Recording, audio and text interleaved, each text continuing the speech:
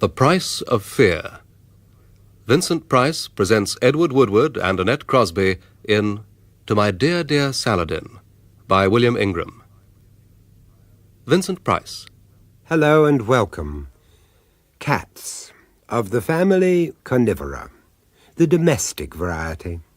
The ancient Egyptians worshipped them, the Chinese painted and wrote poems about them. In the Middle Ages they were considered the familiars, the soulmates of witches and sorcerers. Tabbies, Persians, Siamese, Manx. Even the naming of them can usually be guaranteed to cause a feeling of either near worship or positive aversion. But take it from me, the pampered pet is still alive and well and living at... But you don't need me to tell you. I guarantee you won't have to look far. But what happens when the cat beloved outlives its master, mistress? What if instead of being put down, rehoused, arrangements have already been made to allow it to continue its reign in its own familiar surroundings? It can happen. In the story I'm about to tell you, it did. When her great-aunt Hester died, Emily wasn't at all surprised to come into her estate. Not only as nearest living relative, Emily had always been a firm favorite ever since childhood. As for her husband, Freddie, he, not to mention an ever-growing number of creditors, had positively grown to depend on the bequest. No, not even Aunt Hester's open hostility was going to keep him away from that will reading. Yeah. Well, all in order. Oh, thank God for that. Please, Freddie. Oh, very much as expected. A few somewhat eccentric charities in which your great-aunt's preference for animal as opposed to human society comes well to the fore. The more I see of people, the better I like my dog, eh? Freddie. Quite. However, to my much-beloved great-niece, Emily Louisa Stanhope, I do give and bequeath my home, Longbridge Manor, together with contents and the remainder of my estate, real and monetary, whatsoever. Damn good. Congratulations, old girl. But upon the following sole condition. Here we go. Might have known the old hag would have kept some trick up her sleeve. Stands to reason, doesn't it, eh? Not only right to the end, but beyond. Freddie. I'm sorry, Mr. Forbes. To my dear, dear Saladin.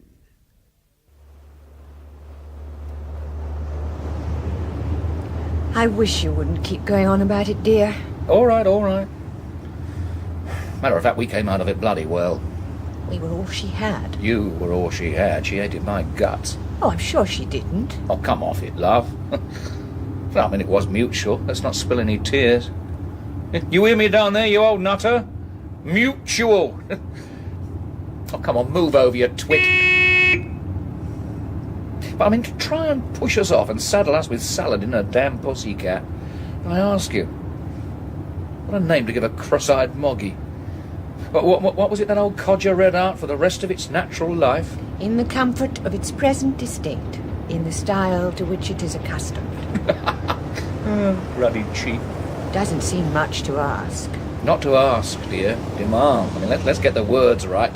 Demand. They were very close. Oh, for God's sake, woman. I mean, how can you get close to a moggy? Will you move over? I mean, you do realise, of course, it as good as stops us putting the place on the market. When do you think we should move in, then? Sooner the better. At least it'll get those damn bailiffs off our backs. For God's sake, get out of the way! Emily and Freddie made their move. And the first item from her dead mistress's bedroom window was Saladin. Saladin. But not the pampered Persian that Freddie had expected. Overweight from years of Aunt Hester's chockies, a silver bell on a ribbon around its fat feline neck. Oh, no. Saladin was sleek, alert, watchful. Resourceful, too, in its own right.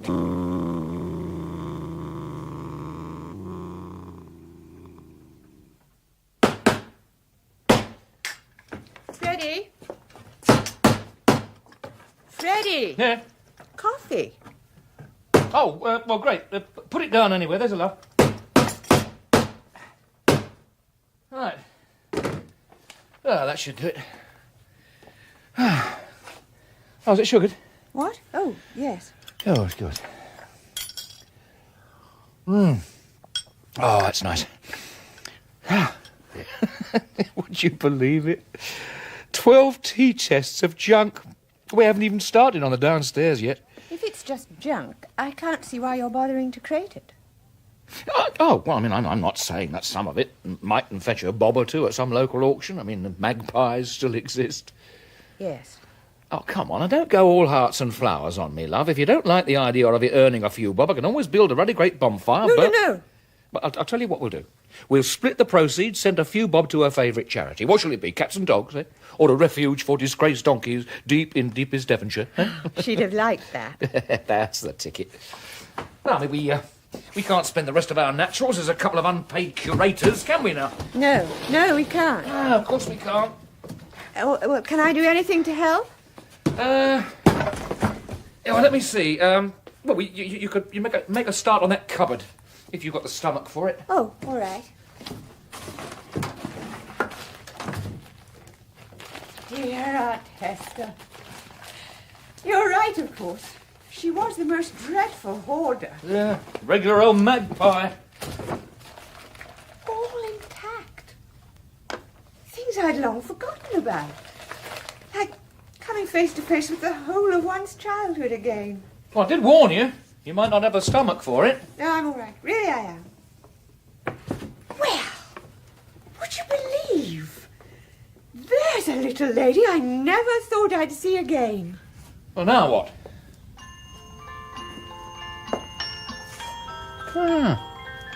That's pretty. Our dancing ballerina. We're privileged. Oh? Oh, special treat. She only ever came out on high days and holidays, birthdays, Christmas, you know the kind of thing. First curtsy you bobbed without falling flat on your backside, eh? Something like that. Nice. Yes. Very nice. It's not your Faberge, of course. Oh, one of the poor thing's hands has gone for a Burton. Still, it's very definitely curiosity value. Oh, no, Freddie, no. Anything you like, but please... All right. I mean, if it's that important, yeah.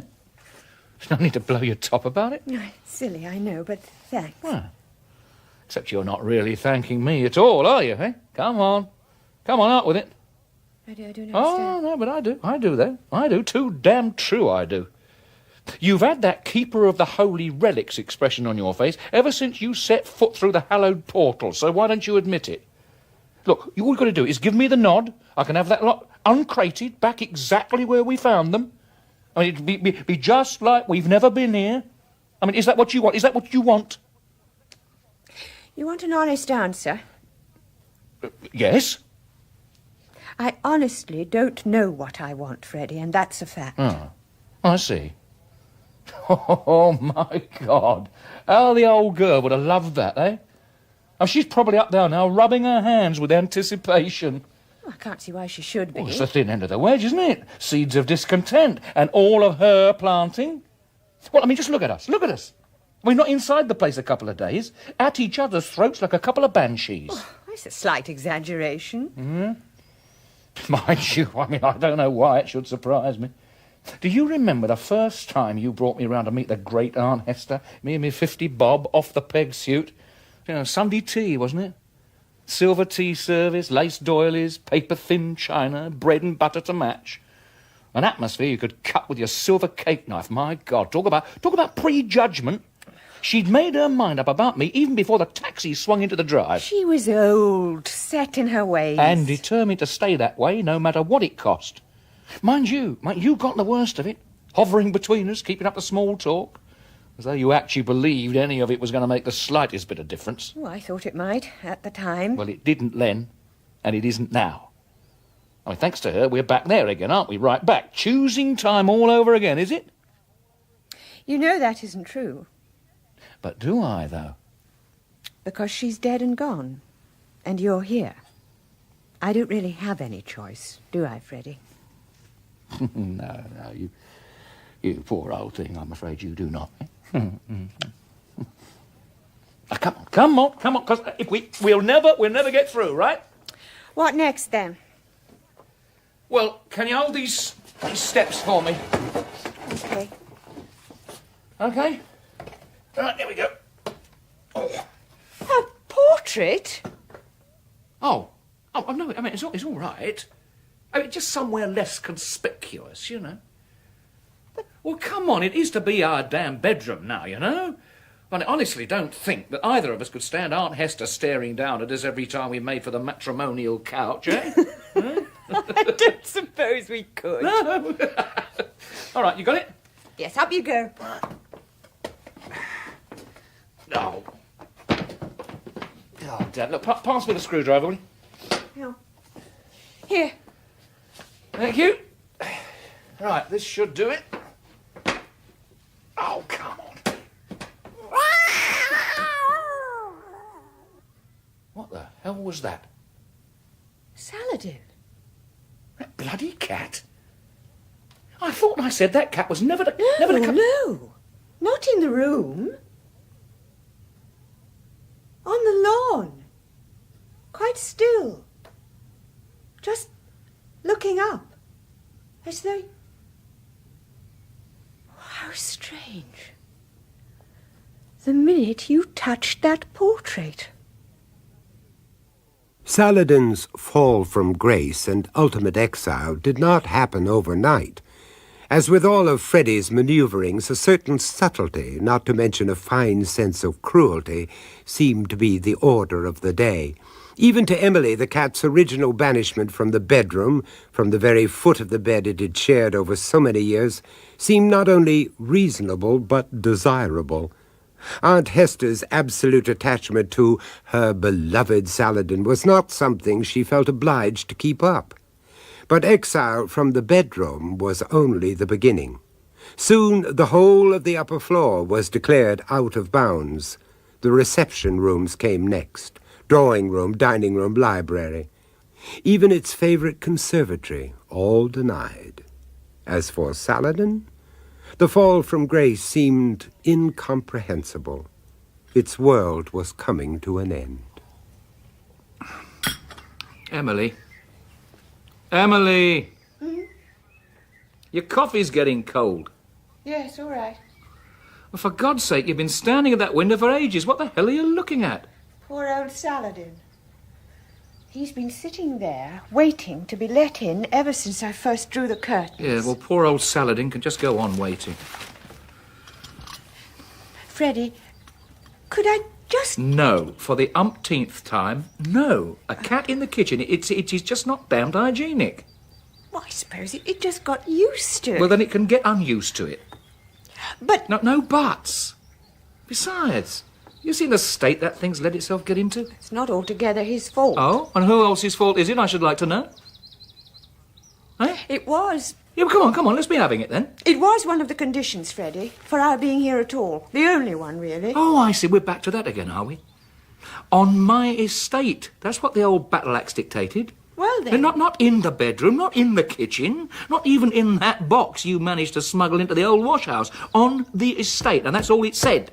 Right? Freddie, please. But the grounds are all part of the estate, my love. A bush to sleep under, regular diet of field mice.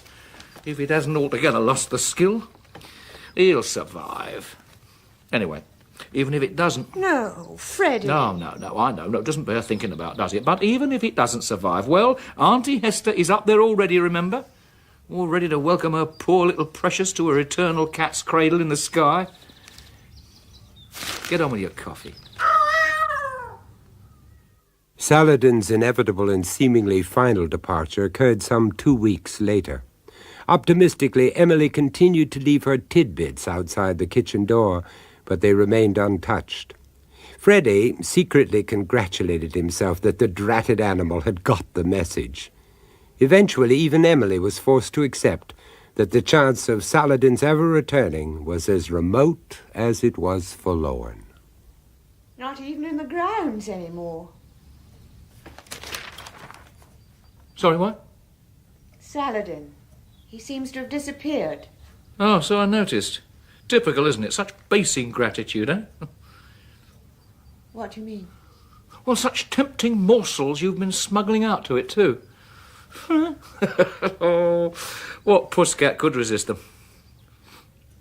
Freddie, there's scraps I've been putting out. You wouldn't deliberately... Doctor them with something nasty from the woodshed, drop of arsenic in its steak tartare, spot of paraquat in its poisson au gratin, eh? Perish the thought. Oh, come on, no, really. I mean it, perish the thought. You do promise me? I don't have to, do I?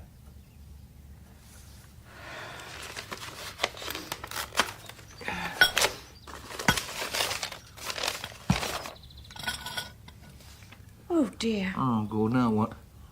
Was from... Oh, well, I suppose I've always thought of her as a distant cousin of mine.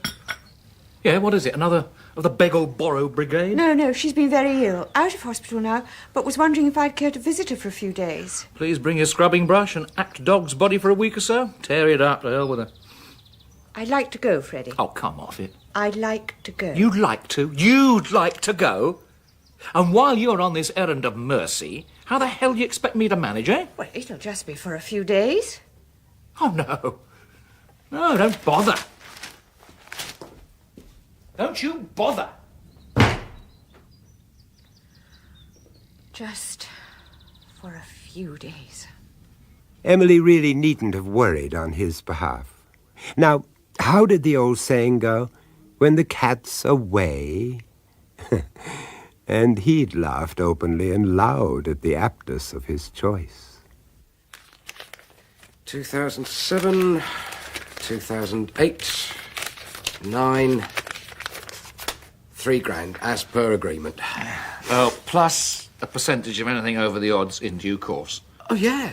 In due course, Freddie. In due course. Just jogging the memory, old man. Yeah. They were pleased with that first consignment. Oh, prime, Freddie. Prime. Well, they should be, old mate. Nothing of the best for dear Aunt Hester. Been in the family for generations, don't you know? And she's probably got the crown jewels and the Ark of the Covenant stashed away in one of those damned attics of hers. Huh? All in good time, Smiley, mate, all in good time. Well, as much as you can let him have, was what the man said. Oh, well, I'm more than happy to drink to that, Smiley.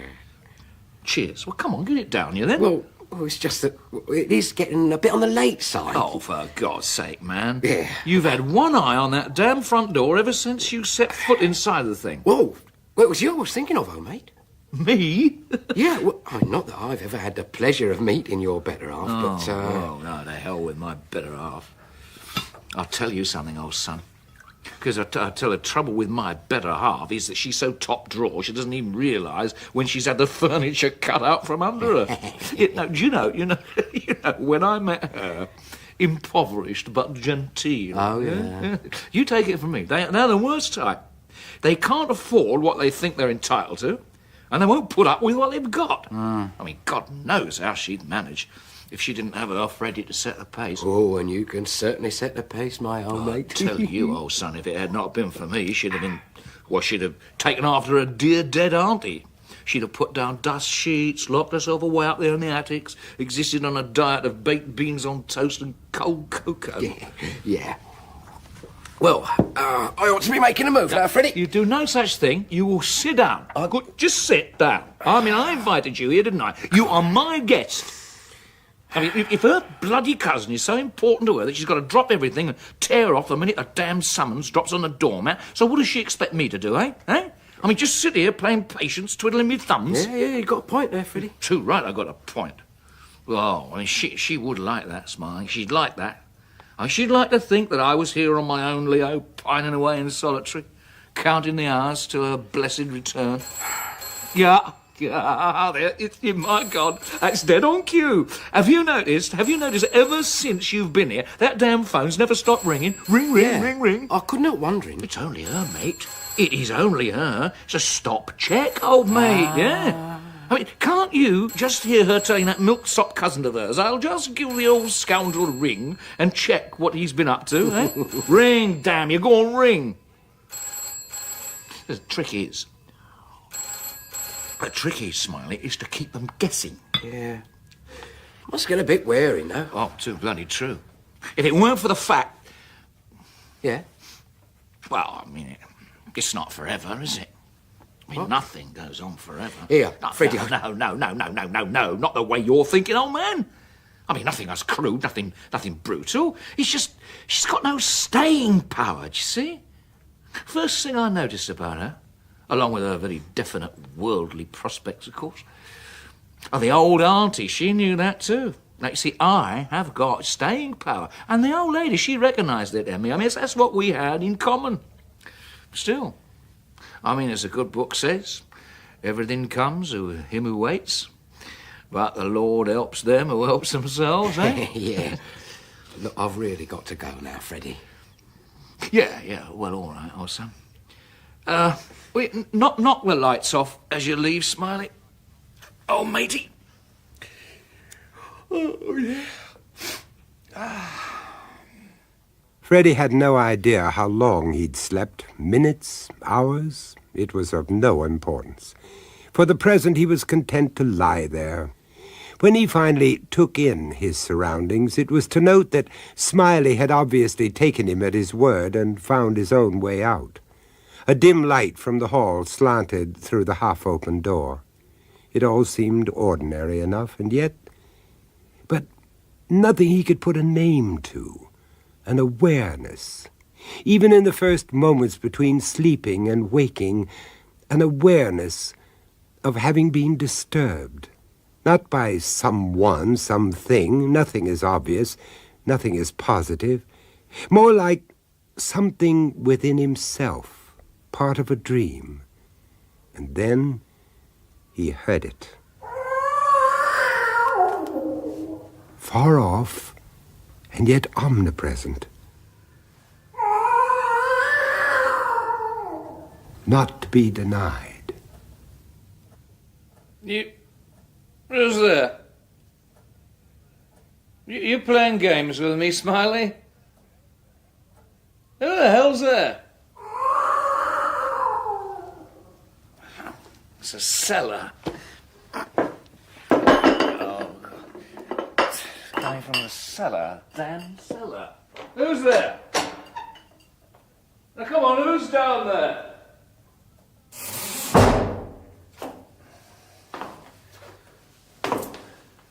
The light switch. Oh, what the hell's that light switch? Damn fuses again. Candle. Oh, the candle. Where's the matches? That's better, much better.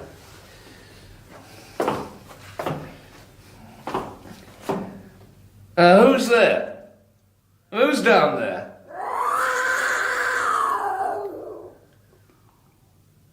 Saladin? Saladin? Saladin, yes, but hardly recognizable in the flickering candlelight. A shadow of a cat, scrawny, fur-matted, nothing of its former self. Only the eyes were the same, watchful, opaque, unflinching. And Freddie was held by those eyes until the cat leapt.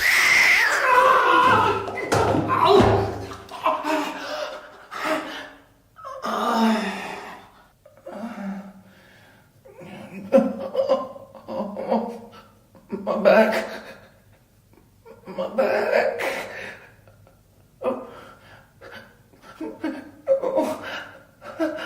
The dark, only the dark, until the moon chinks through the slats of the cellar grill.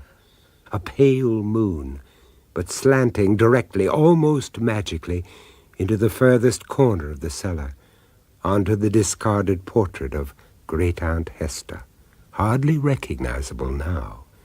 The once haughty features distorted by worm, mildew, damp. And yet... Her eyes. Still there. Oh, God. Jesus. Those green eyes. They're just like... Freddie recognized them for what they were. The eyes were the eyes of Saladin, watching him from beside the portrait of its dead mistress. Then closer, ever closer, until...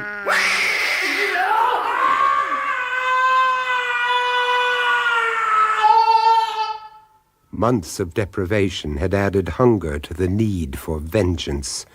Oh, there was much to savor, to explore, until finally it was done. It's my fault. I blame myself. Really, Mum? Now, why should you do that? I should have guessed something was the matter, Inspector. Oh? I've been away, the best part of a week, nursing a distant cousin. He didn't want me to go, but anyway, I've been ringing here every day, sometimes several times a day. No reply? I even had them check the line. I should have realized then there must be something. I should have realized. Before you rang us, did you inquire at his place of work? He doesn't have any. Oh? Private means, then? You could say that. I see. Friends? I'm sorry? A particular friend? No. No one that could possibly concern you. You can be that positive? As anyone can be. This place, you see, it's mine. All of it's mine. Freddie enjoyed his comforts. There was too much to lose. It became an understanding between us, if nothing else.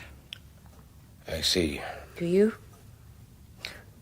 And yet, not true. Understanding demands some kind of give and take, doesn't it? With Freddie, boy, it always seemed to be one way. Not his fault, and I didn't mind. It was always that way, right from the start.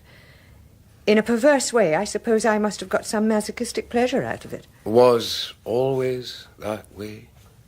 I'm sorry? You said was always that way. Oh, did I? Yes, I did, didn't I? So I did.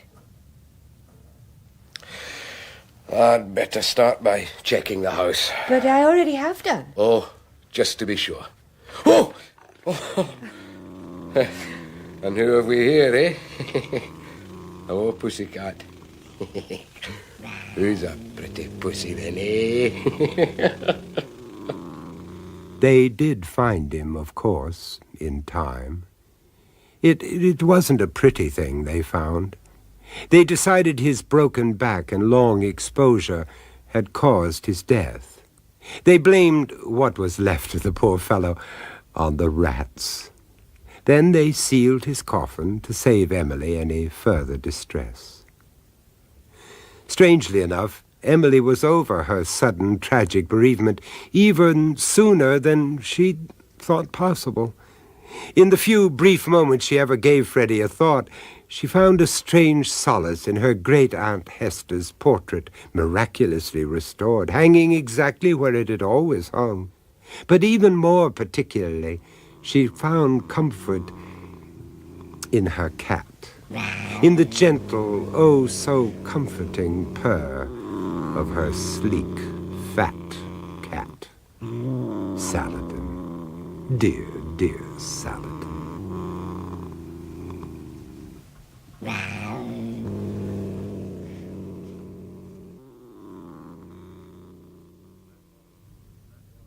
That was To My Dear, Dear Saladin, starring Edward Woodward as Freddie and Annette Crosby, Emily, with Steve Hodson, Smiley and the police inspector, and Louis Stringer, the solicitor. The Price of Fear was presented by Vincent Price, written by William Ingram, and directed by John Dye.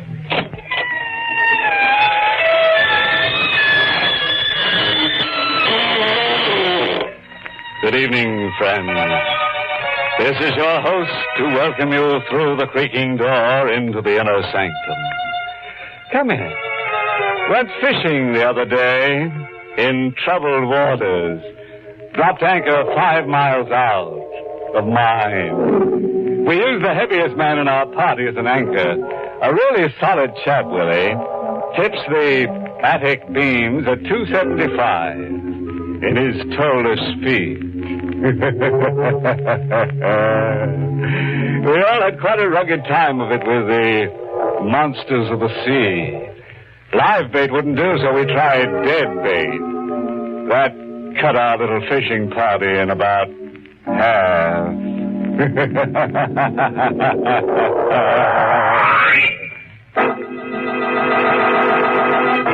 Tonight's Inner Sanctum mystery, Mind Over Murder, was written by John Robert and stars Everett Sloane in the role of Sam, with Elspeth Eric as Hilda.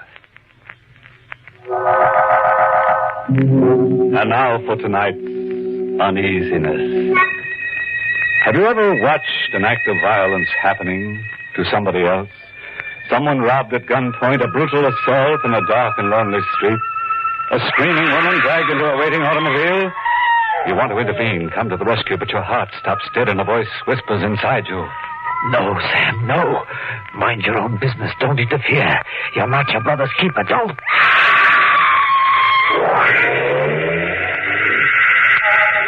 I obeyed the voice in my head, the voice of caution.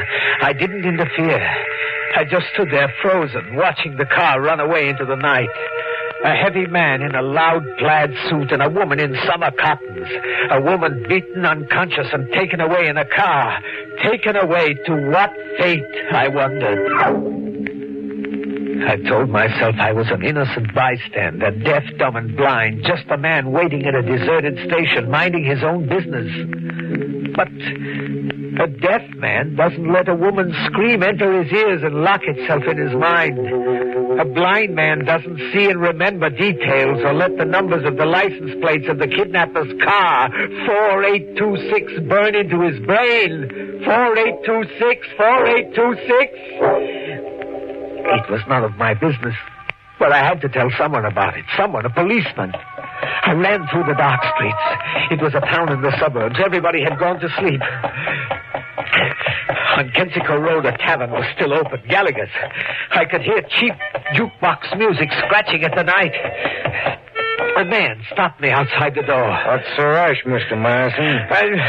Please, I must pass. You know me? Sure. Everybody knows you, Sam Morrison. You run the dry goods store over on South Main Street. Why the mad dash into Gallagher's at this hour? You that thirsty? No.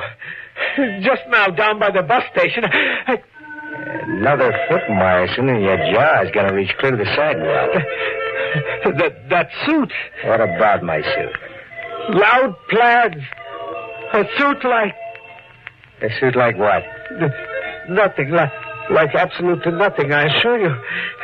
I'm confused, tired from a long day in the store, from running. I must go home. Now, wait a minute, I'll buy you that drink. Hey, Morrison! I didn't wait. I ran 10 blocks to a policeman closing his call box. Hey, officer. Yes? Morrison, well, what brings you to this side of town? Wait, please. My heart. Yeah, it's going like a trip hammer. I can hear it well over here. What's up? Another minute, please. First, write down the number 4826. 4826. Are you pulling some kind of practical joke at this hour of night? Joke? What joke? Write down 4826. Write down my own shield number. 4826 is your shield number. Are you feeling okay, Morrison? I'm tired. I feel tired. Well, suppose you pull yourself together and take a cab home, huh? Yeah. Yes, pull myself together.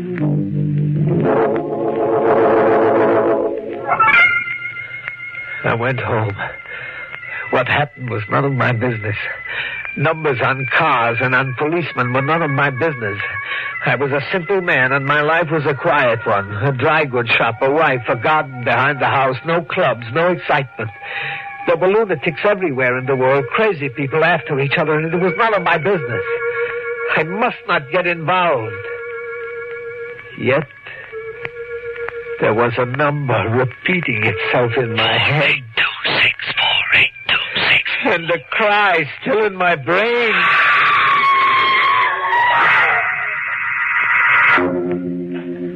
At home, I didn't go to bed. I sat up all night in my clothes, wondering about the woman, wondering and worrying. In the morning, I sat down to breakfast with my wife, Hilda. Well, what's in the newspaper? News? No, I mean anything important. New school bus, the Board of Education voted. No, not such news. I mean, had something maybe happened last night? 2 robberies, the Cumberland Garage and the Davis Lumber Company. Is that all? All?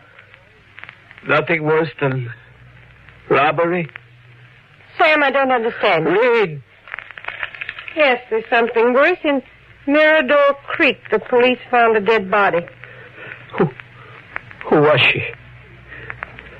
Well, who was she? Not she. He was a man, a stranger. The police could not identify him. Why did you think it was a she, Sam? Sam, what's the matter with you? Nothing. Nothing is the matter, and stop nagging me. Sam, what's come over you? The telephone. I'll answer. No. Let it ring. Let it ring? Yes. I don't want to be bothered with telephone calls this morning. Sam. Yes, Hilda. What are you afraid of? I'm tired. I had a bad night. You see, it stopped ringing. I'm going to take a rest. What about the store? Closed. Today my store will be closed. All day and into the evening I couldn't rest. I couldn't empty my mind and rest. Where would the police find her body, I wondered, and who was she? A mother, a sister, a sweetheart. And to whom? And when the people who loved her came to look on her face for the last time, was it for me, the innocent bystander, to pass on to them her last words? Help, help, and a scream? No, I couldn't hide, afraid like a murderer with a secret. Like the murderer must be hiding himself. Where are you going, Sam? Out to report something. Take your raincoat and rubbers, Sam. In the streets it was raining. Big splashing tears for the dead. The police station was a mile away. I started to cross the street. But slow. So slow. My legs, I was sitting so long, my legs were like strangers to me. With a car running at me, my legs were stiff and slow. I stared at the car, chained to the street, pushing my eyes out at the license plate, number 4826. Behind me, I could hear my wife. She had followed me out. Sam, watch out, a car's coming!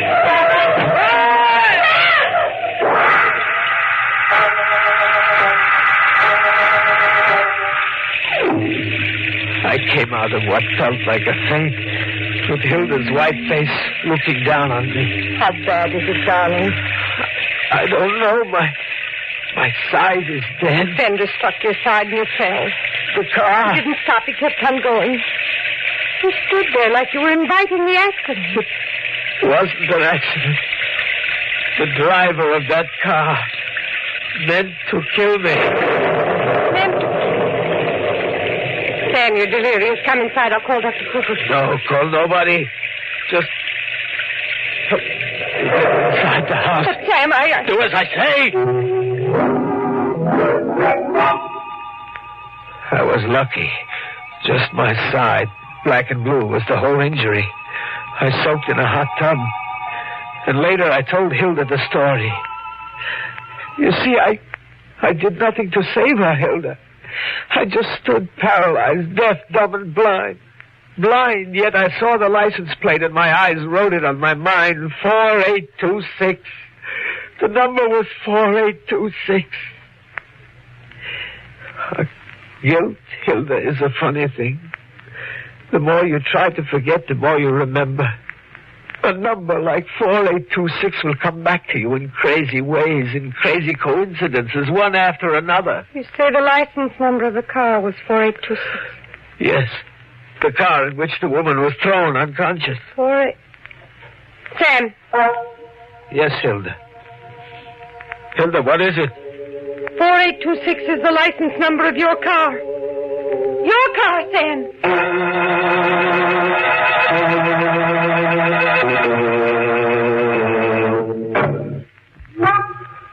Coincidences in numbers like a crazy witchcraft. It was as if I had been picked to learn that there were no innocent bystanders, just cowardly bystanders, just guilty bystanders. Like the murderer, I too was guilty. But who had I killed? I had to find out. I had to know. In the morning, I made an inquiry at the Motor Vehicle Bureau. Yes, Mr. Marsden? Numbers on license plates, Jimmy. Can two cars have the same numbers, two different cars? Well, it happens sometimes. The same numbers, but different letters. The letters designate the township the automobile has been registered in. The numbers may sometimes be the same, but the letters change. For example, the letter C means Soonerville Township. D means Wombley Township. My license plates have a Y in front of the number. Y4826. Well, Y means this township. Did I clear something up for you, Mr. Marsden? Yes. Now, there's a favor I want to ask. All right. Y4826 is my car, but I have seen another car with 4826 on its plates. The letter I don't know. I must identify that other car and its owner. Can you find that out for me? Well, I could maybe if... If what? Well, if, let's say, this car you're tracing broke a law, like damaged your car and sped away, hit-and-run driving. Yes, that's my reason. He did damage and didn't stop. Please, Jimmy. Have a seat for a while, Mr. Marsden. There's one other 4826 in the county. X4826, registered in the next town, Saltaire. And the name of the owner? Well, I've written it on this slip of paper for you. The slip read Walter Demarest, Glendale Walk, Saltaire. Saltaire was a residential town just next door to mine. I started to drive to Saltaire. Now I was closer to finding out about the murder I had done by letting a woman go to her death. A few blocks along on Everest Street, a light changed and I stopped. I waited, and suddenly my door opened. Don't mind if I hitch a ride, do you, Mr. Marsden? No, not at all. My plaid suit still got your puff on it. It is an unusual suit. Custom tailored. Picked the fabric out myself. Now, the lights change. You can go now. Who are you? You know me, but we were never introduced. Call me Richie. Richie Summers. You're a stranger in town? Yeah, kind of. In business here? Kind of. Do you own a car? No. You don't? Well, if I did, would I be hitching rides? You small towners are sure inquisitive. Any more questions? Before, when you hitched a ride, how did you pick my car? My car of all cars. I saw you coming out of the Motor Vehicle Bureau. I knew you were going my way. You are going my way, aren't you, Marsden? What is your way? South Main Street. Right to your dry goods store. It's been closed a day and a half now, I notice. Hey, you're not sticking to business, Marsden. Your own business. I dropped him on South Main Street, and then when it was safe, I turned the car back toward Walter Demarest, Glendale Walk, Saltaire. A brass plate read, Walter Demarest, floral designs for all occasions. In the rear acreage, there was a greenhouse. Walter Demarest grew flowers for all occasions, births, anniversaries, and funerals. The car was there, too. X4826, a black car, a make like mine, parked in the driveway under a maple tree. I watched into the twilight, into the first shadows of night. And I hid so that I wouldn't be detected, like a criminal hides. And then I saw him come out and go to his car. A frail man with a businesslike look, carrying a small valise, a lady's overnight bag.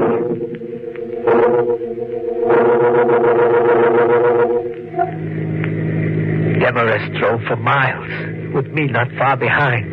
2 black cars, twins, both numbered 4826 in a grim funeral procession.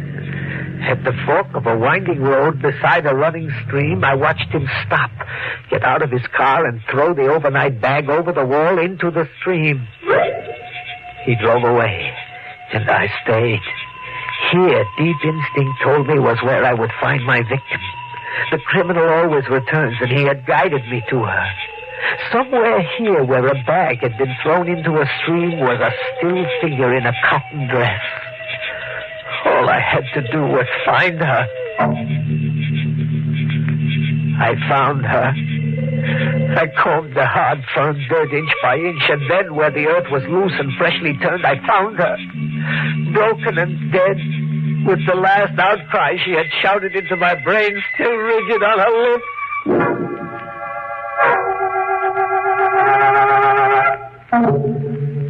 Home. I stayed locked in my room for hours, unable to face Hilda, my wife, or myself. Sam! Sam, let me in. Go away. Sam, please, open the door. Away like this, you'll just drive yourself crazy. Look. See this, Hilda? What is it, Sam? A tear from a cotton dress, a swatch of brown cotton. But the dress wasn't brown, Hilda. When blood dries, it dries brown. Sam, no. And this pin. It was pinned to her dress near the throat. You should have seen the throat, Hilda. It was 5 times the size, swollen from strangulation. Sam, stop. I took these things from her grave, the swatch of cotton, the pin, even a handful of earth to carry in my pocket. Do you know why, Hilda? Do you? Why, Sam? Why? For trophies. Like a hunter collects trophies, souvenirs of his victims, little remembrances, so that I shall never forget the first thing I killed. Sam. Yes, Hilda. You've told me things. Strange, frightening things these 2 days. About a heavy man in box plaids, about a woman, about a car, about crazy coincidences in numbers. I've listened and I've said nothing. My mind said a lot, but I said nothing. What did your mind say, Hilda? That you're a sick man, imagining sick things. My mind told me that. But tonight, coming from the garage just now, looking at your souvenirs, my mind tells me something else. What? That there was a woman in a cotton dress and that you, Sam Myerson, a quiet businessman and a good husband, murdered her. Coming from the garage just now, you said, Hilda. What did you mean? Your car, Sam. Y4826. I examined the back. On the floor and on the seat there are stains. Big brown stains. When blood dries, it dries brown. Somebody is at the door, Hilda. Who, Sam? Who? You better go see. Leave my door open, Hilda, like this so I can see and hear. I don't want to hide anymore. Go. See who's at the front door. Yes? I'm Officer McBride from headquarters. Mrs. Myerson, may I come in? Yes, come in. I'll tell you why I came, briefly. A young widow in town, Mrs. Harriet Apley, was reported missing a day or so ago. We found her a few hours ago in the woods near Chequesset River, murdered. And you came straight here to the Myersons? Well, the night Mrs. Apley disappeared, your husband was on the streets, late, acting peculiarly. He ran up to me and he said a lot of things that didn't make any sense then. Is Mr. Myerson home? My husband is not well. I asked, is he home? He's sick. He needs a doctor, not a policeman. My husband is sick. Sick, yes? My wife is telling you the truth, Officer McBride. I'm sick, yes. Sick like a murderer is sick. Sick with guilt. Oh, if you'll calm down a minute, Myerson. Calm down. Can I, with her scream eating into my brain? Can a murderer ever know calm? I murdered your young widow on the street last night. I, Sam Myerson, confess to murder. Arrest me. Oh, now, Lou. Arrest me. I insist that you... Arrest... Sam! He's had a stroke.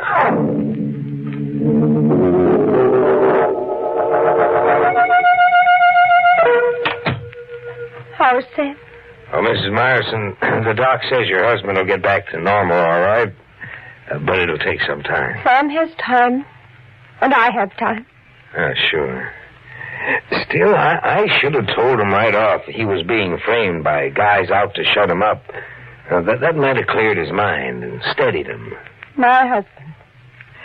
A quiet proprietor of a dry goods store. A man who never bothered anybody. Should be the victim of a frame-up. Well, they never intended for Sam to face charges, Mrs. Myerson, or anything like that. They were just out to scare him enough so he'd forget what he happened to see that murder night. You see, it was a jealousy murder. This florist, Demarest, he imported a New York killer to help murder and dispose of his two-timing sweetheart. And still, in a way, it was a lucky thing for your husband. The florist broke under the strain and phoned a confession into headquarters. Or Sam would face murder charges. And conviction. Well, the way he planted clues like a blood-soaked car seat kept pointing toward him. And the way even coincidence was building its own trap around him. And the way Sam had already convicted himself. Coincidence, you said, officer. Those numbers, the way they matched. Was that only coincidence? Well, maybe not. Maybe, like I heard Sam telling the doctor in there, it all happened the way it happened to prove the whole point of Sam's experience. That everyone in the world is his brother's keeper. Yeah. That there are no innocent bystanders to murder. Only guilty bystanders.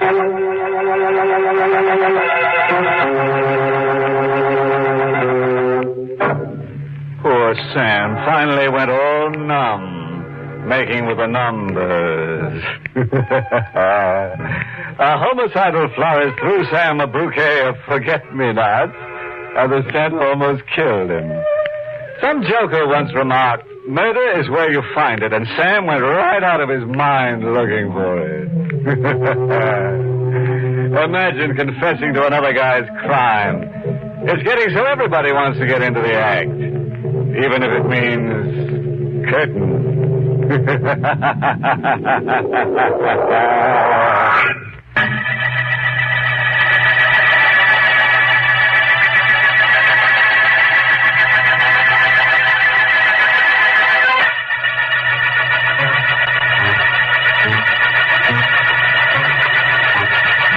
Next week at this same time for another Inner Sanctum Mystery.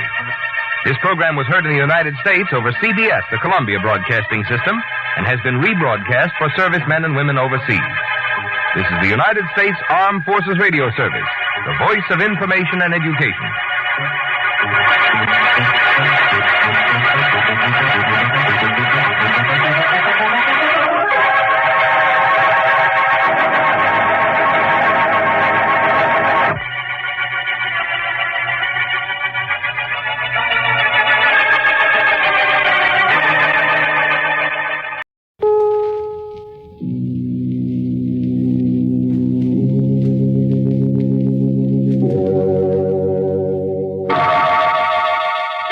Sanctum Mysteries, brought to you by Bromo Seltzer. Fight headache 3 ways.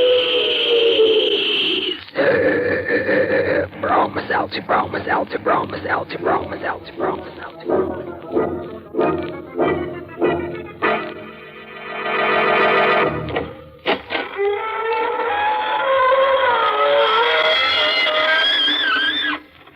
Good evening, friends of the Inner Sanctum.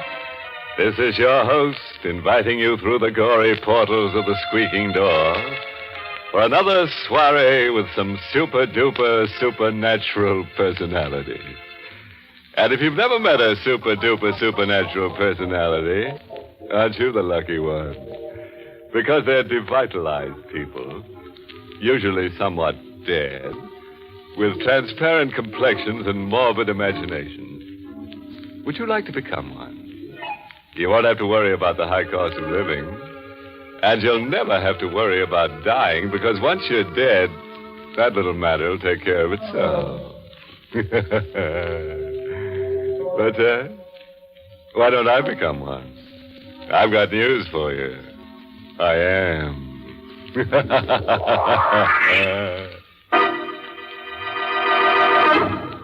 Tonight's Inner Sanctum mystery, Death Demon, was written by Milton Lewis and stars Everett Sloane in the role of Howard with Ann Seymour as Gilda, and is presented by the Emerson Drug Company of Baltimore, Maryland, whose registered pharmacists compound Bromo Seltzer, the headache product that fights headache 3 ways. Bromo Seltzer helps the pain of a headache quickly and pleasantly, and also helps the jittery nerves and stomach upset that may accompany a headache. No wonder in a recent representative nationwide survey, druggists report that of all headache products dispensed at their fountains, the overwhelming favorite is Bromo Seltzer. All right, friend. Let's stop all this ghoulishness and let's get grim. Now remember our rule. Don't jump out of the window unless it's open. Ready now. Then listen as Howard Rhine tells us his strange story. The wind was rising when I returned to Greystone Farms late that night. The house with its Victorian gables and towers looked like a clawing hand reaching into the scudding clouds. I went directly to my room, even though the living room was lit up. I had no desire to see my stepmother or the man she had married. The moment I got into my room and turned on the light, I gasped. My things had been disturbed. Many of them were gone. I ran down to the living room. Come in, Howard. We want to talk to you. I looked at this young woman, not more than 10 years older than myself, whom I called Mother. In the flickering firelight, she looked more beautiful than ever. But he was there, too. And I felt his voice cut across the room. You needn't stare at her like that, Howard. She didn't take those things out of your room. Who did, sir? I did. Please stop this absurd trick of calling me sir. Do you like it or not? I'm your stepfather. I'm sorry, sir, but my manner of addressing you is the politest I could think of. Please, Howard. Where are the things you took out of my room, sir? Here. You had no right to take them. I told him to. You? For your own good, Howard. We were worried about you. Were you really? You've been ill. You know what the doctor said. And what we found in your room justified all our fears. How long have you been reading these horrid books? Ever since my father was murdered. What do you expect to get out of them? Perhaps, sir, I expected to find some way of reaching my father. You know that's nonsense. Is it? Books on witchcraft, necromancy, morbid rubbish. I gave you credit for more intelligence, Howard. This brooding about your father might destroy your mind. And why should you care about that, Mother? Because, well, I'm fond of you, Howard. I'm not your real mother, I know, but I tried to be one to you when your father was alive. I want to help you now. Help? Then why don't you try to find out who murdered my father 2 years ago? The police are doing everything they can. You think I've stopped trying? Yes, Mother. I don't believe you even care who murdered your former husband. All you care about is him. Now, see here, Howard. It's true, I know it. I'm not a fool. The only reason you permit me to stay in this house is because my father's will compels you to take care of me, or you wouldn't have a penny of income. Howard, you're hysterical. Can't you see what these books have done to you? Perhaps you'd like to see what they've done for me, sir. What are you talking about? This morbid nonsense. What if I tell you that some of those things are true? They can't be. Someday I'll be able to talk to my father and find out who murdered him in his sleep. Perhaps I might be able to do it right now. Right now? You're frightened? You wouldn't like to see him again. This man you loved so deeply that you remarried a year after his death. Stop it, Howard. Stop it. And you're frightened too, aren't you, sir? And with good reason. I don't think you'd care to meet this man whose wife you stole. Would you like to see him? I'm not afraid. Then perhaps I shall make him appear. What are you saying, Howard?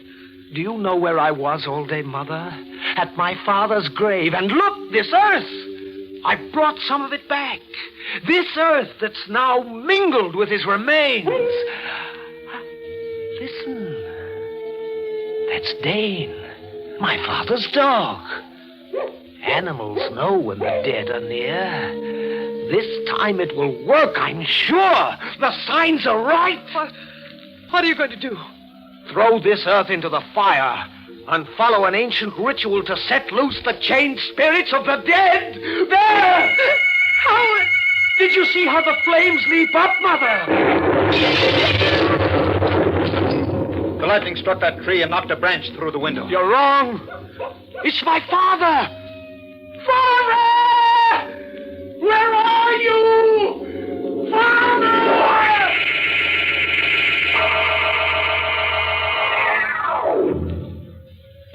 They didn't believe me. But I knew that at that moment my father came back to this earth. They were terrified, both of them, though they tried not to show it. That night I went to my room, listened to the storm howl itself out. But there was no further sign of my father. I must have slept, perhaps dreamed, because I heard a voice I hadn't heard in 2 years. I recognized it, still thick with the accent he had acquired from his boyhood in Europe. My son, wake up and find the person who murdered me. Wake up, my son, wake up.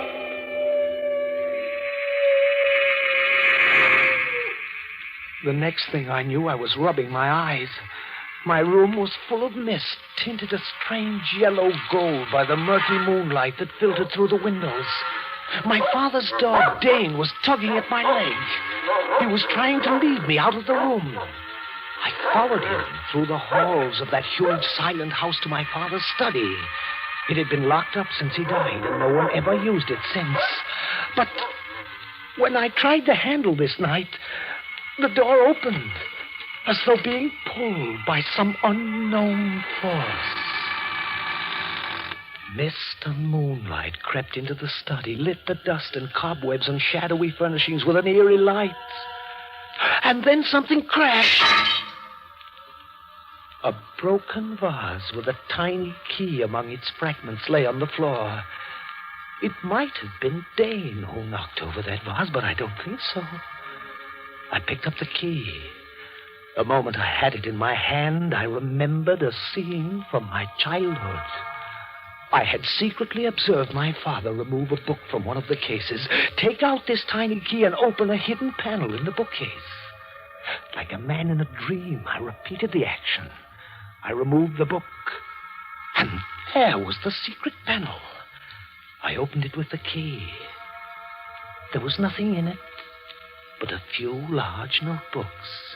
I took them out, opened one, and by the flickering yellow light of my match, my father came back to me.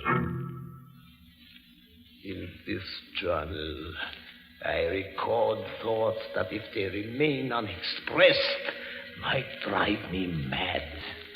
I know now that my wife, Gilda, is seeing another man. I know his name. Dale Barton.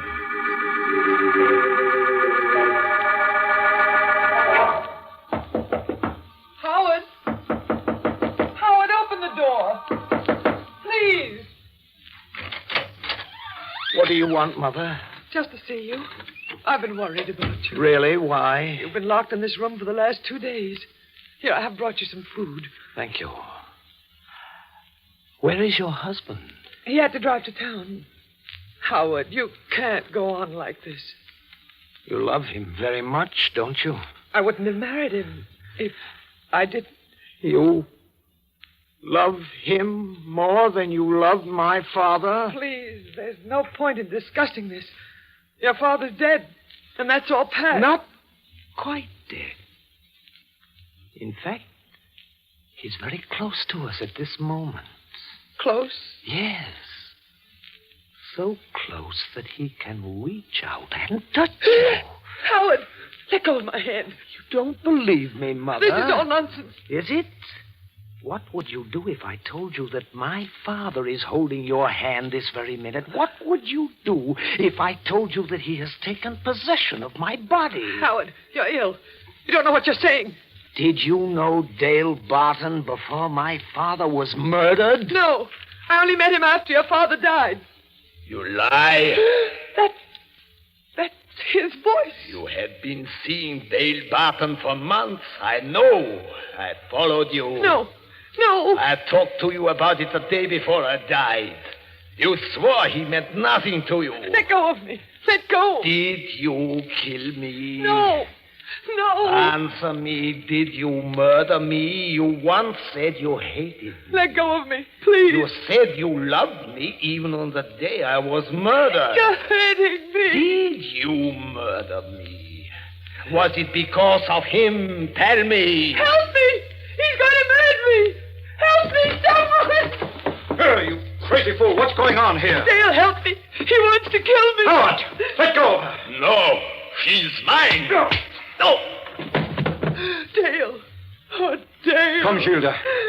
I'll take you out of here. He led her out of the room while I lay on the floor. Had she murdered my father? Had he?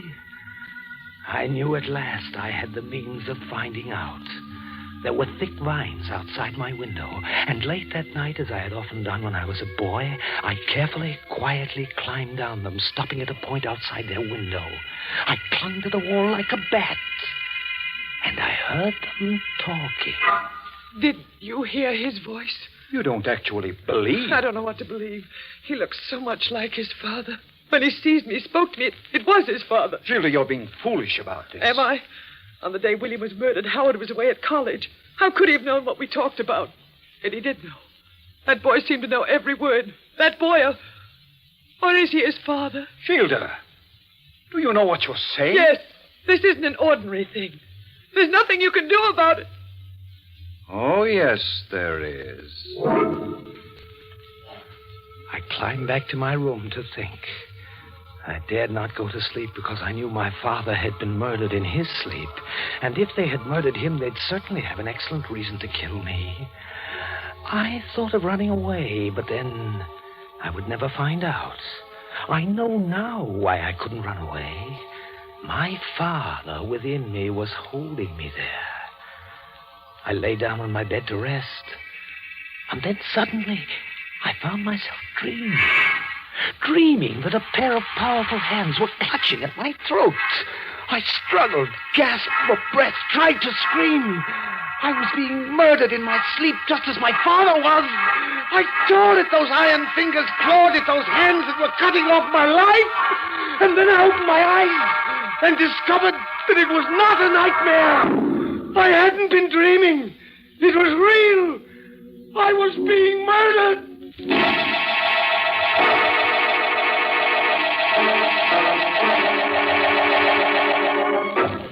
You are listening to Inner Sanctum, brought to you by...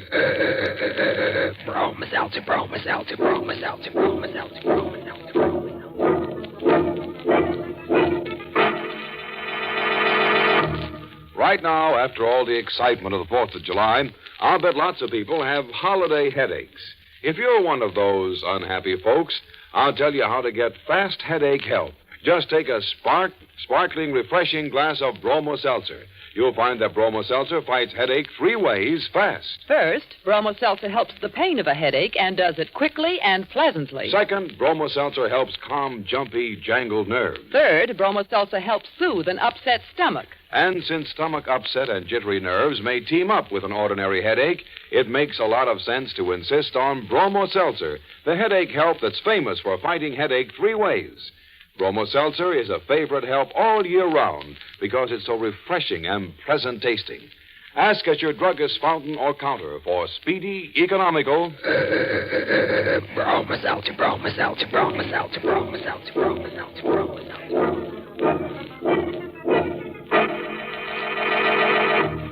Well, friend, your breathing spell is over.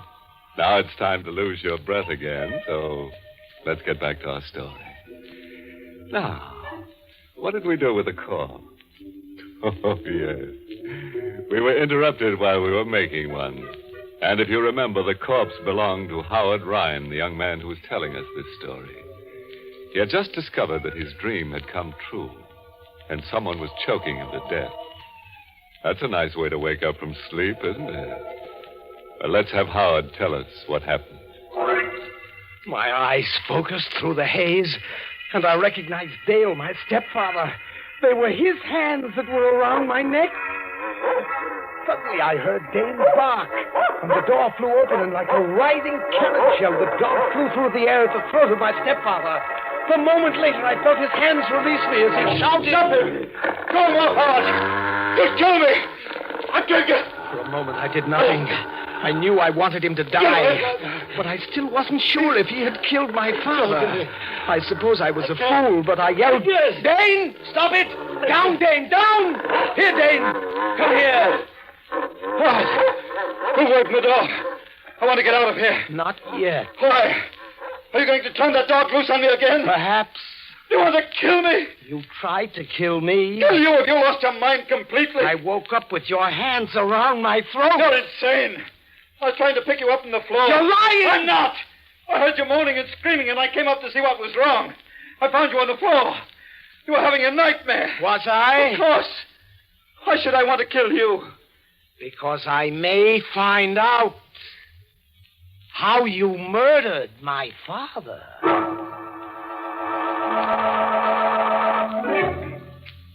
What he said could have been true.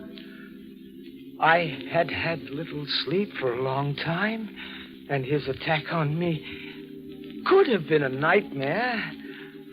I could never be certain. But to protect myself, I kept a gun with me at all times. I read and reread the journals of my father, which I had found. More and more often, it was his voice that came out of my mouth, his thoughts that filled my mind. And then came the night when I found out the truth. Good evening, Howard. What are you doing in my room, sir? I came to have a talk with you. Dane! Dane! There's no use calling for your dog. You'll never see him again. What did you do with him? What should have been done long ago. What have you got there? A knife. And it's quite sharp. Quite suited to the purpose I intended for. You came to kill me. Did my mother put you up to this? No. As a matter of fact, your stepmother is in town right now. We two are quite alone. I see. You've always hated me, haven't you, Howard? Yes, sir. I suppose you can't help it. Your stepmother's a very beautiful woman. She has nothing to do with us. Makes very little difference. Fact of the matter is that you become dangerously psychopathic. I want you to know that I've taken steps to have you confined. Oh, so that's the game, sir. You're going to kill me and tell the authorities you were protecting yourself from a homicidal maniac. I'm glad you're aware of your disadvantages. But you're not aware of yours. A gun.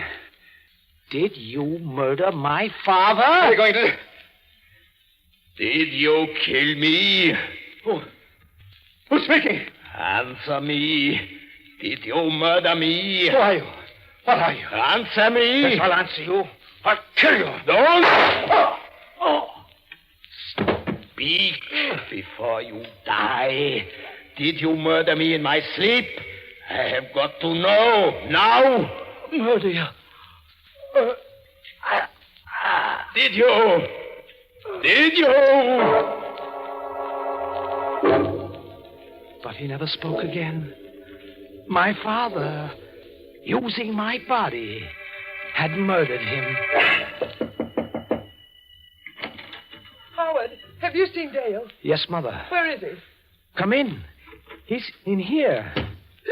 Howard, You murdered him? Yes, when he tried to throw that knife at me, you see, he still has it in his hand. Howard! Don't try to get away. Let me out of here. No, Mother! And don't call me Mother. You're no son of mine. You're a murderer. Yes, Mother, but less of a murderer than you are. At least I killed in self-defense. Not when my victim was asleep, helpless, and unaware of danger. Let me out of here. No, you're going to stay. Oh. Yes, this gun.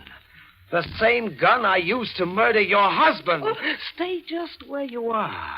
Why? Because I want you to see this man who succeeded my father. This creature whom you love. Look at him there, Mother. Twisted grotesquely into the whining coward he proved himself to be in death. Look at him. This is the man you gave up my father for. This is the man you committed murder for. Let me go. No, look. This is the man who used his last breath to betray you. Betray me? Yes. How? He said that you killed my father. I? Yes. It's a lie. Is it, Gilda? William. Is it? Yes, I didn't murder you. I mean to know the truth. Do not think this is some trick played by my son. I am William. I know things which only you and I in all the world know. Stop it. Tell me the truth. Don't point that gun at me. Your only chance is to tell me the truth. Will you let me live? It will depend on what you tell me. Then why should I tell you? Because I am your husband, who once loved and trusted you, Gilda. Tell me. Tell me now, or you will die. Very well. I did it. I committed the murder. That's what you wanted to hear, isn't it? That's what you wanted me to tell you, isn't it? It is what I wanted to know. What are you going to do? What do you think I should do? Let me live. I've loved you. I've always loved you. It wasn't my fault. He put me up to it. Now that he's dead, I realize what I've done. Do you? Yes. Let me live. Let me live. Perhaps I shall, Mother. Howard. Oh, you understand, don't you? It's just as it happened with you and your father. So it happened with Dale and myself. You won't do anything to me, will you?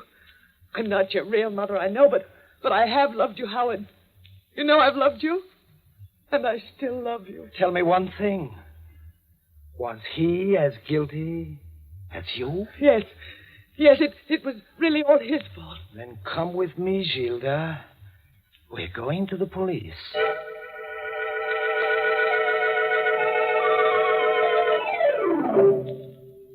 And that's what happened, Inspector. She finally confessed. And I brought her here. Have you anything to say, ma'am? Yes, Inspector. Well? Everything I told my stepson. Every word of my confession was a lie. Mother! This boy's insane. He's been out of his mind ever since his father was murdered. I only made that confession to humor him and save my life. And I can prove what I say. More than one doctor has found him unbalanced. I believe you, ma'am. Inspector, you can't. This woman murdered my father. She told me. We know who murdered your father, son. It was not this woman. We picked up a man yesterday. He confessed. Gave us all the details. They all checked with the evidence. His name is Ralph Stone. Criminal with a long record. And he murdered your father for money. Then it wasn't my mother. No, it wasn't your stepmother, no. It was her husband, Dale Burton. We learned that he hired this Ralph Stone to commit the murder. Then I was right. My father knew what he was doing when he made me pull that trigger. I wonder, son. Because you're under arrest for murder.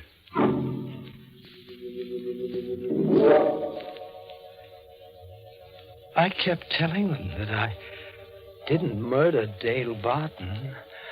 I didn't pull that trigger. It was my father who murdered him. They don't believe me. But it has to be right, you see.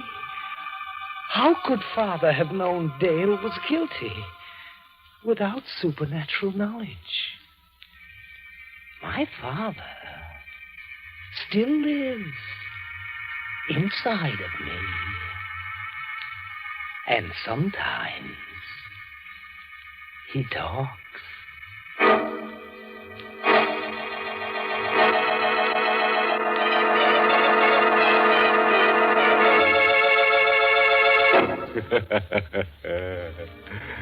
Well, friend, there's nothing wrong with little old Howard. Just a little bit nuts, but who isn't? And how'd you like someone to possess you someday? Just think, you could lead a double life for the price of a single. In fact, you may be able to save money because, as everybody knows, two can live cheaper than one. Which brings us to the moral of tonight's story, taken from the croonings of Nature Girl, who warbled, "Don't drop dead except in bed, otherwise you can break your head."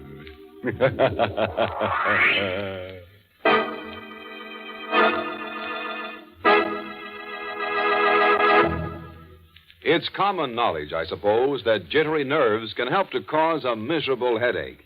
And it's almost as well known, I think, that Bromo Seltzer can help a headache in short order, even when that headache is accompanied by jangled nerves or stomach upset.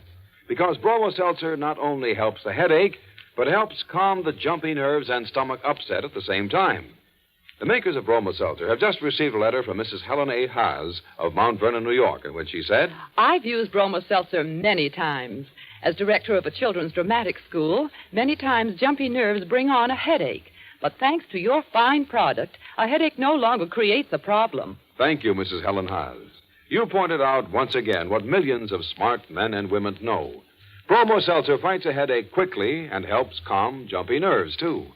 What's more, it's so pleasant tasting, it's actually refreshing. Caution, use only as directed. If headaches persist or recur, see your doctor. But for ordinary headaches... Fight headache 3 ways. Bromo Seltzer, Bromo Seltzer, Bromo Seltzer, Bromo Seltzer, Bromo Seltzer.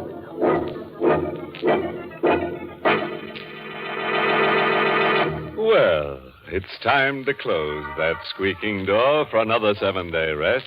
Until next week at this time, when Bromo Seltzer brings you another Inner Sanctum mystery, directed by Hyman Brown. Oh, by the way, this month's Inner Sanctum mystery novel is Report for a Corpse by Henry Kane. Next week's tale is titled Death is a Magician. A guy loses his girl, loses his mind, and meets a magician named Marco. Now, Marco makes an easy mark of our hero, and in turn, our hero uses Marco for target practice in a marathon murder. Marco, you see, just won't stay dead. Sound scrambled. See us next Monday, friends, and we guarantee to scramble you some, too. Until then, good night. Pleasant dreams.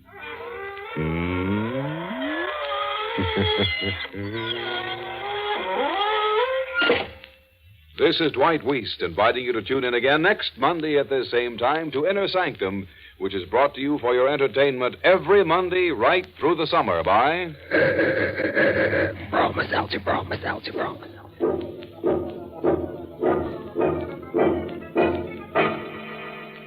This is CBS, where 99 million people gather every week, the Columbia Broadcasting System.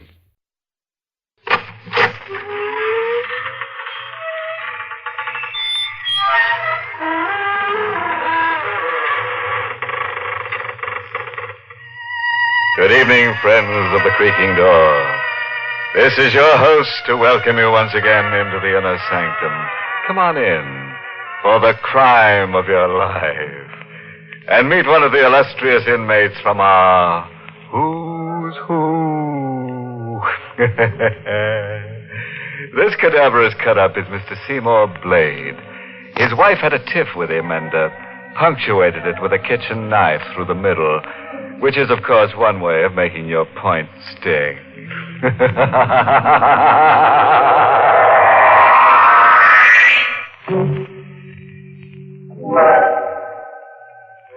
All right, then, lend a fear now to some grim happenings and hear what kind of profits our star Boris Karloff in the role of Mark Devers reaped when he put up Death for sale. The ashtray in the reception room is stuffed with half-smoked cigarettes. The disheveled man waiting paces his caged animal steps this way and that. Each second his eyes dart to the door at the end of the room at the slightest sound. At last, the knob turns. The door swings wide open. Well, Doctor? Your wife is in pretty bad shape. Cora Davis? isn't my wife. Oh, I'm sorry. I thought... Forget it. Bad shape.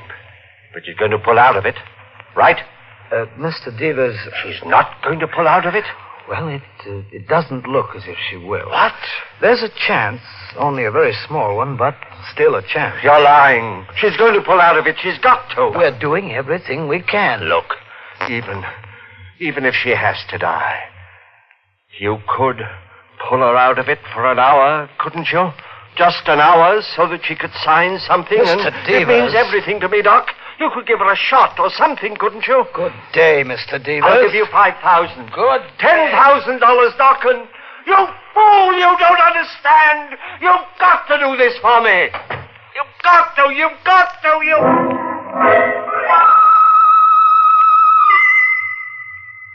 The doctor doesn't understand. He'd do the same in my case. So would you. So would anybody. $50,000. I was 1 hour away from $50,000. Money that belongs to me. My money that I waited 7 long years for, and I won't be cheated out of it. 7 long years. It all seemed so simple then, so sure. We had a perfect plan for $50,000, and nothing was going to keep us from it, and nothing did. Up to 3 weeks ago. That was when Cora called me at the office. I just thought she was imagining things again as she had right along. I told her so, but she said no. This man was watching her night and day. He is, Mark. He's outside the house right now. Oh, come now, Cora. I tell you he is. Oh, you're just imagining things again. Why don't you try to... I'm not imagining anything. He's right outside the house across the street, and I'm... You'll be positive after 7 years? I know I've been wrong before, but this time I'm sure Elliot's come back and... What? The doorbell just rang. Who is it? Evelyn? I suppose so. We're supposed to go to the movies together. Good idea. Take your mind off believing everyone you see is Elliot Starnes. You're not coming home, then? Not till I've finished at the office. All right, Mark. Suit yourself. Goodbye, darling. Give my best to Evelyn. Mark? Oh, all right, I'm coming. I was on the phone, Evelyn. Well, aren't you going to ask me in? Oh, of course. After all these years, you've probably forgotten who I am. Allow me to introduce myself. My name is Elliot Starnes. Your beloved husband. Elliot, you're supposed to be... Dead? Yes, I know I'm supposed to be, Cora, but as you can see, I'm very much alive. I knew it was you this time. I know it. I think you better ask me in, don't you? After all, it isn't very often that a husband comes back from the dead. Back from the dead. That's what he was, all right. When Cora called me this time, I didn't say I couldn't leave the office. Yes. All right, Cora, pull yourself together. But, Mark, you don't understand. Oh, yes, I do. You've been scared for the last 7 years, and you're going to go on being scared for the rest of your life. He wants $5,000 more to disappear again. Well, I didn't expect him to come back just to say hello. Of course he wants more money. What are we going to do? He knows that we collect that $50,000 insurance money 3 weeks from now. He says if we don't come through with his 5, he'll go straight to the insurance company and don't be a fool. He's in this thing as much as we are. He won't do anything to spoil his chances. All he wants is money. The longer he's around, the more chance we take that somebody might recognize him. Mark, we can go to jail. We've waited a long time to get our hands on this money, and I don't expect to be cheated out of it now. You're going to give him the $5,000. I don't know. Maybe. But nothing. When did he say he's coming back? Tonight. After midnight. All right. I'll be here. We'll handle Elliot once and for all, and after this time, there won't be any coming back. I guess no matter how carefully you plan, there's always that one small thing you fail somehow to cover. 7 years before, I was sure we'd covered everything. And it was clever. Really clever. The law says that if a body isn't recovered after 7 years' time, a man is declared legally dead. So we found us a body, Cora and I did. We found Elliot Starnes and sold him on death for $5,000. Sure, I'll do it. I'll marry Cora and then disappear. For $5,000, you can sell me on anything. He married Cora, and a little while after the policy was issued, his automobile was found at the bottom of Ridgely's Pond.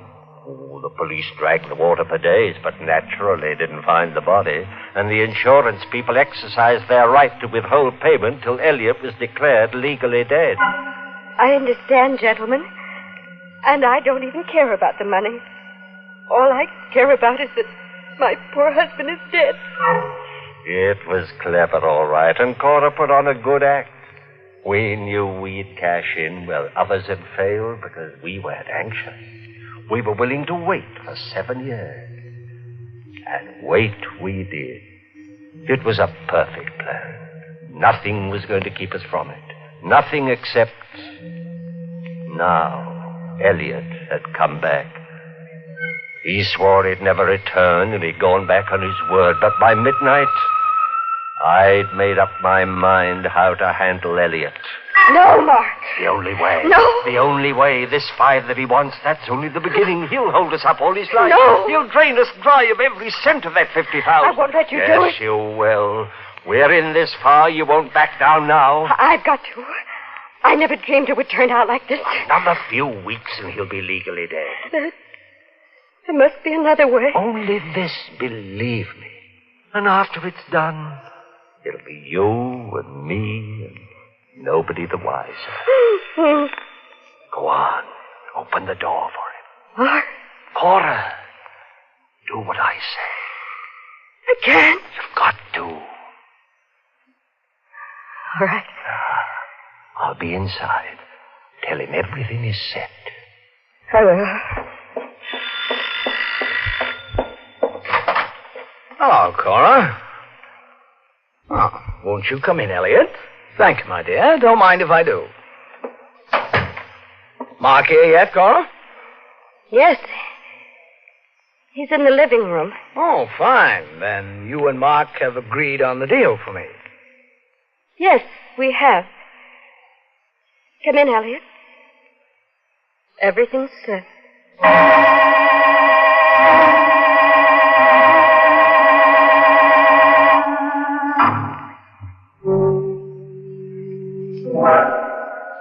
So Mark is waiting for Elliot in the, you'll pardon the expression, living room. Whatever happens to Elliot actually serves him right. After all, here in the Sanctum, we don't go for live people walking around as if they were ghosts. It's enough to scare the death out of us. Poor Cora's so nervous. She just can't look a corpus delicti in the prima facie. Well, enough grave philosophy. Suppose we let our star, Boris Karloff, take up our stock story where we left off. Everything was set. I planned to kill Elliot with the knife I held behind me, and I felt absolutely no compunction about it. Oh, you're joking. No, Elliot. You're crazy. Cora, stop him. You'll never get away with it. Mark, no!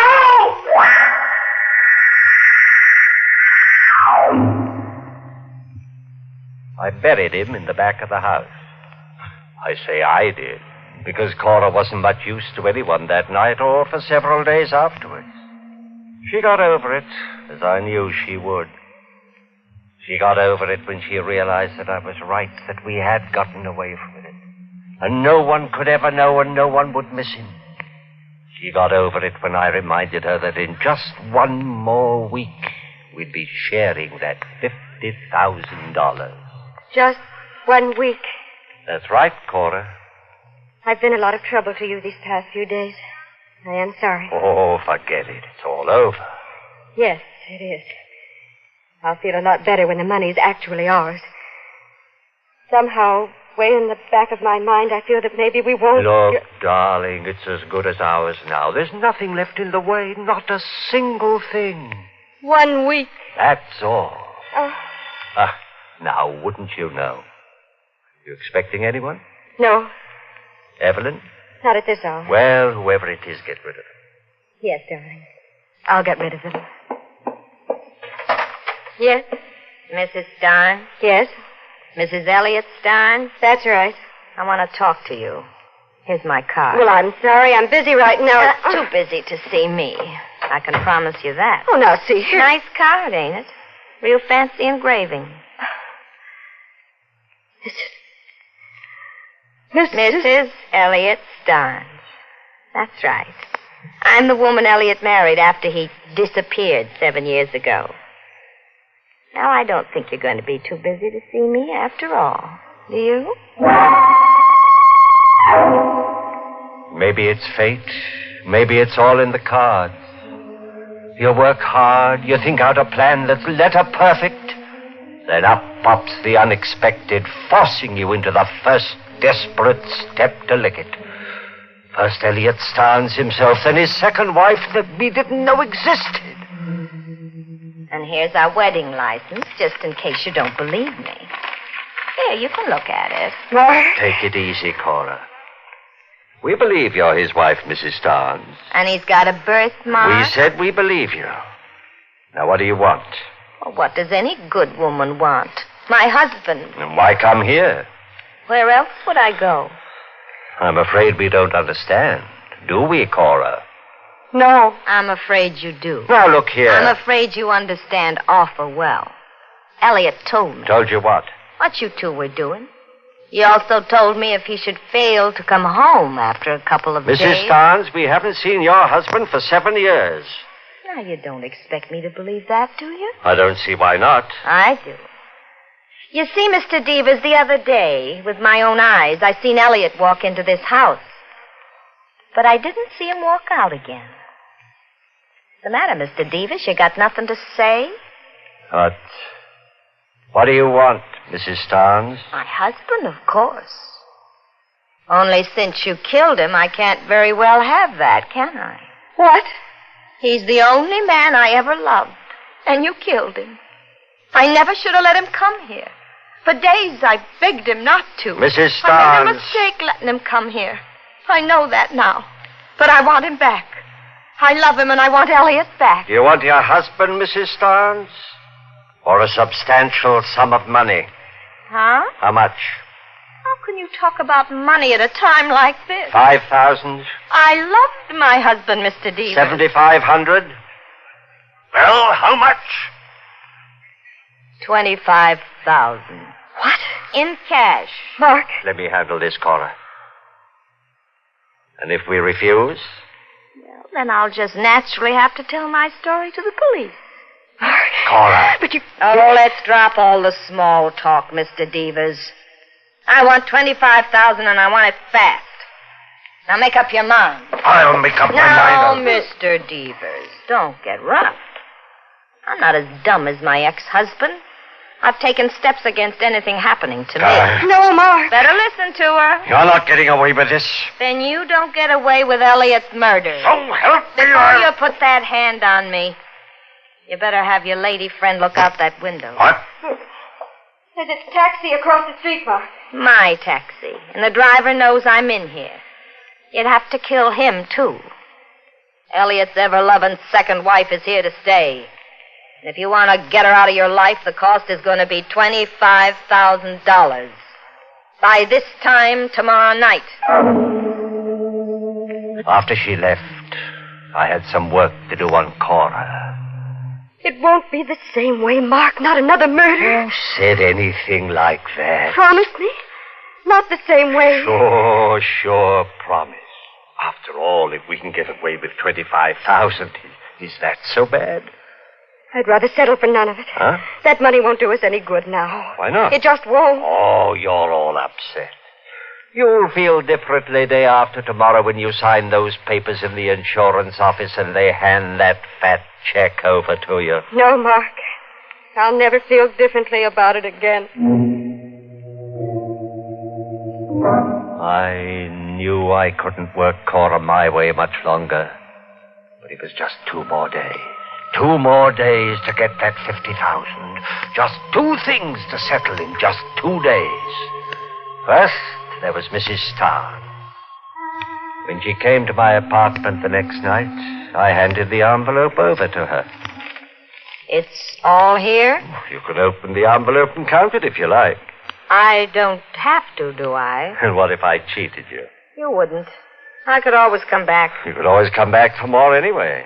What do you think I am? Doesn't make any difference now what I think. Okay. No hard feelings. There are, but they won't bother me for long. Of course not.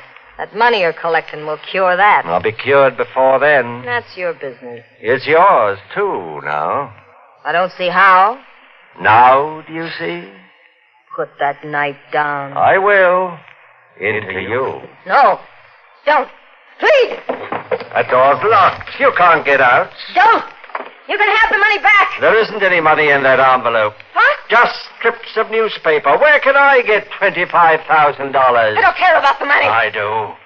I cared about it for 7 years. Cared enough to murder once, and I can do it again.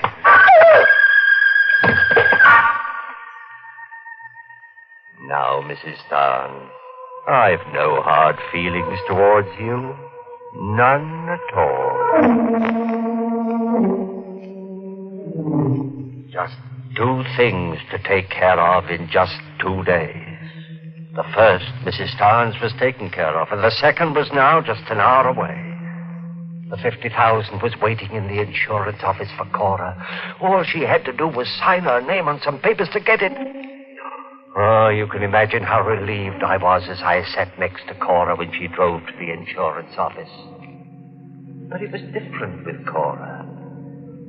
Cora didn't say a word. There's nothing left to say, Mark. Oh, money will make you talk, Cora. You wait and see. After you get your hands on the...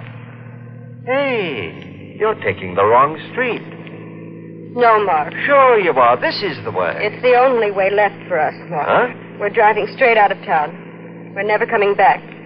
There'll be no more murders. Cora. I know you killed that woman. Now, where did you ever get that idea? I paid her and she left. I was outside your apartment house last night. All right. So you know now. What did you expect? I couldn't let it all go down the drain, not after 7 years? Turn the car around. No. You're going to sign those papers. I want that money. It's too late, Mark. Like fun it is. Let go. You're turning this car around. Mark, the wheel, let go.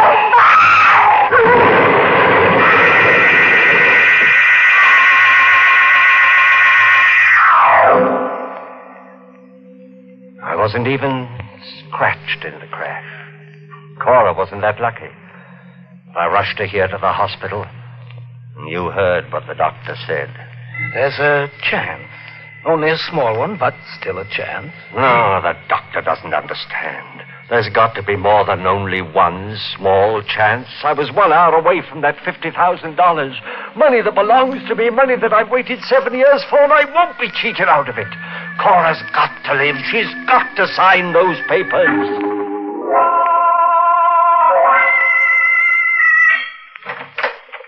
Well, Doctor? There's someone waiting for you down the corridor, Mr. Devers. What about Cora? There's still a chance, isn't there? No chance at all anymore. You're lying. The gentleman is waiting. You're lying. She's not dead. She can't be. The gentleman is from the police. She asked me to call. It's a lie. She's not dead. Mr. Devers, try to understand. She is... No! It's not true, and I won't listen to you. She's got to sign those papers. You've only got to keep her alive another hour. You're a doctor. You can do that. Mr. Devers, please. 7 years. Don't you understand? Oh, I can't let 7 years go down the drain. 7 years. It can't turn out that way. No. She's not dead.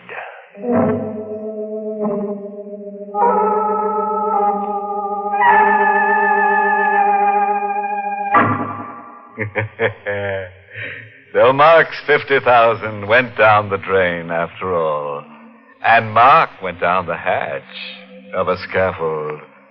You know, I can't feel sorry for Mrs. Starnes. She should have known that a rolling widow gathers only mausoleums. Yes, sir, when you use a dead husband for blackmail, you're bound to end up face down. Oh, a footnote. When you're dealing with life insurance, remember, honesty is the best policy. Well, friends, it's time once again to close that creaking door. Until next week at this same time, when we'll be back with a little hunk of horror. You'll be sure to listen, won't you? Until next week, then. Good night. Pleasant dreams.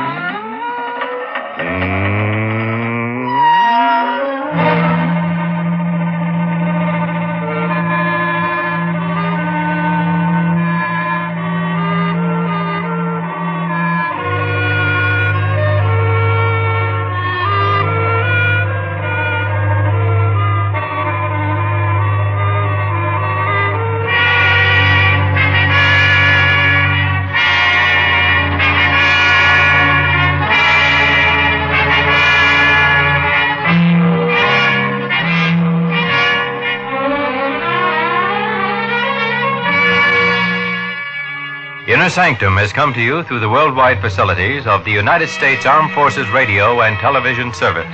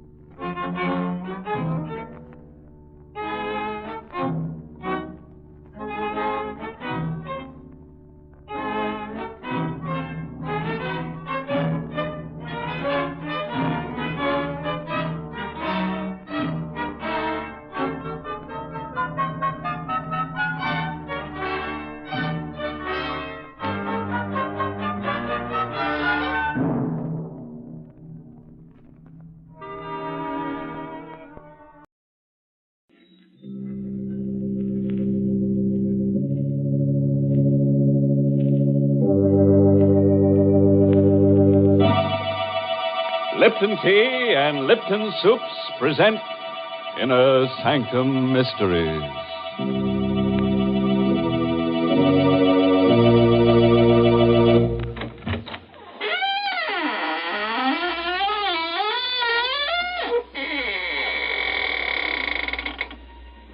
Good evening, friends of the Inner Sanctum. This is your host, waiting to act as your guide through the squeaking door on a specially prepared travelogue. First, we'll take a little jaunt with jeopardy along the path of peril, where we'll prowl with panic until we take the left turn into Horror Highway, and thence via Terror Turnpike straight into the road to ruin. I don't think I like your itinerary, Mr. Host. If you don't mind, I'd much rather take a shortcut to the highway of happiness via the kitchen. And pray tell us, by what signpost shall we recognize your blithesome highway of happiness, Mary? Well, you'll just know you're headed for pleasure when you take your first taste of swell Lipton tea. Because, what a world of contentment there is in every cupful. What flavor, what wide-awake flavor. No wonder the tea experts say there's only one word to describe Lipton's, and that's brisk. No wonder more folks enjoy Lipton's than any other brand of tea in the world. It's because Lipton tea never tastes dull, flat, or dreary. It's always lively and cheery. Yes, Lipton's is the world's favorite tea, and it will be your favorite, too, once you taste that brisk Lipton flavor. So be sure you try Lipton tea.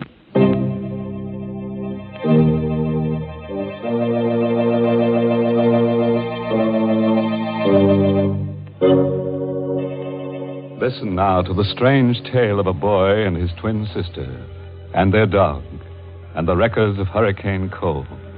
It's called Detour to Terror, an original radio play written especially for Inner Sanctum by Emil Teppelman. And here is Mason Adams as Jerry Watson to tell you the story himself.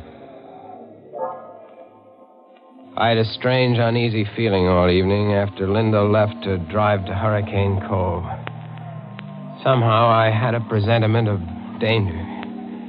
Linda and I were twins, and always, in some uncanny way, each of us had been able to sense when the other was in trouble. Tonight, the feeling was very strong. Butch sensed it, too. He was only a mongrel pup, but he was smart. I shouldn't have let Linda go alone, but she had insisted. She was a feature writer for the Manhattan magazine, and she'd run across the trail of a story about an old family of wreckers who lived down by the shore near Hurricane Cove. The tale went that this family had made a living in the old days by placing false signals on the shore in order to lure ships onto the rocks and then loot them. It was this story that she'd gone to investigate. Unwilling to go to bed with that uneasy feeling lying heavy upon me, I dozed in the chair by the fire with Butch's whine in my ears. It must have been a dream, because I saw Linda's white face floating in a sort of haze. And then I saw the fear in her eyes as she called to me. Jerry! Jerry, help me! Help me! I came awake suddenly with a cold sweat on my face. Butch was on his haunches by the fireplace, nose in the air, and howling as if for the dead. I felt myself trembling. Linda in danger. Somewhere out in that storm, Linda was calling to me for help. She needed me terribly.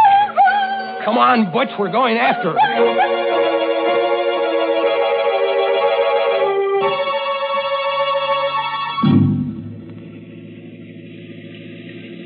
Within 20 minutes, I was speeding through the storm out along Highway 9.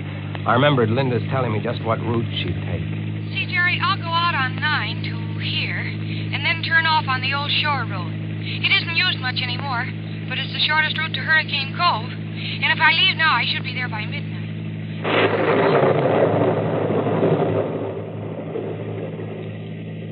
The mist lay heavy on the old shore road, and the rain drove against the windshield, and the swirling fog played strange tricks with my eyes.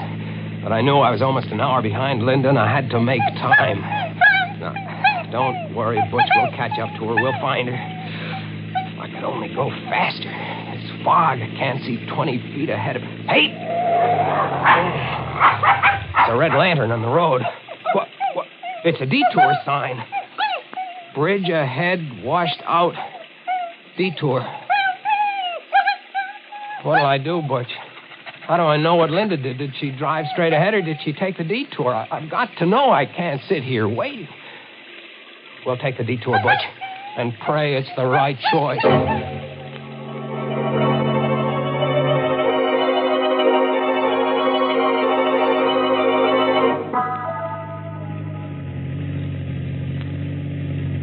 This detour isn't taking us anywhere, Butch. I don't think Linda came this way. Maybe she didn't see the detour sign back there. Drove into the washed-out bridge. Maybe that's what the danger was. No, she couldn't have missed that red lantern even in the fog. She must have turned off. She must have come this way. Hey! There's the car, Butch, stalled in the ditch and blocking the road. It's Linda's car. Come on, let's get to her quick. Gosh, it's coming down and bucking. Never mind the lightning. Let's go.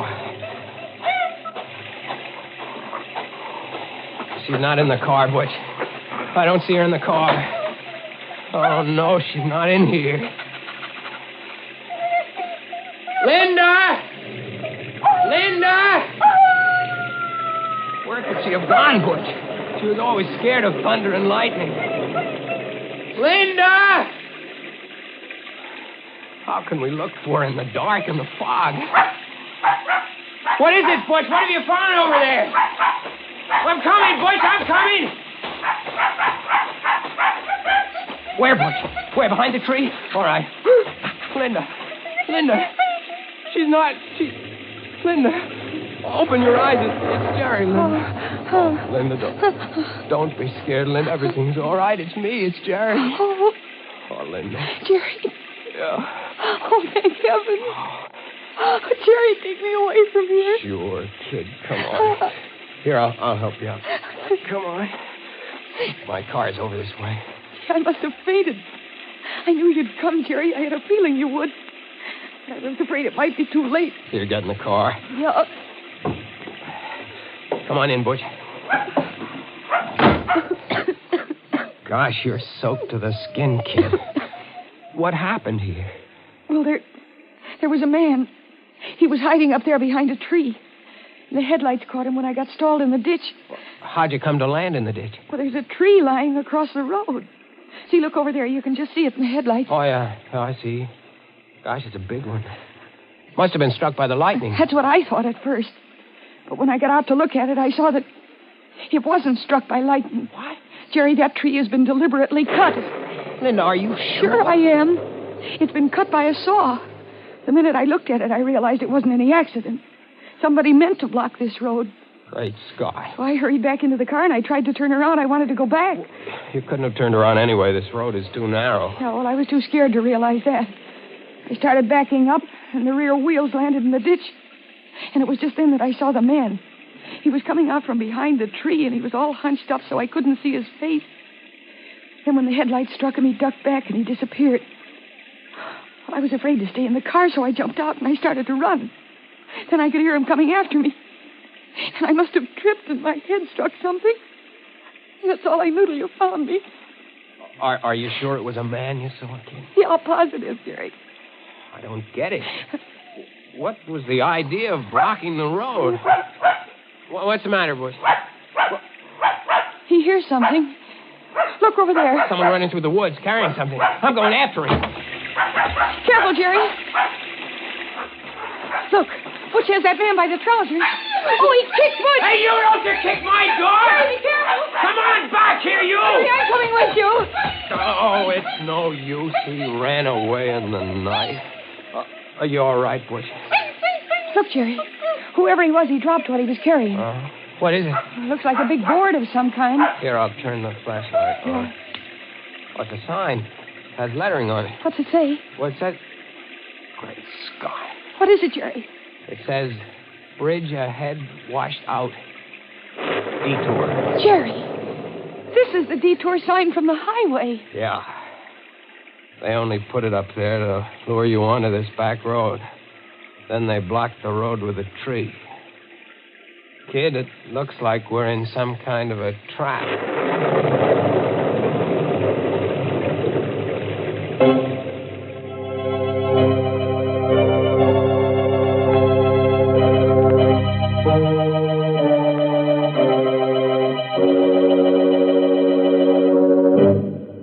Now, what kind of a mess have we got these poor people into? Imagine finding that poor twin sister unconscious behind the tree. And it took Butch to find her, too. I wonder what kind of a tree it was. Oh, probably a dogwood tree. As you can always tell a dogwood tree by its bark. There's poor Linda in all that trouble, and here you go, making puns. I can't help it, Mary. That's my nature. I ought to know it's your nature by now. And I ought to know, too, you can't change people. Take those of us who like to start each day off with piping hot Lipton tea. Why, nothing in the world could change us. In fact, breakfast just wouldn't be breakfast without Lipton. Lipton tea just seems to go with a bright bowl of gay yellow jonquils, a sunny checked gingham tablecloth, and, of course, the morning paper. Part of the reason is Lipton's deep amber color and tempting aroma. But the big reason breakfast wouldn't be right without Lipton's is Lipton's grand, brisk flavor. It's so lively and tingling with zip. Just a cup or two of Lipton's and your spirits catch on and your day's off to a bright start. Yes, breakfast time or any time is the right time to enjoy Lipton tea. So for real tea-drinking pleasure, ask your grocer tomorrow for brisk Lipton tea.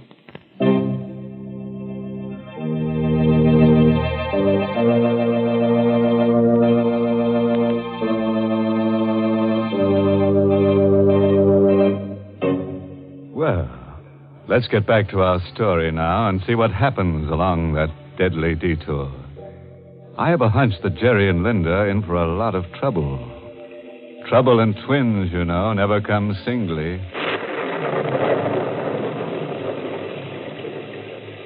We got back in my car, wet and shivering, Linda, Butch, and I.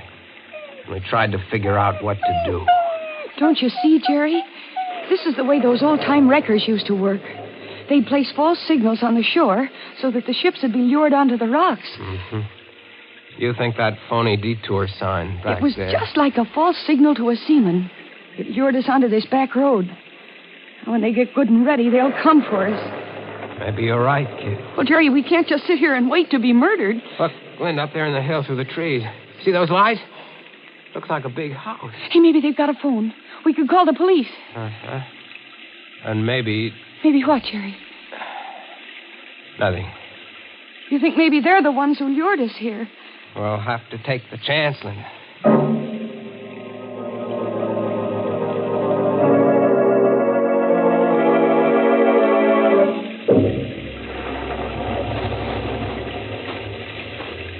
The ground here is so soft. Isn't there a path through these woods? There is. We could never find it now. Anyway, this is the quickest. There are the lights of the house, up ahead through the trees. Such big trees. So old and bare. They look like evil things. Like they're waiting to twine their arms around us and crush us. Quit it, kid. You'll work yourself up for nothing. We'll be at the house in a minute. What? What is it? The lights, they went out. The house, it's all dark. Quiet, Butch, Why did quiet. they put the lights out, Jerry? Maybe they went to sleep. What'll we do? We'll go up and ring the bell. That's what we'll do. Jerry. What? Do you hear that? Yeah, someone playing the piano in there. In the dark. Oh, it sounds uncanny. Come on, I'm going to ring the bell.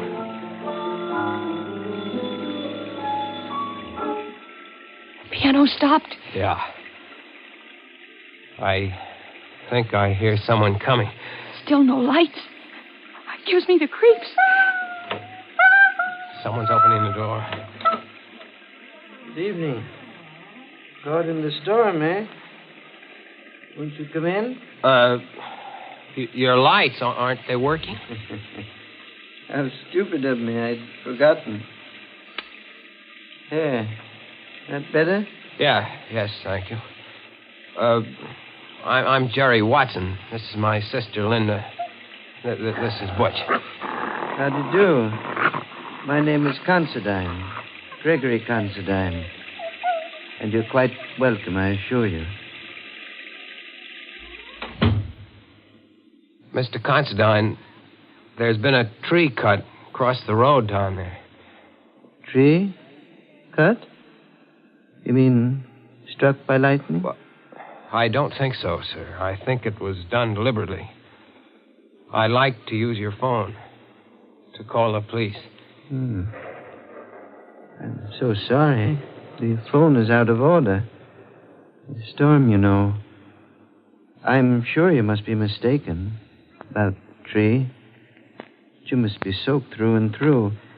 Please follow me into the library. I'll get you some dry clothes. Jerry, did you see his eyes? He's blind. That's why I was playing the piano in the dark. Right in here, please. It's a nice crackling fire. You can warm up while I ring for my handyman. Matt will be here in a moment. I heard what you said to your brother, Miss Watson. Oh, I'm sorry. Not at all. I managed quite well. You live alone here, Mr. Considine? Just my brother Vincent and I, and Matt, of course. We seldom see strangers here. No one uses this old back road. Mr. Considine, someone put a phony Detour sign out on the main road. Really? Sounds almost incredible. Ah, here's Matt. You ring for me, Mr. Gregg? Matt, this is Miss Watson and her brother, and Butch. They've been caught in the storm. I think there's some dry clothing in the west room. Yes, Mr. Gregg. Yeah, this way, please. Are you in there, Gregg? What have you done to those people? Oh, dear. That's my brother Vincent.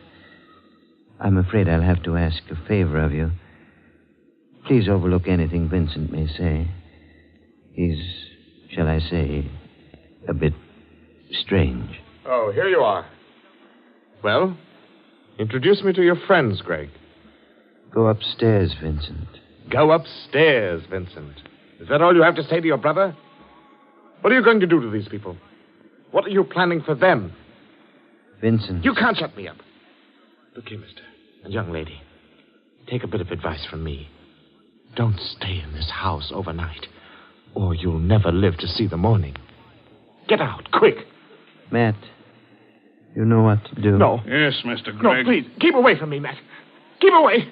I warn you, mister, get your sister out of it. No, let go of me, Matt. Hey, he knocked him out. I regret that it was necessary, Mr. Watson. Vincent is difficult at times. Please pay no attention to what he said. I'm very sorry that you had to witness this painful scene. Matt, please carry Mr. Vincent upstairs and lock him in his room.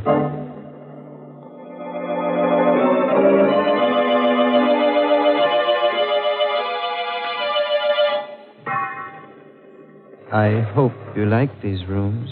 Yes, thank you. Yes, I'm sure we'll be comfortable, Mr. Considine. They're adjoining rooms, as you see. And these doors bolt on the inside. I advise you to keep them locked all night. We surely will. Thank you for these dry clothes. And for the tea. You're quite welcome, I assure you. Now just try to get a good night's sleep. Everything will be all right in the morning. Oh, Jerry, I'm scared. So is Butch. And so am I. What'll we do? First thing to do is bolt the door. He's blind. Yet he frightens me, Jerry. The way he ordered his brother knocked down. Jerry, there's something I've got to tell you. What is it, kid? The name of that family of old-time wreckers is Considine. You mean these are the people? Their ancestors used to loot ships. And now they're working on motorists. Poor Vincent tried to warn us. Jerry, what are we going to do? We've got to get out of here before they come up to finish us off. Let's take a look out the window. Oh, it's pitch black out there. Look, by the streak of lightning, did you see? Yes, I did. That man, that Matt, standing under the tree with a rifle. We're stuck. No escape. What's that? Someone tapping against the wall. You there? Can you hear me? Who is it? It's Vincent. I'm in the room next door to you. It's locked on the outside. Can you get me out? We'll be right there. Quiet, Butch. Oh, Jerry, maybe there's a chance if Vincent will help us. Come on, kid. Yeah. No noise.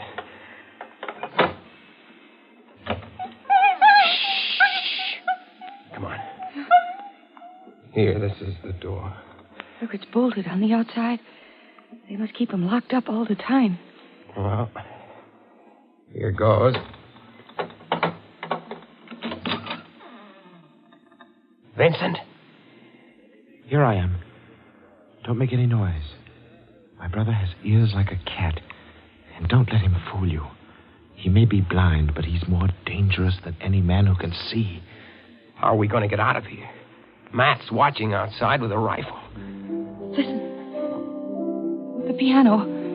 My brother is amusing himself in the dark. He always plays the piano when he has something on his mind. Do you know any way for us to get out of here? Well, there's only a slim chance. Now listen to me carefully. The only chance is to get out the back way. But you have to pass the open living room door downstairs. And Greg is in there at the piano. And what'll we do? Well, you wait here. I'll go down first. See if they've left the cellar door unlocked. I'll come back for you. Please, don't move until I return. Be careful. Don't worry. I will. Jerry, what'll happen if Greg hears him? Greg will probably call Matt and then lock him up again. And what'll become of us? We'll worry about that later. Jerry, he stopped playing. Yeah. Do you think he heard Vincent coming down?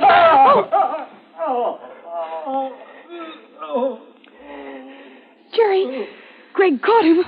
What'll we do? Come on, we're going down. The lights are all out down here. I don't hear anything. Where do you think Greg is? Maybe waiting to jump us in the dark. Come on, I don't care. Stick behind me. We're going in the living room. Where's Butch? I don't know. Oh. What is it? My foot touched something. A body. Then I'm going to take a chance on the flashlight. Stand by. All right. Great Scott. What is it? Look. What is it? That isn't Vincent. It's Greg. He's been stabbed. Watch out. Vincent is somewhere around. He'll kill you. What do you mean? My brother Vincent, the one who's been doing the wrecking. We always keep him locked up. But tonight, he got away. Planted the Detour sign. Cut the trees. Vincent did all that. Matt and I, we tried to stop him. Matt went out to the road, took down the Detour sign. But it was too late. Watch out. He'll be back to kill you.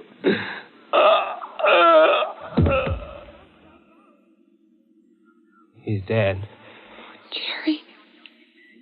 Poor Greg. And we thought of... Oh, the lights. Thank you for waiting for me. Vincent. Where'd you get that rifle? From Matt. He won't need it anymore. What are you going to do? What do you think? You're crazy. Well, aren't we all? Now, my good friends, if you'll just say a prayer. Any little prayer will do. Don't point that gun at my sister. It won't do you any good to stand in front of her. This rifle is a 30-30. Now, if you're ready... Jerry, he's mad. Look out! Wait! Attaboy, Butch! Let go of the gun!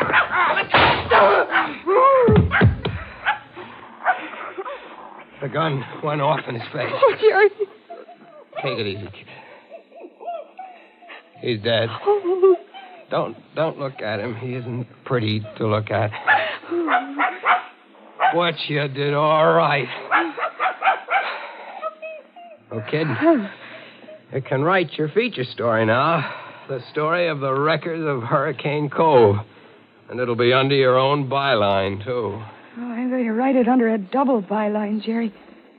The Wreckers of Hurricane Cove by Linda Watson and Butch.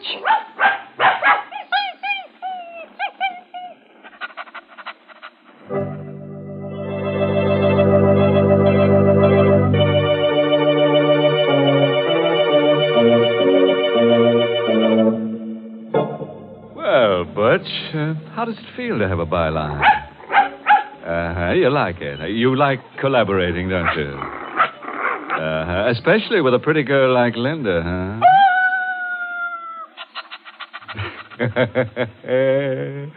Which just goes to prove that there's a little bit of wolf in the best of dogs. But do you know the difference between a wolf call and a wolf whistle, Mr. Host? Let me think.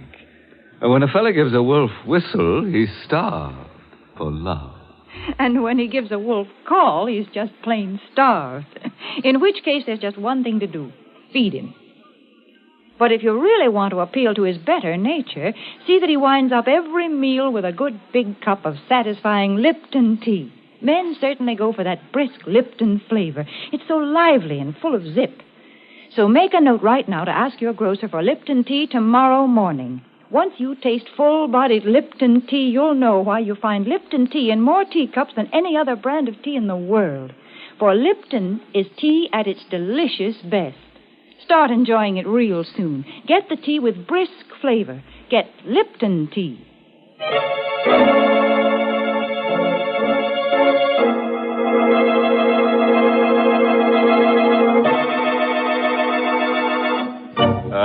Parting word of advice, friends.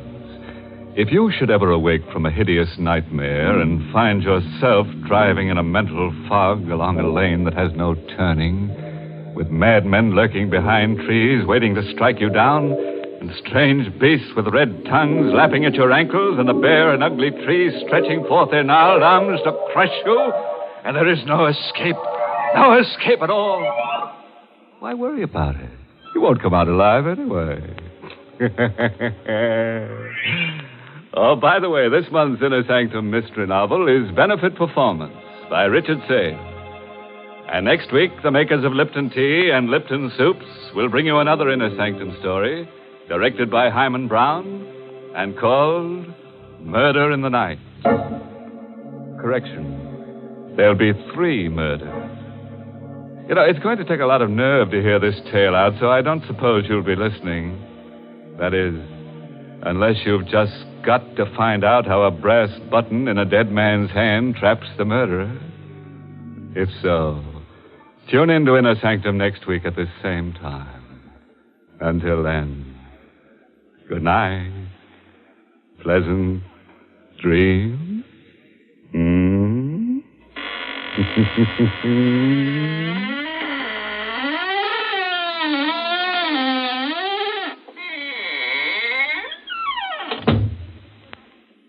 Friends, here's a good way to lead off a meal. Serve quick, grand-tasting chickeny Lipton's noodle soup. The first taste of Lipton's noodle soup takes you back to Grandma's own country kitchen. But you get Grandma's results in a jiffy, because Lipton's noodle soup is a real old-fashioned noodle soup with oodles of tender noodles in savory golden broth that's easy to fix and costs little. Ask for Lipton's when you ask for noodle soup, and you'll hear your folks ask for more. And tune in next week for another Inner Sanctum mystery.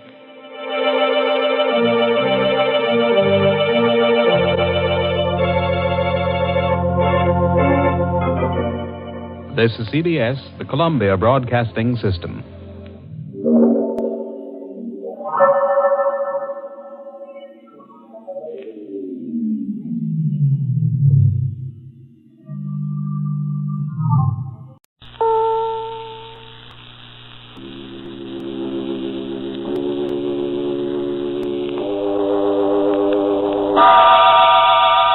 Inner Sanctum Mysteries, brought to you by Bromo Seltzer.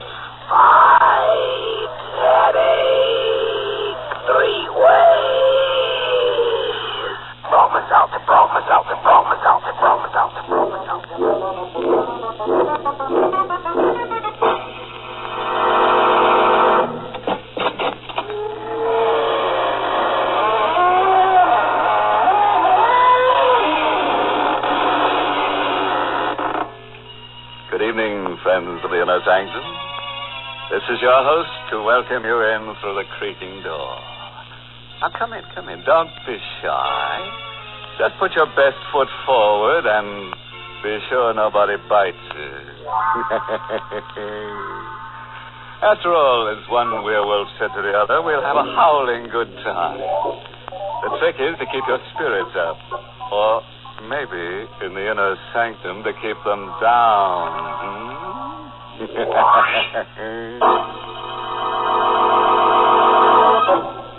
Tonight's Inner Sanctum mystery, Death's Old Sweet Song is an original radio drama written by Lou Vittis and stars Mercedes McCambridge in the role of Peg, and is presented by the Emerson Drug Company of Baltimore, Maryland, whose registered pharmacists compound that speedy, refreshing headache help in the familiar blue bottle, Bromo Seltzer.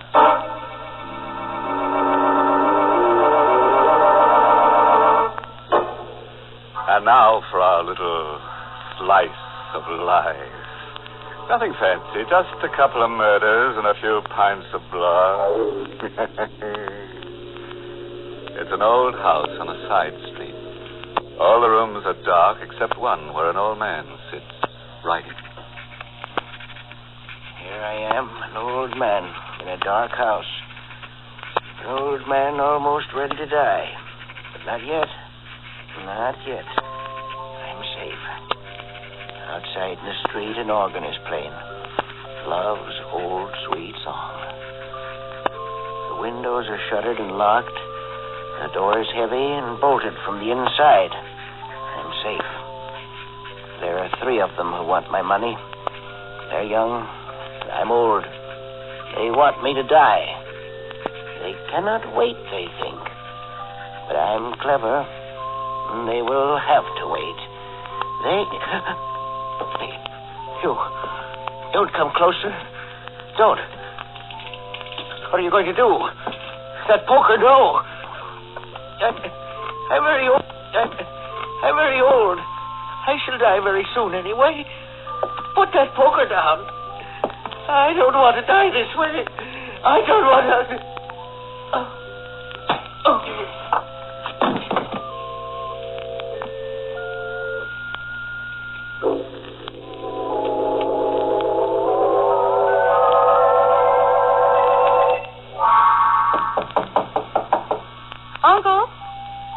Uncle Pete?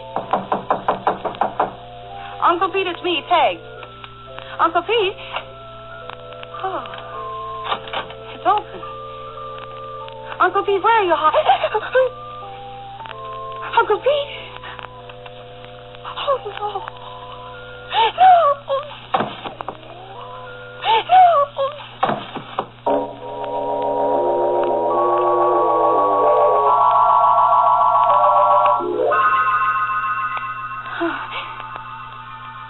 What happened? Uncle Pete? Who is it? Mrs. Sorensen. Oh, don't come in. What on earth is the matter, Peg? What are you doing with that poker? Poker? In your hand. Oh, I don't know. I don't know how it got there. Where is Mr. Peter? I thought... Get out of the way, Peg. Good Lord. I didn't do it, Mrs. Sorensen. I found him like that. Honestly, I did. You killed him. No. The poker was still in your hand. That's his blood on the poker that you were holding in your hand. I didn't kill him. Couldn't you have waited for his money? He was the kindest man I was only his housekeeper, but couldn't you have waited? Please believe me. I loved Uncle Pete. I'd never... You did it. I saw you. You killed him. Don't look at me like that. Go away. I could take that soft throat of yours and leave it. Please. Oh, I've got to get out of here. I've got to get out of here. She ran away, Peter. She may run, but your blood is on her hands, Peter. She'll come back. And when she does, we'll wait for her, won't we, Peter? We'll both wait for her.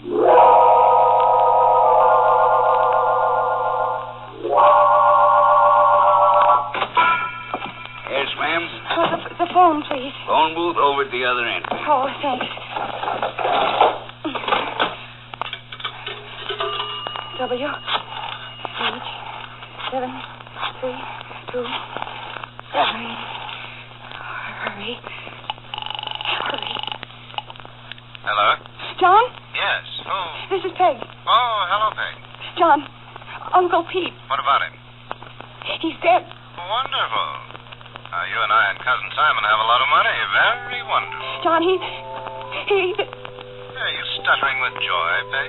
He was murdered. He was... Oh, I see. Not so good. I was in the house with him. Mrs. Sorensen thinks I killed him. Well, I admit the temptation may have been strong, but you really shouldn't have. You'd better get in touch with dear Simon. He's a lawyer, you know. I didn't kill Uncle Pete, but the police might think... I haven't said a thing. You see... I've got... Hello. Hey, what can I do for you, ma'am? A back door. Is there a back door out? Yeah. Leads to the alley over there. Thank you. But... Thank you. Well...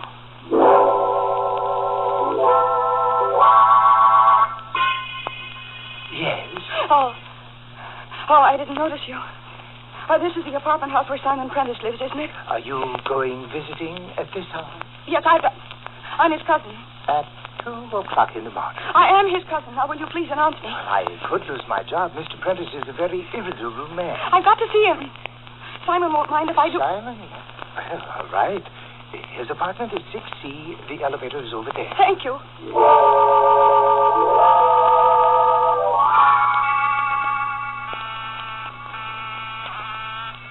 Oh, Simon. You've got to be in, Simon. You've got to be in. Simon? The door. Open.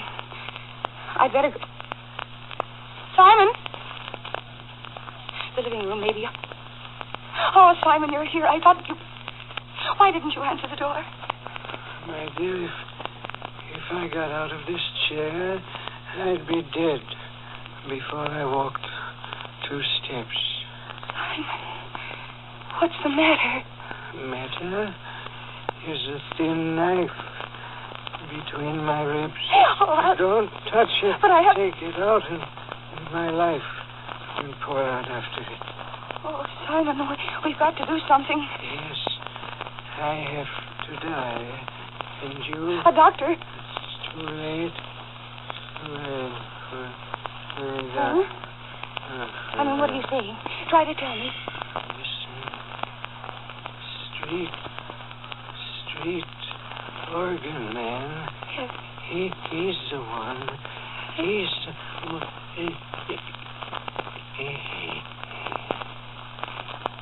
Simon? Simon!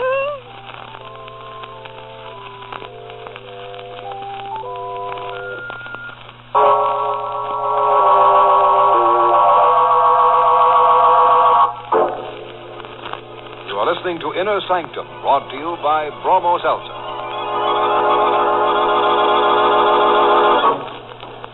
Misery likes company.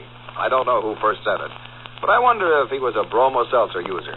He or she might have been thinking of how the misery of a headache may be found in the company of a stomach upset and a case of jangled nerves. Now, I'll just bet the person who thought out that phrase was a Bromo Seltzer user, Mr. Weiss.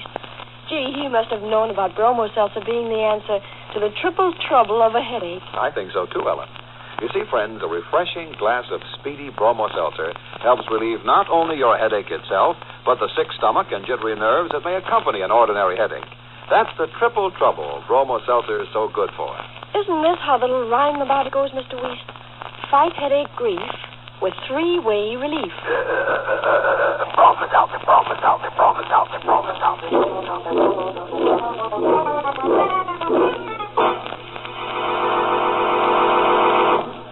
Now, let's see. Where were we the last time Peg screamed? Oh, yes, up in Simon Prentice's apartment, discovering that Simon would never renew his lease. You see, he'd shortly be moving into a rather smaller place, approximately 6 feet long. Yes, somebody had cut his requirements down with a long, thin knife in the back. And Peg, staring at his corpse, heard. Whereupon, being rather an active girl on this particular night, she grabbed the nearest exit and started down the street. But a cop at the corner suggested a detour into a handy lunchroom. Now, what'll it be, sister? Oh, could I have a sandwich? And coffee, please. What kind of sandwich? Any kind. I mean, How about turkey? Yes, of course. It's good. Want to hunk off this end? Yes, please. Coming up. Thank you. There you are. Now get your coffee. Just heard Slim Savoy pounding those ivories. But just one moment. We've got a special police flash here. A Miss Margaret Flanders is wanted by the police. Oh, no. You're caught, Questioning in connection with the murder of Simon Prentice, whose body was discovered shortly after midnight at 49 Oak Grove Avenue. Yeah, you know, that's right near Body was here. discovered by the dead man's Is it? Miss Flanders is 23, chestnut hair, hazel eyes, about 5'3". It sounds like a good-looking babe. It almost be a description of you, sister. When last seen, she was wearing a tailored gray suit and gray hat. Ain't that funny you wearing a gray suit, ain't you? Look, I just remembered. I have to go. Right now. Here. Hey. Hey, miss, you ain't... She was carrying a large leather handbag, black, with a gold clasp. Hey, that's the kind of bag that babe... Anyone seeing a woman... Boy, wouldn't that be a joke on me if that was the babe the cops was after and I was too dumb to recognize her, huh? Oh, wait a minute. Maybe I was too dumb. Where's that phone?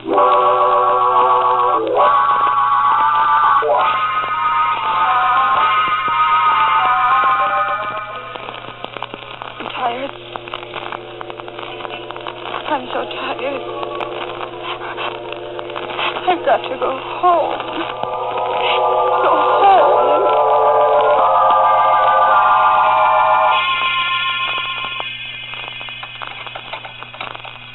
Oh, why doesn't the door open?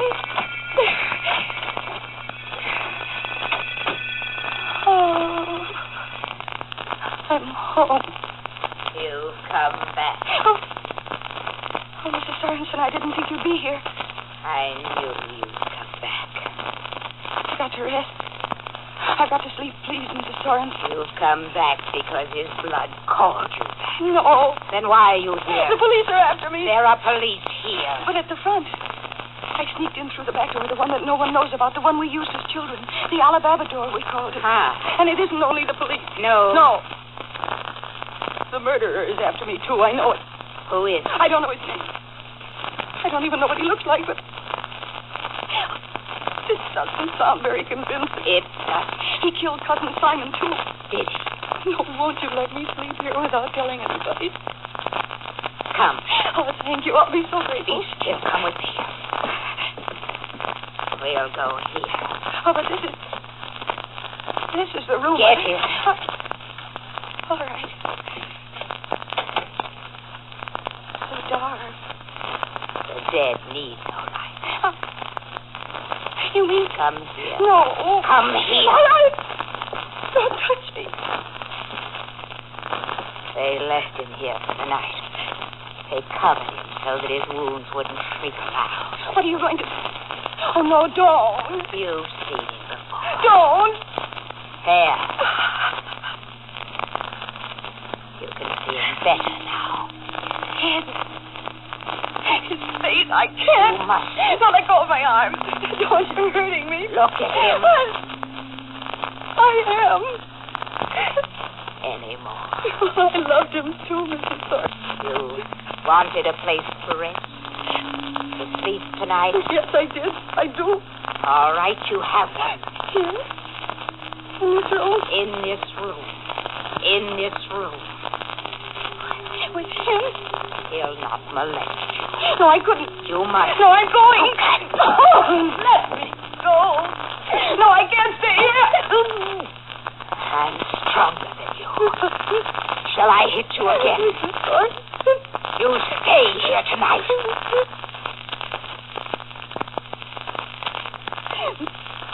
When I was a child, my mother told me of a way they caught murderers years ago in the old country. They locked them in a room with the corpse of the one they had killed. Oh, no. And they left them there for 12 hours. 12 hours. And they opened the room and went inside and looked at the corpse. Oh, that's just an old wives' tale. And if the wounds of the corpse had bled, then the person in the room was guilty and had to die. Oh, but you can't believe that. You're young. You're pretty. A jury might let you off with a few years in prison. I was sure you had murdered Mr. Peter. I'd strangle you myself.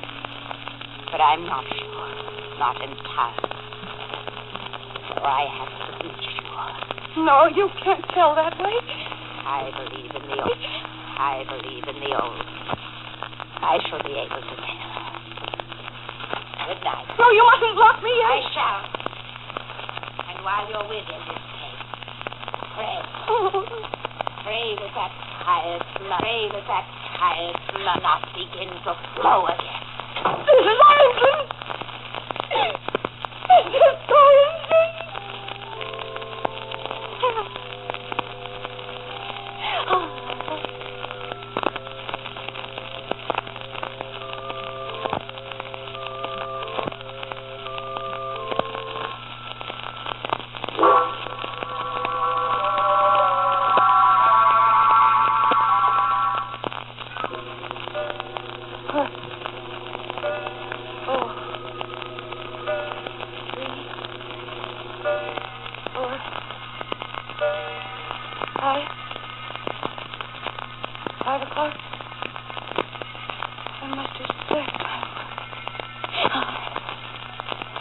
Body.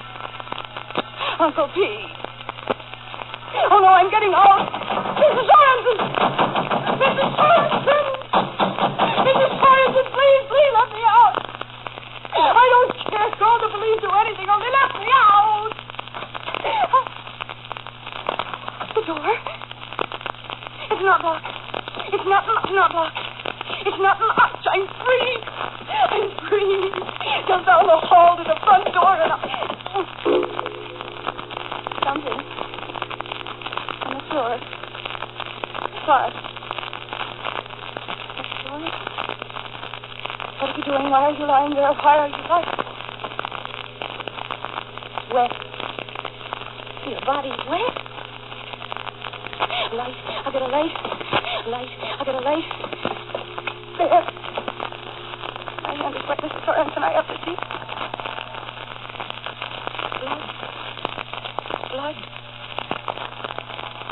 Blood on my hands, Mrs. Sorensen. But it's not Uncle Pete's blood. It's your blood, Mrs. Sorensen. Your blood.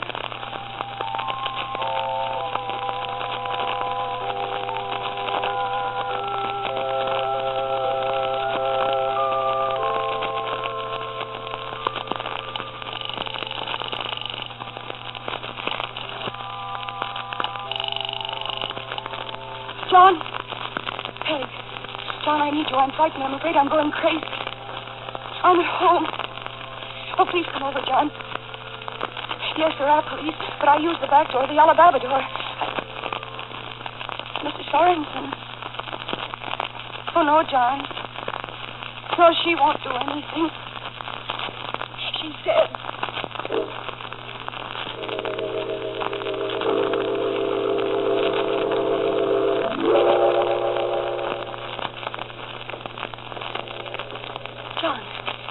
Look me, John.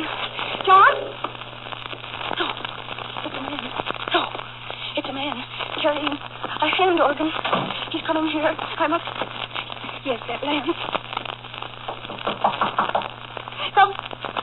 Come in. No! I've got to get him inside the room.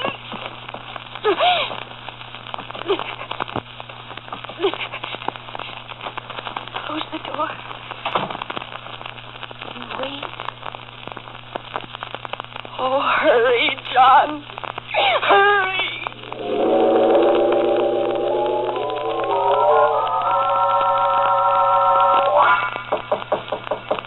Hey, it's John. John.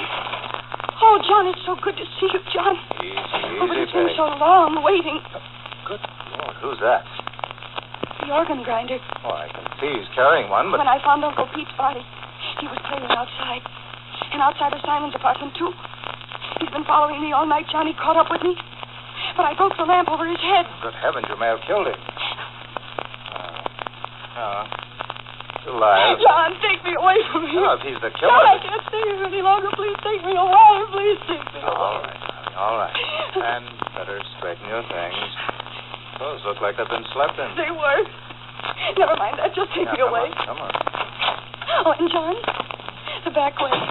I don't want the police. Well, all right.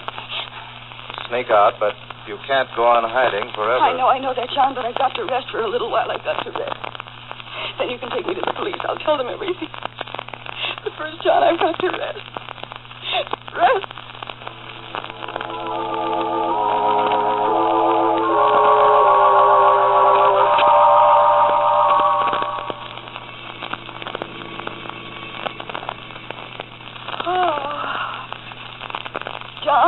Yes, Greg? I've been sleeping.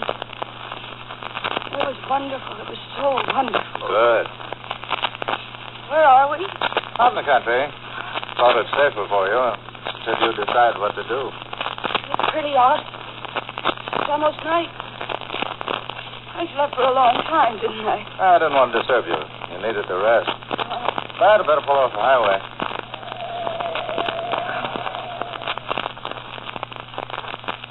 Now, Peg, you'll have to give yourself up to the police. But will they believe me? Well, of course they will. Well, I'm not so sure. I found Uncle Pete's body. I was with Simon when he died. They'll say I have a motive. I inherit a third of Uncle Pete's money. Well, for that matter, so do I. Motive isn't everything. Now, listen, Peg. However tough the case may look, you'll have to go back and face the music. Which reminds me, we know who killed Uncle Pete and Simon. I guess we do. But... You and I can both describe him. We saw him. I can both describe him. We saw him back at the house. Now, once you give the police that lead, our murderous friend will stop killing people to the tune of Love's Old Sweet Song. Oh. What's the matter, Peg? How did you know he played that song? For heaven's sake, Peg, stop being so imaginative. You don't think I'm the organ grinder, do you? I know you're not. Then the organ grinder wasn't the murderer. You were. You're a fool, Peg. Could have kept your mouth shut. John. A jury might have given you life with the evidence I built up against you. That would have been all right with me. Your inheritance would have been voided, and I'd have got it all as I planned, and I still will get it. I put the book in your hand when you fainted. I killed that snoopy housekeeper. What? I'm not the jury. Oh, John. Let's not be sentimental. Since you know I dispose of dear Uncle Pete and dear Cousin Simon, not to mention the sergeant, what else can I do? Oh, no, you wouldn't. Oh, but I would. No one knows I put you up at the house.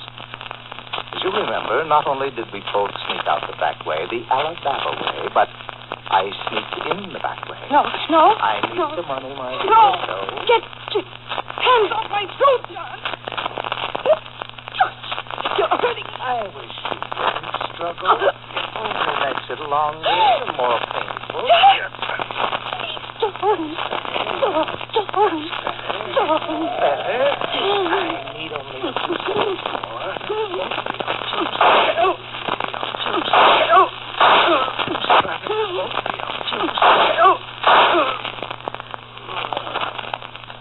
Lucky Peg, who gets all the money. John. Who did... Oh, the organ grinder. I had to shoot her. You all right, Miss Flanders? My throat hurts. You are the organ grinder. Well, in a manner of speaking, actually, I'm a detective. I was hired because your uncle was afraid he might be murdered, as he was. He hired me too late. John already had laid his plans and was putting them into operation before I barely got started.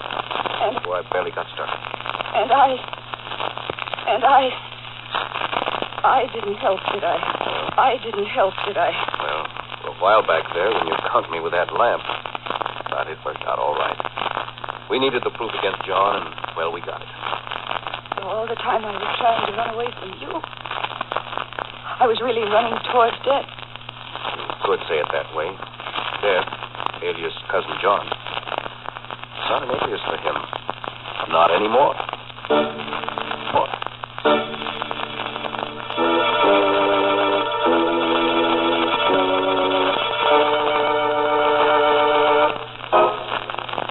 Oh, that Cousin John certainly was a card, wasn't he? Well, at least he had a very good poker hand. As Uncle Pete. Which reminds me, there's a question I want to ask Cousin John before they deposit him in that safest of all safe deposit vaults, the cemetery. Oh, the question? Well, if you remember, Uncle Pete was in a room whose windows were locked and shuttered and whose door was signed. How did Cousin John get in? Oh, sure. I can think of a few explanations. There was a secret passageway, or John was already hiding in the room when Uncle Pete locked himself in. But just suppose the answer might be Cousin John just walked through the door. Through the door.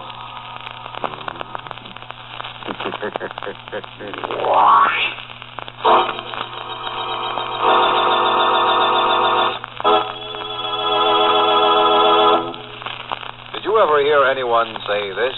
I'd give $1 million if I could do something about this headache. Maybe you've said it yourself. Well, next time you're thinking of mortgaging the family heirlooms in the hope of easing an ordinary headache, remember there's an economical way to get headache relief. An economical way to get headache relief. An economical way to get headache relief. You see, here's the reason. Or I should say, the reason Bromo Seltzer is so economical. Just a teaspoonful of Bromo Seltzer in a glass of water is all it takes to prepare refreshing headache help. And also, Bromo Seltzer doesn't do just one job. It does three. 3 important jobs, and does them fast. Bromo Seltzer helps relieve your headache and also helps relieve your jittery nerves and your upset stomach. And as you know, upset stomach and jitters may go with a headache. So, friends, take this economical split-second effervescence next time a headache sneaks up on you. Caution, use only as directed. If headaches persist or recur, see your doctor. And remember, for effective economical relief, three-way. Bromo Seltzer, Bromo Seltzer, Bromo Seltzer, Bromo Seltzer, Bromo Seltzer.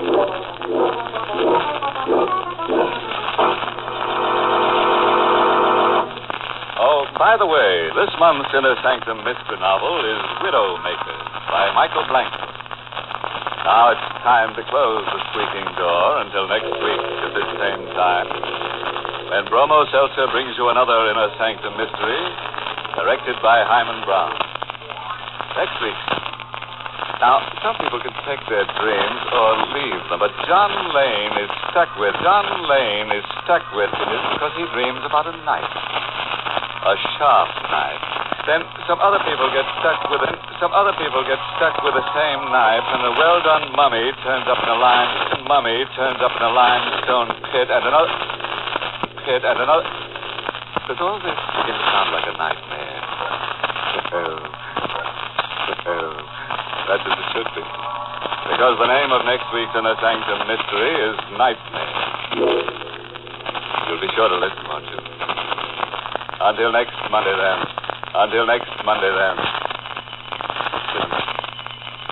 Good night. Pleasant dreams.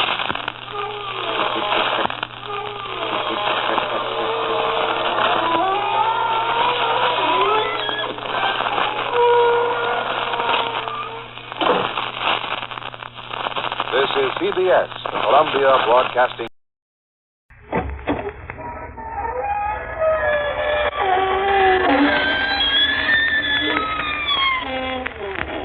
Good evening, friends. This is your host to welcome you through the creaking door into the inner sanctum. Well, went picnicking over the weekend. Found a lovely, restful, woodsy place. Oh, it was beautiful. So quiet, you could hear a body drop. And quite a few did.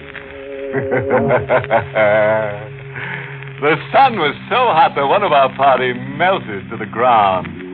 I'd always wondered over that waxen look about Charlie. Still, it's an ill wind because Charlie had his usefulness at bat. Came the deep night, we ran a string through him and played marbles by candlelight.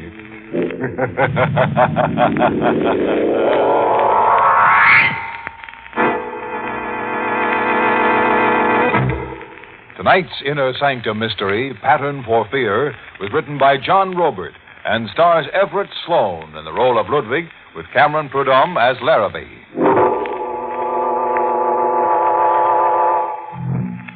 And now for tonight's ramble in the Never Never Land. We're in the Avalon Lounge, a fashionable metropolitan restaurant. A waiter approaches a table secluded behind an arrangement of tall potted plants. A lone patron sits at the intimate circular table for two. Your order, sir? If you please, I will take your order. You know what I want, Ludwig. Oh. Caught you unawares, huh? I had forgotten you. In 5 years, one forgets. Then I'll reintroduce myself. Captain Larrabee, 9th Precinct. Did you read the morning papers, maybe? I can recommend our lobster Newburg. The recipe... A page 1 headline says that Guthrie Stewart dropped dead of a stroke. Men die, Captain Larrabee. Every day men die, so that new I life... thought maybe with Guthrie Stewart dead and gone now, you'd want to talk about things. You were wrong, Captain Larrabee. I have no wish to talk. Well, in that case, I guess I'll just have to make myself comfortable and wait right here. You're just wasting your time. I don't think so, Ludwig. You're still suffering something in silence. Guthrie Stewart died without a word. But there's an envelope somewhere now on its way over here to you. An envelope? Yes, it's coming by special messenger. The envelope reads, to be delivered on Guthrie Stewart's death. Don't look so befuddled. Stewart's lawyer tipped me off about that envelope 15 minutes ago. I said I'll wait, Ludwig. What I really mean is, we'll wait. We wait, the policeman and I, in a grim watch for the messenger soon to come. Captain Larrabee doesn't say it, but I am his prisoner. The restaurant fills up with people, and my mind thinks back 5 years to this same table for two hidden behind the plants. I remember a conversation I overheard by chance, and the terror that came out. Are you absolutely clear on what you are to do?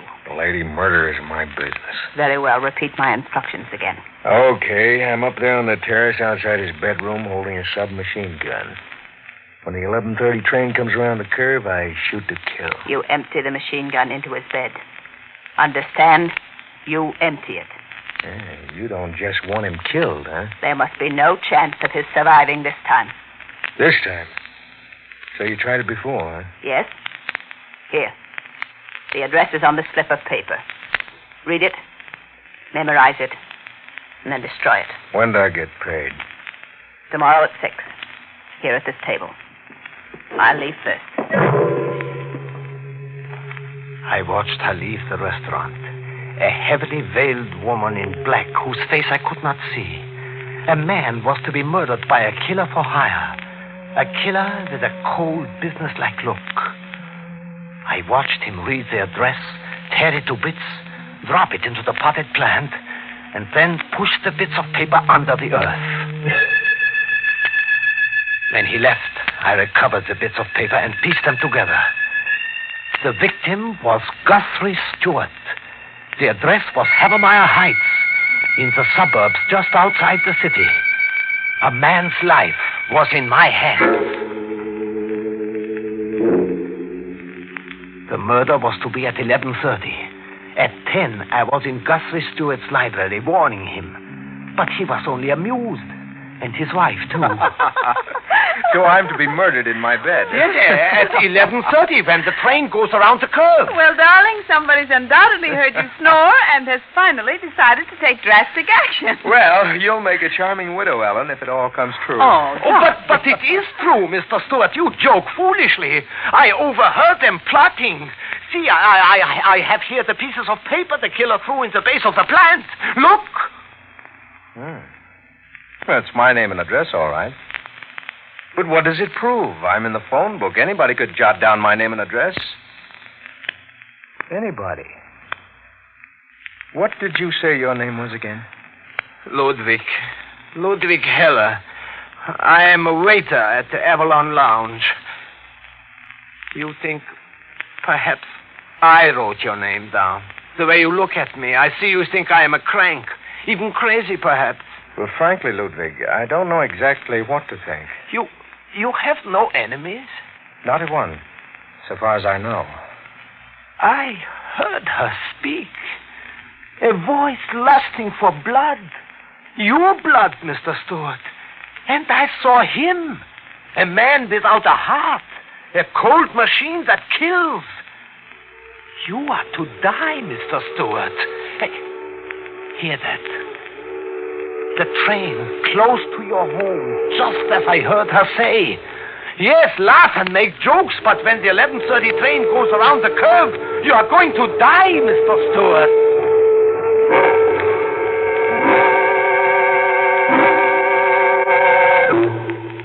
A man's life was in my hands, but I couldn't make the victim believe in his own approaching death. I went to the local police station to a Captain Larrabee. There I blurted out the story once more. I waited while he talked to Guthrie Stewart on the telephone. Yes, I got it. Yes, I understand, Mr. Stewart. Sure thing, I'll do just as you say. Look, Ludwig Heller. Look, Heller, I relayed what you told me to Guthrie Stewart. But I told you it was of no use to do that. He just laughs at it. He's not laughing anymore. As a matter of fact, he's hopping mad right now, and his missus, too. Hopping mad at you. At me? At you. He says if you keep peddling that fish story around, he's going to prefer charges of malicious persecution. He will prefer charges against me? Right. In fact, he left it squarely up to me. Now, you're to promise me you'll go about your business, whatever that is, if I'm to clap you in the clink for observation. He thinks I am crazy. He's sure of it. As a matter of fact, from the looks of you, I'm not sure you're not crazy either. Now, are you going to do the sensible thing? Yes.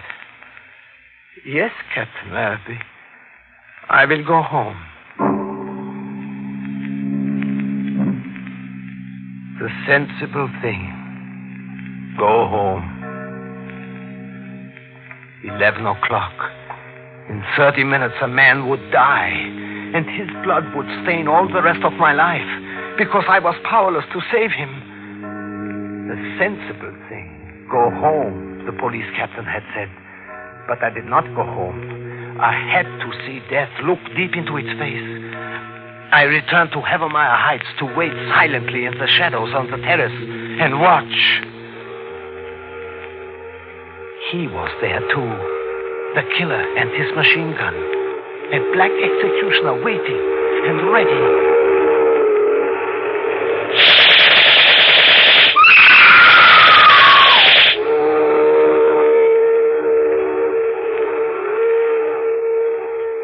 But Guthrie Stewart lived. I saw them in the pale moonlight on the terrace. A shaken man and a frightened woman, both in their nightclothes, armed and unharmed, seeking the assassin, but afraid to search for him. A moment later, I overheard him on the telephone talking with great excitement to Captain Larrabee. I don't want any publicity on it, but an attempt was just made on my life. Yes. Someone machine-gunned my bed while the 11:30 went around the curve. What? I wasn't in my bed. A dummy was machine-gunned. I fixed the bedclothes to make it appear that I was in bed, just in case that Ludwig person was really telling me something. I melted into the night like the killer had. Guthrie Stewart was safe. I had been spared his death. The sensible thing now was to go home. But I was to have another moment with the police that night. Walking along a tree-shaded road to a bus stop, a police car suddenly flew toward me, and I was ordered to halt. You there! Stop! But I didn't stop. Instead, I ran. I don't know why, but I ran like the wind. Stop or I'll shoot! Still I ran, faster than the bullets exploding behind me.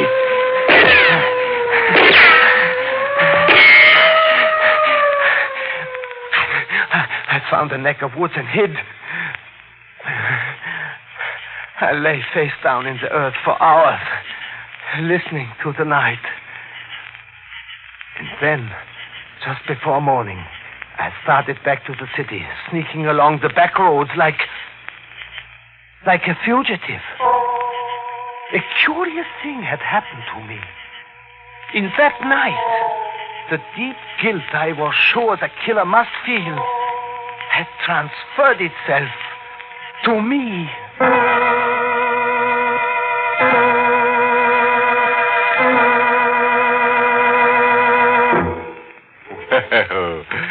Ludwig the waiter sure got himself one big tip to a slaughter. Poor Ludwig, his errand of mercy got in the bum's rush over at the Stewart's. What do you do with a character who laughs at an advance notice of his own death, did somebody ask? Strangle him on the spot, I say. That way he'll positively believe you the next time you're around. Yes, a murder in time certainly saves a lot of wasted breath. Tell a corpse he's dead and he'll never dispute it for a minute. Let's worm back into the story. The next evening, I went to the Avalon Lounge to my job, as I always did. The police hadn't called, or Guthrie Stewart. It was as if there had been no night before.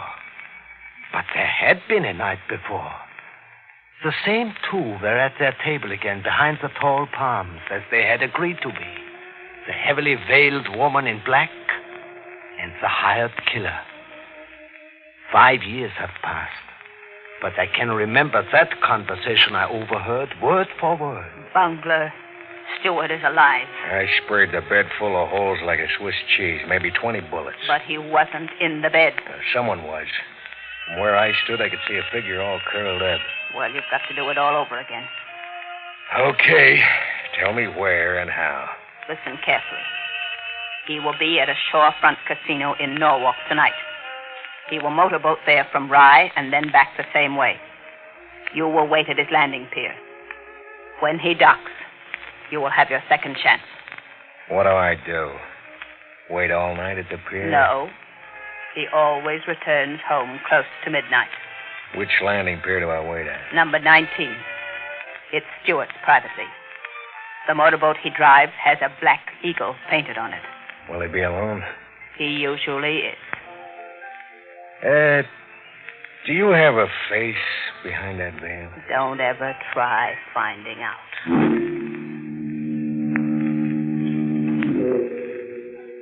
Guthrie Stewart's life was in my hands a second time, as if I had been appointed keeper of his destiny. I was there, too, with the fog curling around me just before midnight on the docks facing the Long Island Sound. I hid. But as before, the executioner stood in the fog and mist, not 20 yards away from me, waiting. There were midnight chimes.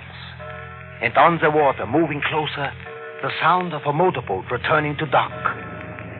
The black eagle on the prow was hardly distinguishable. And then a figure stepped out from the boat to the pier. I saw the killer move, and I screamed, "Stewart! Look out! There is a gunman!"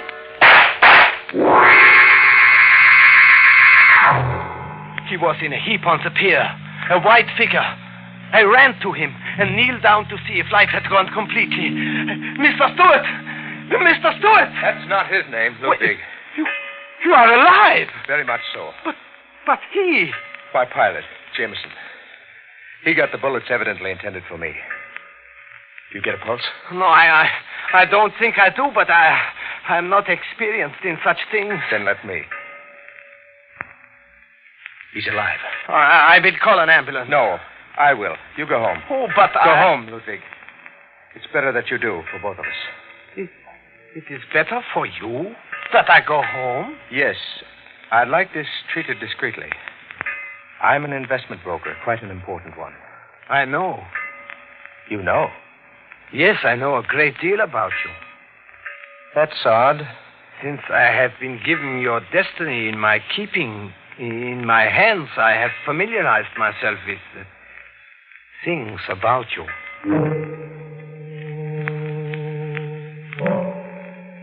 The next day, a heavy manila envelope came to the restaurant for me from Guthrie Stewart. The letter told me about his investment business, his social position, his fear of scandal and things. Besides the letter, there was a check. A $2,500 check for me. The police didn't come until the next night. Captain Larrabee took me to the station house. Guthrie Stewart was there, and Mrs. Stewart. Captain Larrabee was trying hard to understand things. Ludwig, who were you before you began waiting on tables at the Avalon, and before you started to overhear murder plots? I was just myself in the world. Oh, quit that kind of talk. I meant, what were you? A waiter? I have always been a waiter. Do you have a mental history somewhere? If you have, better talk up. Might help you out of a jam being mentally irresponsible. Okay, don't talk up. Mrs. Stewart. Oh, yes, Captain Larrabee. On this sheet, I have some of the speeches written. The speeches that Ludwig claims he's overheard that woman make. Now, please read them in your own natural speaking voice. And read them like a woman bent on getting somebody murdered. Captain Larrabee, you dare... Oh, look, Mrs. Stewart, no dramatics, please. I'm just doing a job. Now read them, please. Very well. You empty the machine gun into his bed. Understand, you empty it. There must be no chance of his surviving this time. Oh, Captain Larrabee, must I go on? No, that's enough. Is it the same voice, Ludwig, or almost the same voice? No. The voices are entirely different. You can say that positively? Yes. Also, the other woman was taller and much stouter. Okay, that's that. And I'm not surprised. I'm sorry, Mrs. Stewart. You should be. Put your hands out, Ludwig. But put my hands out? That's right. Bracelets for you. Ludwig Heller, you're under arrest for attempted murder. I was sent to a mental ward for observation. There were tests, doctors examining me for weeks, and questions. And one day again, Captain Larrabee came to question me once more. I found these certificates in your room, Ludwig. They're yours, aren't they? Yes, they are mine. Common stock certificates in the Guthrie Stewart Investment Company. 50 of them worth $100 apiece on their face. That's $5,000. Where'd you get $5,000 to invest in stocks? It was my life savings. From waiting on tables? Yes, from waiting on tables. The stocks took a drop, a big drop. These certificates are worth about 20 cents on the dollar today. I know that, Captain Larrabee. Yes, a bear market did it, some people think. A lot of big fellows squeezed a lot of little fellows, maybe. Is that how you figure your life savings were wiped out, maybe? Maybe. Guthrie Stewart's market operations cost you your life savings. Isn't that how you figured it? Isn't that why you came around telling him his life was in danger? To terrify him? Get money out of him for saving his life? Maybe even kill him in the end, anyhow? I am tired, Captain Larrabee. I want to sleep now. You're not going to answer? I wish only to sleep now. Doctor! Okay, stall. Don't confess you toted that machine gun up to that terrace. That it was you firing away on that pier. Play tired, play sick. Even beat the rap that way. But you'll still face charges for extorting $2,500. We've got you dead to rights on that. No, Captain. I sent the $2,500 back. 5 years ago, I went from the hospital to jail for months without bail while the police tried to build a case. In the end, there was no evidence, and I was free. Free to be watched through the years. Like tonight here in the Avalon Lounge. Guthrie Stewart is dead. But Captain Larrabee sits with me as we wait for a messenger to come. Ludwig Heller? Yes, I am Ludwig Heller. I got an envelope for you. Sign here, please. I'll take that letter, Ludwig. It's from the grave. The envelope reads, Ludwig Heller on my death. Guthrie Stewart. Now, let's see what's inside. You know what's inside, maybe, Heller? Yes, I think I know. In a second, we'll both know. Doesn't say much.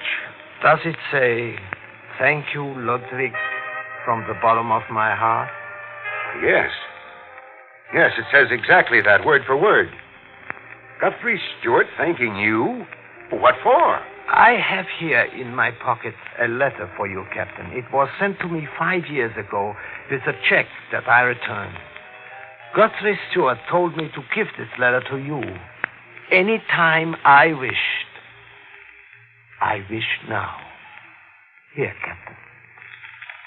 Dear Captain Larrabee, Ludwig Heller's story is the truth, the whole truth.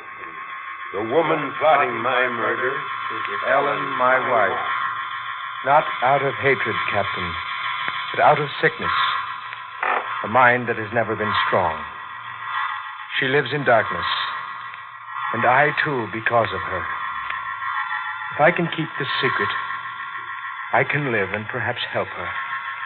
If Ludwig Heller can endure for me and carry my burden, even for a while, Ellen will be hospitalized, and we both will hope.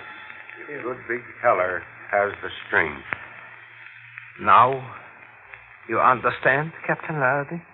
Those stock certificates I found in your room. We put them there for you to find, Captain. Guthrie Stewart and I.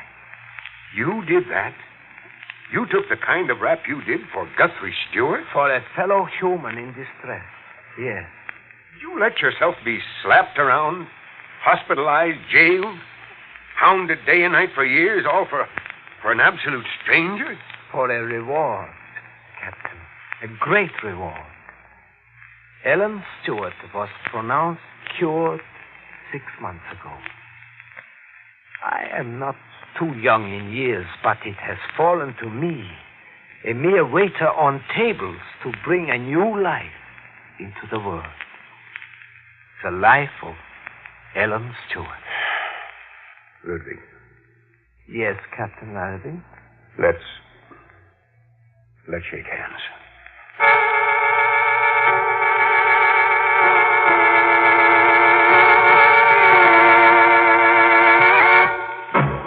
Stop in at the Avalon Lounge, anybody, for the town's best service a la carte.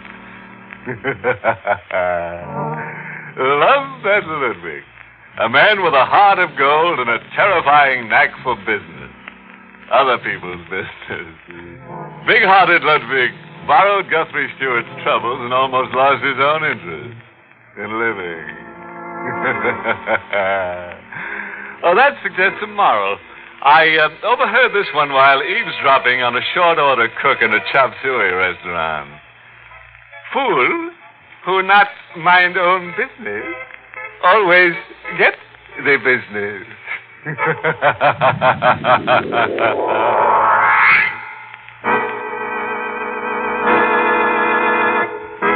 Inner Sanctum was heard in the United States over CBS, the Columbia Broadcasting System, and has been rebroadcast for servicemen and women overseas through the facilities of the United States Armed Forces Radio Service, the voice of information and education.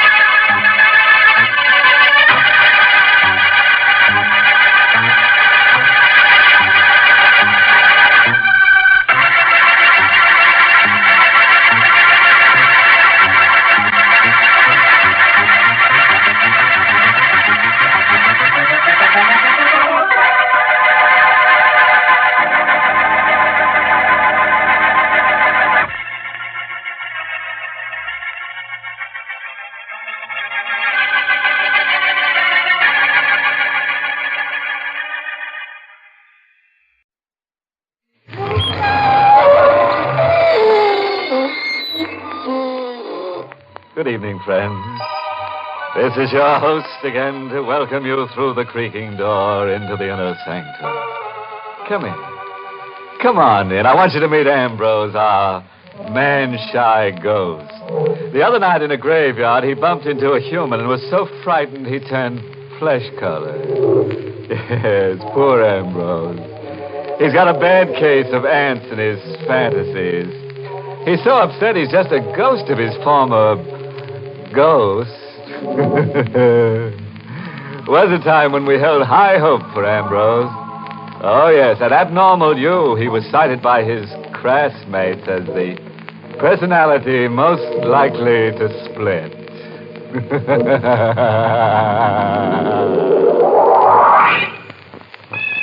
And now, let's visit Murder Mansion.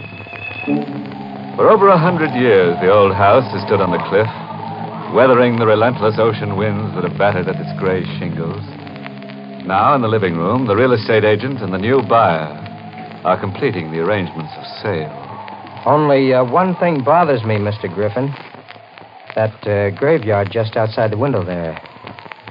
Are you sure nothing can be done about it? I'm sorry, Mr. Burley. You know the conditions set down in the deed. The Crandall family burial ground must remain on the property untampered with. Those Crandalls must have been a morbid family, having themselves buried right next to the house they lived in. Yes, they were peculiar. I guess they figured it was a way of keeping the family together. You shouldn't laugh, Mr. Griffin. What? What are you doing here? I hope I'm not too late. This is the gentleman who's planning to buy the house? Mr. Burley's already bought it. Oh, I'm sorry. Hey, look. What is this, Griffin? Who is this woman? I'm Emily Robbins. Mr. Burley, please, you must sell this house immediately to me. Sell it? That's ridiculous. I just bought it. Mr. Griffin never should have allowed you to. Now, see here, Mrs. Robbins. Just a minute, Griffin. I want to hear what she has to say. Well, all right, but you can see she isn't exactly accountable. You're bad, Mr. Griffin. You promised to sell the house to me, but you couldn't wait until I had the money, could you? I'm in the real estate business, not charity. Mrs. Robbins, I still want to hear why Griffin shouldn't have sold me this house. Because, Mr. Burley, a house isn't just a thing made of wood and stone and mortar. It's almost a living, breathing creature. It accepts and rejects people just the way we do. I was born a Crandall, and only a Crandall may live here. Anybody but a Crandall would be an enemy within its walls. You'd never spend a happy moment here. Oh, you see, Mr. Burley, I told you. She doesn't make sense. Please, Mr. Burley, for your own sake, sell it. Oh, you can't frighten me into a quick sale. No, I know I'll buy when I see it. My wife and I will be living here within a few days. I'm sorry, Mr. Burley, but I don't think you will. I don't think you will ever live here.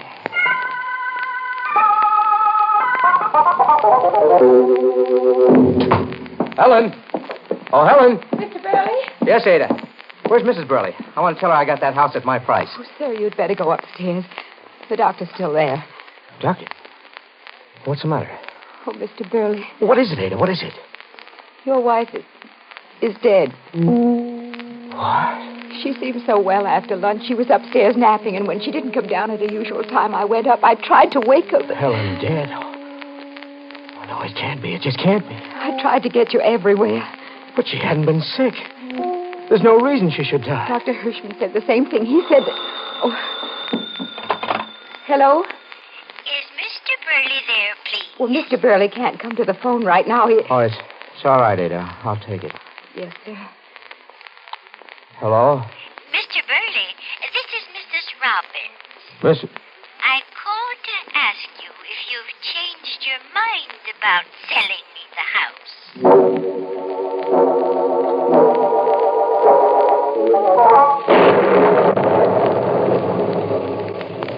Can I bring you something, Mr. Burley? No, Ada, thank you. Sir, I know it's none of my business, but maybe you shouldn't have come to live in this house. Maybe you should have sold it to Mrs. Robbins. I had to come here. I have to prove to myself that a house can have no evil influence over life and death. Of course it can't.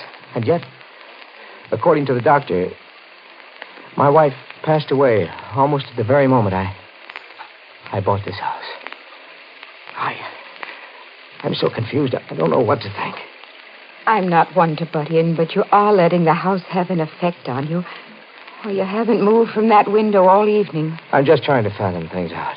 You've been standing there staring out at that graveyard. I'm all right. Now let me alone. Yes, sir. Good night, Mr. Burley. Good night. Hey, Dad. What is it, sir? That graveyard out there. When the lightning flashed just then, I saw it. So what? There was a new headstone among the old ones. A brand new headstone.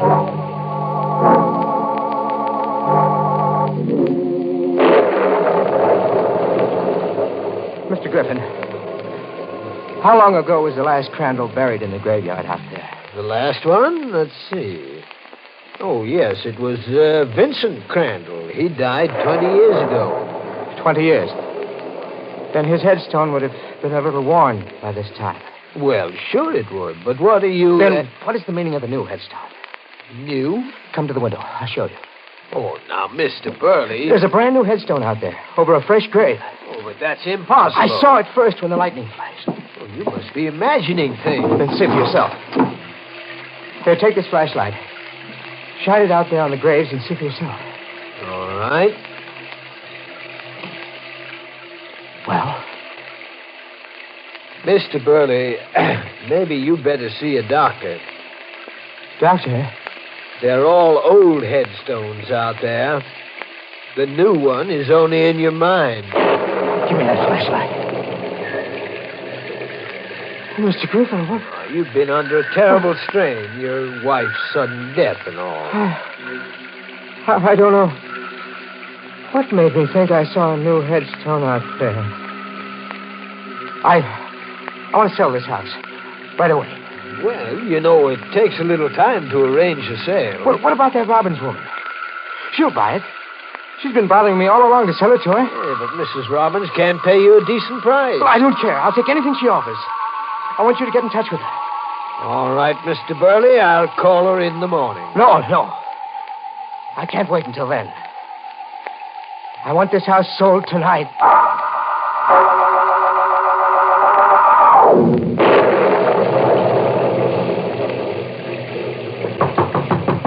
You don't understand, Mr. Griffin, why Mr. Burley had to bring me out here this time of the night. Well, he's made up his mind to sell. He wants to close the deal tonight. You don't want me to have this house, do you? Look, Mrs. Robbins, I don't care who gets it, just as long as it's at a decent price.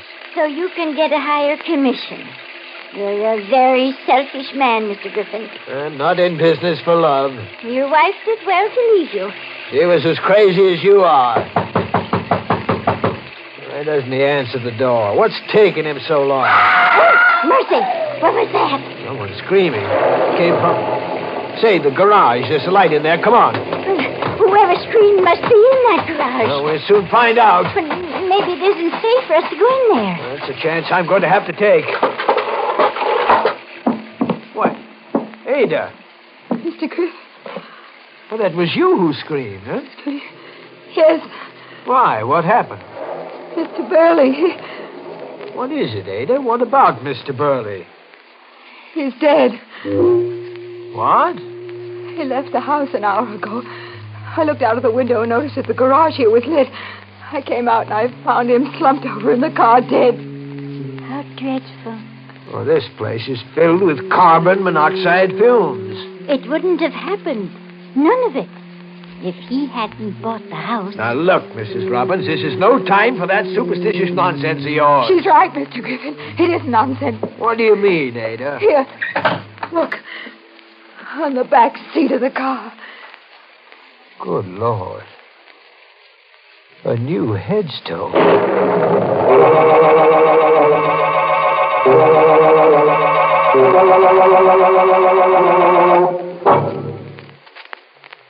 Hey, anybody want to buy a house? The Crandall place is a real buy. All you have to give for it is your life. Too bad about our friend Mr. Burley, huh? Thought he was getting a bargain basement, but instead he's ended up in a basement he didn't bargain for. Yes, he should have taken old Lady Robbins' advice, which, in a phrase, was, one man's menage is another man's morgue. Well, now, let's get back to our mystical manor. A week has passed since Burley's death, and the real estate agent, Mr. Griffin, has found a new buyer. Here's your check, Mr. Griffin. Oh, thank you, Mr. Wagner. I consider this house a real buy. Well, you're the only person who's had any interest in it since Mr. Burley died. The place has gotten a bad name. Most people are superstitious, I guess. Wouldn't live here if you paid them. Superstition never bothered me. Mr. Griffin. Yeah? What are you looking at that way? There's a graveyard out there. I don't understand. Understand. What are you trying to say? There were always 10 graves out there, I'm sure. But now there's 11.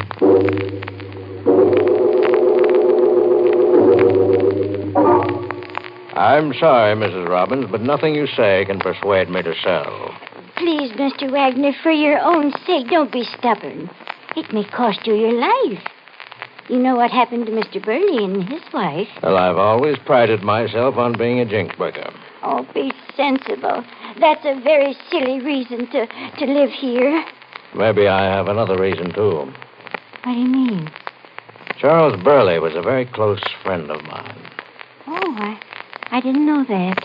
I told it to Mr. Griffin. Now I'm telling you. I knew Burley like a brother. Everything about him. Mrs. Robbins, he wasn't the type to commit suicide. Oh, but he didn't commit suicide. Oh, you seem to know a lot about it. I do. Then maybe you can tell me who killed him. I can. Who?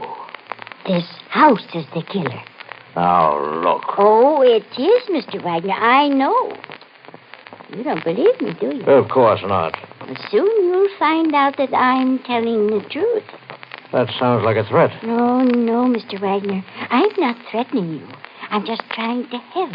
I'm just giving you a chance to live. One more chance to sell me this house at my price. And if I refuse? If you don't sell it to me now, well, then I'll buy it after your death. I see. Well, Mrs. Robbins, there's nothing more we can talk about. I'm sure you know your way out. Good afternoon. Good day, Mr. Wagner. Hello, Mrs. Robbins. Oh, Ada, what are you doing here? Oh, didn't you know? I'm Mr. Wagner's new maid.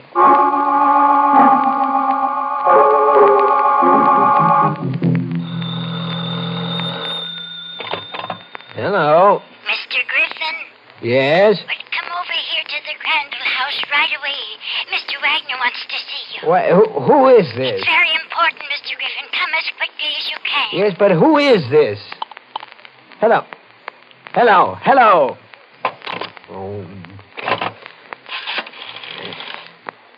Your number, please. Operator, get me Maine 6539 and hurry. Yes, sir. I'm sorry, sir, but that line is disconnected. Disconnected? What? Well, that's impossible. I just spoke to someone at that number. Try them again. I'm sorry, sir, but I checked. There is no way I can get you the number.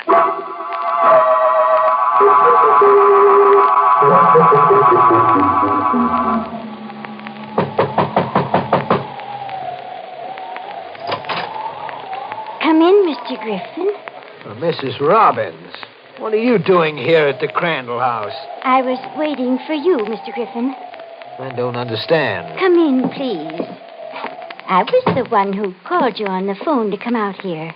I didn't say who I was because I didn't want to mention names. But I tried to get the phone here right after you hung up. The operator said the line was disconnected. It is. The wire has been cut.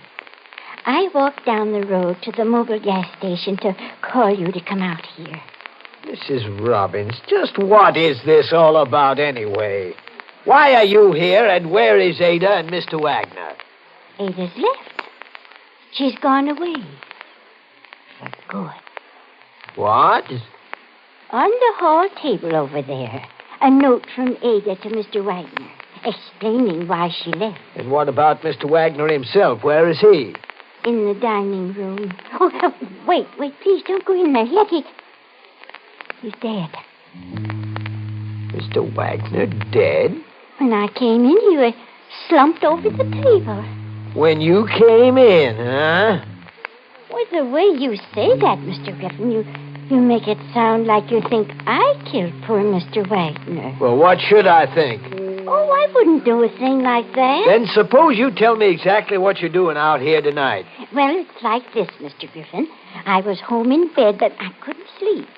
A strange feeling kept running through me that I should come out here and try to convince Mr. Wagner that he should sell the house before another day passed. Oh, a feeling, eh? You can believe me. Oh, sure. When I arrived out here, the door was open and everything is just as you see it. What about the police? I didn't call them. Why not? Because I wanted to speak to you first. Speak to me with a murdered man in the next room? It wasn't murder.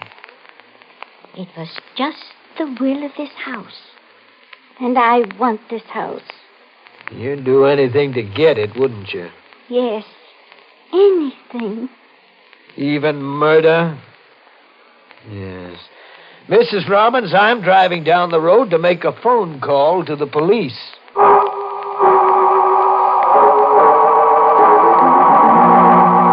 Mr. Griffin! Mr. Griffin, wait! Well, Ada, what are you doing here? I was watching you and Mrs. Robbins through the window. Mr. Wagner is dead. I know. But how could you? You left the house this morning. I saw his body slumped over the table. You think the same as I do, don't you? Well, what do you mean by that? You suspect Mrs. Robbins, too. In a way. But I also suspect you, Ada. Me? But I can't exactly figure out what your game is. Game? I have no game. And why did you leave a note saying you were going away? What note? There's no use lying. I saw it myself on the hall table. But you must be mistaken. Today is my day off. I left the house early this morning. I didn't write a note. Well, if you are telling the truth... I am. Then I know who did write that note. You wait right here for me. I'll be back in 10 minutes. Keep your eye on the house. Where are you going? The phone inside is disconnected. I'm going down the road to call the police. I'll go with you. Why? I'd rather not stay here alone. Mrs. Robbins doesn't know you're out here. You're safe. But just the same, I'd feel better if I went with you. I'm not taking you with me. You act as if you're afraid of me. Maybe I am. But why? Why? Because when Mrs. Burley died, you were in the house. The same with Mr. Burley. And now Mr. Wagner. You were there when every victim died, Ada. I won't let you in this car with me.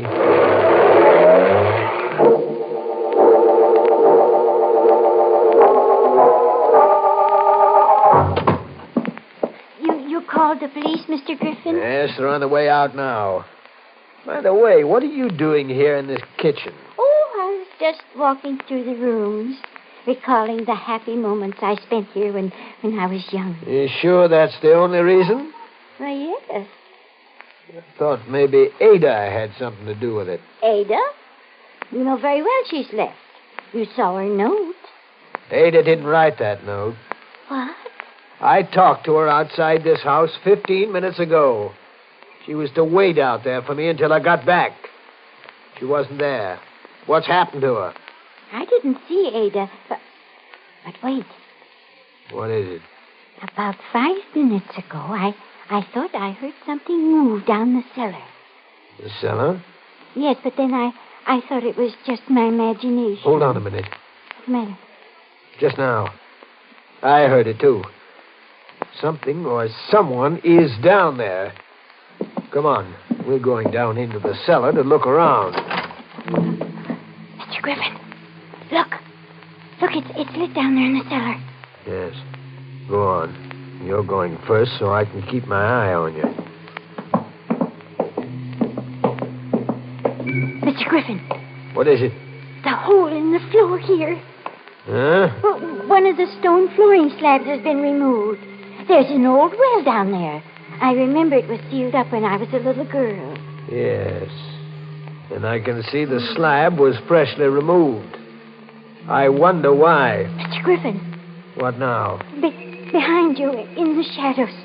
Look, there's a woman's body. It's Ada. She's dead. Yes, I know. Why, you say it as if you were sure we would find her this way. I was sure.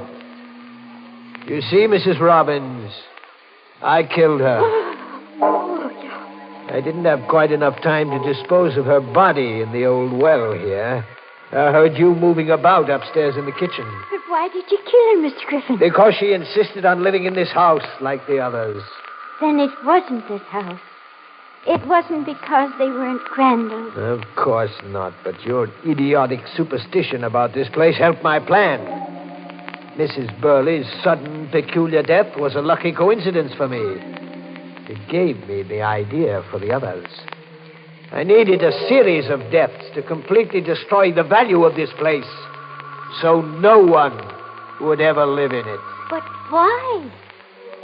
On several occasions, you mentioned my wife, Mrs. Robbins. You see, you were wrong about her, as everybody else was wrong. She didn't run away from me. She would have, but I killed her. And her body is down at the bottom of that well, just as Ada's will be, and just as yours will be. But the police are coming. They'll find you out. You foolish old woman, do you think I really called them? Now, Mrs. Robbins. No, please don't come near me. You wanted to stay in this house. Now you will, forever. No. You're going to get the thing you wanted most. You're not going to kill her, too. Ada. Yes, Ada. No, it can't be. You're dead. Not yet. Not completely. I've just enough life left. No, my leg. Let me go. Let me go. The well. I'll fall in there.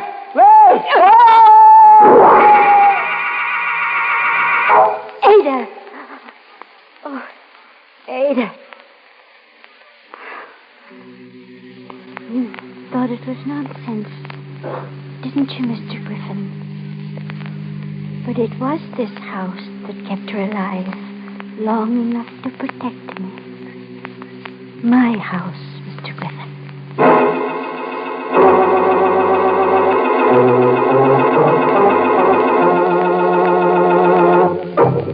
Well, as they say, all's well that ends in a well. Say, folks, what about that Griffin character? Just goes to show how a property agent can sink to such an unreal estate. Yes, sir, that's what I call tripping over your own plot. Now, Mrs. Robbins will never be lonely. No, when things get dull, she can always step outside the house and dig up a relative or two.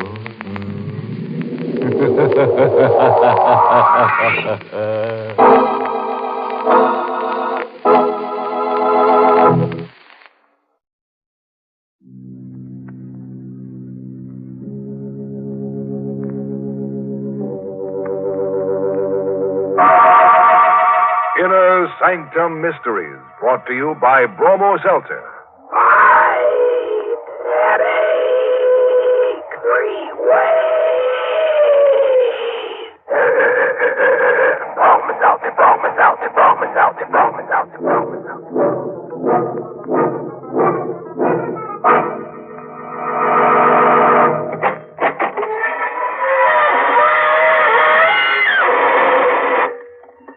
Good evening, friends of the Inner Sanctum. This is your host bidding you welcome through the squeaking door. We're having a class reunion here tonight. Perhaps you'd like to meet some of our alumni. Oh, yes, everyone here has a degree. Third degree, to be exact. You see that fellow over there riding the hobby horse with his head tucked under his arm? Well, he was decapitated on an Inner Sanctum play a few weeks ago. Now he's auditioning for the part of the Headless Horseman. And that little chap over there, the lonesome-looking fellow. He's a pickpocket. Yes, poor chap. Whenever he gets real lonely, he goes out in a crowd for a little change. By the way, have you heard our class yell? It's just one word. Ouch! And our school colors? Black and blue, of course.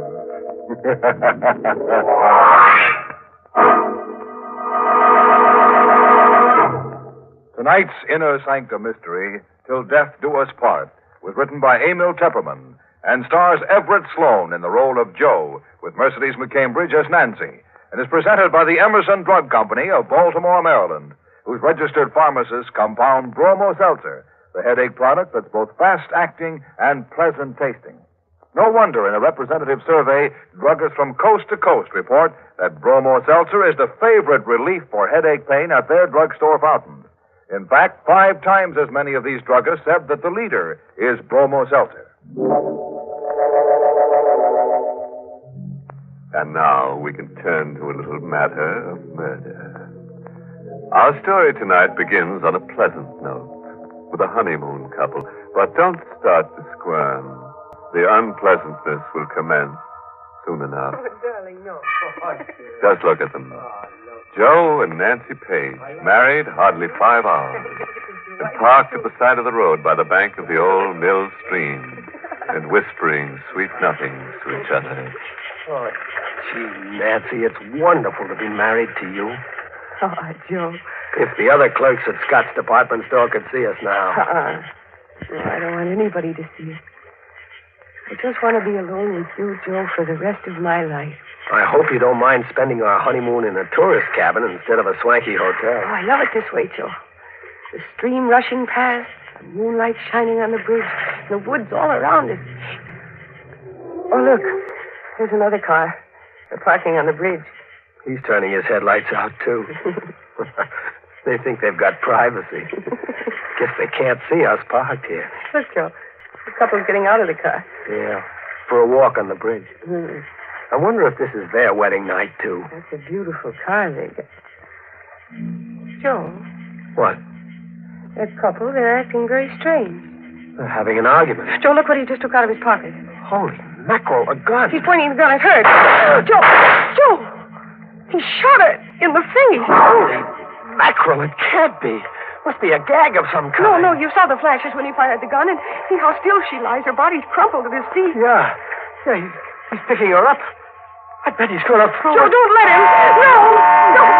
See, you pushed my hand down on the horn. He sees us. He'll drive across the bridge. He knows we witnessed the murder. He's got to kill us, too. Oh, Joe, quick, start our car. He'll be here before I can turn the car around. What do we do? We'll duck into the woods. Come on. Quick. Let's run. Oh, my high heels, I can't run fast. You've got to. Here, through these bushes. Get behind this tree.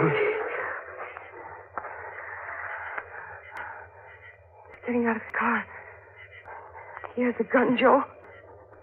He means to kill us. He's coming straight for this tree. He knows we're here. Nancy, we've got to run for our lives. Take my hand. Come on. Oh! Joe, he's shooting at us. Run, Nancy. Faster.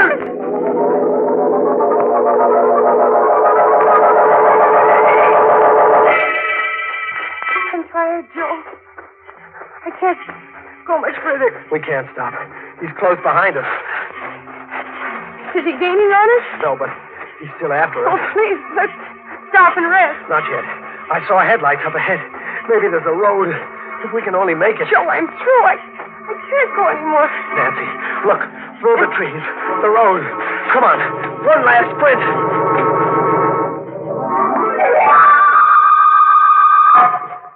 Here it is, Nancy. The road. Oh, thank heaven. I never thought we'd make it. Is he still after us? He's still coming through the woods? I don't know. We'll stop the first car that comes along. No. Oh, now take it easy, baby. I was thinking of that poor girl lying dead on the bridge. And on our wedding night, too. Oh, here comes a car. I'll stop it. It isn't stopping. He went right by. Joe. What? I think I hear something behind us in the woods. Only the wind in the trees. Suppose he should suddenly step out of those woods with his gun. Maybe he gave up. Maybe he went back to take care of that body. Our car is there, Joe. With our marriage license in the glove compartment and the receipt Mrs. Swenson gave us for the cabin. Yeah, he'll know all about us. Who we are, where to find us. We don't know a thing about him, except his face. The face of a murderer. Come on, Nancy. I think we better start walking. We've got to get to the cabin and phone the police.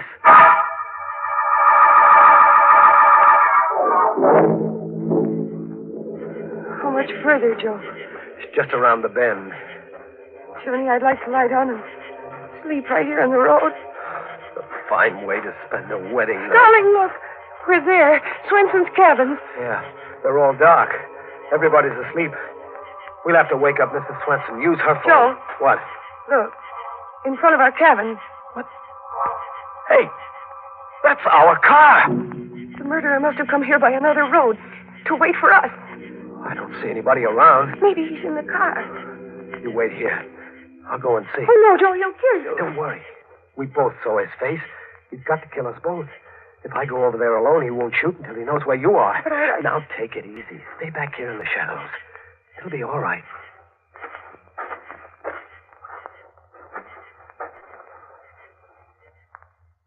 It's okay, Nancy. The car is empty. Maybe he's hiding somewhere close by. No, he must have skipped out. Why would he bring our car back? He wanted to get it away from the bridge. Don't you see? He must have dumped that girl's body in the river, and then he took our car away. No trace. Oh, Joe, I'm scared. Maybe he's hiding inside the cabin, waiting for us. He'd be a sap. One shot would wake up all the people in the other cabins, and Mrs. Swenson, too. He'd never get away with it. Come on. We're going into our cabin and get cleaned up. Then we'll use the phone. The switch is right here. There, you see? Nobody hiding here. Holy mackerel. Wait, what is it? Over there. On the bed. Joe! It's the girl's body with her face shot away. Just like we saw her on the bridge.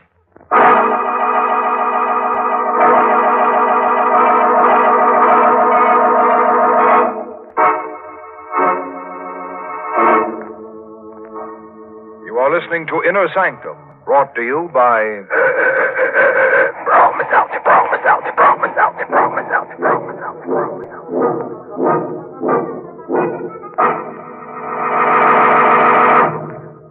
From time to time on this program, you've heard from folks who told how they got speedy relief from headache pain by taking a refreshing glass of bromo seltzer. These people write in on their own initiative to say that they appreciate the quick and pleasant headache help that bromo seltzer brings. Recently, we received such a letter from Mrs. Katharina Eckerline of Schenectady, New York. Mrs. Eckerline said, One Sunday afternoon, as a young bride of 24, I went for a walk with my husband. On our return home, I developed a headache. My husband went into a nearby drugstore for bromoseltzer, which a friend had suggested, and bromoseltzer brought me quick relief from my pain. Many years have passed, and ever since that day, I've made sure I had bromoseltzer on hand at all the time. Thank you, Mrs. Eckerline. It's no wonder that you and thousands of others always turn to bromo seltzer for headache help. For bromo seltzer not only relieves headache pain, but also helps the stomach upset and jittery nerves that may go with an ordinary headache. So remember that, friends, and... Fight headache 3 ways. Bromoseltzer, bromoseltzer, bromoseltzer, bromoseltzer, bromoseltzer.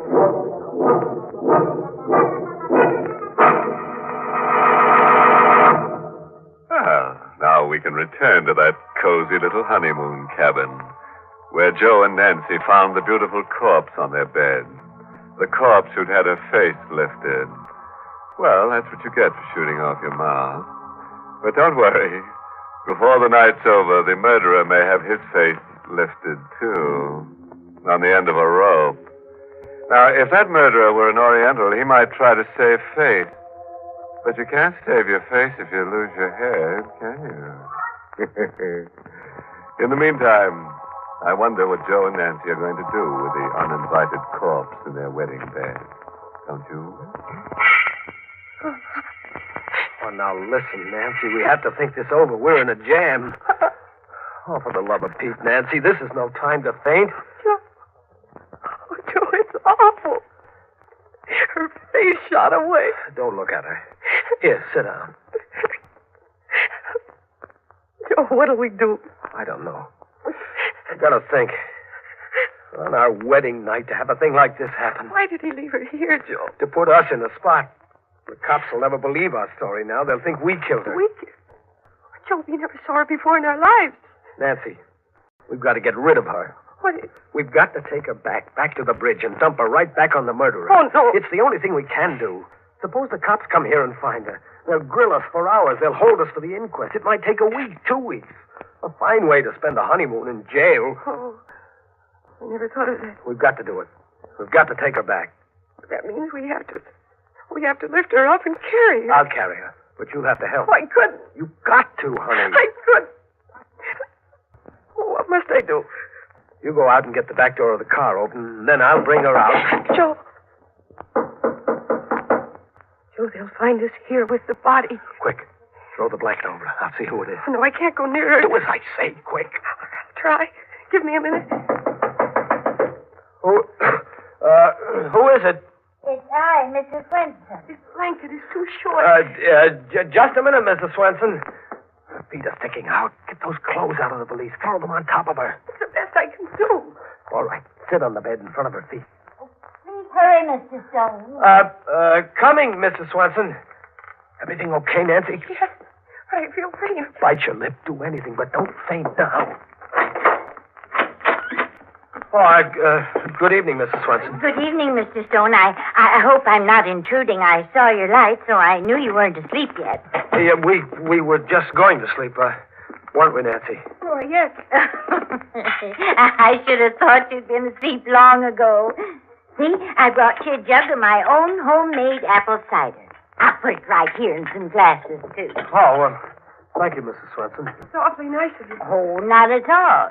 It's so nice to have a honeymoon couple. I wanted to do it earlier, but my heart was bothering me. I've a bad heart, you know. Oh, I'm terribly sorry to hear that, Mrs. Swenson. Thank you for everything. Aren't you going to try my cider? I thought you'd like to drink a toast. Well, we're not very thirsty right now, Mrs. Swenson. Are we, Nancy? Oh, no. Of course not. Well, now I'll run right along and leave you both strictly alone. Good night, Mrs. Swenson, and thank you again. Good night, Mrs. Swenson. Oh, you poor dear. You look all tuckered out sitting there on the bed. I bet you don't even know how to make up a bed. Here, I'll make it up for you. Oh, no. Well, it's the least I can do. Now, you just sit over there on the chair, my dear. Please don't. Why? Well, she means, please don't bother. Oh, it's no bother. What's this? We can explain everything. Shot! She's been shot in the face. Murdered. Oh, please, Mrs. Swenson, it isn't what you think. Murdered! You're no honeymooners. You're murderers. Oh, my. Stop that. Let me go. Shut up! Stop that! Joe, look out. You're smothering her. Your hand. I'm just trying to stop her yelling. Please, Mrs. Swenson.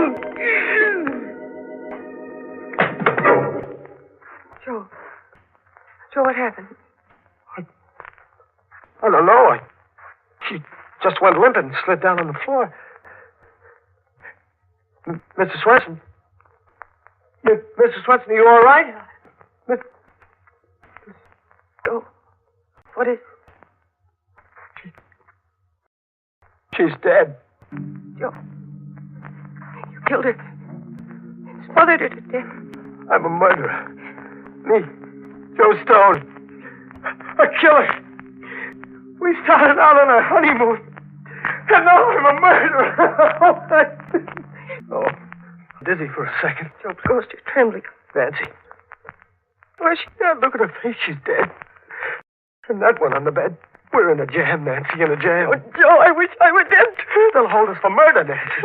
It was an accident. You didn't mean to kill Mrs. Swenson. Yeah, but how will we ever prove that we didn't kill the other one, too? We'll never be able to find that guy with the black roadster. The cops will pin the rap on us. Joe, take me out of here. I can't stand it. Her on the bed and Mrs. Swenson on the floor. Please, let's go away. Let's go far away. You mean run away? Anything, Joe, anything. But let's not stay here. I won't go to jail, Joe. I won't. Please take me away. Yeah, we'll get out. We'll keep going. Nobody knows our names. They can't trace us. Come on. Get the clothes packed.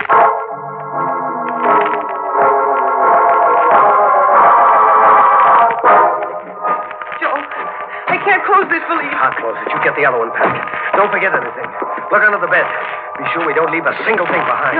No, mustn't leave anything behind. Everything's packed, Joe. Hurry. All right. I'll take the bags. You put the lights out. Joe. Hey. What, Joe? What's wrong? I just thought. Our fingerprints all over the place. Oh, what'll we do, Joe? Gotta wipe them off everything. Grab a towel. We'll wipe everything in sight.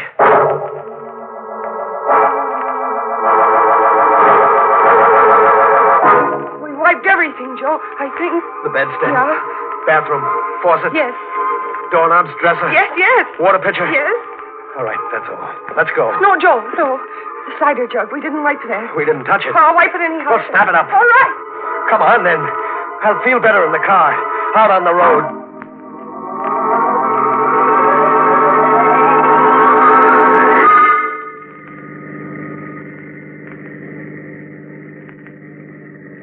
Joe, do you think we forgot anything? I don't know.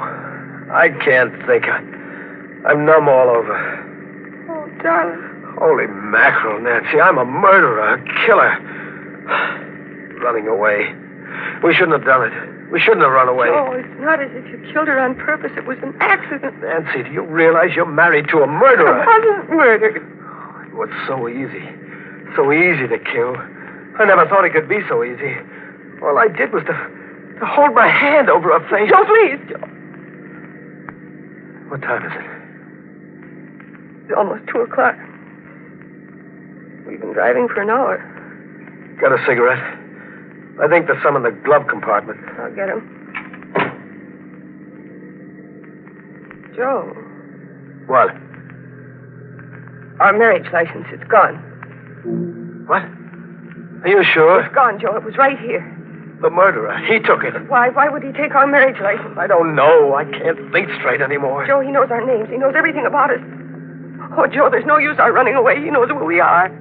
We'll always be at his mercy. Gosh, I feel all in. I can't drive anymore. I gotta rest and think. We'll pull up at the side of the road. Look, up ahead, the gas station. It's closed for the night. We can park there. Yeah. Yeah.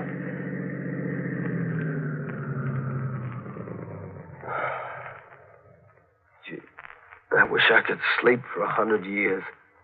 Poor Joe. Here. Put your head on my shoulder. The first night of our honeymoon. And maybe the last.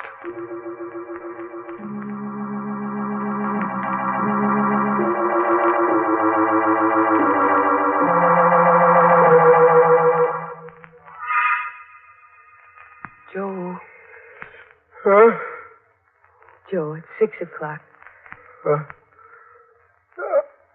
Hey, it's daylight. I slept all through the night. I guess I fell asleep, too. It's chilly. Yeah. We should have closed the windows. Mm-mm. Gee, honey, you look pretty with your hair mussed up. Gosh, your hands are cold. Here, let me warm them. All right. This is our first morning together, Joe. Yeah. Yeah. Our first morning together. But this isn't the way I used to dream about it. Oh, baby. How did we ever get into a mess like this?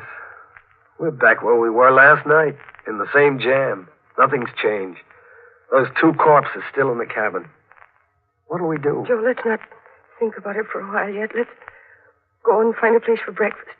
Our first breakfast together. And after that, we can go back thinking about it. But at least let's have those few minutes. A sort of stay of execution. Yeah. Okay.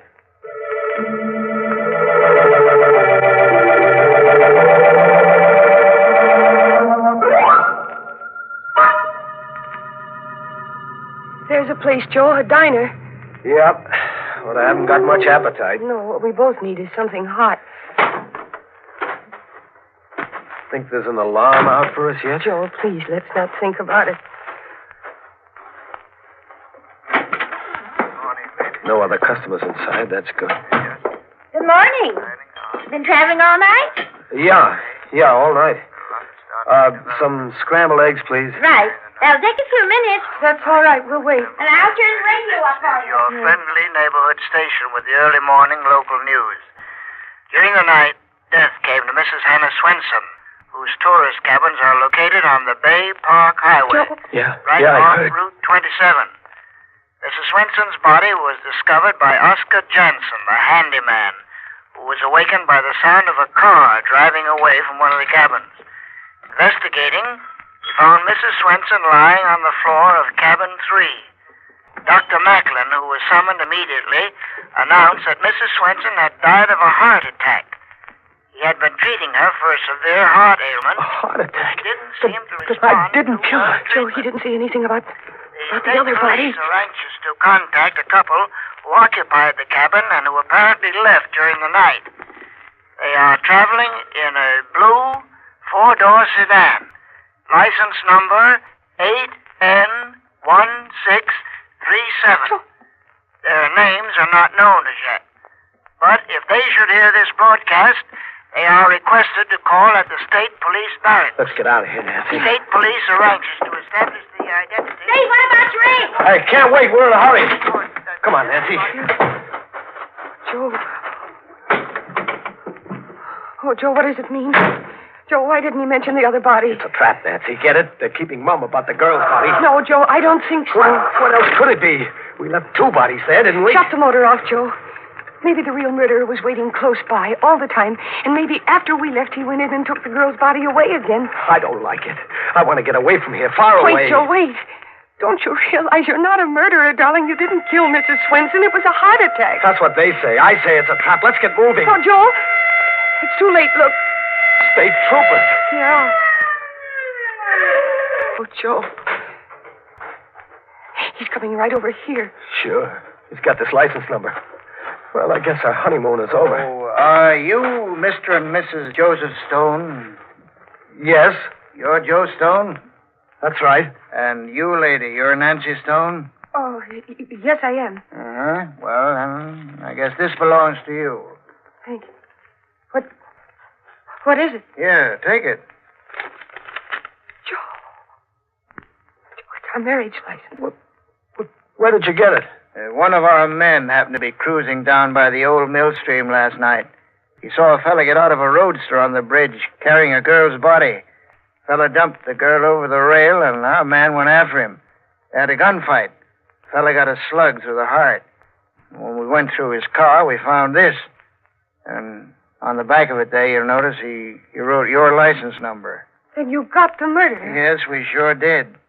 But we didn't recover the body of the girl. It's carried downstream, and it may take several days to find it. Then we're not wanted for anything? Well, you're the folks from Mrs. Swenson's cabin last night.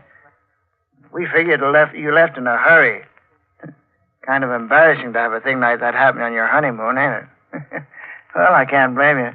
Well, then we're free to go on our honeymoon. Yeah, you just come on down to the barracks and sign a statement. And then you can be on your way. Well, would you mind, officer, just a few minutes? We want to go back in the diner for our honeymoon breakfast.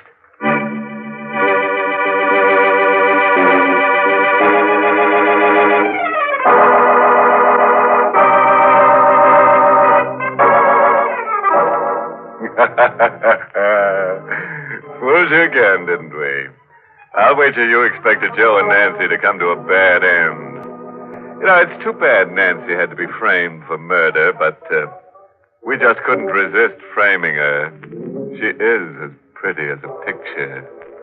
And, oh yes, would you care to hear our recipe for eliminating crime? Well, it goes like this. To prevent a murderer from committing murder, you must commit the murderer before he commits the murder. Think that over for a while, and then you'll be ready to murder someone.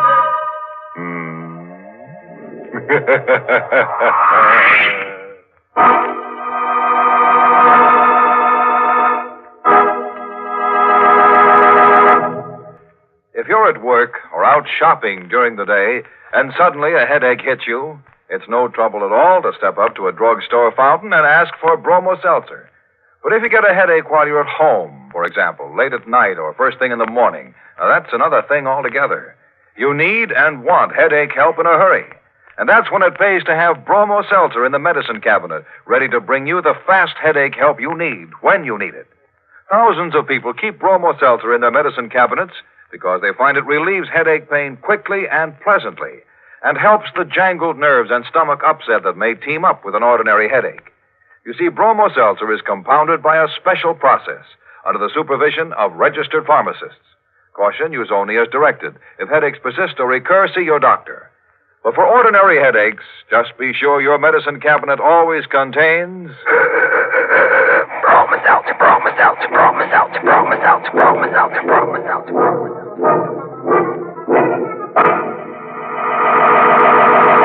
Well, it's time to close that squeaking door for another 7-day rest. Until next week at this time, when Bromo Seltzer brings you another Inner Sanctum mystery directed by Hyman Brown. Oh, by the way, this month's Inner Sanctum mystery novel is The Blank Wall by Elizabeth Sanksy Holding. Next week, a grisly little tale titled Carnival of Death. It's about Joe Backus, who was fat, enormously fat. But that's not what made him different from all the other people in the carnival he traveled with. On one night each month, a strange thing, a frightening thing happened to Joe. Want to know more about it? Be sure to listen next Monday. Until then, good night. Pleasant dreams.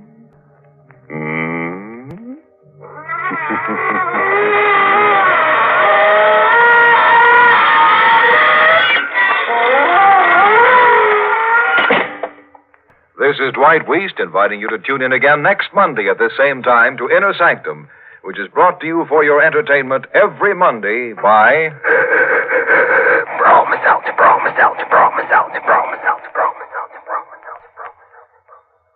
Friends, today is Navy Day.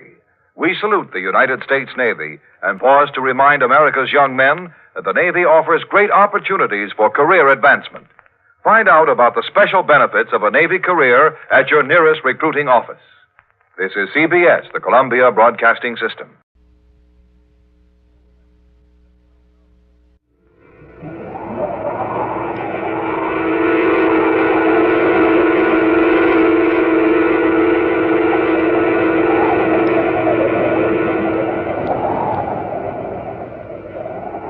Dark fantasy.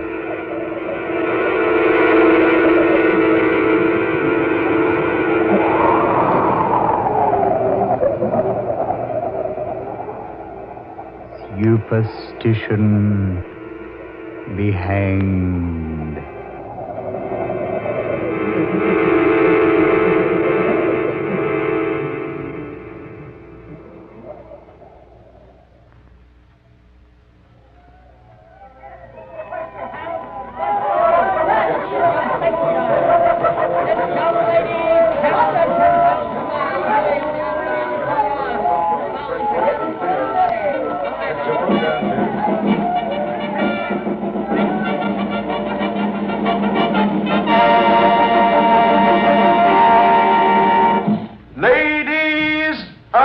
Gentlemen, as the final startling and breathtaking performance on this afternoon's program, and just before the grand and glorious finale, it gives me great pleasure to introduce to you the one, the only, the incomparable, world's most daring trapeze performer, Flyer Sampson.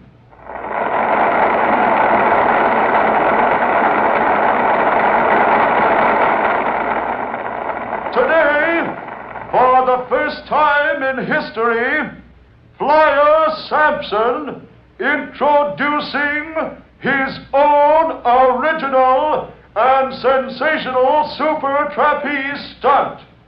The gigantic, colossal, giant swing flyaway. In addition to which, Flying Sampson will perform 2 1/2 somersaults onto that lofty swinging trapeze.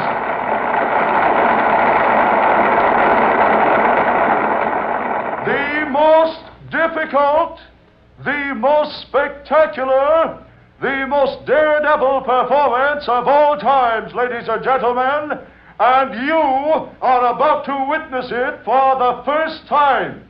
So all eyes attention.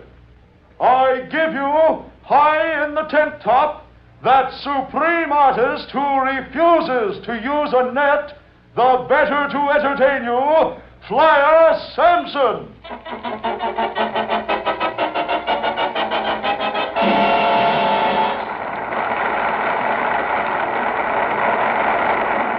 Barker? Oh, Barker. Yeah, Ruby? Do you think he'll make it? Liar? Yeah, you can't miss. He missed twice yesterday. Yeah, that was before he found his trouble.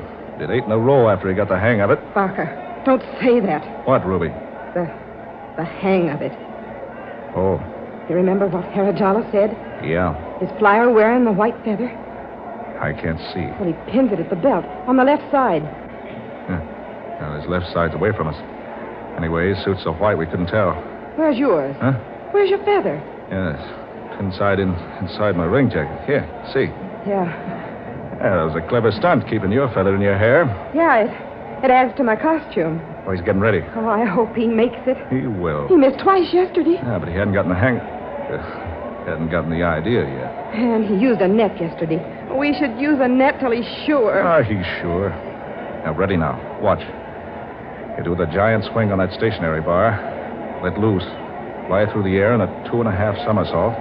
Catch that swinging trapeze bar at the other end of the tent. I know. Why? No, haven't I watched him practice for weeks? Yeah, the trick is to catch that swinging trapeze at the other end of the tent. Oh, I hope he's wearing that feather. Here he goes.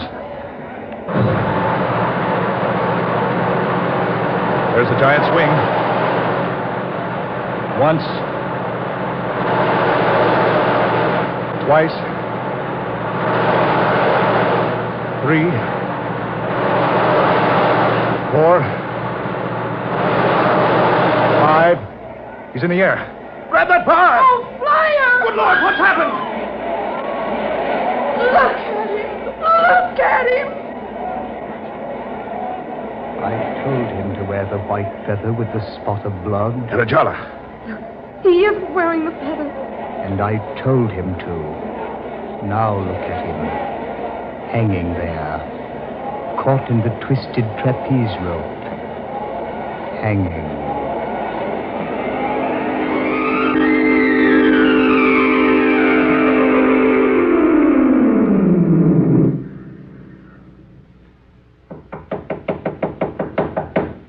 Excuse me. Oh, Ruby. Barker, the feather. I couldn't find it in Flyer's dressing room. Ruby. Oh. Come in, Miss, Ruby. I take it you're talking about the dead man's dressing room. Why, yes. Uh-huh. Thought so. Excuse me, please.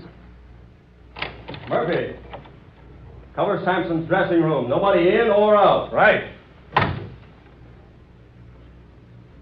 Now, Miss Ruby, suppose you tell me about the white feather. Ruby. Police Inspector Guilfoyle. Inspector, this is Ruby Brooks. Well, Ruby Brooks. I must say you don't look a bit like your pictures on the billboards. All right, wise guy. I don't have to stick around here and be insulted. I know my rights. Insulted? My dear girl, what I meant was you're so much more attractive than those horrible posters they have up all over town, honestly. Ah, stow it. Barker, what's a copper doing in here? Just asking questions, Ruby. Routine stuff, you know. Be nice to him. Sure, Ruby. That's not a bad idea. What do you want? Just checking up. We run a pretty respectable town here. And we run a pretty respectable circus, mister. I'm sure you do. Except every now and then, somebody winds up in a casket.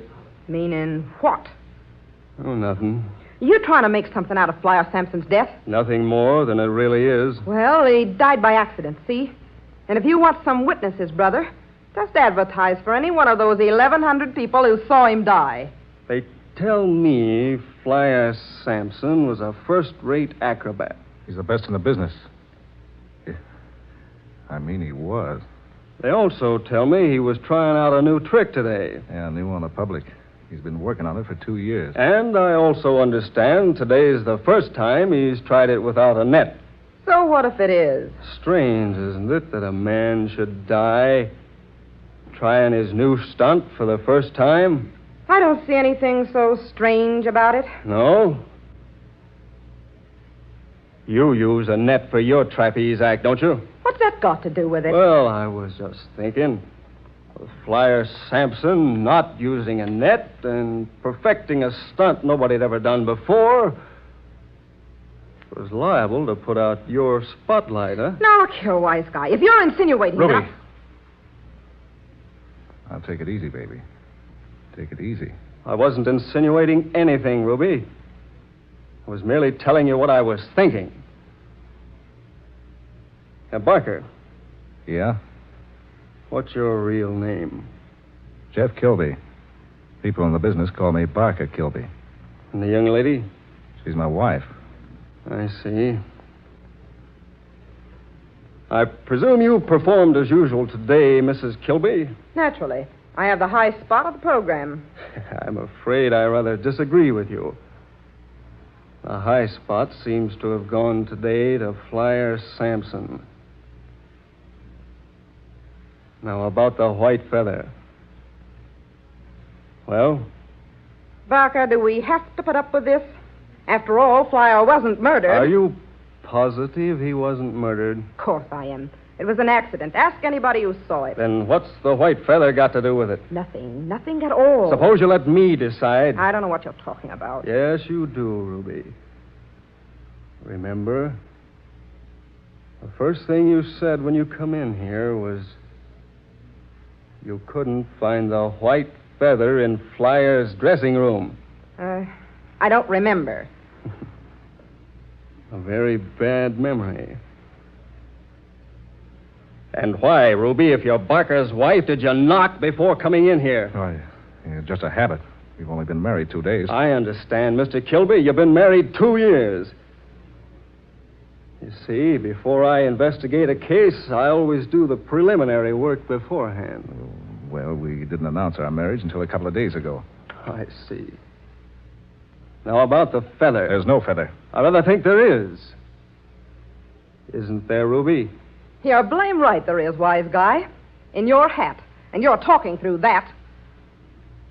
In other words, you won't talk, huh? We've got nothing to say. Now or ever. Flyer Sampson died by accident. And if you happen to find out he was murdered, we didn't have anything to do with it. That the way you feel, too, Barker? Sure he does. Barker? Yeah. Now, that's the way I feel about it. Very well. I realize I can't force you to tell me about the feather yet. But I'll be around. Sure. I'll be around. So long.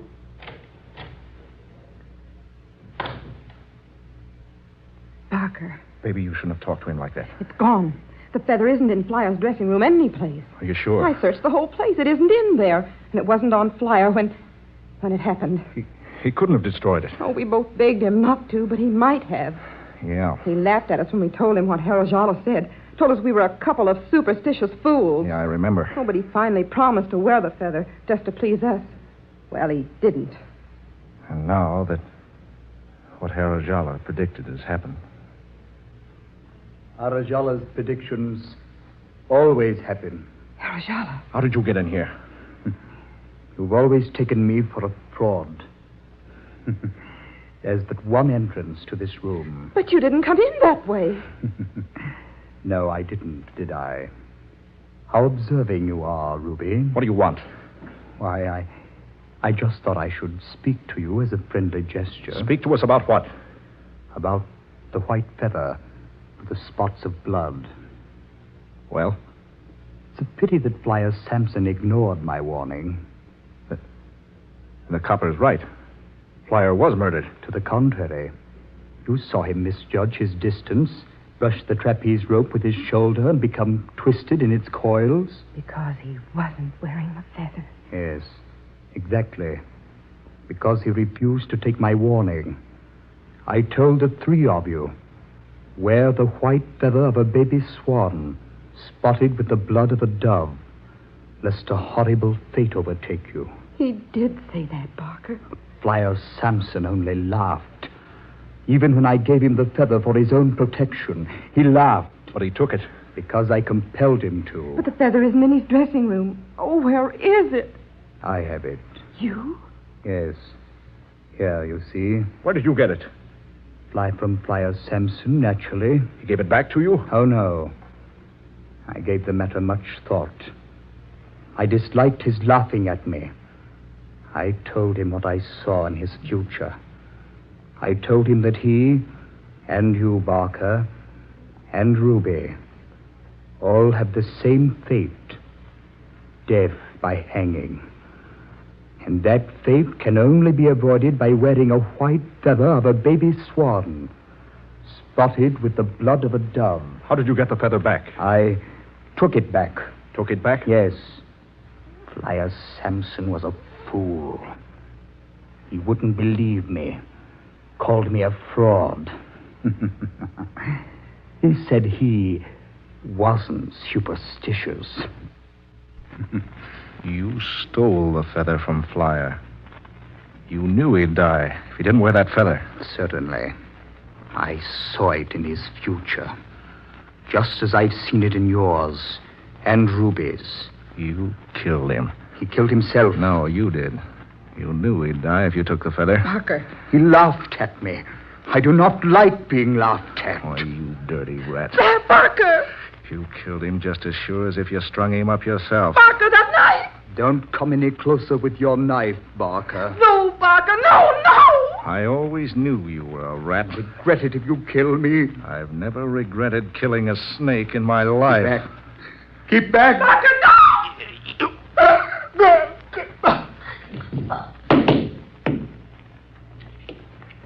Barker. Yeah. So Flyer wasn't wearing his feather because he stole it from him. To revenge himself because Flyer wasn't superstitious. Barker, he did. Yeah, no loss. Oh, why did you do it? He had it coming. Flyer Sampson was the best man in the business. But that cop, he's still hanging around someplace. We gotta beat it. Where to? I don't know. Anywhere, but we gotta beat it. I'll go with you. Go pack your things. No time for that, Barker. That cop may be back any minute now. I guess I lost my head. Seen him standing there, holding Flyer's feather. Oh, come on. Got any dough? Yeah, a couple of hundred. I've got 50. Thank heavens I've got it with me. Come on, we've got to get ahead of that cop.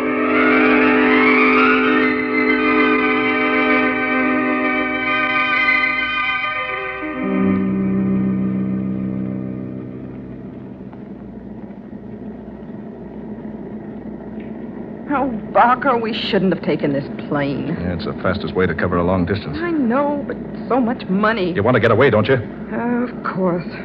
What are we going to do when the cash runs out? Now we'll get a job. Walking tight wires and swinging from tent tops, I suppose. Now we'll go to Europe. Sure, on $300. Stop worrying, will you? You give me the willies. Oh, if you just use your head. I'll start that I told you so business, and so help me, I'll make you wish you'd kept your trap shut. All right. Right. What are your plans when we get to Frisco? We'll hide out in a cheap rooming house. Keep indoors most of the time. I'm going to enjoy this. Well, you didn't have to come along. Maybe I'd be better off if I hadn't. Oh, now, baby, take it easy. I didn't mean it. I just never been on the lam before. Well, I have, and I don't like it. Yeah, there's the airport. Yeah, we're on the ground. Better hop a cab as soon as we can. Right. Here we are. Barker. What, baby? Look out this window. Careful, he'll see you. Who'll see me? Look for yourself.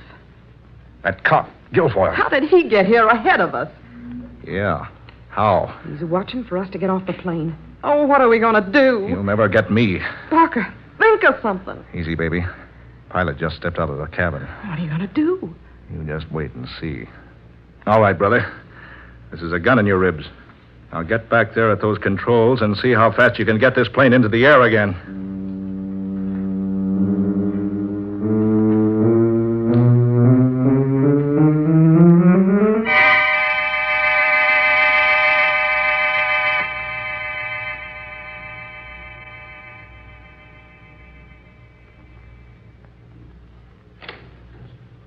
Ruby! Ruby, wake up. Oh, Barker. Oh, you frightened me. Quick, the fire escape. What? I saw him. Who? Guilfoyle, the cop. He see you? Yeah, I think so. Come on, leave everything. You got the dough? What's left? And come on, down the fire escape. Get this window open. Hurry now, out the window. Parker, look down below. Go up, Ruby. They haven't spotted us yet. Half a dozen cops down there. Yeah. How did that smart cop get on our trail? I don't know. 6 weeks on the run, and he's still right behind us. Come on, baby. Here's the rooftop. Barker. Come on. Barker, I forgot the feather. Oh, come on. There's no time for that. I've got to go back and get it. No. I haven't got time. Besides, Harajala's dead. Nothing can happen to us now. Oh, Barker. Come on, baby. Hurry. Along these roofs until we can find a place to get down. Barker, I'm frightened. Take it easy. They won't get us. Hunted like this. Always hiding. Now, this way, Ruby. Over here. I should have brought that feather. You know what Harajala said. He's dead. The spell's broken. It wasn't a spell. It was something he read in our futures. He said that because you and I and Flyer Sampson were born on the same day that... Oh, I have to jump here. One building to the other. Just a couple of feet. Here. I'll go first. Yeah. Now, come on, Ruby. Just a couple of feet. All right. But it's so dark. Can you see me all right? Yes. Oh, Barker, maybe there's still time to get the feather. Nuts. Just because Flyer Sampson got his neck caught in that trapeze is no sign we're going to end up the same way. Come on now. All right. Now, just give a good jump. Yeah, that's it. Ruby!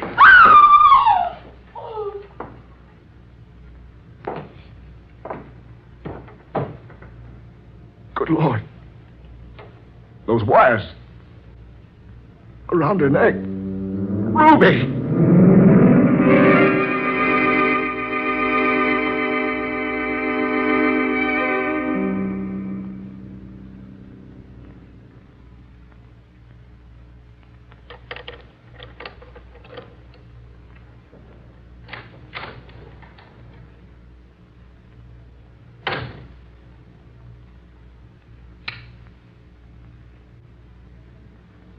What's this? Someone been in my room. Someone searched it. That cop. Yeah, that filthy copper. He's tailing me. I gotta get out. Gotta get out of here. Hop a freight. Yeah, that's it. I gotta get out before it's too late.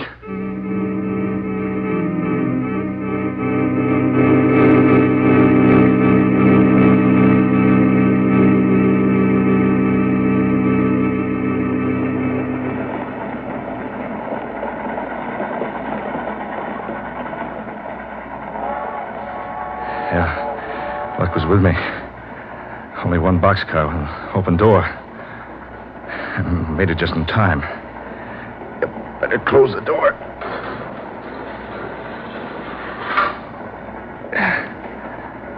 Yeah, it's safe now. No one followed me. I'm sure of that. Tired. Running from that copper. Better find a place I can lie down. Rest. Yeah, that's what I need. Yeah, lucky to find an open boxcar with no one in it. But there is someone, Barker. Who's that? Don't you recognize my voice? It's so dark in here. You remember, Barker? Who are you? Who are you, I say? I've got a gun. Then why don't you use it? Yeah, I will. You couldn't miss in this small place, could you, Barker? Who are you?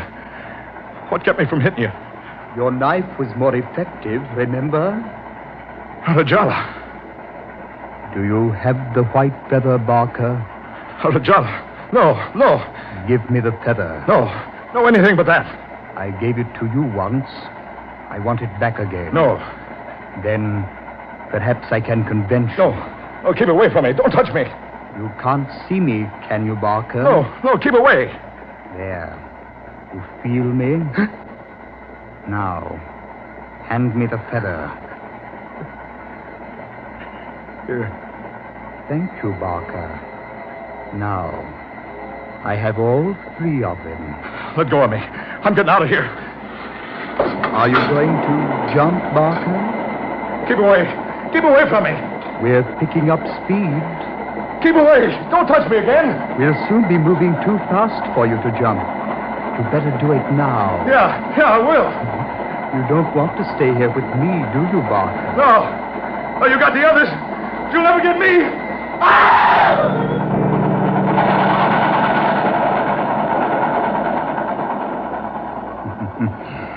You did jump.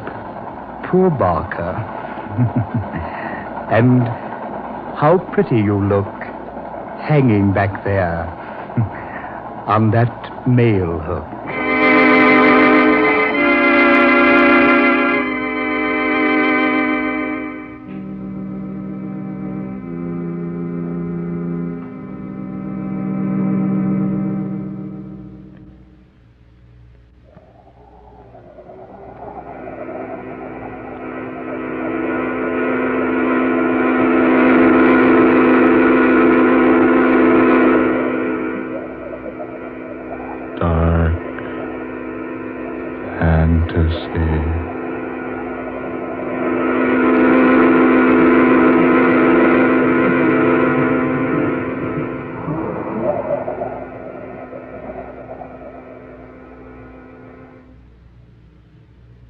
You have heard Superstition Be Hanged, the 17th tale of dark fantasy by Scott Bishop, originating in the studios of WKY. Ben Morris was heard tonight as Barker, Ermay Ray played Ruby, Garland Moss was the fortune teller, and Muriel Schofield was Detective Kurt Guilfoyle. Next Friday at this same time, listen to Scott Bishop's 18th story in this dark fantasy series, Pennsylvania Turnpike, the weird and exciting tale of an aged hitchhiker who, strangely enough, refused to accept a ride in any car which did not have a person with red hair as an occupant. Tom Paxton speaking. Dark Fantasy comes to you from Oklahoma City.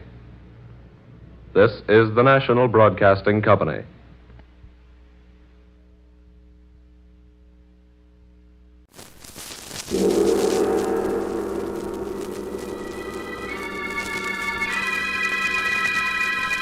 The Sealed Book.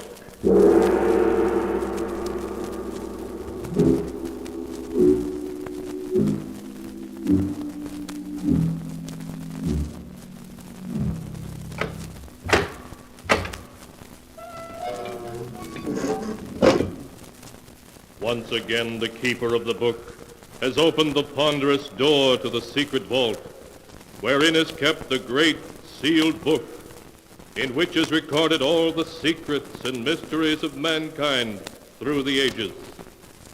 Here are tales of every kind, tales of murder, of madness, of dark deeds, strange and terrible beyond all belief. Keeper of the book, I would know what tale we tell this time. Open the great book and let us read. Slowly, the great book opens. One by one, the keeper of the book turns the pages and stops. Ah, the strange story of a beautiful young actress who tried the most difficult role of her life when she impersonated death to win a prize of millions of dollars. A tale titled Death Rings Down the Curtain.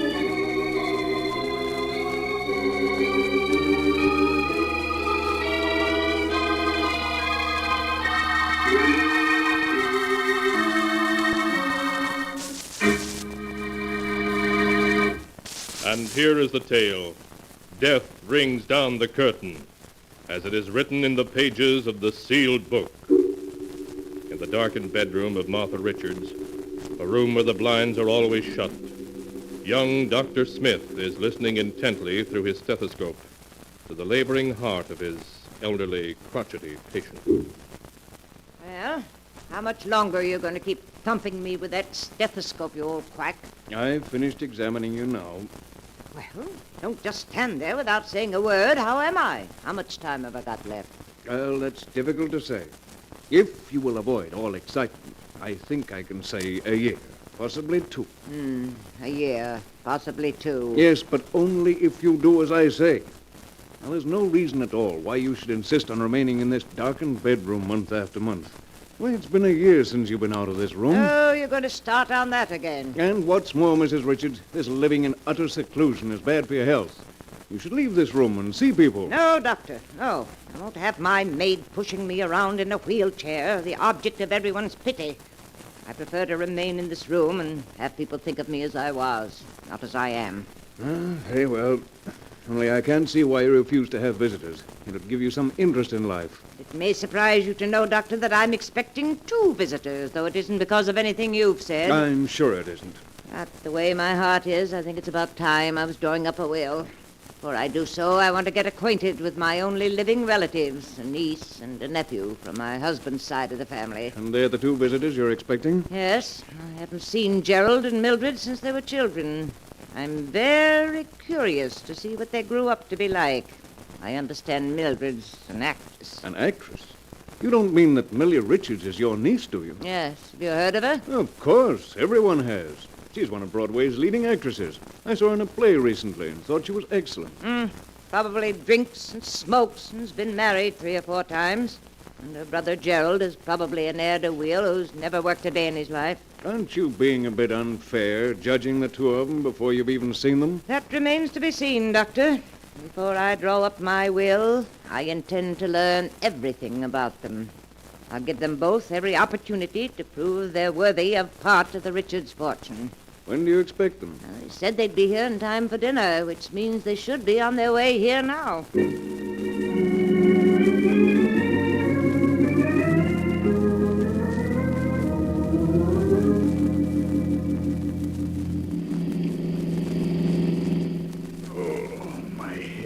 How's the hangover, brother dear? Painful, I hope.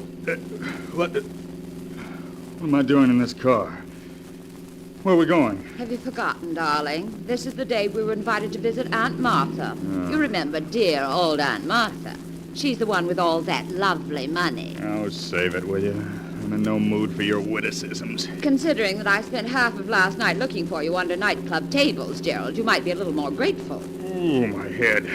What a night. Yes, wasn't it, darling? Every place I went looking for you, they gave me IOUs you'd left behind. Exactly how much do you owe around town? $11,000. Millie, you gotta help me. If I don't pay up soon, I'll be in real trouble. What exactly am I supposed to do? You've got to lend me enough money to hold off my creditors. Lend you money? You may not know it, brother dear, but I'm far deeper in debt than you are. But you were getting $1,000 a week as the lead in Let Us Be Merry. How can you possibly be in debt? It's all very simple, darling. I was getting $1,000 a week and spending $2,000 a week. Well, that makes everything just perfect. Both of us so deeply in debt, we probably don't dare go back to town. Perhaps after our visit to Aunt Martha, we will be able to go back to town. What do you mean by that? Why do you think Aunt Martha sent us an invitation to visit her? Your guess is as good as mine. Aunt Martha's getting on in years, and unless I'm very much mistaken, she's decided to draw up a will. Naturally, before doing so, she wants to see what her only living relatives are like. Millie, do you really think she'll leave us some money? If we play our cards right, all we've got to do is convince Aunt Martha that we deserve it. And how are we going to do that? By showing her that we're lovable, simple, and unspoiled.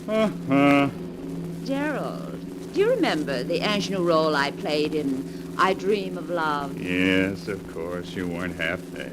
Half bad? Why, I was superb. The critics were mad about me. How dare you say I was only half bad? All right. You were superb. What about it? I think I shall play that role for Aunt Martha.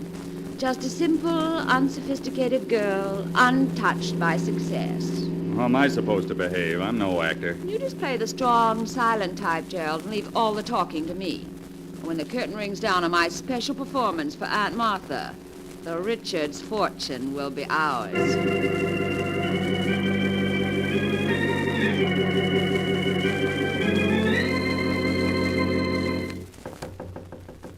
Come in. Hello, Aunt Martha. It's us, Aunt Martha. Oh, come in, Mildred. Gerald. Well, it's been quite a number of years since we've seen each other, hasn't it? Yes, it has been, Aunt Martha. I've been meaning to call on you for ever so long, Aunt Martha, but something always interfered at the last moment. Well, what finally brought you here? Well, when you mentioned in your letter that you were ill and would like to see us, I simply couldn't stay away. I dropped everything to come here. I'm extremely grateful. Of course, the fact that you might possibly get an inheritance had nothing to do with it. Why, Aunt Martha, what a thing to say. Martha Millie doesn't need money. She's one of the finest actresses on Broadway. So I've heard. What do you do for a living, Gerald? Huh? What do I do? Yes, Gerald, what do you do? Gerald works for a Wall Street firm, Aunt Martha.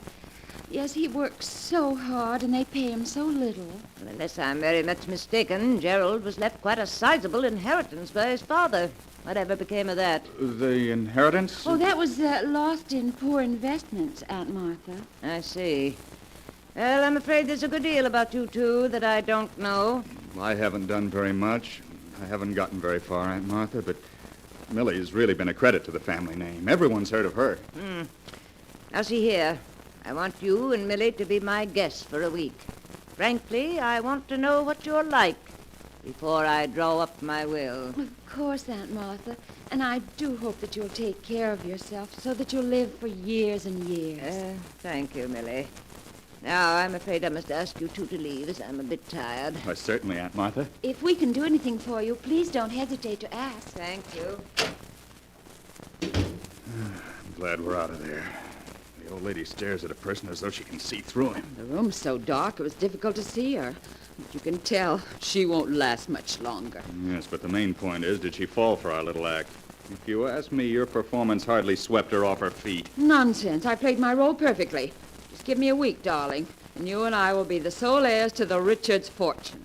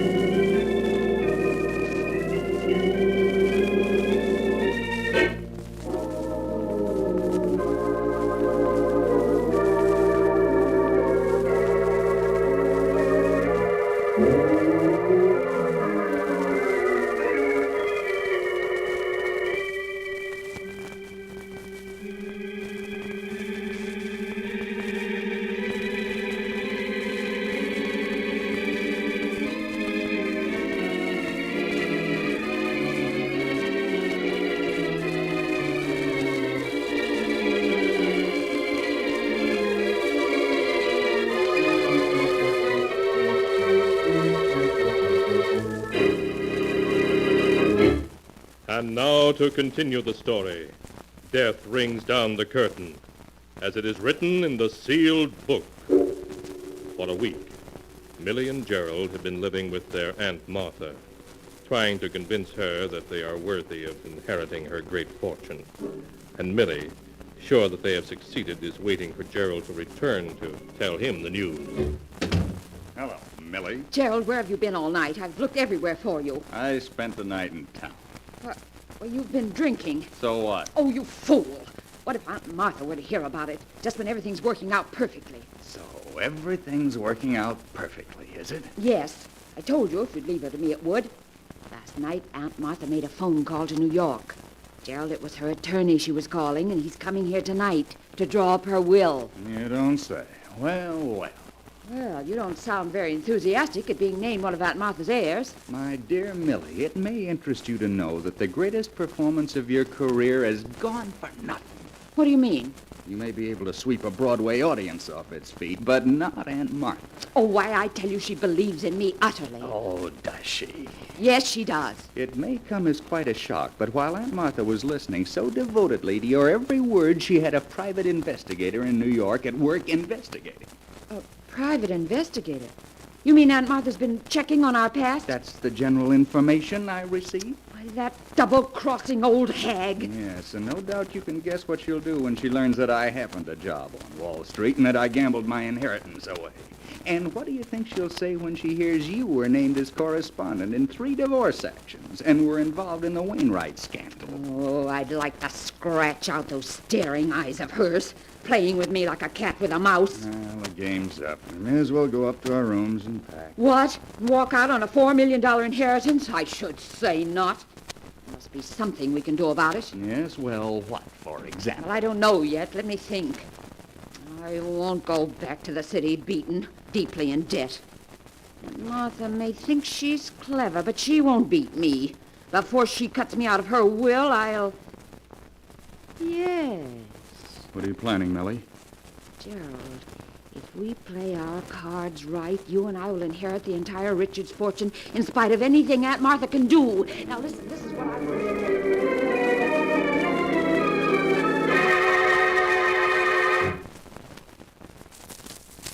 As Millie explained her idea, Gerald's face became white. But in spite of his fears, he finally agreed to do exactly as Billy asked. Then in the hours that followed, Millie locked herself in her room and practiced her aunt's signature over and over until she was finally satisfied. And that evening, as the clock struck 8, Millie and Gerald silently stole down the hall to the door of their aunt's room. Millie, let's not go through with this. It's madness. Quiet, you fool. I tell you, it's the only way out. But what if we're caught? You know what that'd mean. I tell you, we won't be caught if you do exactly as I say. I've everything worked out perfectly, to the last detail. Get hold of yourself. I'm going to knock. You know exactly what you're to do. Yes. Come in. Good evening, Aunt Martha. I hope you're feeling well, Aunt Martha. Oh, Mildred, Gerald, eh? Come in. Thank you.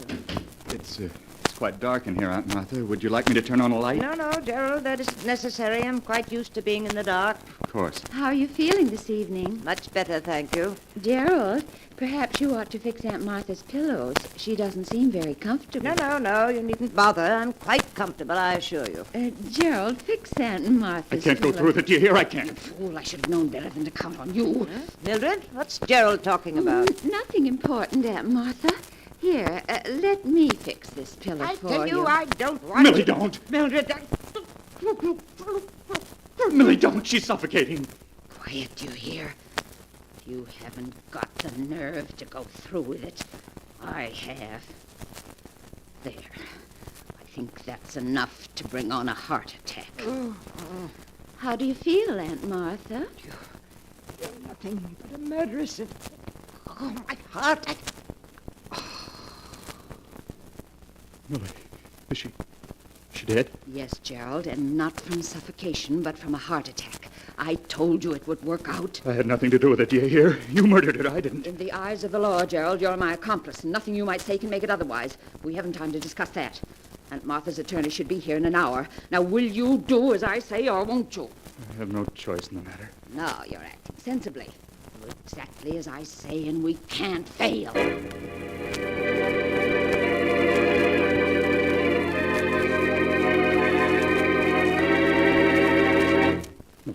The car just stopped in front of the house. It must be Mr. Jordan, Aunt Martha's attorney. It certainly is punctual. Are you ready? I need a little more shading here under my eyes. Hurry, Millie. He'll be up here in a minute. Gerald, I've never been late for a curtain yet, and I won't be late for this one. There.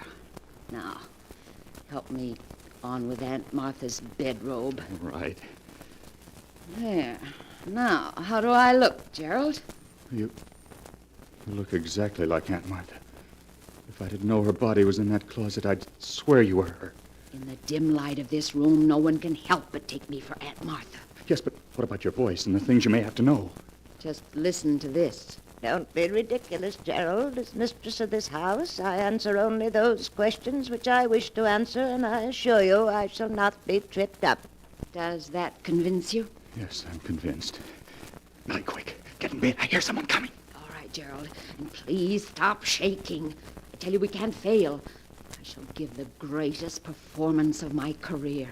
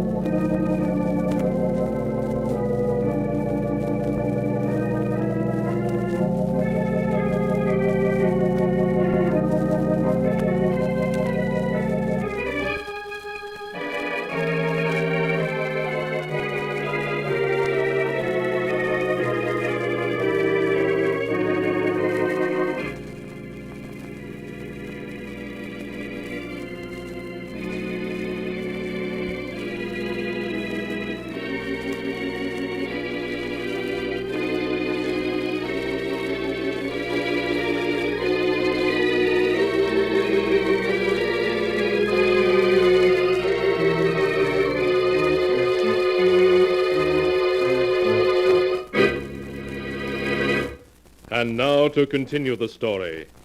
Death rings down the curtain, as it is written in the sealed book. Swiftly, Millie, made up to look like her dead Aunt Martha, slips into her aunt's bed, and then, as Gerald lights a cigarette with trembling fingers, someone knocks at the door. Come in. Good evening, Mr. Jordan. Come in, won't you? Well, Mrs. Richards, how are you? Why, bless me, it's been over a year since I've seen you. Really, Mr. Jordan? Has it been that long? Certainly has. How are your eyes? Still troubling you? My eyes? Oh, they're much better, thank you. Well, that's fine, Mrs. Richards. Oh, by the way, this is Mr. Wilson, my secretary. How do you do? I'm happy to meet you, Mrs. Richards. I don't think, Mr. Jordan, you've met my nephew, Gerald Richards. Gerald, this is my attorney, Mr. Jordan. Hello. How do you do, Mr. Richards? Mr. Jordan, I want to have a will drawn up and signed tonight. Tonight? Surely you can't be serious, Mrs. Richards. After all, your vast holdings require a will that will take you days to draw up. Oh, nonsense. I'll have none of your involved 40-page wills. All I want is a simple will dividing my entire estate equally between my nephew Gerald and my niece Mildred. But, Mrs. Richards, there are so many other details that enter into the matter of a will. For example, we must consider Mr. Jordan, will you do as I say, or must I get another attorney to draw up my will? Very well, Mrs. Richards. Mr. Wilson, please draw up a will dividing the entire estate between Gerald Richards and Mildred... Mildred Richards. She's Gerald's sister. Yes, thank you. I'll take care of it at once, Mr. Jordan. You mean, Mr. Jordan, you've never heard of my niece, Mildred Richards, the Broadway actress? Oh, you mean Millie Richards? Why, yes, of course. I've seen her in quite a number of plays. Oh, really? What do you think of her? Well, frankly, Mrs. Richards, I think your niece has a tendency to overact. Oh, you do you? Yes, take this last play she was in, Let Us Be Merry. Now, I think she played it far too hard for comedy. I'd have preferred to see an actress like, say, Joan Walker play that role. Well, that's only your opinion. I should like you to hear what the critics had to say about her performance. Gerald, will you please hand me Millie's scrapbook? You'll find it on my desk there. Really, Aunt Martha, don't you think you ought to... Please, Gerald. Oh, very well. I can understand criticism when it's justified, Mr. Jordan, but it seems to me you're going against my niece's huge public. Here's Millie's scrapbook, Aunt Martha. Thank you, Gerald. Now, just a moment, Mr. Jordan, and I'll read you what the critics had to say about Millie's performance in Let Us Be Merry. Yes, I'd like to hear it. Here we are. This is what Martin Walters, dramatic critic of the Evening Sentinel, had to say. Rarely in 30 years of theater going has this reviewer seen such a fine flair for comedy as was displayed last night by Millie Richards in her new hit, Let Us Be Merry, and that, Mr. Jordan, is the opinion of one of the finest critics in the country. Well, I may be wrong, Mrs. Richards. Naturally, I was only venturing a personal opinion when I said... I have Mrs. Richards well prepared, Mr. Jordan. I use the standard form. Oh, yes. Let's have a look at it. Yes, it seems to be all in order. You're sure that will, Mr. Jordan, will stand up in court? Oh, yes. Only you'll be leaving a good many unsettled problems to your heirs. It's quite all right. I'm sure they're capable of taking care of them. Your secretary can be one of the witnesses, can't he? Yes, Mrs. Richards, and your maid can be the other. Very well. Now, I'll sign first. There you are. That's fine. Now I'll have the two witnesses sign it, and everything will be in order. Good. I'm quite happy now that it's all settled. You look tired, Aunt Martha. I am, Gerald, I am. Are you finished, Mr. Jordan? Yes, Mrs. Richards. Good. Mary will show you and Mr. Wilson to your rooms. I'll see you in the morning. Good night. Good night, Mrs. Richards. Good night. They're gone. Well, Gerald, I told you it would work. We aren't through this yet. Don't be a fool. The money is as good as ours. All we have to do is put Aunt Martha back in this bed. Tomorrow morning, her maid will discover her dead body, and you and I will inherit everything.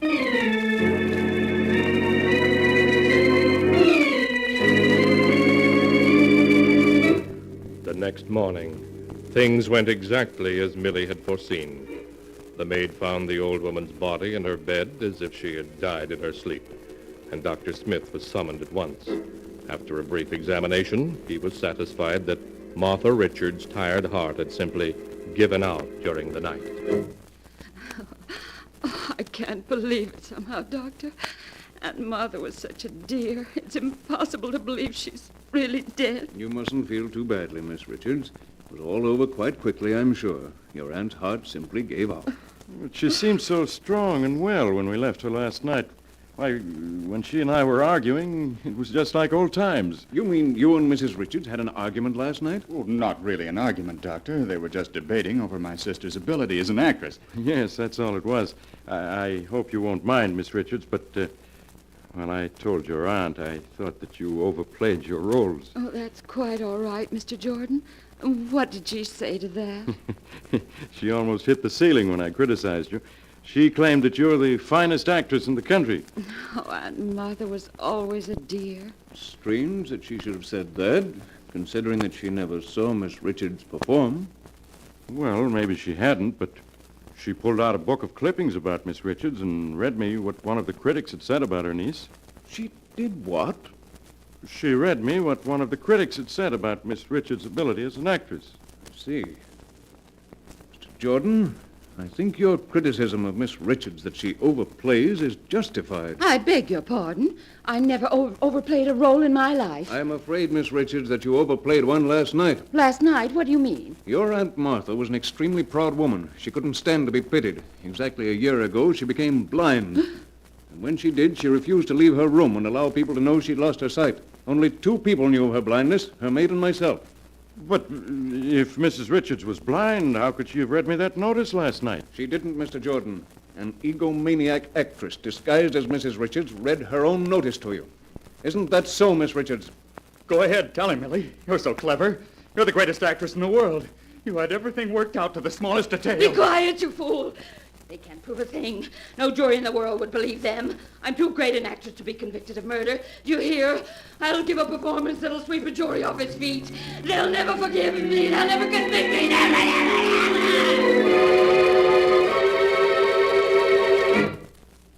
And that is the story, as it is written in the sealed book, of how an actress tried to impersonate death and failed. Millie Richards had one more opportunity to act upon the witness stand at her trial, but again she failed. For the jury found her and her brother Gerald guilty and sentenced them to life imprisonment. Strange are the secrets of the human heart and the ways of fate in trapping men and women in their own evil schemes.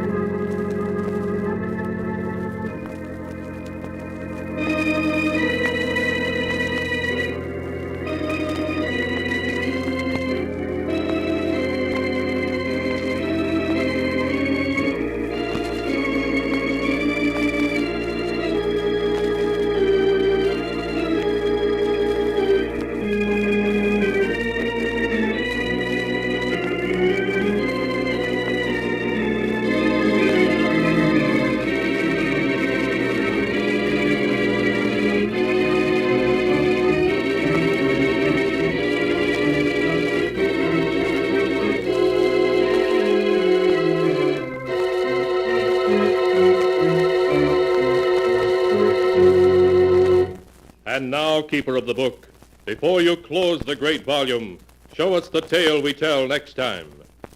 This one, yes, a weird and amazing story of a wife who loved her husband too fondly, and of another wife who came from the grave. A tale titled, Till Death Do Us Part.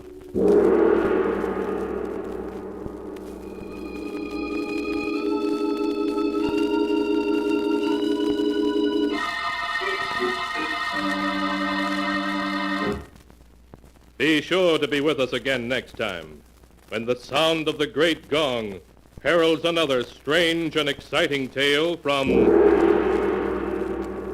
The Sealed Book.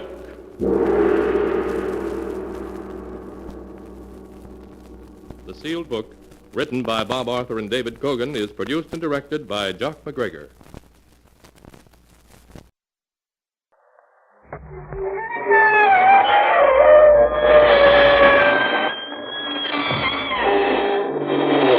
Good evening, friends. This is your host to welcome you through the creaking door into the inner sanctum. Come in, come in. Just signed up to take some classes this fall. Preparatory school, kinda. They guarantee to prepare you for anything, or your sanity will be cheerfully refunded. One course in Better Citizenship is titled How to Keep Busy Though Dead. Another popular course is the Art of Stone Sculpturing. The teacher hands you a hammer and a tombstone and then dares you to try something. The length of the course depends on the individual student. It ends promptly when you terminate.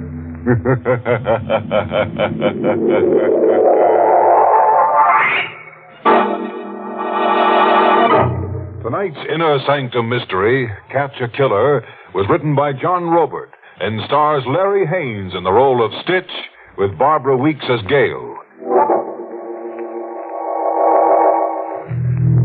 And now, let's exercise our fears. Tonight's drama is told under the byline of Stitch Thompson, a newspaperman as hard-boiled as a 10-minute egg. The way men get who make murder their business. He's in Joe's restaurant, staring restlessly at nothing. The way men do who are fed up with themselves. 10 years on the crime beat, and your mind begins to crack a little. Like a punch-drunk fighter talking to himself. You've seen the sordid side of life, and it's crept into your system. You forget more than you remember just to keep from going nuts. But there's one experience I do remember. Because it happened to me last. Began in court. A guy was being sentenced to death. Marco Chase, you have been found guilty of murder by a jury of your peers. It is the sentence of this court that you be taken to the state penitentiary and kept there until the week of October 20th. No! There was a girl, a perky little brunette fainting dead away. A wife or a sister, maybe, or Or just a woman hearing the bell tolled over a guy who was too young to die? It was a sister, as it turned out to be, a little while later when I ran into her again at Joe's restaurant, a newspaper man's hangout. Now, you better stop it, kid. You'll just get yourself sick. Marco, your husband? My brother. He didn't do it. He didn't murder Mona Taylor. It's a little late to go into pros and cons. Mona Taylor was his dancing partner, huh? Yes, but that was all. He wasn't in love with her, and he didn't murder her. If Mona Taylor was murdered... If? Well, wait a minute. They'd never have gotten a conviction without a corpus delicti. They found her in the river. A body that was hardly anything. It had been weak. And they identified the body. But how? Teeth. Just a small dental crown. And a dentist's testimony. So-called measurements. The measurements fit, but that could have been a coincidence. Yeah, it could have been. The main gimmick was that dentist's testimony. All horribly circumstantial. 90% of hanging evidence is circumstantial, kid. Help him, Mr. Thompson, please. Oh, you know me, huh? Yes. You've succeeded where the police failed so many times. You've been oversold on my reputation. You won't help me? I wouldn't know how. Sorry. I said no, but I took her red eyes away with me. Her red eyes were right in front of me a couple of days later. I was on an assignment, the city morgue. A local racketeer had been riddled with bullets and tossed into the streets. There was a woman beside me. A relative. She was there to identify the remains. I watched her look and I listened to her scream.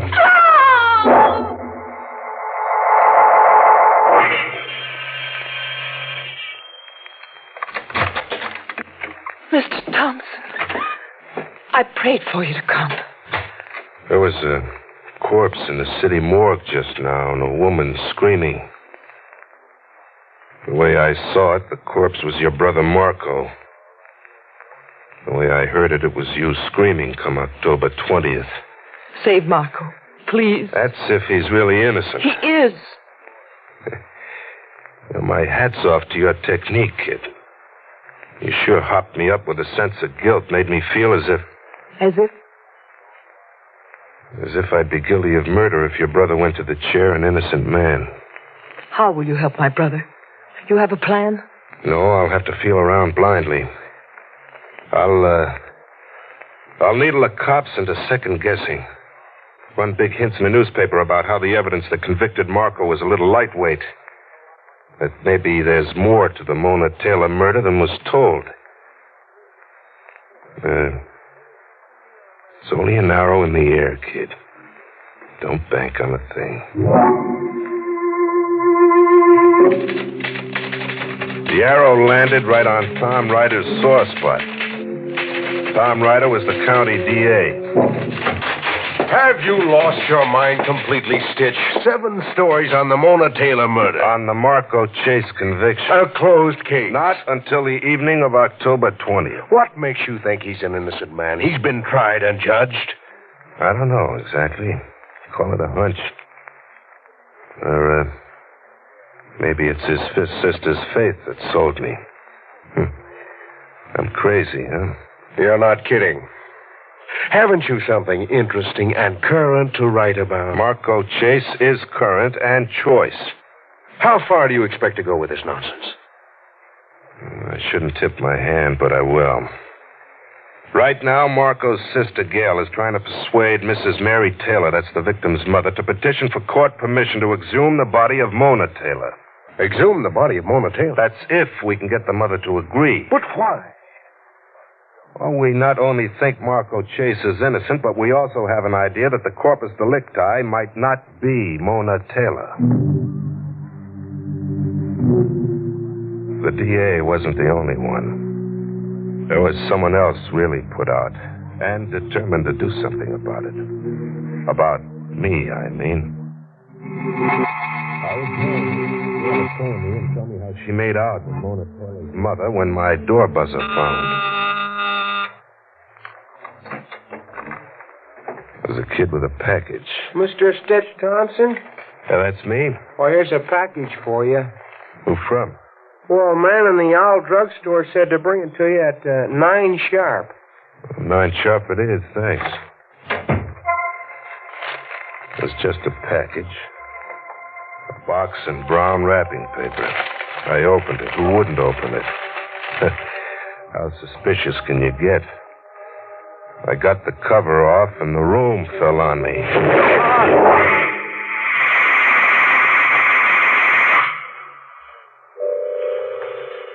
There were bells way off somewhere. I was waking up to bells. I'd been asleep for 1,000 years like a mummy in a tomb. There were bandages all around my head. Hello, Stitch. Gail, where am I? In a hospital. You've been here 3 days. What happened? A time bomb wrapped in a parcel was delivered to you. Yeah, I remember. At 9 sharp, it went off right on the button. But how bad am I? Cuts and burns. Who did it, Stitch? Don't know. Someone who doesn't like what I'm up to. Someone who wants the case to stay like it is, closed. Oh, did you talk Mona Taylor's mother into it? Yes. She agreed, finally, just this morning. She petitioned for court permission to exhume the body of her daughter. On the day I was checked out of the hospital, we exhumed the alleged body of Mona Taylor and shipped it to a private laboratory. Just what do you hope to accomplish out of this grisly business? A detailed chart of the victim, Mr. D.A., as well as it can be constructed. All measurements, bone widths, body scars, if any, and so forth. The physiological story and the medical story as good as we can get it. And then what? Then we compare it detail for detail with the chart we've gotten up on the known Mona Taylor. The idea is to see if the lady now in our laboratory and Mona Taylor are the same people. But that's already been done thoroughly. Yeah, I know. By the state, with your experts. This time we're doing it for the defense with our experts. It's all a little speculative, maybe. Just a way of showing we were really in earnest, really dead set on forcing official interest in action. But there was one immediate result. Stitch. Yeah. Her teeth. The dental crown that the state used to prove she was actually Mona Taylor. The one that dentist swore he'd made for her? Yes. So? Mona Taylor was buried with her crown in her mouth. Her mother insisted she be buried like that. Remember? Yeah. The old lady did make an issue of it. What about that crown? It's gone. Mona Taylor was buried in it, Stitch, but now it's gone.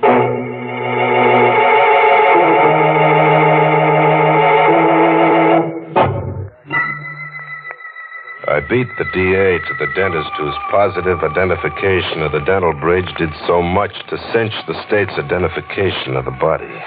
But why come to me, Mr. Thompson? I'm looking for a dentist. What are you so nervous about, Dr. Penner? Well, I'm a nervous man. Just nervous, huh? Now, look, if you continue like this any further, I'll call the police. Tell the police you've got my fingerprints on your face, lover boy. I said lover boy, but what do you bet you weren't that lucky? What do you bet you made very slow time with Mona Taylor? Oh, that's absurd. Your acting's lousy. Now, where is Mona Taylor? Where is... Are you insane? She was buried. They buried a girl they called Mona Taylor mainly because you identified a dental job in her mouth. Strike out your testimony, and the corpse was a practically unidentifiable somebody washed ashore after weeks in the river. I'm not just guessing or bluffing, Penner. We exhumed the body this morning and found the dental crown she was buried with missing. Missing? Your acting's still lousy. Now talk. All right. I lied when I identified the crown. Why? Well, I was forced to. Someone kept telephoning threats to kill me if I didn't. Who kept telephoning you? I don't know. It was just a voice on the telephone. A hard, determined voice like yours. A voice I became afraid of. He said it was to both our advantages, his and mine, if the body was identified as Mona Taylor. Why'd you go to the crazy risk of stealing the crown? Well, your newspaper articles made me do it. Your demands that the body be exhumed and the case reopened. You see, I was afraid another dentist would turn up, the dentist who had really worked on Mona Taylor. You see, I never did any work on her. Okay, Penner, get your hat. My hat? And take it off when you enter the DA's office. Tell him what you've told me. Tell him especially that his corpus delicti is probably not the real Mona Taylor.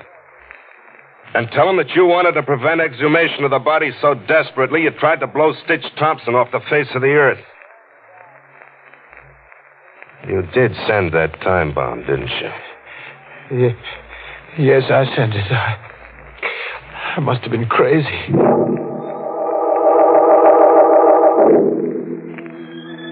I knew Marco was innocent. Not so fast, Gail. Mona Taylor is still a missing dancer who might turn up dead. And the odds are top-heavy that she will turn up just like that. Why are you so certain, Stitch? The kind of girl Mona was. All meek and no heart. She made men a career. Bet on it that way, kid. Mona Taylor is dead. We bet on it like that. With the mother's reluctant okay, we holed up in Mona's apartment that night to see if we could get a line on the men in her life from her letters and a stack of diaries. Get a line on one guy, especially. The guy who had put the heat on the dentist Penner in the first place and gotten him to perjure in court. You were right about Mona. About her making a career of men.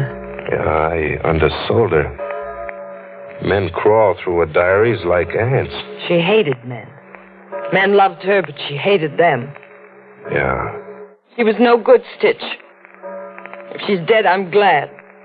Oh, I get it. She did a good job on your brother Marco, too. Not for my brother. I don't hate her just for that. I hate her for all the men who fall honestly in love. And for you, Stitch. I hate her for you, too. For me? Yes. I've watched you staring at her picture all night. She's beautiful, isn't she? Yeah, she is. But there are other beautiful women in the world. Yeah, but not like... Now, look, you've got me mooning over a girl I don't even know. I didn't do it, Stitch. It just happened to you. I watched you finger her trinkets before, and her gowns. The way your hands touched things Mona owned and wore. How do I touch them? Tenderly. With a touch of love. Kid, you're crazy. Am I? Sure you are. Sure, I can go for a girl like the next guy can. So what? I could go for Mona, I could go for you. Can you go for me? Well, easier than for Mona. She's only a photograph on the bureau. You're alive, baby, right within reach. Then reach, Stitch. What? Reach. Kiss me. You kidding? No. Kiss me. Funny, but I can't. You can't. In her room with her picture staring at you with Mona alive in the room. You're trying to hoodoo me into believing I'm in love with a ghost, but the fact is you're jealous of a ghost.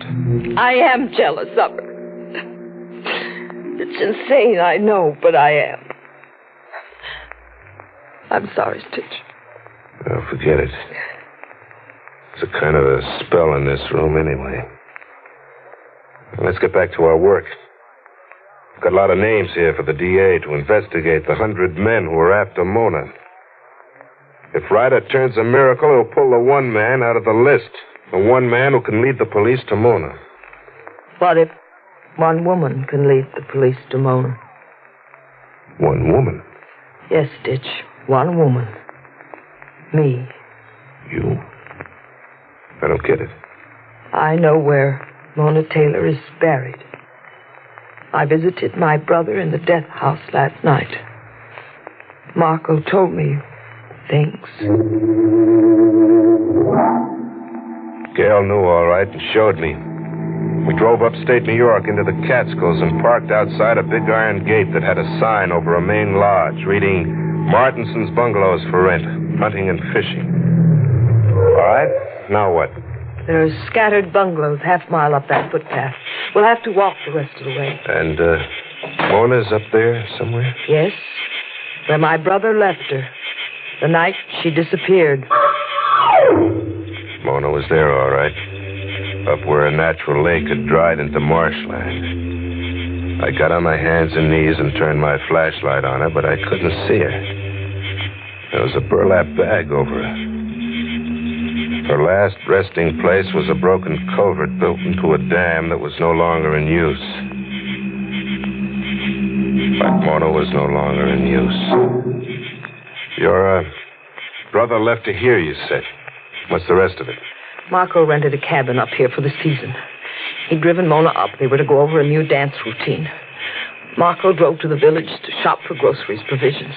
He left Mona here, reading. When he got back, she was dead. Shot through the heart. Marco lost his head. He didn't notify the police. He hid her here. Mm-hmm. Afraid he'd be the fall guy, huh? Yes.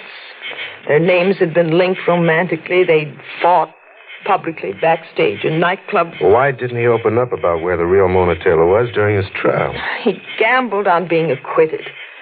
But in hiding Mona, he compromised himself hopelessly. I couldn't advise him. I discovered these things just last night when I visited him. Whoever sneaked up here to shoot Mona came up on foot.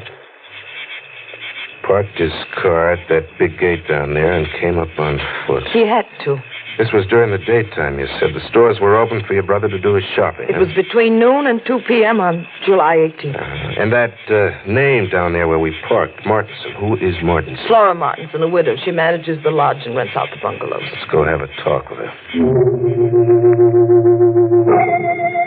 A strange car parked out there on that day, July 18th. It was at 1 o'clock. I took the license number down, and it's right here in my day book.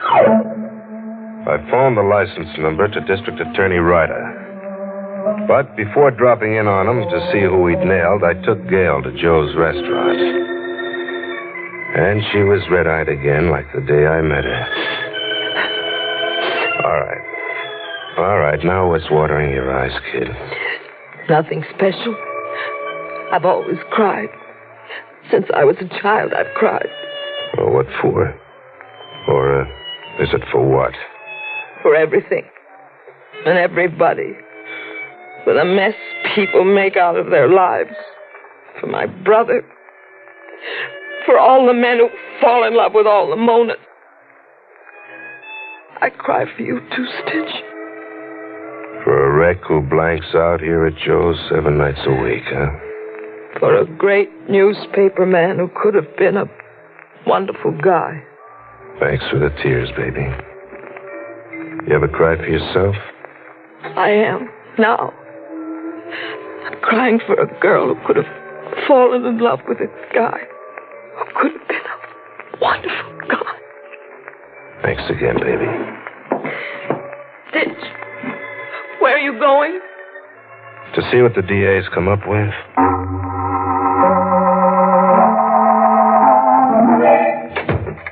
Hiya, DA.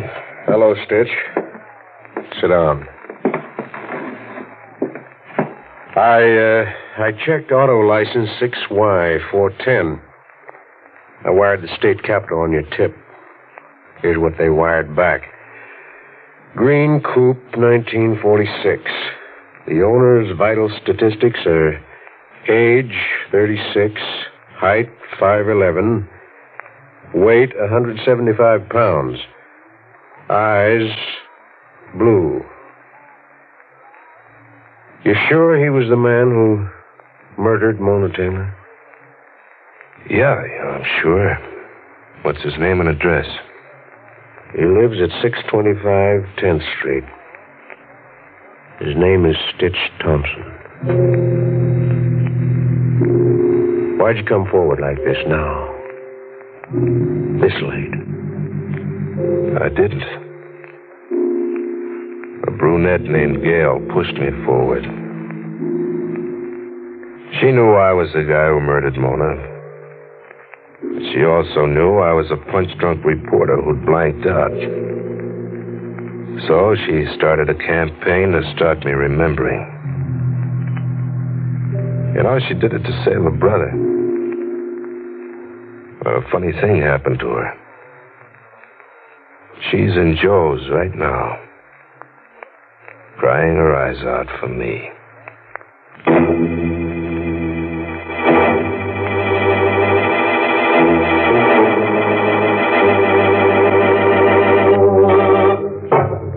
Imagine rolling up your sleeves only to put the finger on yourself. You know, for a guy whose moniker was Stitch, our boy was certainly unraveled.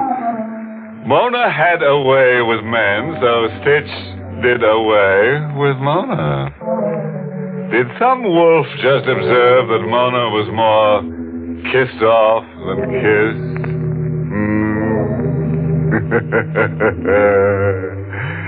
Good thing Gail was able to maneuver Stitch into remembering.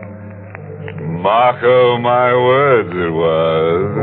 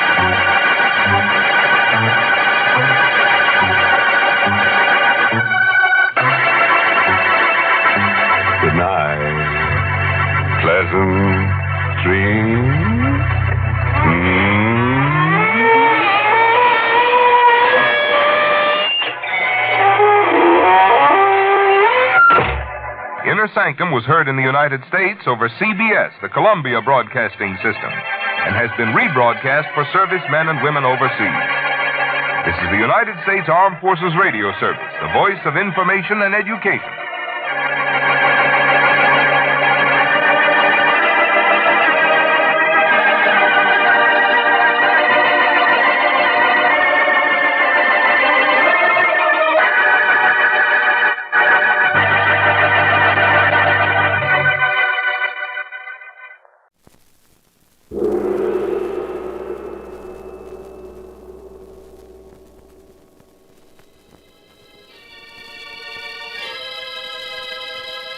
The Sealed Book.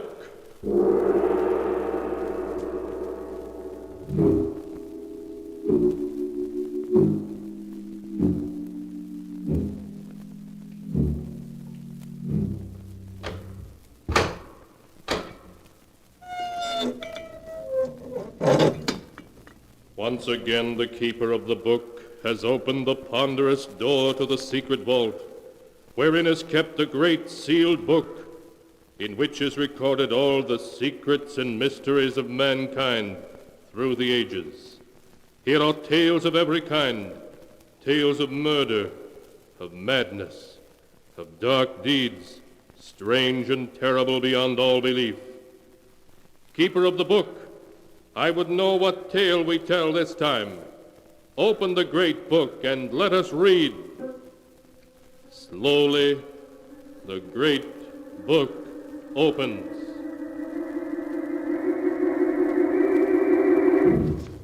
One by one, the keeper of the book turns the pages and stops. Ah, the strange story of a man who hated his wife because she loved him too much. with a love that even death could not extinguish. A tale called Till Death Do Us Part.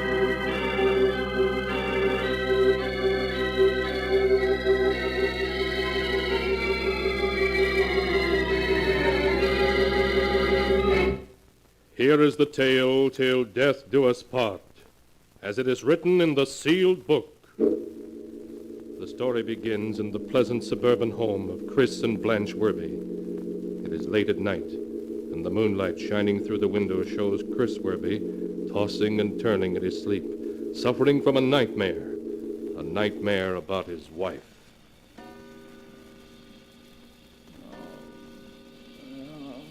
Chris, darling, you really must put on this jacket. It's getting chilly. Oh, really, Blanche? I don't need it. Oh, all right, very well. Your wife is on the phone, Mr. Werby. Blanche, this is the 5th time you've called me this morning. Chris, your wife is waiting in your office for you. Darling, it looks like rain. I brought your raincoat. Blanche, you know there isn't a cloud in the sky. You've got to stop this coming to the office all the time. Your wife is on the phone, Mr. Werby. Blanche is waiting in your office for you, Chris. Darling, I've come to drive you home. Mrs. Werby is on the phone, sir. Chris, is there something I can... Your wife waiting on the phone. Darling. No. Why won't you leave me alone for a while? Leave me alone! Chris, darling, wake up. You're having another nightmare. What? Oh, Blanche. Oh, you were having a nightmare, dear. I awakened you. Oh, yes, I remember now. It was all so real. Can I get you something, darling? No, it isn't necessary. Perhaps a glass of warm milk might help. Please, Blanche, I don't want anything. Well, now, don't you think you'd better see a doctor, dear? You've been having these nightmares for several weeks now. A doctor can't help me. Blanche, we can't go on this way. Can't go on what way? What do you mean? I've never been able to tell you, but I will now. I can't stand living with you. Can't stand living with me? But, Chris, I love you. Yes, I know you love me, but it's an inhuman love. Your love is so overwhelming, it's smothering me at every step. I must have a divorce. No, Chris. I'll never give you a divorce. For 2 years I fought to get you. Did everything to prevent your marriage to Anne Ballon. I have you now. And I'm going to keep you. Even knowing how I feel about you? Yes. My love for you, Chris, is greater than my pride. Oh, please, darling, let's not say any more. You'll feel better in the morning. I'll never feel better. Not while we're together. Blanche, when I get dressed, I'm going to move to a hotel. I'm leaving you. Darling, you're being ridiculous. Please go back to bed. No, I can't live with you, and I won't. I'm leaving you for good. Oh, Chris, you're funny. Oh, darling.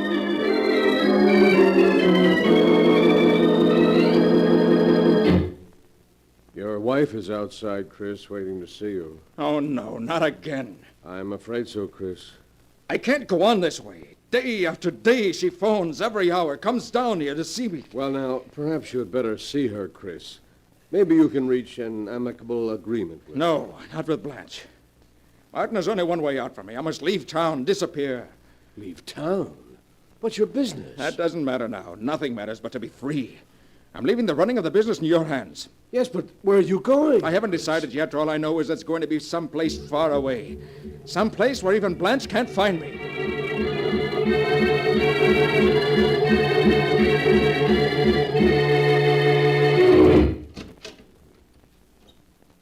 Come in, Chris. Hello, Tuppy. Glad you remember me. I sure do. You were the best tackle Yale ever had outside of myself. Well, what are you doing in Texas? Looking for a job? Looking for a job? Are you kidding? What about that flourishing business you've got back in New York? I've left it and everything else behind. My name is Richard Keller now. Chris, you haven't gotten into a jam. I mean, the law isn't after you, is it? No, Tuppy, the law isn't after me. It's a personal matter. Oh.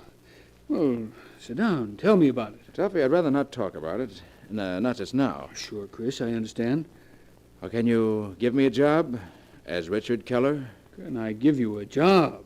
Why, this company's dying on its feet for men like you. You're hired.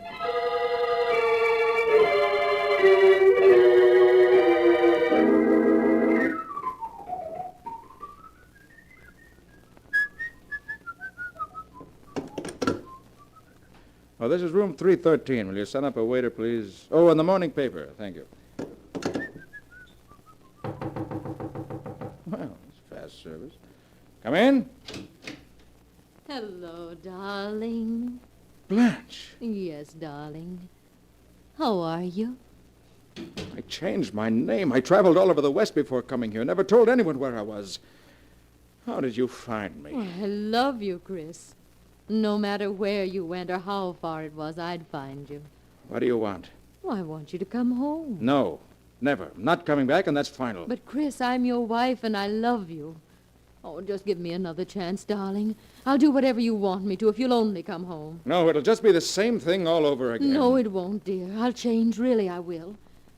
Do you remember your objecting to my calling you every hour at the office? Well, I promise I won't anymore. You mean that? Yes, Chris, I do. Won't you please come home? All right. We'll have another try at it. But this is the last time. Oh, Chris, you'll never regret it.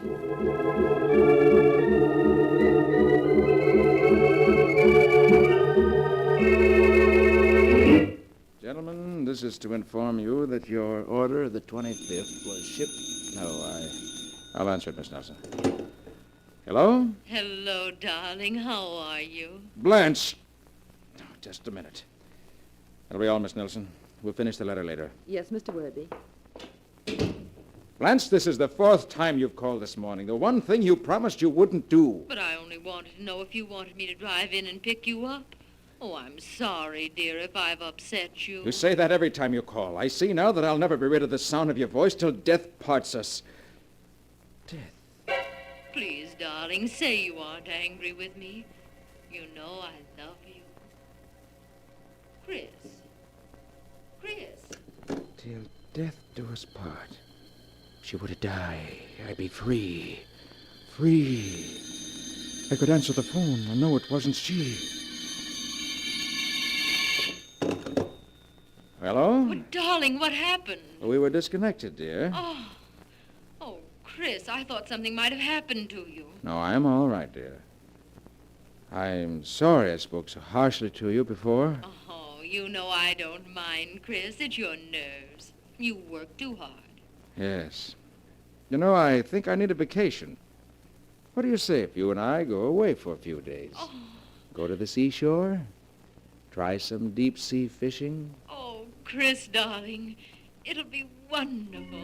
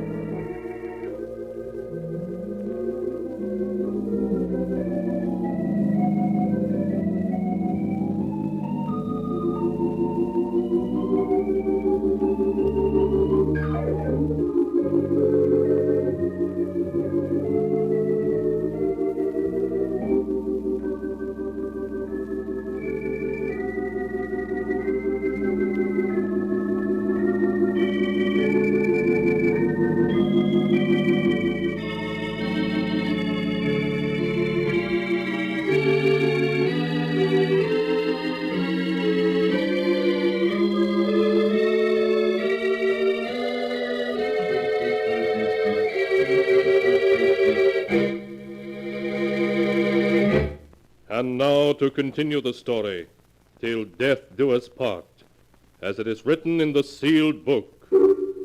Having made his plans with care, Chris Werby has taken his wife Blanche to the seashore for a holiday. And in a rented motorboat with fishing tackle spread about them, they are now far out from shore. Just Chris and Blanche. I think we're far enough out now. I'll shut off the motor. Ah, looks like a good spot. Oh, Chris, it's wonderful out here on the water. And I have you all to myself here. That's what you've always wanted, isn't it, Blanche? To have me all to yourself. Yes, darling. Oh, Chris, look. There's smoke coming out of the engine hatch. The boat is on fire. Yes, you're right. Flames are shooting out of the hatch. The whole boat is catching fire. Blanche will have to swim for it. Oh, The gasoline tank is liable to explode any second. But, Chris, you know I can't swim, and we're a mile from shore. I'll keep you afloat until another fishing boat comes to our rescue. I'll jump first, then you follow. But, Chris... It's our only chance.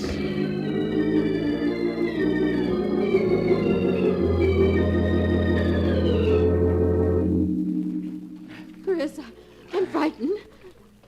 Someone on shore must have heard the explosion and seen the smoke. Why don't some boats come? No boats are going to come for you, darling. Chris, what are you saying? When the boats do arrive, they're only going to find me. Chris, you wouldn't let me drown. Oh, wouldn't I? I tried to reason with you. And when that didn't work, I ran away. Oh. But you wouldn't let me alone. Well, this is the only way I'll ever be free of you. You can't do it, Chris. You can't. I love you. It's the only way I can get rid of you, so we're parting now, forever. Oh. This time you won't follow me. I won't let you go. I won't. But you will. No. I'll break that grip. You've been a millstone around my neck long enough. There. Chris, don't let me drown. Save me. This is the end, do you hear? I'm free. I'll never leave you.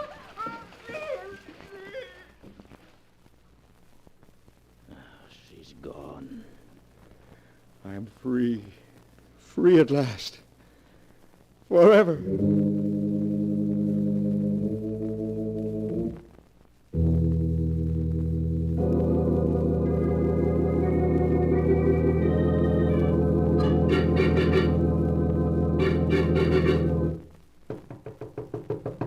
Come in.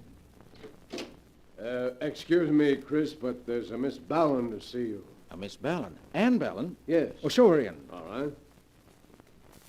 Ann. Chris.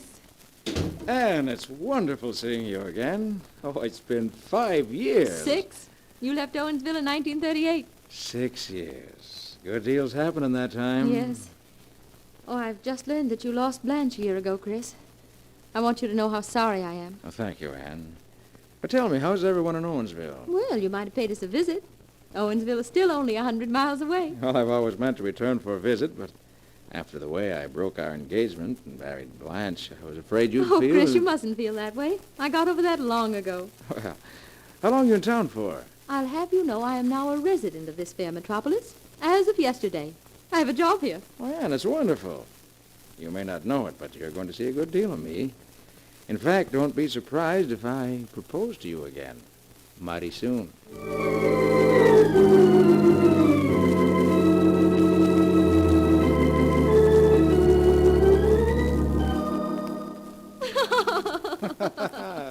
Oh, Chris, it's the most beautiful house a new bride ever had. Well, if you'll carry me across the threshold, Mrs. Werby, you can see what it looks like inside. I should be delighted to. Hey!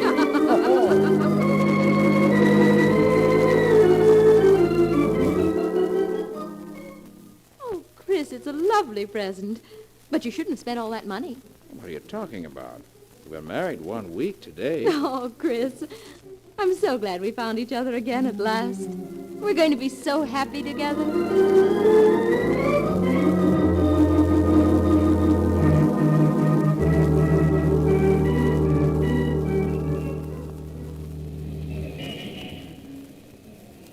Chris?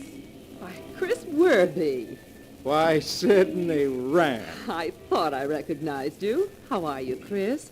Why, I haven't seen you since you left Owensville. Good to see you, Sidney. How are the folks back home? Oh, fine, just fine. I suppose you heard about Ann Ballon. What can you tell me about Ann Ballon that I don't already know? Well, I guess this will come as a shock to you, Chris, seeing you were engaged to her once. Anne died last month. What did you say? Anne Ballon died a month ago. Why, that's impossible, Sidney. You're wrong. Chris, I wouldn't joke about a thing like that. I was at the funeral myself with Sam Morris. But that couldn't be. It all happened so sudden. They never did find out what it was she died from. It certainly was a shock. Anne was so young and beautiful. Now she's dead. It couldn't be. It couldn't be. Chris, what's the matter with you? Chris, why are you so... Dead a month. But Anne came to New York just a month ago. And she married me.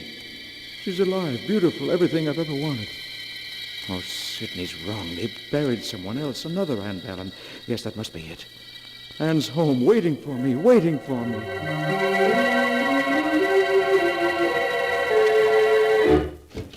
Anne! Anne, where are you? Anne! Anne, answer me, Anne! I was at the funeral myself with Sam Morris. Sam Morris. Yes.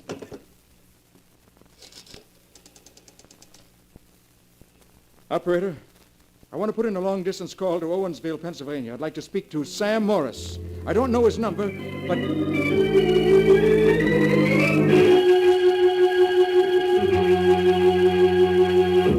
Hello, Sam. Sam Morris? Yeah, speaking. Who's this? Chris Werby. You remember me, Sam. I used to live right next door... Of course I remember you, Chris. How are you? Oh, fine, thank you. Sam, I want to ask you something. Sure, what is it? How's Anne Ballon? Anne Ballon? Yes. Well, didn't you hear, Chris? She's been dead for over a month. Are you sure? Am I sure? I was at her funeral. But Sam, couldn't they have buried someone else by mistake? Well, hardly, Chris. I saw her in the coffin just before they laid her away in the family plot. Chris! Chris! Are you there? Couldn't be Anne they laid away. It couldn't be. There's someone else lying in the Ballon plot. Must be someone else. Must be. I'll drive out there now. I'll find out who it is.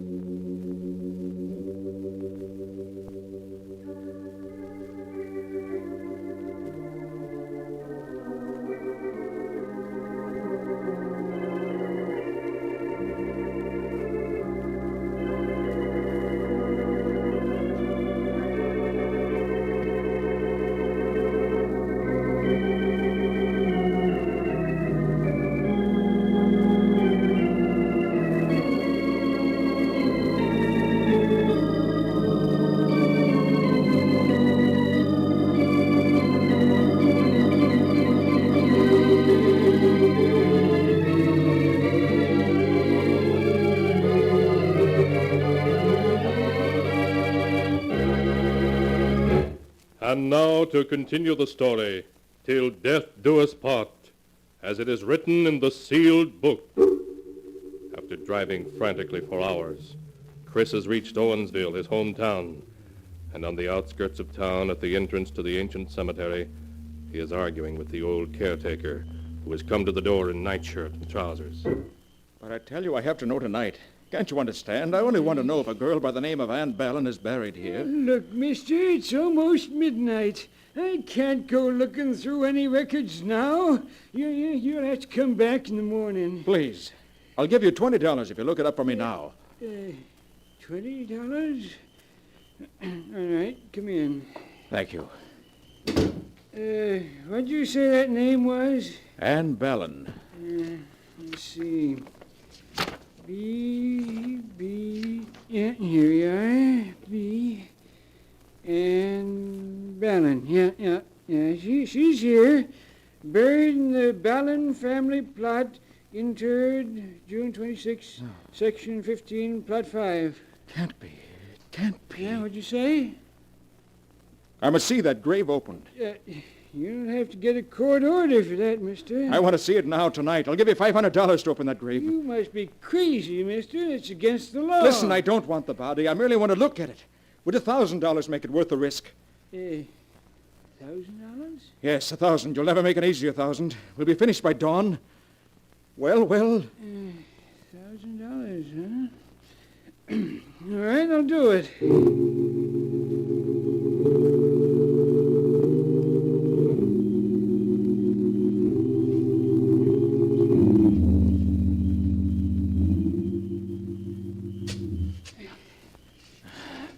Can't have but a little more to dig. A few more shovels full.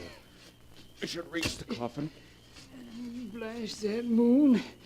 Anybody comes past this graveyard, they could see us. You don't have to worry about anyone being around at 3 in the morning. Keep digging. We shouldn't be disturbing the dead. Rest in peace. That's what the minister always says. There, I've reached it. The coffin. Quick, help me clear all this earth off it so I can open the lid. All right. Anything to get this over with. Hurry up. There, that's enough. All right, now hold up the lantern. I'll open it. All right. There you are. Now go ahead. There. It's unlocked. Well, what are you waiting for? Go ahead and open it. All right. Stand back a bit.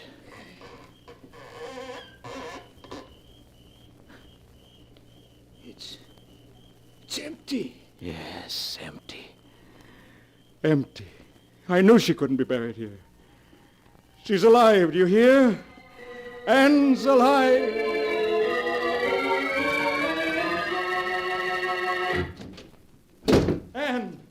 Anne, where are you? Here I am, Chris. Oh, Anne, it's good to feel you in my arms. Why, Chris, you act as though you never expected to see me again. Well, there was a moment when I thought I wouldn't. You remember Sidney Rand, don't you? Sidney Rand? Why, yes, of course. Well, last evening as I was coming out of my office building, I bumped into her. And she started telling me all the news of Owensville. And then she told me that you'd been dead a month. That I'd been dead a month? Yes. But when I got home, you weren't here.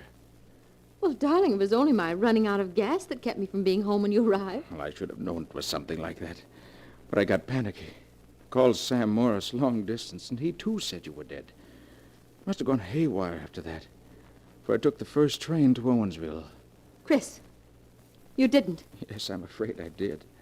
Went to the cemetery where your family's buried. And there I found your grave. Yours. Mine? Yes. The tombstone had your name on it. Anne Ballin. What did you do then? I paid the caretaker to help me dig up the coffin. And when we opened it, we found it empty. Anne, what is it? Why are you laughing like that? Anne! Chris, Anne Ballin is dead. Anne, you don't know what you're saying. You're Anne Ballin. No, Chris, I'm not. Look deeply into my eyes, darling. Don't you recognize me? Recognize you? Yes. Don't you know who I am, darling? Do you remember that day at sea? I told you I'd never leave you, remember? No, it can't be. You're Anne, you're Anne. Close your eyes, Chris. Just listen to my voice. Don't you recognize me, darling? Blanche. Yes, Blanche. Blanche in Anne's body. Because mine was lost at sea. No, it can't be. It can't be. But it is, Chris. I couldn't come back in my own body, so I killed Anne to get this one. You killed Anne? Yes, Chris. And then took her body. I did it so that you and I could be together again. No. Forever, darling. Together. Forever. Yes, forever. No. Oh, no. I'll never leave you, darling. Never. Never. Never. And that is the tale of Chris and Blanche Werby, till death do us part, as it is written in the sealed book. When Chris was sure that Blanche had indeed returned to him, even from the grave, he tried to escape by seeking death himself, throwing himself into the sea from an ocean liner. Weeks later, his body was cast up on the shore, tightly clasped in the dead arms of the body of a woman, later identified as Blanche. So they are buried now, side by side, together forever.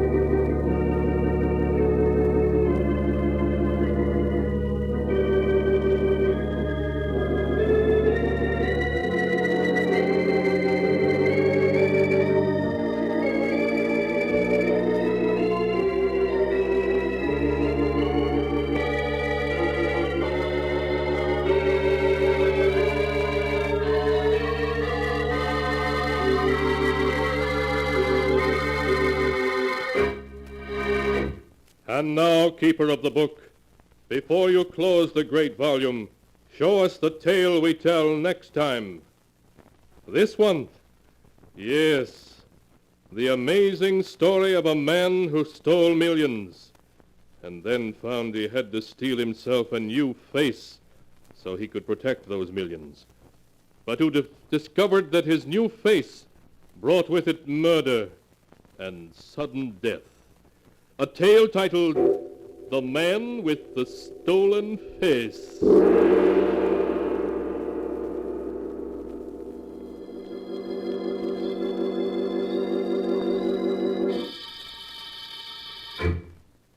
Be sure to be with us again next time, when the sound of the great gong heralds another strange and exciting tale from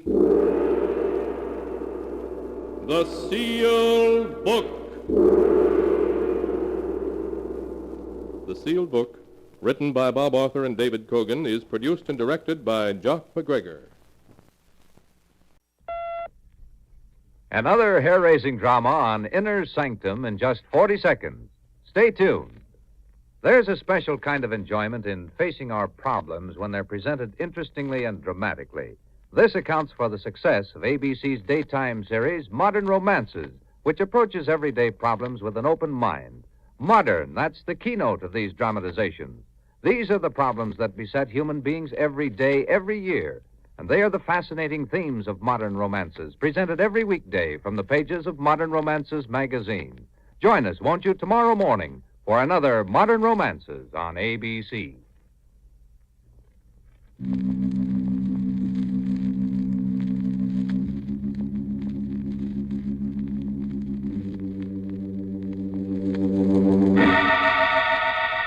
Inner Sanctum Mysteries, brought to you by the American Broadcasting Company.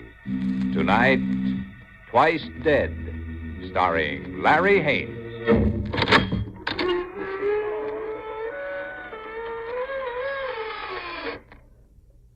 Good evening, friends of the creaking door. This is your host to welcome you again into the Inner Sanctum. Come in. Come on in, please. And will you excuse me while I scrape the mud off my hands? Got them dirty in the cemetery, digging up a plot for you. But that's something that we'll all go into sooner or later. A plot?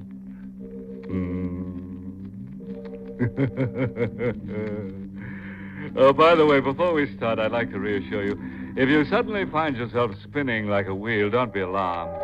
It's because you've got spooks all around you. Oh, and please be considerate, folks. If you find yourself going to pieces, pull yourself together.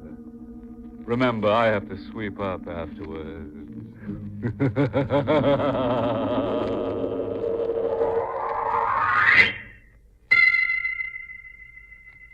On the northern coast of Maine, there's a high point of land. A high point from which there's a sheer drop of several hundred feet to the rock-churned surf below. Centuries of seas have shaped 3 tall, spire-like rocks into needle-sharp points which look from the sea like the spires of an ancient Gothic cathedral. The cliff is called Cathedral Rock, and here some weeks ago, David Morgan, grief-tortured, tugged his wife's impaled body off the bloody point of the tallest spire. There are those in the village who say that David Morgan's mind is broken because he insists Carol will come back to live with him. I'll be finished in a moment, Seth. I told Morrison in the village you was carving Carol's tombstone yourself. He laughed. Mm-hmm. Easy to read, too. Here lies Carol Morgan, wife of David Morgan, born July 14th, 1912. Died horribly on Cathedral Rock, August 12th, 1950. Still don't see why you put that in. Why not? She did die horribly, didn't she? But With that spike of rock coming out of her back like a speared salmon. Time you forgot those things, David. Time you forgot other things, too. What other things? There's no secret about you thinking Carol's coming back from the dead. Oh, I don't mean it to be a secret. There are forces all around us, dead and living, that we don't understand, Seth. I feel Carol in his rooms. I smell her perfume. I hear her voice in the wind when I'm at her grave on the cliff. That's only natural, son. You're grieving. A little while. In a little while, Carol will be back. If you're going to help me get this stone to her grave, get a lantern and come on.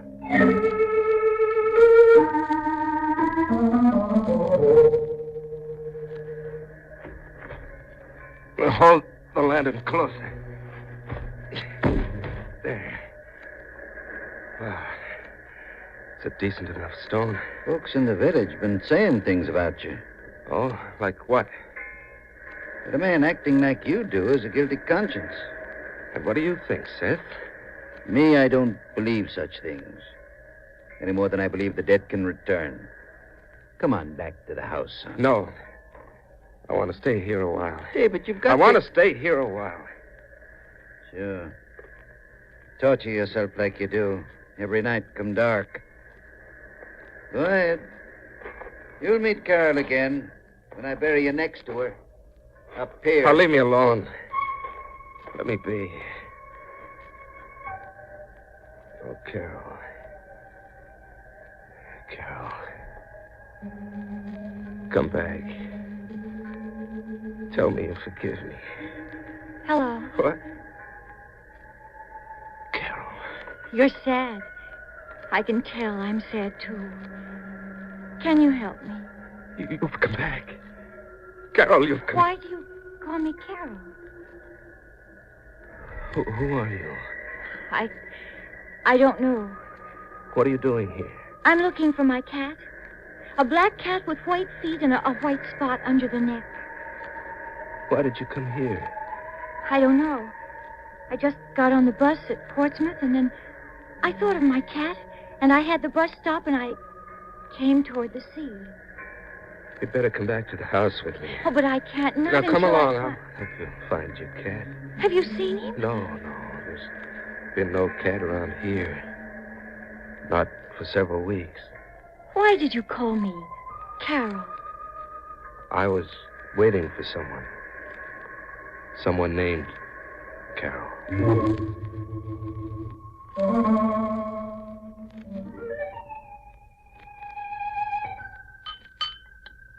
Want some more coffee? Oh, no, thank you. I feel better now. You've been very nice. People haven't been nice. They look at me strangely. Well, Might be your clothes. They're torn. No, it's more than that. I've looked in mirrors. My eyes don't look like other women's eyes look. Will you help me, please? I must be somebody. Sure, I'll help you. I'll get Doc Suthers up here, and he'll be able to... Oh, it's Minnie. Oh, see, I told you. Come here, Minnie. Come here, baby. What did you call that cat? Minnie, of course. Why? Why are you looking at me like that? That cat belonged to my wife. It hasn't been in this house since the day she died. And the cat's name is Minnie. Oh, then it must be that I belong here. This must be my home.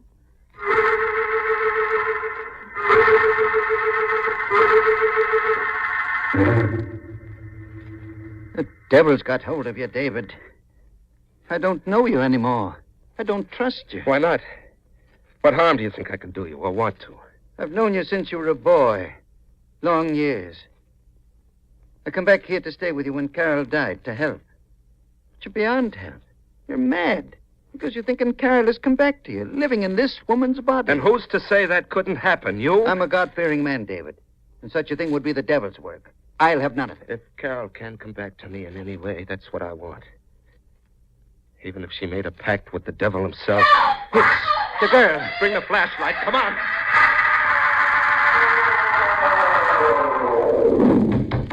Open up.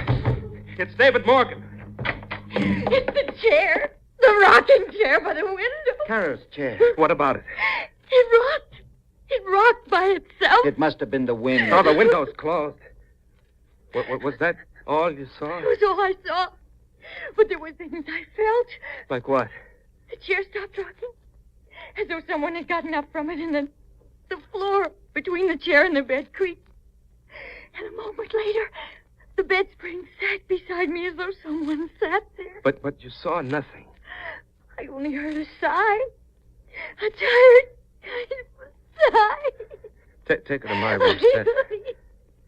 Oh, you had a dream. That's all. Your mind's upset.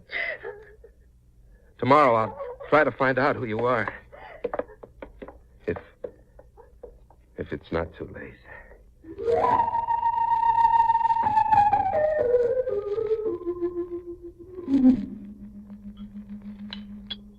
Has the morning brought you to your right senses? Depends on what you call right senses. I mean about the girl. Where is she? I don't know. I haven't seen her this morning. Where did Carol used to be this time of morning? A little after 8? She'd have been in the hothouse looking to her flowers. Why? Good morning. Oh, look at these wonderful flowers. Jehoshaphat. Do you mind that I pick some for the table? You can pick as many flowers as... Well, what are you staring at me for? That dress. Where'd you get it? Oh, I found it in a closet. Mine was so torn I had to do something. Do you mind? Oh, no. And your hair's different, too. I feel better with it up. Does it look right? Exactly right. You finished eating, huh? Oh, yes. I've got to go. I'm going out for haddock today. I won't be seeing you again, then. Why not? Because I have to go. I must find out who I am. I mean to do just that tonight. But what will I do till then? Nothing. Just wait. I'm driving Seth to the village. You'll be quiet and alone. Just rest. But I'm afraid of being alone. You won't be alone.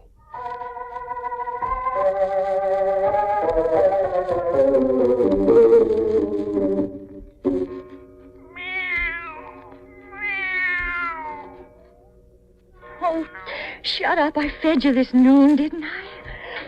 Oh, who's there? It's me. Is that you, Carol? You scared me. Who are you? I guess you're not Carol, are you? I guess not. Have you seen her? No, I understand Carol is dead. That's what everybody says, but I don't believe it. I come here whenever David leaves, and I look for her. What was Carol to you, I mean? My sister. Oh, what makes you think she's still alive? Have you seen her? No, but David hasn't changed a thing in this house since he hid her. You see? There. And over there. Everything just like she left it. Her apron's hanging on the door. You see? But maybe he left... Yeah, and I found something in the cellar. Something very important. What? A skeleton. And I found a box with lots of money in it. It's fun looking for Carol. Come with me and I'll show you what I found. No. You come with me. Don't make me mad. You can help me look for Carol. I'll look upstairs. No. I want you to come with me in the cellar. Help!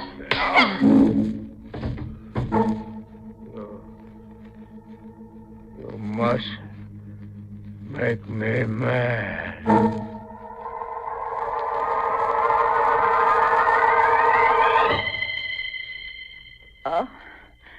What? Oh, no. Don't be scared. It's me, Van. Where is this?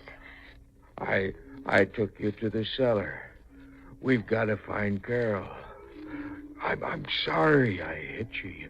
You made me mad. What are you going to do? Why did you take me here? Carol is dead. No, she ain't. She's here somewhere. Besides, I promised I'd show you the room below the cellar with the skeleton and the box of money in it. Don't you remember? Help me. You see, I've lifted the door. It's heavy. It's stone, but I'm strong. Yes. Is that where it is? Yeah. Yeah. I'll hold the lantern over the opening. See? There's a ladder. Get the box for me. I want to see it. All right. Wait here and hold the lantern so I can see. Hold the lantern higher.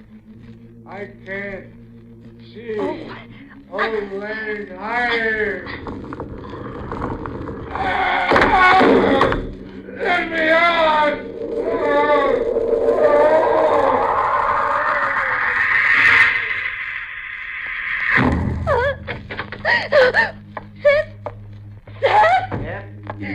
Longer than I thought. What's the matter? What are you crying about? A man was here. Who? Carol's brother. Dan? Yes, he was horrible.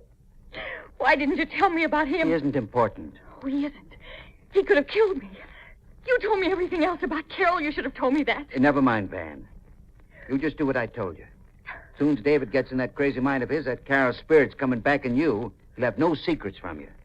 And we'll know where he keeps that box of money. I don't want to do it. I'm through. No, he ain't. I took good care of that. Took the trouble of finding out some things about you in Hollywood. I don't care what you found out. I don't care if you are my uncle. The money you've been sending me since Mother died was something you promised her you'd do. Yep. Now you're going to help me get it back. All of it. And lots more for both of us. You want to make a success out there as an actress, don't you? Takes money, don't it? Lots of it. Well, David and Carol had over 100,000 put aside in that box of theirs. Now just you find it. My first professional role. An amnesia case. For half what's in a tin box. It'll be easy. You'll see. You might as well not tell you tonight. No. I'm through. What's ailing you anyhow? I don't know. I get to thinking like they do. That Carol's still alive or that her ghosts around anyhow. Oh, bosh. Saw her buried myself and don't believe in ghosts. You've been studying it too much, that's what. Maybe. Uncle Seth. What is it? How long can a man live in a small sealed room without air?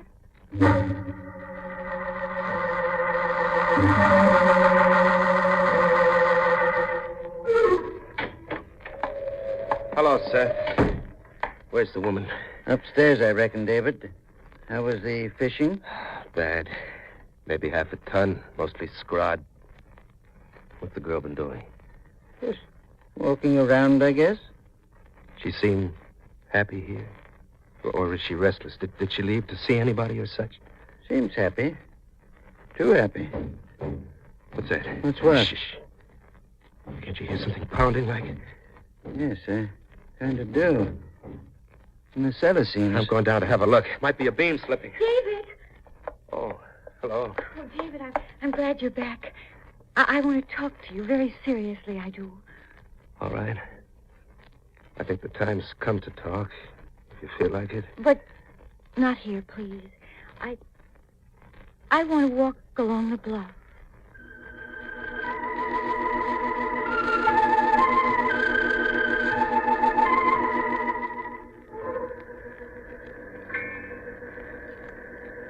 The last time I walked this way toward the rock was with Carol.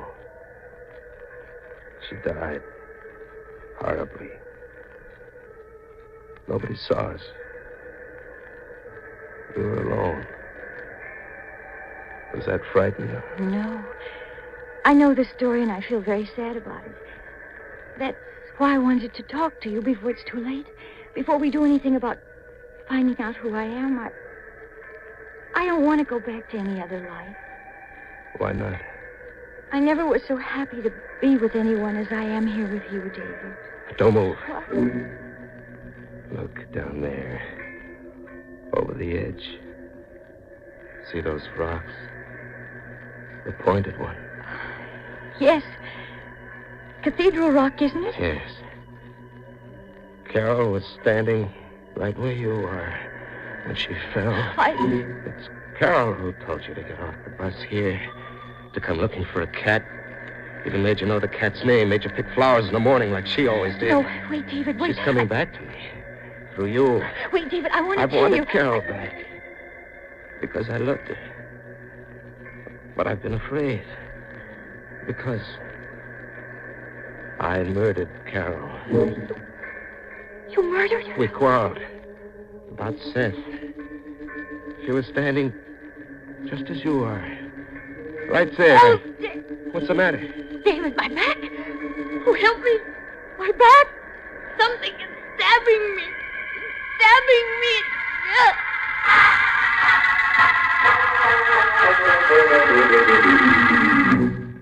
Oh. I'm going down to the village for the doctor, Seth. Don't want the doctor. Please, feeling better. No, you stay quiet. I'm going. Seth will look after you. I can get the doc faster by going for him. All right. You can stop the acting now. What happened? He was telling me that he murdered Carol. I had a pain. A terrible pain in my chest and back. It wasn't acting. Murdered Carol? That's crazy. You had an argument with her. She got mad and started to run back to the house. Tripped and went over the cliff. Everybody knows that. He feels guilty, that's all. He didn't say that. Probably didn't get a chance. Did you find out anything about the box of money? Yes, I know where it is. Where? The box is in the subcellar. Hey, I thought of that. I'll go down now and... Wait. That thumping in the cellar. That have something to do with the box? Yes. I had to, Uncle Seth. Then he scared me and I closed the door and I bolted it on him. You fool. Well, I had to. Changes things. What do you mean? Didn't mean to do this, but I've got to now. I'm going with you. No, Alice. Aim to have all the money. You'll stay here. No! See to that.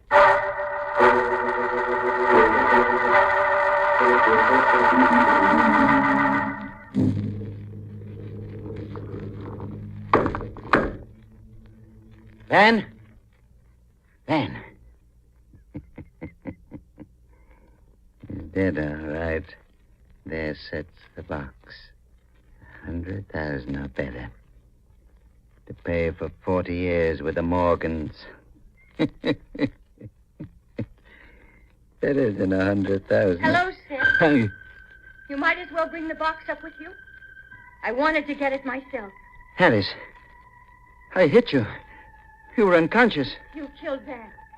You've killed my brother as well. Come on up and be careful. I know how to use David's gun. Alice, I didn't mean to leave you there. Come up with the box. Or would you rather I kick the door closed on you? Alice, don't be a fool. Let's get away first. Then I'll explain. Why do you call me Alice? That's your niece in California. I'm Carol. Carol's dead. Alice, you're out of your mind. Carol is dead. Is Carol really dead? Do I look dead? Does this gun look like a ghost was holding it? I can prove it. But we've got to hurry. Prove I'm dead how? Come to the top of the cliffs with me. I'll show you Carol's grave.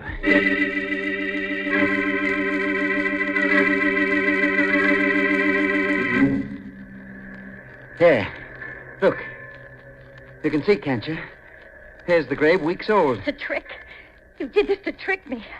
I am Carol. Look at the tombstone and read it. Here lies Carol Morgan, wife of David Morgan. I don't believe it. Where's David? He's gone to the village to get a doctor for you. You're my niece, Alice, and we've got his money box. Now come with me before it's too late. No, I don't believe you. It's a trick. David! Alice, get away from those rocks. You won't get this box. And you won't trick me with lies. David will take care of that when he comes. Give me that box. Don't come another step, sis, or I'll kill you for sure. You wouldn't dare. You know good and well you killed Carol's brother. You won't dare shoot. Give me that box.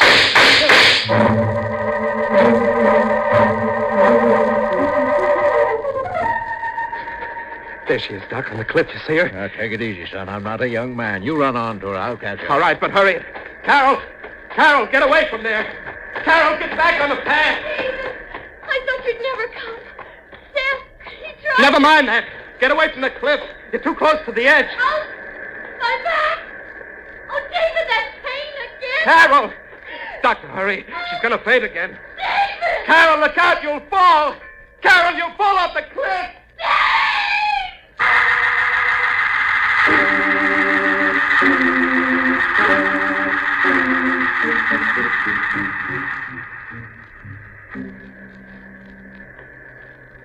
Dead. Carol's dead again. And pierced by the same rock.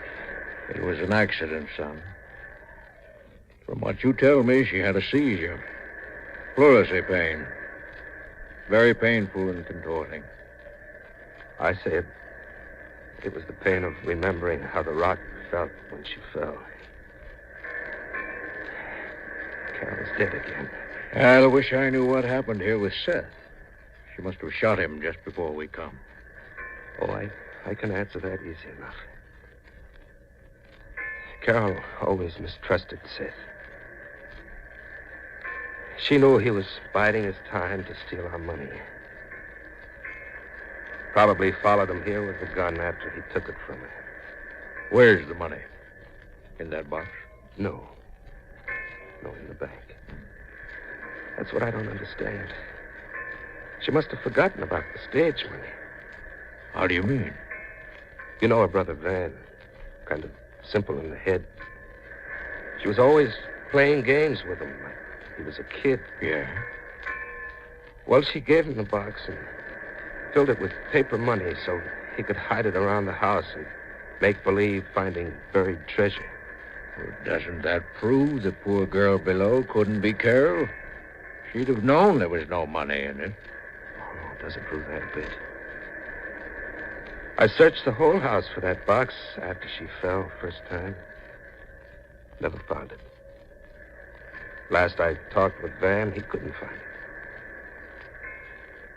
Would anybody besides Carol know where it was hid? Well, all right. Have it your way. I'll leave you be for a spell, and I'll send the sheriff and help from the village. I've been a doctor too long to say what's dead can't live again. One way or another.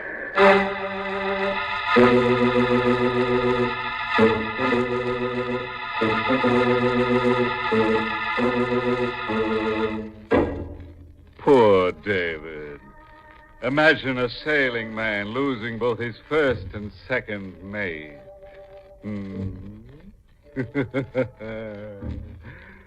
Oh, well, so he winds up with a -2 as the net result. You know, one thing about it, when David buries Alice, he'll have less work. Just knock some new chips off the old block. Oh, I got a moral for you folks who like to go sailing. Next time you're on a boat, remember this. Trim the sails and not the sailors, or you could wind up being the salt of the earth.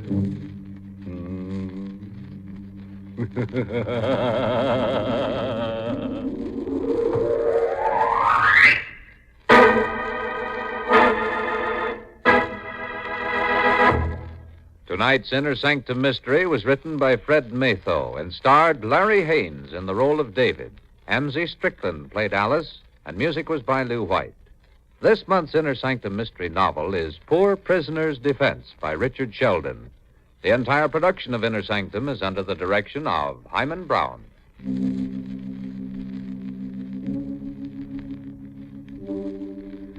Well, friends, it's time again to close that creaking door. Until next week at this same time, when we'll be back with another weird tale. Oh, next week's scare, Skeleton in the Sun, is the short, frightful tale of a beach bum who tries to convert a hot corpse into cold cash, where romance takes a turn for the worse when he loses his mind over a girl who's already lost hers. You'll help mourn his passing, won't you? Next Monday. Until then, good night. Pleasant dreams.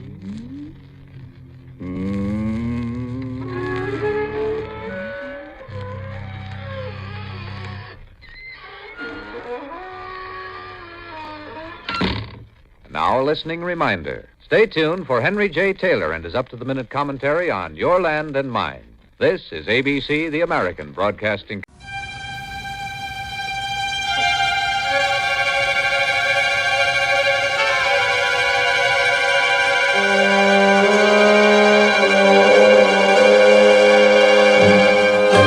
The Price of Fear. Brought to you by Vincent Price.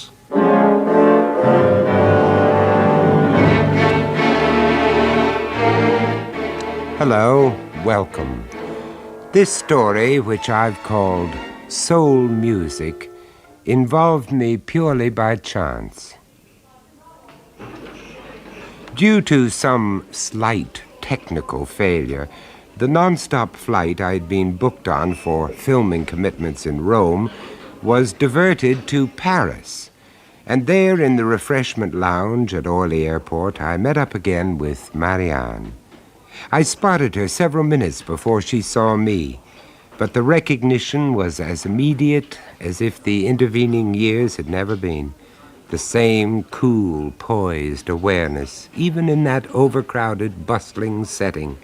A kind of inner apartness. It would be difficult to describe. It made the frustrations of the flight, even the possibility of an overnight stop, only too worthwhile. The fact that her husband, the international violinist, David Clementis, was bound to be traveling with her, in music circles they had long been nicknamed the Inseparables, offered the opportunity of a double treat. Oh, my dear Vincent, it's sweet of you to say so, but an overnight stop. What about that dreadful panic at the other end? Oh, merci. I can just picture it. Some hot-blooded Italian director tearing at his hair, foaming at the mouth, threatening death and destruction in all directions if you don't turn up on the next flight. Oh, you've got it all wrong, Marianne. As a matter of fact, I took the precaution of giving myself a couple of days' leeway. Besides, from what I can gather, your hot-blooded Italian happens to be an alcoholic German who can't tell night from day and has been bucketing with rain for weeks in Rome. By the time they get around to my scenes, they could manage several remakes of War and Peace. Some cream? Thank you. Well, then, out with it. How's the maestro? Oh, David's fine. Well, more to the point, where's the maestro? Well, let's face it, the old crowd always referred to the two of you as the inseparables. The inseparables? Oh, yes. Yes, they did, didn't they? Now, don't tell me. You've got him lurking underneath the table, Stradivarius tuned and at the ready. Or what's it to be, romance or a touch of Ochichonia? Well, David came on ahead, an earlier flight. Oh? Well, no, nothing mysterious. Partly business agents, an impresario. Well, you know the whirl. Besides, he's never appeared in this particular hall before, and in violin circles it's got a reputation as a dead house. He suddenly got a bit jittery about the acoustics. Typical David. Huh? Well, always the perfectionist. Yes. Yes, he was, wasn't he? He could tune up at the bottom of a mine shaft and still charm the birds off the trees. Yes, he could, couldn't he? Marianne, you all right? Yeah, well, I'm fine. I'm just a bit tired, but I'm fine. Global Air regret to announce the cancellation of their Flight 108 to Rome, caused by a technical failure beyond their control. Oh, I knew it. The damned wing is gone and fallen off it. What, your flight? Oh, yes, the inevitable dead duck. Passengers are requested to report to the inquiry desk for details of overnight accommodation and alternative bookings for the continuation of their journey. Well, that settles it, doesn't it? Mesdames, messieurs, Well, what could be Global Air nicer? A night on the town in gay Paris, all courtesy of good old Global Air. To begin with, you can wangle me a ticket for the maestro's concert, even if it does mean swinging from one of the chandeliers. Oh, but No, I insist, and afterwards I'll come backstage, whisk him away from the backslappers, and carry the pair of you off to a secret little bistro I've been saving in Montmartre. Food before Detour.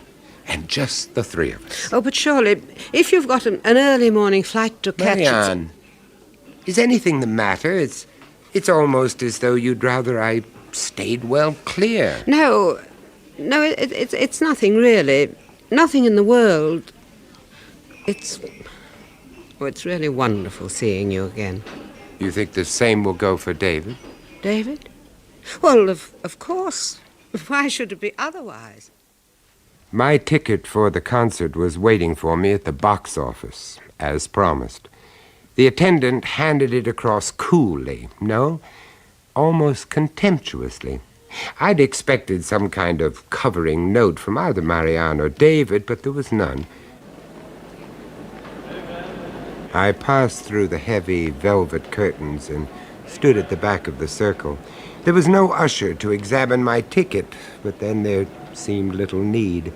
At a generous estimate, I reckon, the whole house could have been moved forward and still barely filled the front 3 rows.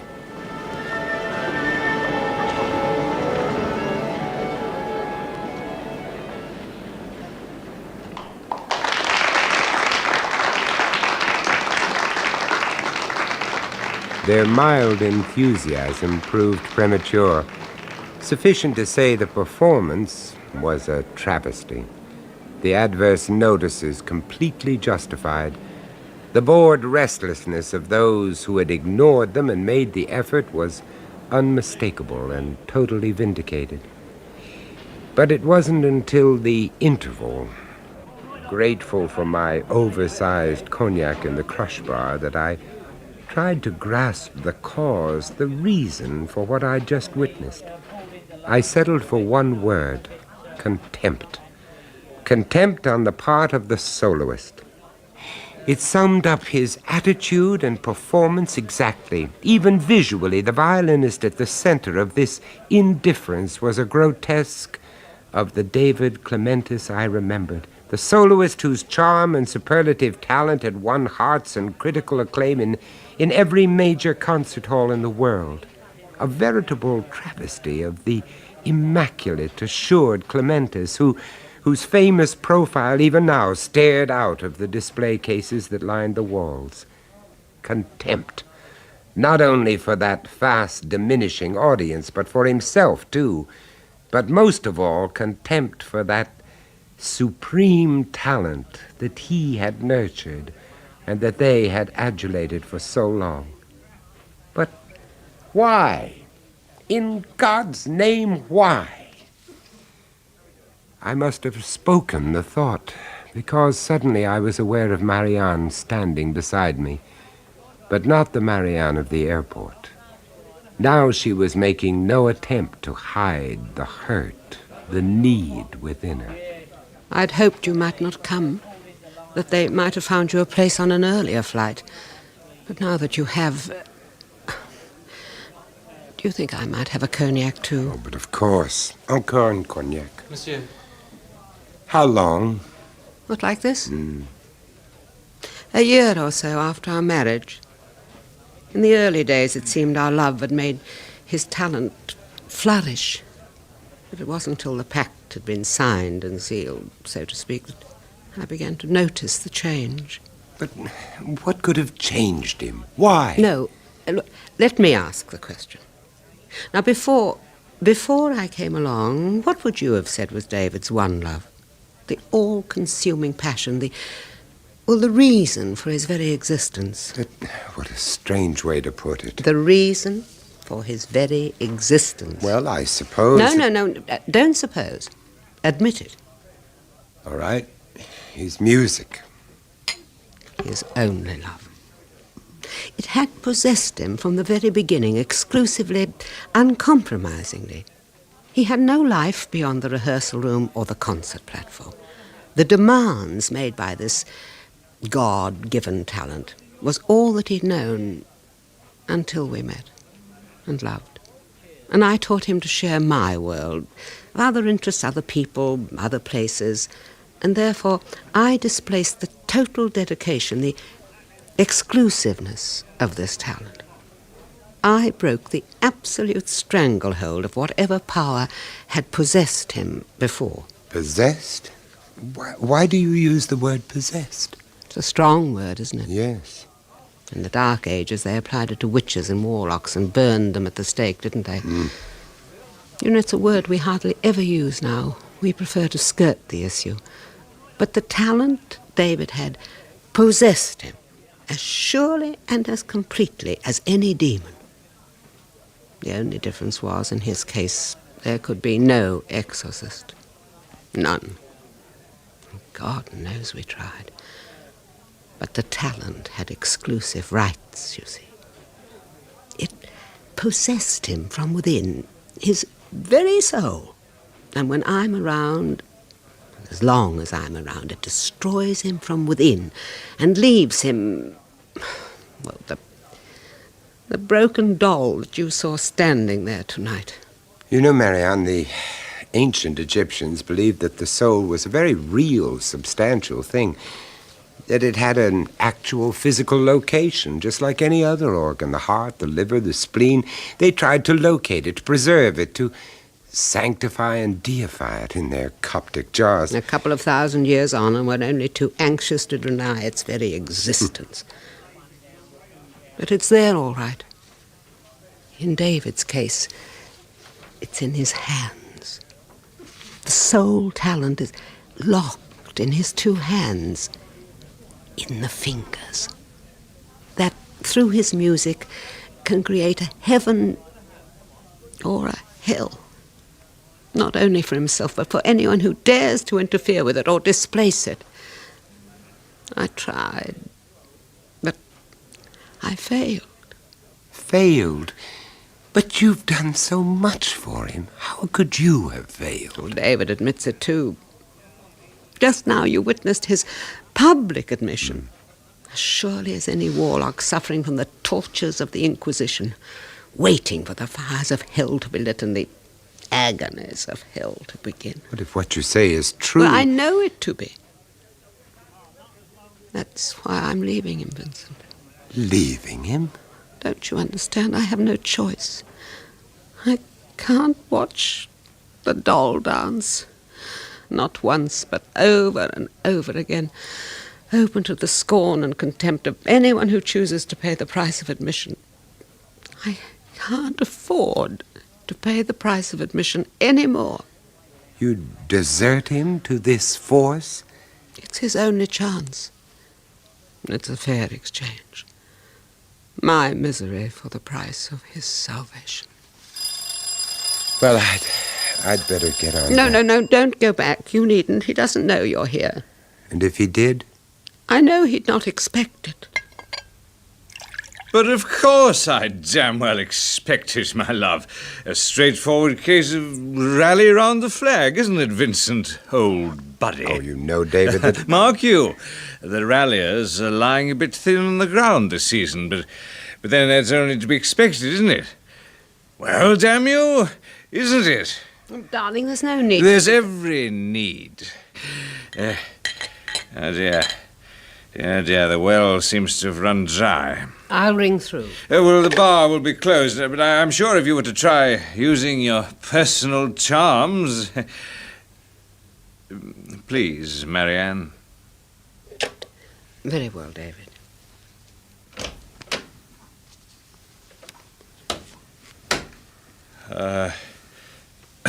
You know we're splitting up, Marianne and myself. She told you we were? Yes, David, she told me. Yes, of course she did. But she probably told you it was her idea, not mine. A supreme personal sacrifice in the cause of art. Something like that. Not true. It was my idea. My decision. I see. Well, do you think I'd honestly swap a single moment of my life with Marianne for the existence I knew before? And for what now must take its place? I don't know. Well, take my word for it. But, David, you still have the choice. No choice. For Marianne's sake, you see, living with me is just not... It's just not safe any longer. This force inside me is just not safe. Why don't you try telling me about it? Well, there have been several occasions, incidents. I don't think I understand. It's quite simple. A desire to hurt, to inflict. At first, simply with a gesture, a word, until... Go on, David, tell me. Until in London, about a month ago, there'd been a reception after the concert. Marianne was tired and came back early to the hotel. I remember getting back myself in the early hours of the morning. I went into the bedroom. I watched her sleeping there. And then, suddenly, my hands... God... My hands about her throat. Possessed. With a will, a volition, all of their own, pressing harder, until just as suddenly it stopped. No hate anymore, only remorse. Remorse and the decision that it should never happen again, ever again. But it's still there, you see. In the hands. A force over which there can be no control. And the alternative? If you choose not to accept it, not to release it? Pain, certainly. And perhaps, ultimately, a hell beyond anything man has ever known. As the soul fights the body to get free, and the body fights back to imprison it. The pain of tearing as the soul tries to get out. For what seemed an eternal moment, my friend studied the frail eloquence of his hands holding the tumbler. Then, with an inner force that seemed totally their own, they jerked convulsively. The crystal tumbler lay in 1,000 razor-edged splinters at his feet. That, as it turned out, was to be my last meeting with David. And the next day I flew on to Rome.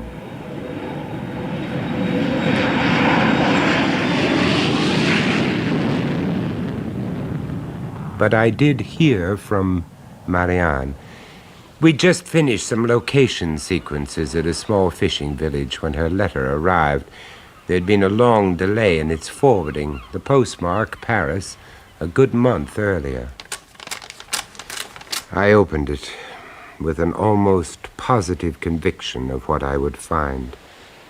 I know what a shock this will be to you. David collapsed as soon as we got back to the hotel that night. By the time we got him to the hospital, there was nothing to be done. I knew you were leaving for Italy the next day, or would have been in touch before this. God knows I needed a friendly shoulder to cry on. You will see from one of the clippings the jury at the coroner's hearing recorded an open verdict. But I think we, anyway, know only too well there was a very real, if inexplicable, cause. Let it remain our secret. The price David paid for his unique talent was finally exacted in full, and in a manner so bizarre I find it impossible to embark on here. But if the final awful proof should interest you, and you are returning via Paris, please ring me at this number, and I will arrange a meeting with Dr. Émile Fouchard. I have already told him he may expect to hear from us, and that he is to hold nothing, I repeat, nothing, back. We owe you this. Besides, to know is to share. Marianne. To know is to share. But to know what? To share what? What was it that eventually persuaded me to do exactly as Marianne asked? To ring her number, arrange an appointment, and finally find myself seated in the good doctor's surgery-cum-consulting room just off the Rue Madeleine. To hold nothing back. It's easily said, monsieur. But where does the knowing end and the disbelief begin? Vincent, you have the right to know. Well, the simple facts and findings related to my friend's death. They might prove as good a starting point as any. The simple facts, eh? Eh bien, so be it. Here it is. As presented in testimony at the coroner's court, for which there is allowed no room for speculation or error. A summary of these facts, then. Several witnesses of your friend's collapse in the foyer of his hotel, his admission to the Hôpital La Vierge on the Ile de la Cité, the inescapable fact that he was pronounced dead on arrival, the admitting physician diagnosed heart failure, brought about by blood clotting, brought about by an excessive consumption of alcohol. I see. And so I thought, did I? I'm sorry?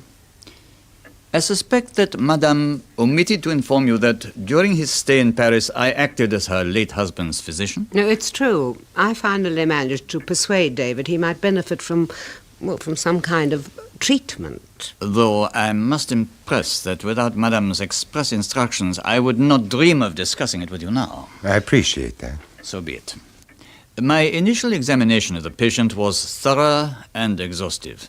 I gave it as my considered opinion that the root cause of Monsieur Clementi's malady was mental rather than physical, which is why I used all my influence to be allowed to assist at the post-mortem. Vindication, vanity, call it what you will.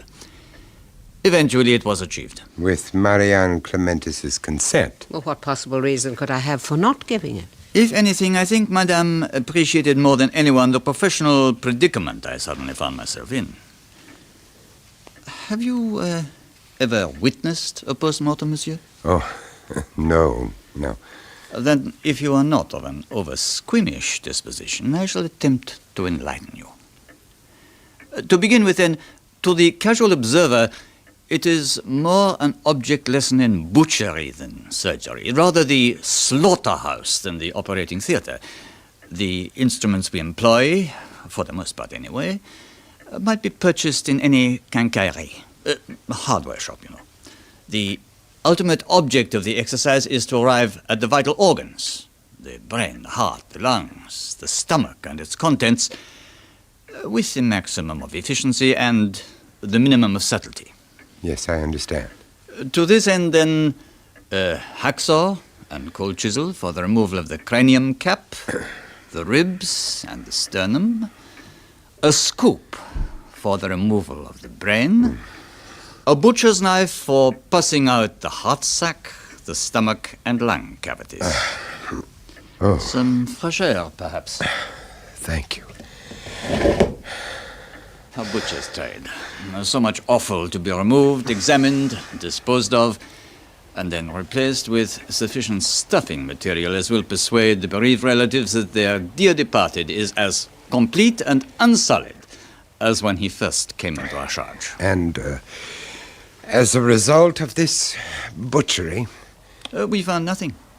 Positively nothing that in any way affected my original opinion that the person I'd examined in this office not so many days before was as fit as anyone of his age, constitution, and occupation could be expected to be. Alors, cause of death, inconclusive. Consequence? An open verdict. And duly recorded for anyone to read. Well, then what's the mystery? Occurrences. Yes. Let us call them occurrences, the nature and reason for which we can only speculate. Go on.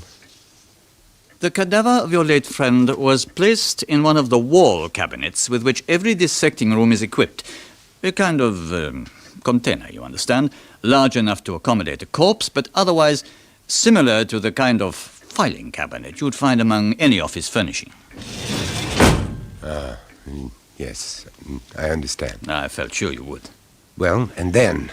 The cabinet was locked. Locked? Is that customary? As I explained at the time to Madame, reserved mainly for celebrities, in view of the current excessive curiosity of the popular press. Just a precaution, you understand. Yes. On the very next day, a complaint from Monsieur Corbeau, the artist, was delivered by hand. The very next day. Corbeau? But where does Corbeau come into it? David had long ago agreed that Corbeau should one day be allowed to make a cast of his hands. But it was a long-standing, a life-standing agreement. When he read of David's death, he asked if I now had any reason to refuse that request. And? Well, no reason. In fact, it gave me a kind of comfort, a memento for posterity. Doctor, you said Corbeau made a complaint. Yes, within hours of the remains being put at his disposal. I still have his letter, Vincent. Well, perhaps you'd like to read it for yourself. Macabre. Grotesque. Satanic. Defilement. But what does he mean? In that too you must judge for yourself. But first, I must stress that at no time, not right up until the locking of the cabinet, had we dissected or performed any pathological examination on the hands of the deceased. We had no reason to. They would have told us nothing. Some photographs. These taken before the cabinet was locked. Yes, I see palm to palm, total repose. And these taken immediately after the complaint of Monsieur Corbeau had been received. To know is to share, Vincent. You'd never have recognized them for hands. They'd been severed. No, they'd been torn away from the rest of the limb. Each joint cracked, the flesh bloated and pistulated, as though all the time, during the hell-like ritual of that post-mortem, as the surgeon butchers went about their casual ritual of carving, hacking, and scooping, the living soul captured within was screaming for escape. A living hell. To lie on a marble slab, eyes expressionless, unblinking, tongue mute, grotesquely protruding through the cavern of the larynx, simply lying there, knowing it, experiencing it, waiting only for the tortures of the hell to stop, for the chance, finally, to break free and for the soul music to begin. To know is to share. I made my way back to the hotel. It was raining. At a corner, a street musician sawed forlornly away on his violin. He seemed surprised at the charity I dropped into his cap. But there was no joy in the tune he played.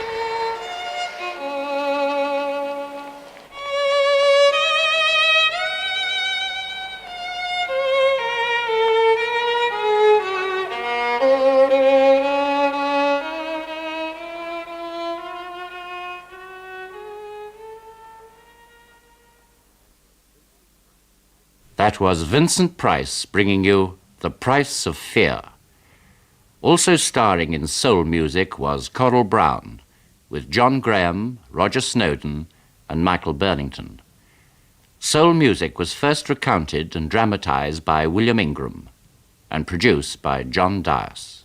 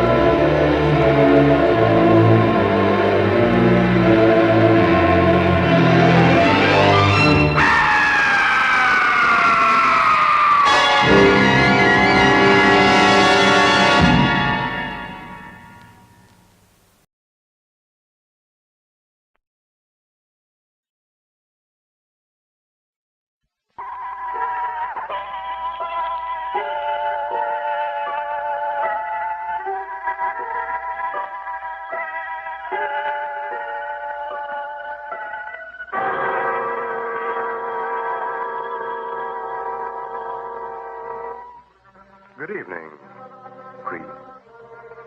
This is Hunter Galloway opening the doors of the Mystery Playhouse. Tonight our stage will be taken over by Inner Sanctum, and as usual, you'll get a chuckle or two and an excellent mystery story from Inner Sanctum's host, Raymond. We're at your door, Mr. Host, so open it, won't you?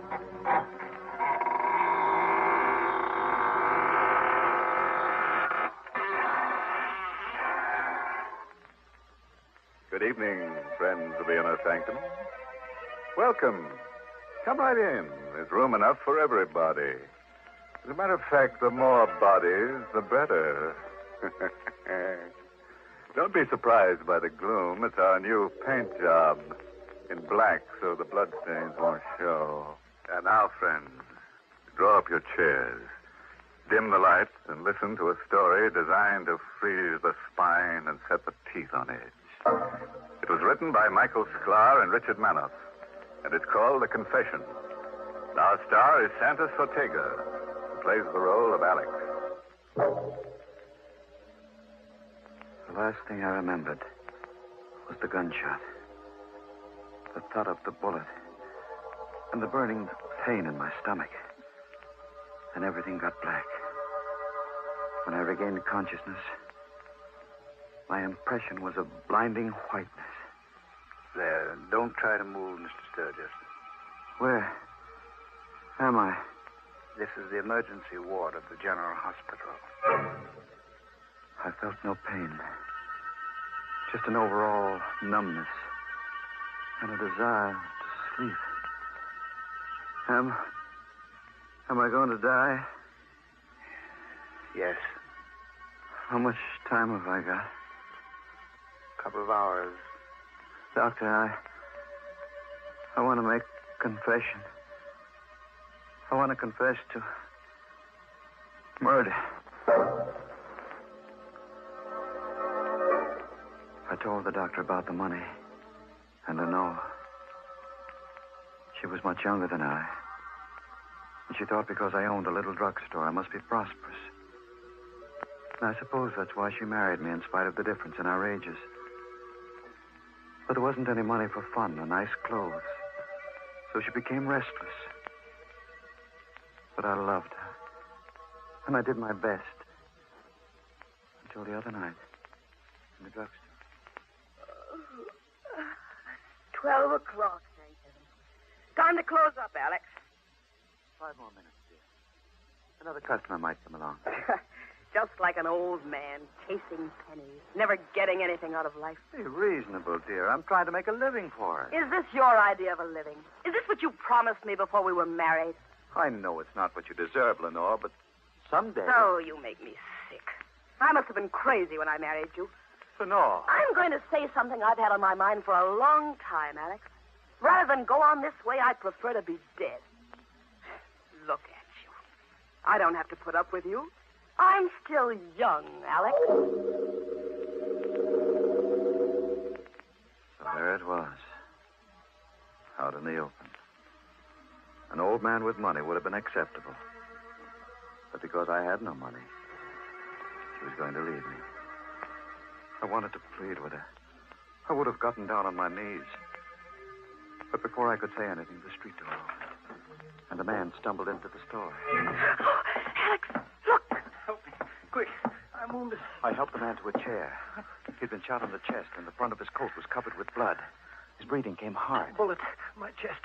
Patch me up. I'm only a pharmacist. You need a doctor. I'll call Dr. Johnson. No, I don't want any doctor.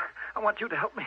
Is it because doctors must report bullet wounds? Is that why you want a doctor? Never mind my reason. I got plenty of dough. I'll give you $500 to take care of me. Well, I'd better call the police. No, lady, no. Look, mister, take care of me. Keep it quiet. I'll give you $1,000. $1,000? Let me see the money. Here's a $1,000 bill, but I got plenty more. No. Help me take him into the back room. Oh, but Alex. No, I'll take him myself. You get busy and wipe the blood off the floor. Oh, no, you can't. Wipe up the blood. Do as I say, Lenore.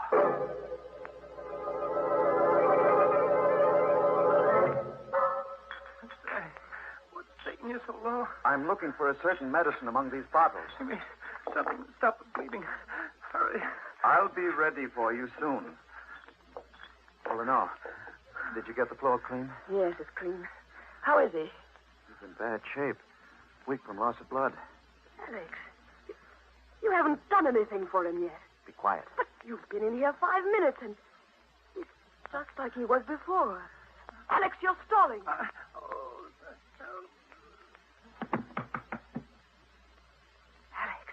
Let him lay there. But he's dying. I know. Alex, call the police. No. Are you going to let him die? Yes. That's as bad as murder. I didn't shoot him. It's not my fault if he dies. No. He's got money. Thousands of dollars. No one knows he came here. This is our chance, Lenore. What do you mean? I'm going to let him die. Take his money, and then get rid of his body.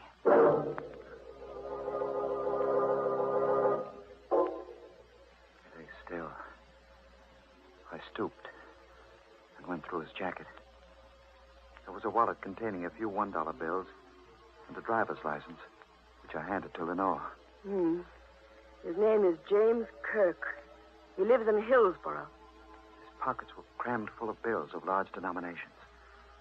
Lenore watched, fascinated, as I counted. How much is it, Alex? A little over $78,000. We're rich, Lenore. I'm frightened. There's nothing to be afraid of. All we have to do now is wait until he dies and get rid of the body.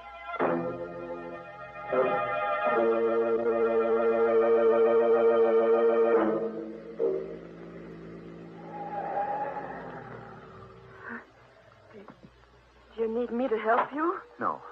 I can manage alone. This body's heavy. Through the door. Oh, Alex, he's still alive. Yes. Well, what are you going to do now? It's dangerous to wait here until he dies. Anyway, what difference does it make? He'll be dead when he goes into the water. No, no. No, that's murder. Call it what you like. We've gone too far now to stop. You wait in the car. I'm going to carry him to the edge of the pier and drop him over the side.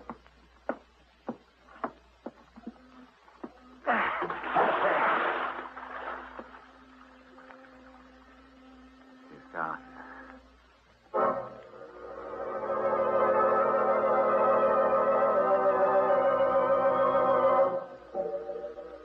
I watched Kirk's body sink into the water. I knew the current of the bay would carry it out to sea. One doesn't picture a middle-aged druggist committing a perfect crime. But I felt sure that I had done it.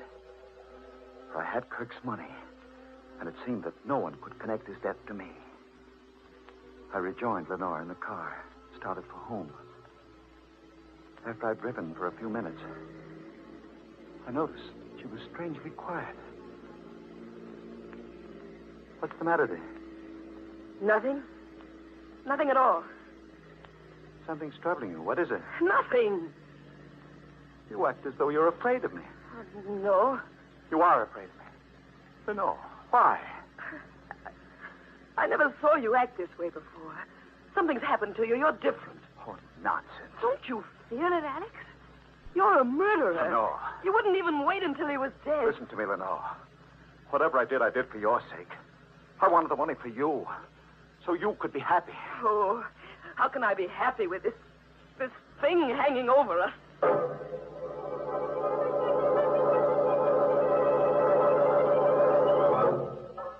We had breakfast the next morning in absolute silence. Then Lenore went to open the store, while I wrapped the money in a parcel, took it to the bank, placed it in my box in the safe deposit vault. No one paid any attention to me, although the bank was swarming with police detectives. From the bank, I went directly to the drugstore and found a man there waiting. Sturgis? Yes? Biggert is my name. Mark Biggert. What can I do for you? I'm an insurance company detective, Mr. Sturgis. I'm investigating the First National Bank robbery for my company. I want you to tell me everything you know about that robbery.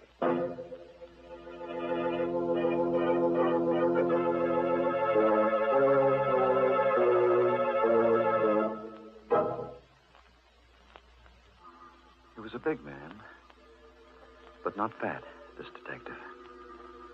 And although he didn't appear to be very intelligent, he had a look of cunning. His clothes were rumpled, and he rolled an unlit cigar around in his mouth as he spoke. Suppose you start from the beginning, Sturgis. There's nothing to talk about, Biggert. I don't know anything about the robbery. You don't, eh? No, I don't. Why should you come here annoying me with silly questions? I'll tell you why I'm here, Sturgis, and then maybe you'll see your way clear to talk. You know the bank was robbed last night, and the crook got away with better than $78,000. Yes? The night watchman was shot.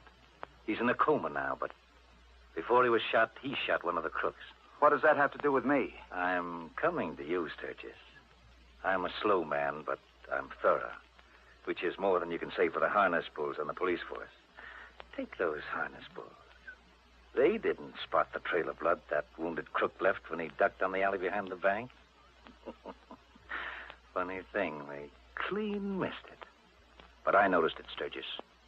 I followed it through the alley and straight up this street. And here's another peculiar thing. The trail ended right smack at the door of this drugstore. Are you implying... 2 and 2 makes 4, Sturgis. As I said, I'm not a fancy-pants detective, but here's how I figure it. This yegg was wounded, so he came in here and asked you to fix him up, which you did. In exchange, he gave you a nice big piece of the tape to keep your mouth shut. Am I right, Sturgis? You're 100% wrong. If you were smart, you'd talk now and save yourself a lot of grief. I've got nothing to tell you. Suit yourself, Sturgis. But here's my business card. In case you change your mind, you can reach me, the Hotel Empire. Oh, by the way, the company is offering a $5,000 reward for the return of that money. I'm not interested. Good day. Okay. It's your neck, Sturgis. I'll be seeing you. Alex, I heard what he said. He knows. I should have thought of the blood outside. How can you stand there and act so calm about it? He knows, I tell you. Take hold of yourself, Lenore. He only suspects, and his suspicions aren't worth 2 cents unless he can produce evidence. Believe me, we've got nothing to worry about. I was cocky then. Too cocky. Lenore was right. I was a changed man. That money had put iron into my spine. And then, that afternoon, I got the first of the phone calls. Hello? Sturgis Drugstore. This is Western Union calling. I have a telegram for Mr. Alex Sturgis. This is he speaking. Will you accept the message over the telephone, Mr. Sturgis? Yes, of course. The message reads as follows. Place the money in an envelope and mail it to box number 11, General Post Office. Don't fail to act as instructed because your future depends on it. Is, that all? That's all, Mr. Sturgis. There is no signature. Thank you. Bye. Oh, it was bad enough having that detective snooping around, but now this telegram. Oh, don't take any more chances, Alex. Send the money. No. Alex, please. I'm frightened. Listen, Lenore. Calm yourself. It's perfectly clear what happened. One of the bank robbers came with Kirk as far as the store. He must have been frightened away by the police. Now he's using this method to get the money. But he won't get it. Why? What are you going to do? I'm going to put a wad of blank paper in an envelope and mail it to that post office box. Then I'll stand watch at the post office and see who claims it. And then what? That money means everything to us, Lenore. I've already killed one man for it. If necessary, I'll commit another murder. I placed blank strips of paper in an envelope and mailed the envelope to that post office box. The next morning, I went to the post office and stood near the window, waiting for someone to come along and claim the envelope in box number 11. Hours passed. I got hungry. My legs began to shake from exhaustion. But I couldn't leave that spot. I meant to stay there until... What are you waiting here for, Sturgis? A voice cut through my thoughts. I looked up. It was Kelly, the policeman. He was suspicious. The clerk noticed you hanging around and called for a cop. It's nothing, Kelly. I arranged to meet my wife here. She's late. I saw your wife through the drugstore window as I came up the street. You must have forgotten all about your appointment. You'd better get back to the store, Sturgis. I couldn't stay there after that. I walked around the block. When I came back, the policeman had disappeared. I entered, went to the window, and asked the clerk if anyone had claimed the mail in box 11. He nodded. The letter was gone. My plan to discover the identity of Kirk's confederate had failed. There was nothing to do but go back to the drugstore. It was empty. I felt a sense of danger as soon as I entered. So I closed the street door quietly. And walked as silently as I could to the door of the back room. It was open. Lenore was at the telephone. Hello. Hello, Empire? Hotel? Hello. Connect me with Mr. Biggert, please. Yes. Mr. Mark Biggert. Hang up, Lenore. Hang up the receiver. Alex! You were calling that detective. Suppose I was. What of it? You were going to tell him about the money. You were going to double-cross me for the reward. You're so smart, Alex. What are you going to do about it? Lenore, don't you understand? I don't want the money for myself. I took it for you. To give you the things that will make you happy. Big-hearted, unselfish Alex. What are you laughing at? I'll tell you why you took that money, Alex. You thought you could buy me with it. Well, you're wrong. I wouldn't stay with you if you had all the money in the world. Oh, no. Would you leave me? After all that's happened? I'm packing up right now. No. You can't stop me. I love you, Lenore. I did my best to hold you. If I can't have you, no one else will have you. What do you mean? Alex, stay away from me. I'm going to kill you, Lenore. Alex, no. Stop. I'm going to kill you, my darling. Go. My throat.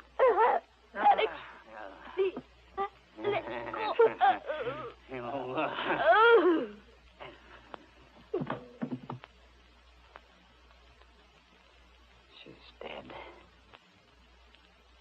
All men kill the thing they love. And I've killed you, Lenore. I felt empty, drained of all emotion. I buried her body in the cellar of the drugstore. I was even a bit glad that it ended in this fashion. For now, Lenore would be with me forever. Did I say it was ended? I was wrong. I found no peace. For the very next morning, Bigot came to the drugstore. Good morning, Sturgis. Nice morning, isn't it? What do you want? Just stopped by to have a chat, Sturgis. We're giving a lot of thought to the First National Bank robbery. You know, that night watchman came out of his coma this morning. Why, tell me about it. I thought you might be interested. Here's an angle, Sturgis. The watchman says the robbery was pulled by only one man. One single crook, and he was shot. Nice angle, isn't it? Is it? Yes, it gave me a new idea, Sturgis. Now, I'm no Sherlock Holmes, but I figure it this way. That crook came in here and asked you to fix him up. We've gone through this before. I'm going to take it a little further, Sturgis. The crook asked you to fix him up, but you got a peek at all that money. So you let him die, took the money, and disposed of the body. How's that for a figure? Very clever. Can you produce the body? No, the police haven't been able to locate it, but I'm not discouraged, Sturgis. Those harness bulls aren't very smart. I'll find that body. And when you do? I'm an insurance company, Dick Sturgis. I want that $78,000. When I find that body, I'll come around here and you'll cough it up. I've told you before, I know nothing about that robbery or the money. Now I've got work to do. Suppose you run along. Okay, Sturgis. So long.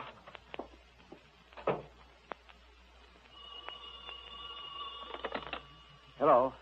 Sturgis Drugstore. Western Union calling. I have a telegram from Mr. Alex Sturgis. This is he speaking. Read it to me, please. The message reads as follows. Received your letter. Contents not what requested. Suggest you obey instructions. Same box number and post office. This is final.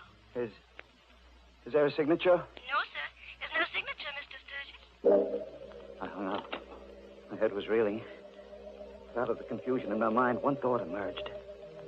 The night watchman had said Kirk had no Confederates in the bank robbery. Therefore, the person sending me the telegram must be Kirk. The salt water of the bay must have revived him.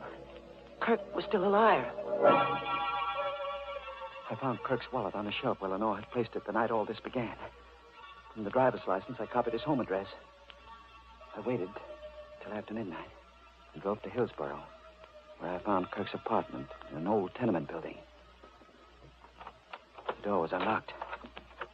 I drew out my gun and entered. I meant to kill Kirk. I had to kill him. The living room was empty. No one was in the bedroom. I turned, walked back to the living room. Drop that gun, Sturgis. Bigot, drop the gun, quick. I'm not taking any chances with you. How did you know? How did I know you were going to come here, Sturgis? Sit down in that chair by the table and I'll tell you. You sent the telephone? Yes, I sent them. You got me to think that Kirk was still alive. That's right. And you followed me here. You trailed me. It's all clear now, isn't it, Sturgis? You take 2 and 2 and add it up and it comes out 4. Now, where's the money? The money? We're going to cut out the cute stuff, Sturgis. I want that money. Now, where is it? It's in a medicine jar. On a shelf. In the back room of the drugstore. All right, let's go, Sturgis. First, you'll give me the money. Then I'll take you down to police headquarters. We drove to the drugstore. I led him into the back room.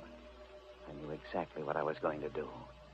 On one of the shelves was a bottle of hydrochloric acid. Bigot thought it was the bottle containing the money. I reached up, uncorked the bottle, and flung the burning liquid into his head. I'm blind. I'll kill you for this, Sturgis. If I could only see you. Where are you, Sturgis? Sturgis, where are you? I was huddled against the wall. He stood between me and the door, screaming in pain, firing his gun blindly. The first 3 shots missed, but the 4th bullet struck me in the stomach.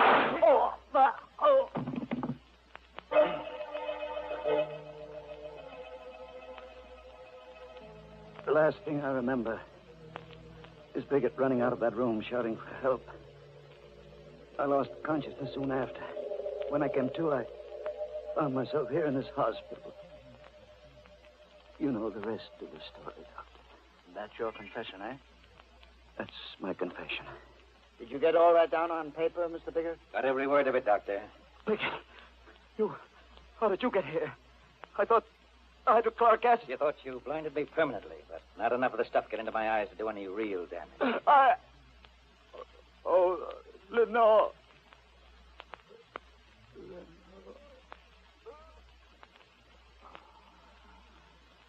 He's dead, Biggert. I've seen a lot of funny cases in my time, Doc, but this beats them all.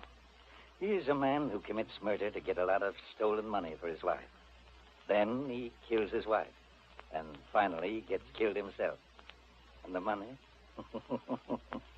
The money is safe and sound in the bank safe deposit vault.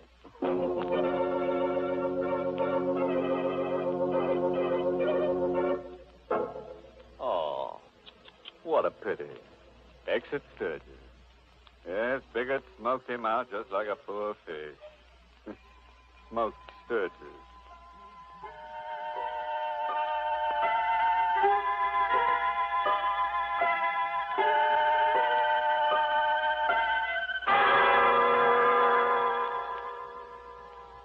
Well, thank you, Mr. Host, for a very enjoyable performance of The Confession, tonight's Mystery Playhouse presentation.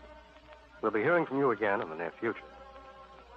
Creeps, until next time, this is Hunter Galloway closing the doors of the Mystery Playhouse and reminding you to sleep tight.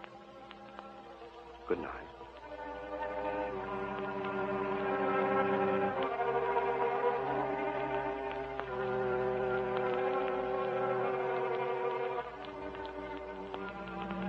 This is the Armed Forces Radio Service.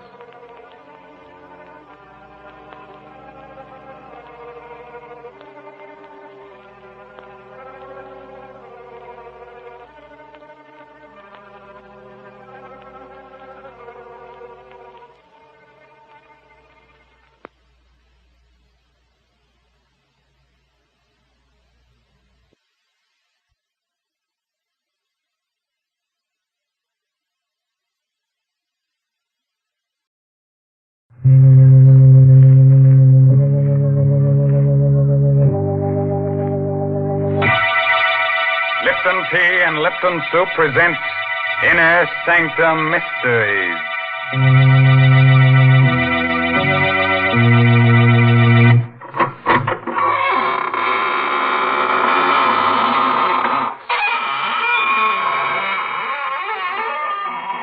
Good evening, friends of the Inner Sanctum.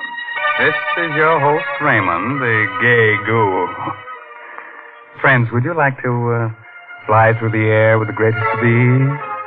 Do you think you'd enjoy being invisible, huh? Oh, it's easy. All you have to do is become a ghost. And to become a ghost, all you have to do is accentuate the ectoplasm and eliminate the protoplasm. Man! If that doesn't work, we'll introduce you to one of the characters on our show. He'll take care of you. And that's the truth. What awful people on this show. Wherever do you find them, Mr. Raymond? Well, it's simple. All you have to do is turn over a rock, and out they come crawling. And just suppose you were looking for decent people. How would you find them? Oh, well, now, Mary, you were the one who showed me how I just go snooping around houses, peering into windows, and I'd find all the nice people drinking Lipton tea. Oh, dear, there you go making fun again. You know, maybe if you drank Lipton tea, you wouldn't be such a bitter, unhappy person. Yes, there's something so warming and cheerful about Lipton. I guess that's why lots of folks drink it not only at mealtimes, but between meals, or whenever they get a chance to sit down and enjoy Lipton's famous brisk flavor. That word brisk, B-R-I-S-K, explains a lot when it comes to tea flavor. Brisk means that Lipton tea always tastes tangy and bracing. It's never flat or wishy-washy. That's right. You just don't know how good tea can be till you know how good Lipton's is. All right, Mary. As long as you're in the kitchen, you'd better sharpen up a couple of knives, as our main character tonight is going to use them. The story is called Song of the Slasher. It's an original radio play by Milton Lewis and stars Arnold Moss in the role of Detective Dan Miller. Are you ready? Then gather close and listen. If you find you're getting too many chills, then just sit in the fire. A thick, murky fog hangs like a damp veil over the waterfront. Streets are deserted. The buildings loom like tombstones in a cemetery. No living soul can be seen because people with sense stay behind locked doors. The slasher has murdered and mutilated his 5th victim in 8 days. In a drab, lonely little room, a young woman suddenly looks up when she hears a door close. Well, what's the matter? Can't you speak? Hey, you, get away from me. Get back up. That knife. What are you doing with that knife? You're the slasher. Help! Help me, someone! It's the slasher! Help! Hello, police headquarters. Hello? It's the slasher. What are you talking about? He's here. 12 Dock Street. He's upstairs. Mr. Nell's apartment. I can hear it screaming now. He's with her. I go up, but I'm an old man. It's the slasher. He's killing her.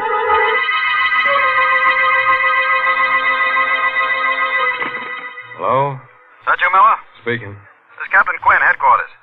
Here's the chance you've been waiting for. The slasher's at 12 Dock Street, right around the corner from you. On my way, Captain. Bye.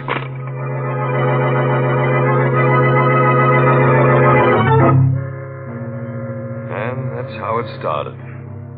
A detective is asked to do some queer things in the line of duty. I didn't mind moving down to the dump at the waterfront with my wife, if it would help catch the slasher. So when I got the call, I rushed out of my joint and beat it down to 12 Dock Street. Oh. Where is he? Where'd he go? Hey. Listen, Don't do that. I'll get you a doctor. And listen to me, sister. Donnell, her name is. Are they going to send an ambulance? Yeah, but it won't do her no good. You were too late. Did you see the guy who did it? I saw nobody. He can't be far. He was here a minute ago. I heard someone go out the back way. When? A minute ago. Listen. It's coming from that alley down there. Fog's so thick you can't see 2 feet ahead of you. The back way goes into the alley. Well, then it's him. The slasher.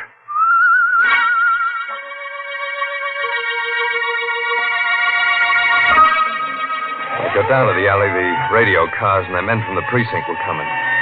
We went through that neighborhood with a sieve. But we couldn't find the guy who whistled that queer tune.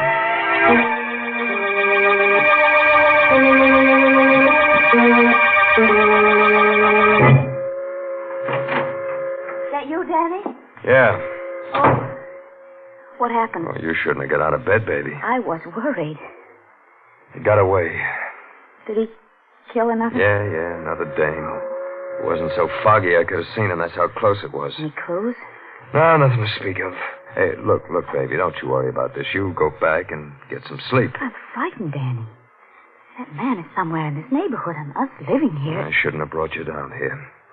You're going back to our old place tomorrow. No, I'm not. I don't want you here alone, and I want to stay with you. Shut up. Danny. Listen. You hear that, don't you? That ain't something I'm hearing in my head, is it? Danny, what are you... Answer me. I want to make sure I ain't hearing Well, things. of course I hear it. It's someone whistling, but why are you acting like this? The slasher whistles that tune. Are you sure? Yeah, I heard him tonight. Then the killer... The slasher must be somewhere around here. I'm going out, baby. Lock the door.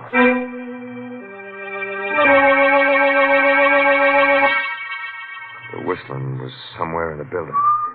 I listened. Where was it coming from? It was gone. I looked at my watch.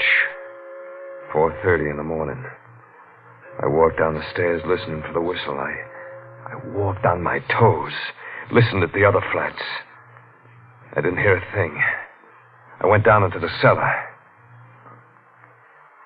There was someone there, all right. Oh? Who's there? It was Sykes, the janitor. I came closer. Oh, it's you, Mr. Miller. Yeah, Mr. Sykes. Hey, what's the matter? You're shaking like you got a fever. You frightened me. Why? I thought you were the slasher. Yeah? He's around here, you know. He might be hiding in these shadows. Might be anywhere. Everybody's afraid of him. Everybody. Yeah, so I hear. What time did you come down here? 4:30, like I do every morning. Why? See any stranger in the building? No, I didn't see anyone. Who lives in the flat below us? Mr. Trevelyan. Reginald Trevelyan. Funny name. He's a funny fella. Never sleeps at night. Wanders around the building whistling to himself. Whistling to himself? Yeah. He writes music or something. He got a piano in his place today. He talks crazy sometimes. Think he's up there now? Yeah, he never sleeps. Here. $20? Yeah, it's for you. Why are you giving this to me? I want you to tell me when Mr. Trevelyan leaves his apartment. Do you get it? Yeah, but why?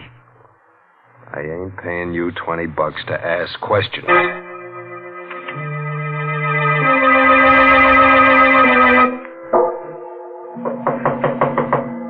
Who's there? Miller. Mr. Miller. Yes? What is it, Mr. Miller? My wife and I live upstairs. I know it's kind of late, but, can I come in here for a minute? Of course. Hope I'm not disturbing you. No, it's quite all right. You the people who moved in a few days ago? That's right. Glad to know you. My name's Reginald Trevelyan. Dan Miller's mine. You been up all night? Yes. Why do you ask? Well, because maybe you can help me. Someone tried to break into our place at about 4:30 this morning. Really? Mr. Miller, you think your wife would be very annoyed if I play the piano now? No, I don't think so. She likes music. Does she? She seemed like a charming girl. I noticed her when you first moved in. You're very lucky to have such an attractive wife.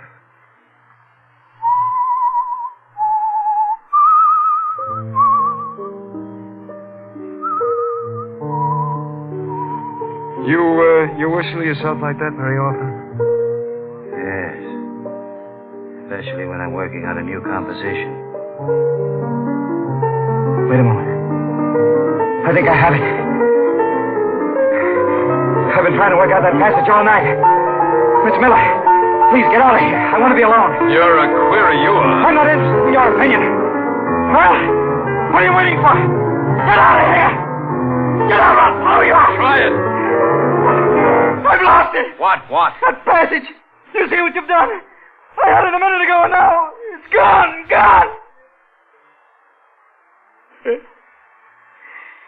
It's how it's been lately. I keep forgetting things. I'm sorry if I was rude to you. I didn't mean to be.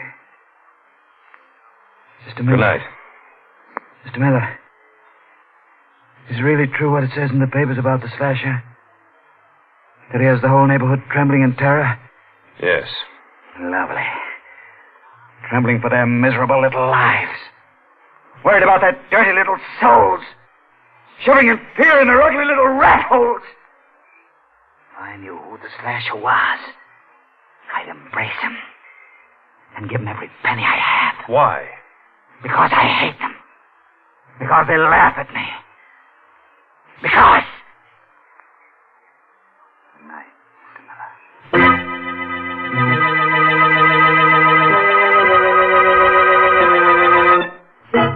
I I phoned headquarters, told them to check on Trevelyan. Oh, he was a queer one, all right. So queer, I didn't tell Laura about him. I didn't want to scare her. Couldn't arrest him. I didn't have anything on him yet. I lay down to rest.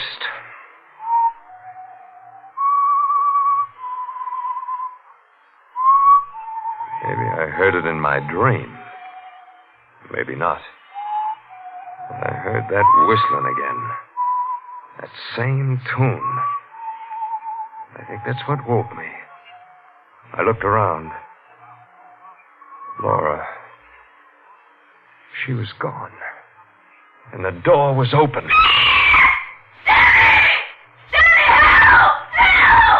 I rushed out. The hall was filled with thick fog. In the yellow light, I saw a crumpled heap on the floor. I recognized Laura's bathrobe.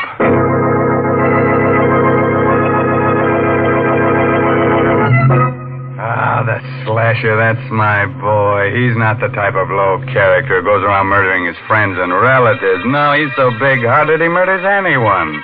Even people he was never introduced to. He's no snob. Snob? He's much worse than a snob. He's a lunatic. Oh, Mary, you're so unsympathetic. He's just lonely. He wants to get close to people with a knife. Well, if he's so lonely, then why does he go around cutting people? You see, Mr. Raymond, I can say the same kind of things you do. Don't you dare just be your sweet, practical self, or else... You can't frighten me, Mr. Raymond. But as a matter of fact, I do have something practical to say. I'm going to suggest that all the folks who drink Lipton tea should buy the larger, more economical size packages. Not only because they're thriftier, but for another reason. You see, if you have a large package of Liptons at home, then you're not likely to run out just when you need it. For instance, when folks happen to drop in unexpectedly some evening. And of course, Lipton's is a grand drink to serve your guests. It goes so well with cake or sandwiches. It just seems to make everything taste better. So, folks, be sure to have a good supply of that brisk Lipton tea on hand. Yeah, do that. And while you're at it, be sure to have an extra hand on hand, because the slasher may want to collect one for a souvenir. Well, we've kept the blood from flowing long enough. On with the murders. Listen as we hear Arnold Moss as Dan Miller finish that story. Laura was alive, in a dead faint. I scooped her up in my arms and rushed her back to our flat. She opened her eyes a few minutes later. Danny. You're okay, baby. He was going to kill me. Yeah. Drink some of this. Thanks. Oh, Danny, it was awful. What happened? Well, you were asleep. I went out to get the milk, and I heard someone whistling. Do you remember what? That same queer melody we heard before, the one the slasher whistled. So I thought I'd help you. Help me? I thought I'd see him. I walked quietly down the hall, and there was no one there. Then I turned the corner. Yeah? I saw the knife gleam. Someone was hiding in the shadows. He grabbed my neck, and I screamed. I screamed, Danny. I screamed so I thought I'd burst my throat, and then it all went black. Did you see him? No, but I felt his hands on my throat. They were strong hands, fingers like steel, and I... Oh, Danny, I'm sorry. I can't even talk about it. Now, lie down. You'll be all right. But when you think that he's right here, maybe living in this building... Well, he won't be here long. I'm calling headquarters. You know who he is. I got a good idea. Now, just let me get on that phone and... Oh, Danny, maybe that's him. Now, take it easy, kid. Who's there? Right. It's just the janitor, baby. Oh. What do you want? He went out. Trevelyan? Yeah. Okay. Laura, get dressed. I want to get you out of here before the trouble starts. I'll be gone for a few minutes. Where are you going? With Mr. Sykes. You got a key, Sykes? Yeah, but I'll have to go along with you. You can't take anything. You know what this badge means? You a detective? Yeah. Now, let's go. What are you doing here? Looking for the slasher? I'll write you a book about it, pal. Now, here's his joints. Open the door. All right. But you'll have to hurry. He may come back any minute. All I want is enough evidence. I'll take care of him when we get it. The door's open. Come on in.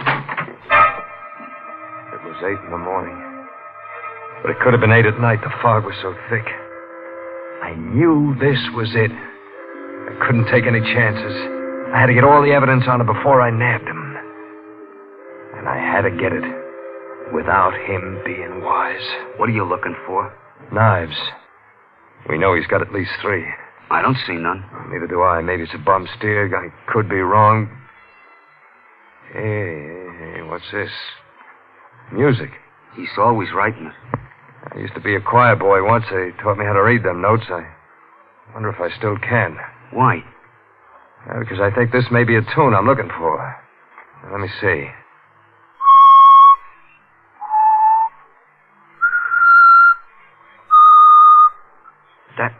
That song.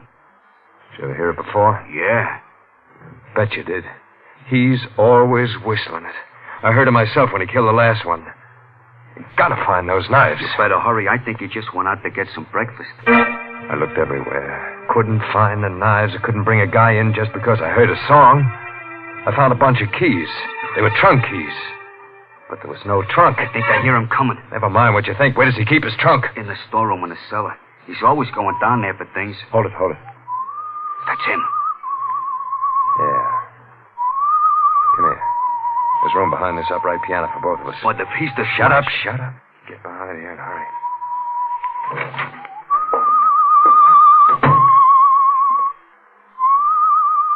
He sat down at the piano and played a queer arrangement of the same tune that led me to him. I reached for my gun just in case. Suddenly, I felt the sweat ooze out of me. It was sweat that felt like ice. I didn't have my gun. I remembered I took it off when I laid down to rest. It's all wrong. Why can't I get it right? He's going out again. Come on, Sykes. I told you to hurry before. I hear him going down those stairs. It's safe to go now. All right, Sykes. We're going to open that trunk in the store.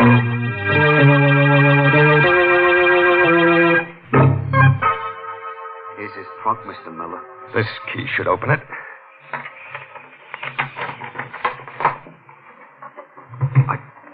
The knives? Yeah. The knives. Look at them. Covered with blood. Sykes, go to the police precinct. Tell them Miller sent you. Tell them to come over here with as many men as they can spare. All right. I took the knives and put them under my coat.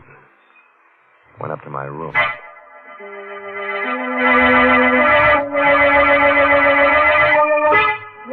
Yes, I'm leaving. I'll be home soon. I could hear Laura talking on the phone to someone. I opened the door. Oh, of course. I better hang up now. Danny just came in. Goodbye, darling. Who are you talking to? Mother, I'm ready to go. Oh, wait a minute. There's no rush. Listen, Danny. It's that man at the piano. Sounds like the Thrasher song. Yeah. What have you got there? My gun. Come on, baby, we're going. That man playing the piano. Are you sure he's the Thrasher? Yeah. Positive. Oh, Danny, you're hurting my arm. Oh, I'm sorry. I'm a little nervous. That's his place. Come on in with me. Come in with you? Yeah. I figured out a way to trap him. But Danny, Don't be scared, baby. You'll be okay. Oh. You? Yeah, Mr. Trevelyan. I'd like you to meet my wife. I'm delighted. How do you do? Would you like to hear something? It's a composition I've just completed. I've had a great deal of trouble with it. But I think I've got it right now.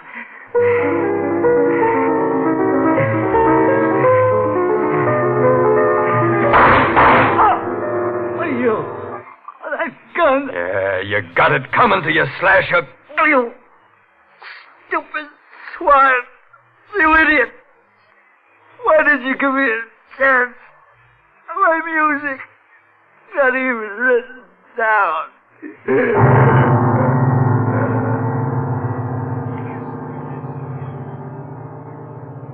Danny. You murdered him. Yeah. Why? You'll find out. What are you going to do with that knife? It's one of his knives. Stand still, Laura. Danny, do me. In a minute. Danny, what's the matter with you? Got it coming to you, too. Danny! I know who you were talking to on that phone. It wasn't your old lady. What? It was Jerry Boyd, that guy who lives next door, wasn't it? Answer me, wasn't it? No! Lie to me. So this is why you made me come down here with you. You planned this all along. That's right, baby. And that's why I had you insured for $40,000. Oh. You made one bad mistake. You married a smart cookie. You're going to kill me and blame it on the slasher. Yeah. No! Help me, someone help me! Danny, don't!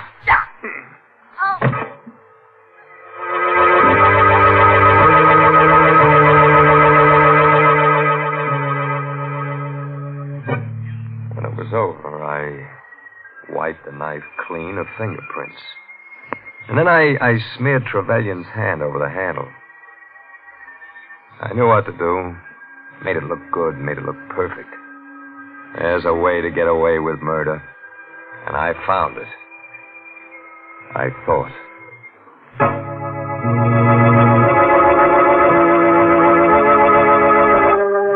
Go on with the report, Miller. Well, Captain Quinn, after I sent Sykes to the precinct, I went upstairs for my gun.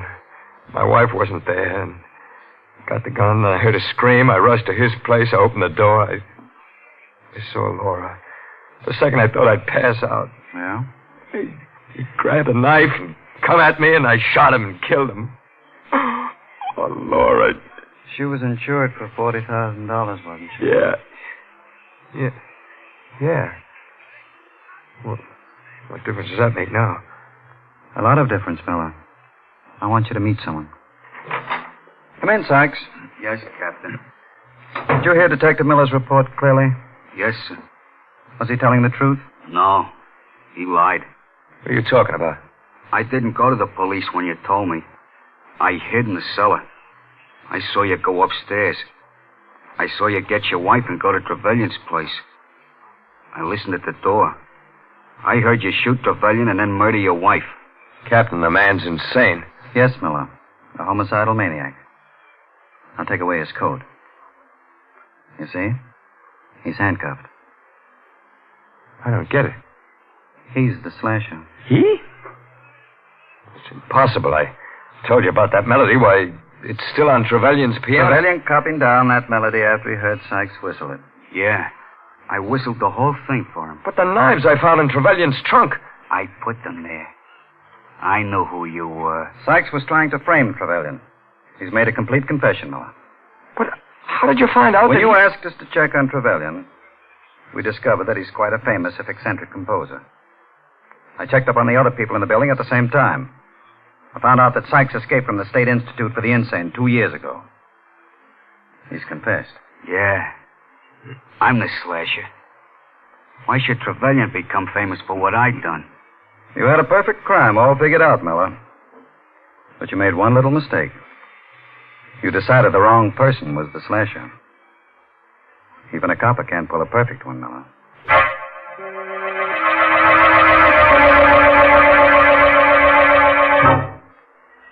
So I'm telling you all this because in 10 minutes I won't be able to tell nobody anything.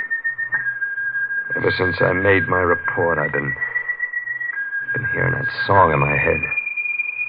Like somebody whistling it. Soon I won't hear that either. It's a nice tune. Kind of sad.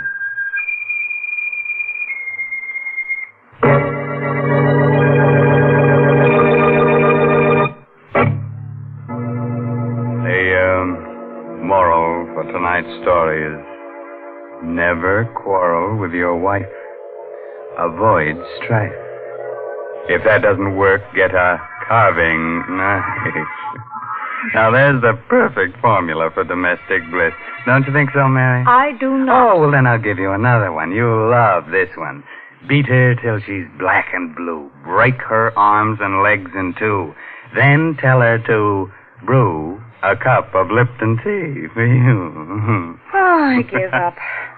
All I can hope is that folks don't pay any attention to all these peculiar things you say about Lipton. And I guess they don't. The proof is that more people drink Lipton tea than any other brand. But if any of you folks haven't tried Lipton's, then why don't you do so now before Mr. Raymond says a word more about it?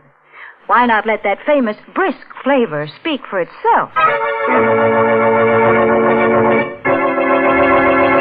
Well, now, if you weren't too cut up by tonight's story, let me tell you about next week's gory little tale. It's about a beautiful woman who holds your hand, tells you about the future. Of course, she's kind of pessimistic. She sees a man with a knife stuck in his throat, the girl waving gaily from the gallows. And listen to this. Our star will be the glamorous motion picture actress, Wendy Berry. Let's make it a date, huh? Oh, by the way, this month's Inner Sanctum mystery novel is The Lucky Stiff by Craig Wright. And now I guess it's really time to close that squeaking door until next week at the same time when Lipton Tea and Lipton Soup bring you another Inner Sanctum mystery directed by Hyman Brown. So until then, good night. Pleasant dream time.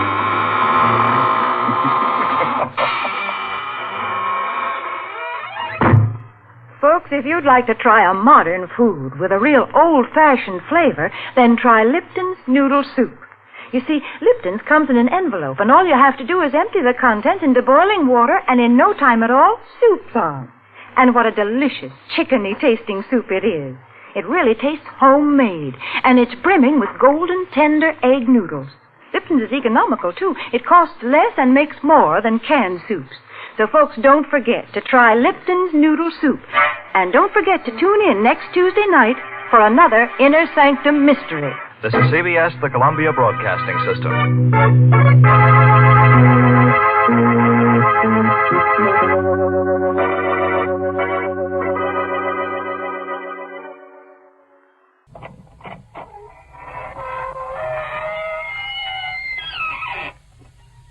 Good evening, friends of the Inner Sanctum.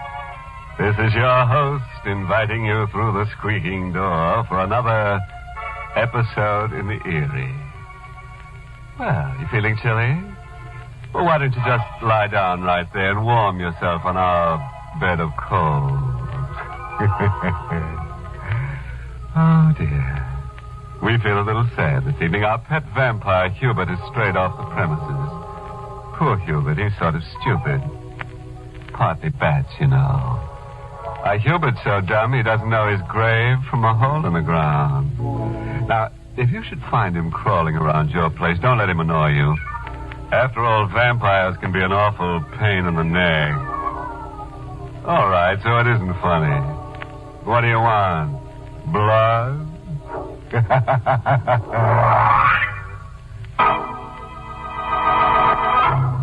Tonight's Inner Sanctum Mystery, Tempo in Blood, was written by Ed Adamson and stars Mason Adams in the role of Chick with Everett Sloan as Sanders. All right, folks. Suppose you hang around for a while. And when the show's over, I'll have Hubert cut you down.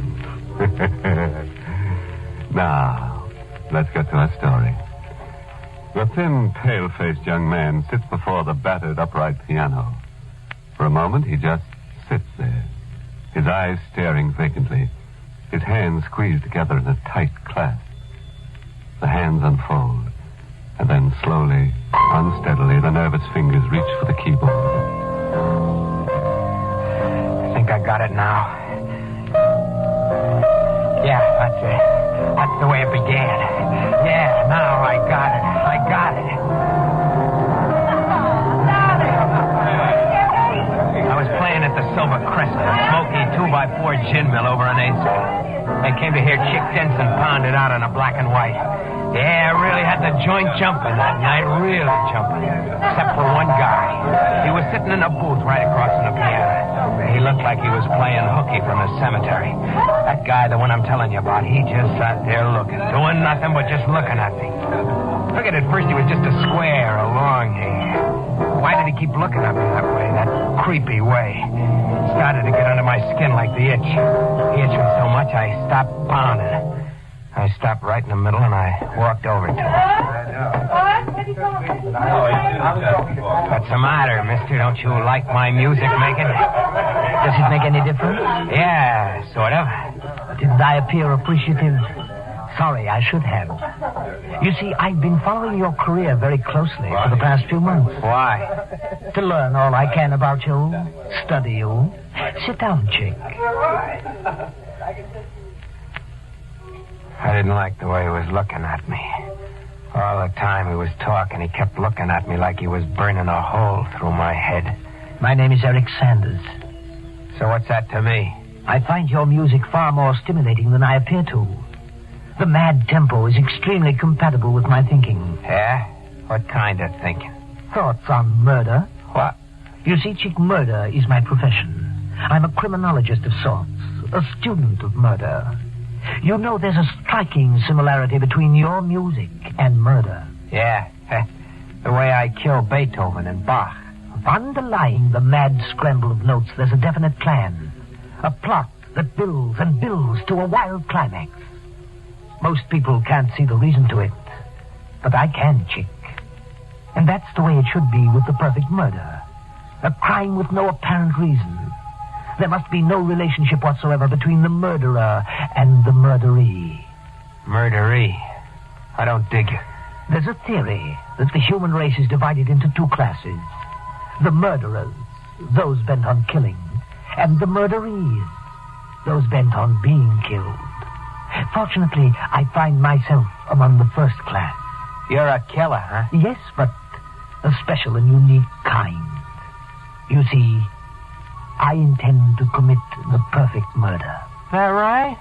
Who are you going to knock off? Oh, but that's a secret, isn't it? No, not to you, Chick. Because you're the one I'm going to murder. I figured the guy was a screwball, had holes in his head. I brushed him off. I forgot about him. I'm back at the Silver Crescent the next night, hammering it out for the beer and pretzel crowd. I'm going like 60. And then... That's the tempo, Chick. What? That's the tempo for murder. What are you doing here? I just stopped in to remind you. It can happen any time. Any time.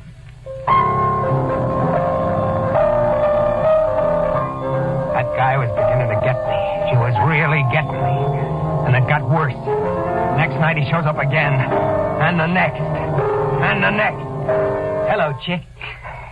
Now look, will you stop playing games with me? It's not a game, Chick. You're going to die, just as I said you would. Will you stop it and get out of here? Go on, get out. I selected you because you're a murderee. It's written all over you.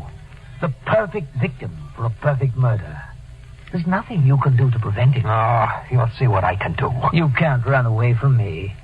I'll find you wherever you go. I'll go to the cops. I'll tell them about you. They'll take care of you. That's what cops are for. They'll take care of you good. The police. Go ahead, Chick. You go to the police. They'll think you're crazy.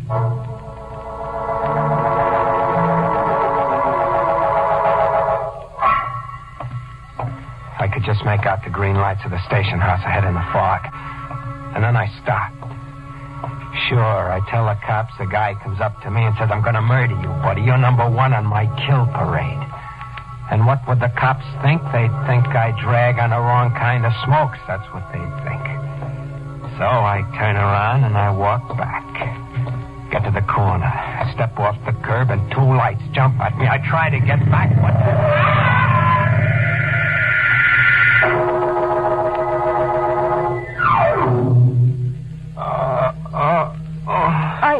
Are you all right? What is this? Who are you? My name's Rita Corday. You're in my apartment. You were struck by my car. I'm awfully sorry. Where is he? What? He's here, isn't he? Oh, I don't know what you're talking about. You're lying. You tried to kill me. What? He had you do it. It didn't work, so you brought me here to finish it off. Well, you're not going to do it. I'm not going to die. You mustn't try to get up. You're not going to kill me. You're not going. Please, lie back. I'm getting out of here. You're not going to do that to me. Listen to me, please. I want to help you, Chick. There, you know my name. You were lying, just like I said. You're in with him. You're going to kill me. Wait. Of course I know your name, Chick Denson. I looked through the papers in your pocket. Now, you listen to me and try to understand. You weren't hurt badly, but you've had a shock, and you're imagining things. I brought you here to help you. No one is going to do you any harm. You're safe. Do you understand that? Safe? Perfectly. He isn't he? You're not helping us? I haven't the slightest idea what you mean. I told you I'm going to help you. I'm going to take care of you, Chick.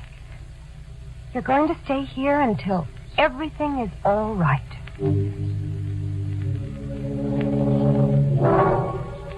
Rita took good care of me. In a couple of days, I was feeling all right. And then I started to figure he'd never find me here. As long as I was here, I was okay. Rita had a piano. I had nothing to do all day but just sit and play. I was okay, but I wasn't telling Rita. Not while Eric Sanders was still out to get me. I'm home, Chick. Hello, Rita. You're late. 10 minutes. I told you, baby, I hate to wait for you. Even just 10 minutes. I stopped in the store around the corner. I bought you something. Go ahead, open the package. Okay. Rita. Chick, what's the matter? Look, where did you get it? I told you, in a store around the corner. Look at it. The Fine Art of Murder by Eric Sanders. Chick, I didn't buy that book. It was another one. I must have gotten the wrong package. They made a mistake. It wasn't a mistake. I gotta get out of here. What's the matter with you, Chick? What's wrong? Coming to get me. I've got to get away from here. I've got to get away. I walked and I walked. I didn't know where to go. Then I saw I was down by the waterfront. I stopped and I stood there looking at the river, trying to figure something out. I pulled out a cigarette. Then when I felt for my matches, Light, Chick. Sanders. I told you, Chick. It was no use running away. I told you I'd find you. I was waiting here for you. I followed you from her house. You sent that book. I told you I had a plan. Now look, you're going to leave me alone. No, Chick. Not until you're dead. Why does it have to be me? I told you why. You were born to be murdered, and I was born to do the murdering. And there's nothing you can do to prevent it. I'm going to make you stop, so help me. I'm going to. If I have to beat the life out of you, you're going to stop. Do you hear me? You're going to leave me alone. You're going to stop. Stop! You can't kill me. And you can't make me stop killing you. No matter how hard you try. It wasn't meant to be that way. No, you'll see. You'll see. I pounded into him. I beat him until my hands were sore. Then I stopped. He sagged to the ground. I was going to kick him in the face, right in that smirking face. But I couldn't. I don't know why. I wanted to, but I couldn't. Then he looked up at me. You can't do it, can you, Chick? It's just as I told you. You're the murderee, and I'm the murderer. You're the one who's going to die.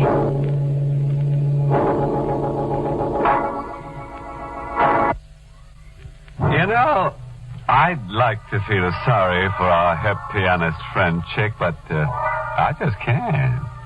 Why, surely his music teacher must have warned him that the boogie-woogie would get him if he didn't watch out. You know, Chick started out by being in the groove. Now it looks like he's headed for a rut, about 6 feet deep. Yes, sir, that Sanders fellow really digs him. Well, now, sit back and let's hear the low notes and the rest of Chick Denson's story.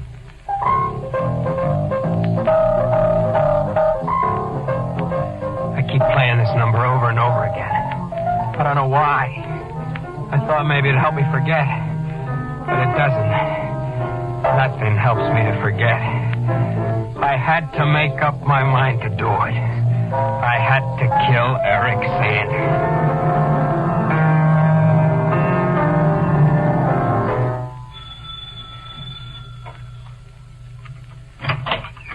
Well, Chick, nice of you to visit me.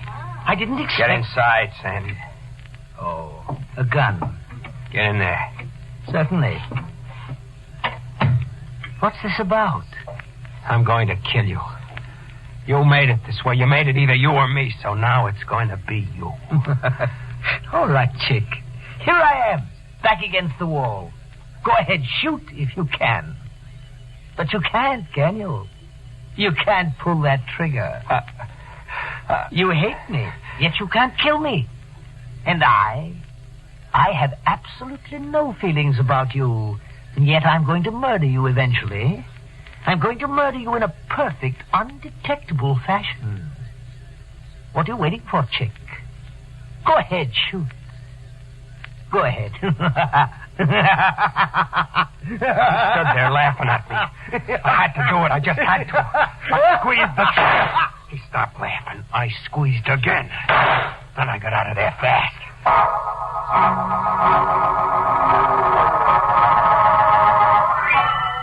I went back to Rita's place. She was out. I sat down at the piano and banged on the ivory. I wanted to forget everything and just keep playing. I killed a guy. All right, so I killed him. But I had to do it. You can see that, can't you? Can't you? I kept punching away at the keys. Then all of a sudden, I feel something in the room, like a cold wind coming in when you open the door. Hello, chick. It was him. Sanders. He was standing in the doorway. He was standing there as big as life. You thought you could kill me, but you couldn't, could you? You're dead. I shot you. You're dead. Oh, no, you couldn't kill me, chick. You couldn't really kill anybody. I told you it wasn't in your nature. But I shot you. I fired the gun. You're dead. Yes, you fired the gun. But think. Maybe it was too dark in that room. The lights were low. You never fired a gun before, did you, chick? Maybe your hand was unsteady. There are many maybes in murder. You've got to have a plan when you kill. A sure, definite plan. Like I have for you, chick. A plan for the perfect murder. Don't come near me. Stay away. Don't come near me. No, chick, it's not now. Not at this moment. But the time is getting closer. That's what I came to tell you. The time for you is getting closer.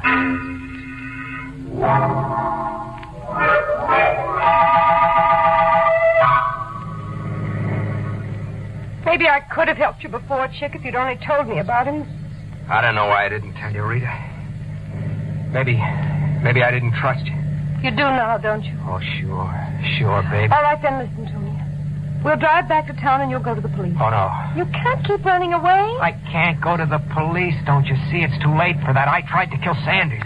They'll grab me for that right off. It's got to be this way. We'll hide up in the woods. I know a little place, a hotel. He won't find me there.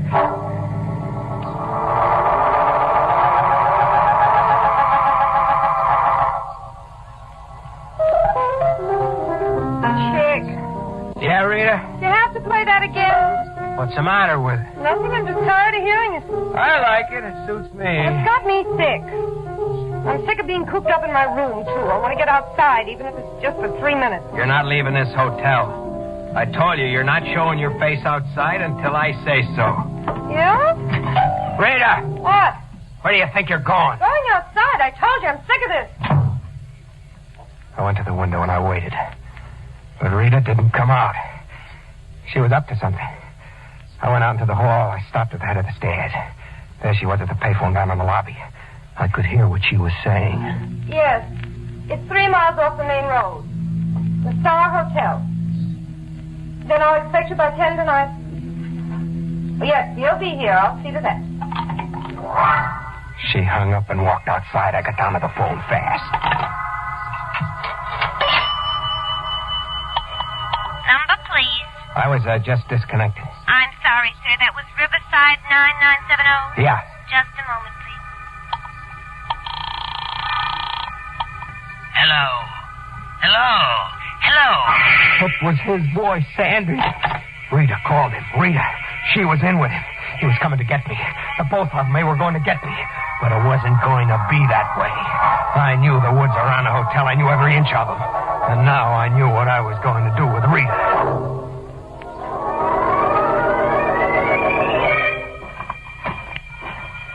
Where are we going, Chick? What's the difference? You wanted to get outside, now we're out. It's so dark in these woods. The moon's out. There's a clearing a few yards ahead. See? Plenty of light. It's getting late. We ought to get back, don't you think? You know something, Rita? What? You act like you had an appointment back at the hotel. Appointment? Yeah. You act like you expected somebody. Here's what I wanted to show you. I dropped this rock in that pool of mud. Now watch it. Disappearing. Uh-huh. Quicksand. Is that what you wanted to show me? What happened to that rock, Rita, is going to happen to you. Chick! I know you're in with Sanders to kill me. What? I heard you on the telephone. No, Chick, I didn't call him. Believe me. You're a liar. You're a lousy liar. I checked on you. I was trying to help you, Chick. That call help me to a fast funeral. Well, now it's your funeral. He says I can't kill. Well, you'll see, Rita. You'll see. I can kill you. Please, just listen to me. You're going under like that rock. Just like that. Chick, please, for mercy. Just like that rock. Please, listen to me. I was only trying to help you. Please, pull me out of here. Save me. Please. I stepped back and I watched the sand swallow her up. Help me. Help. The woods were quiet again. I turned around, and then I saw him standing there in the moonlight. You killed her. He didn't look the same as he looked before. I could see it in his eyes. He didn't sound the same. His voice gave him away. He was afraid. Afraid of me. You killed her. You said I couldn't kill, but now you know I can. I planned her murder, Sanders. I planned it perfectly. I killed her, and now I can kill you. Don't come near me. Don't come near me. I chased him through the bushes. I followed him in the moonlight, and then he disappeared into the shadows. Go ahead, run. Run, but it won't do you any good, Sanders. I'm going to get you. I'm going to get you when you least expect it.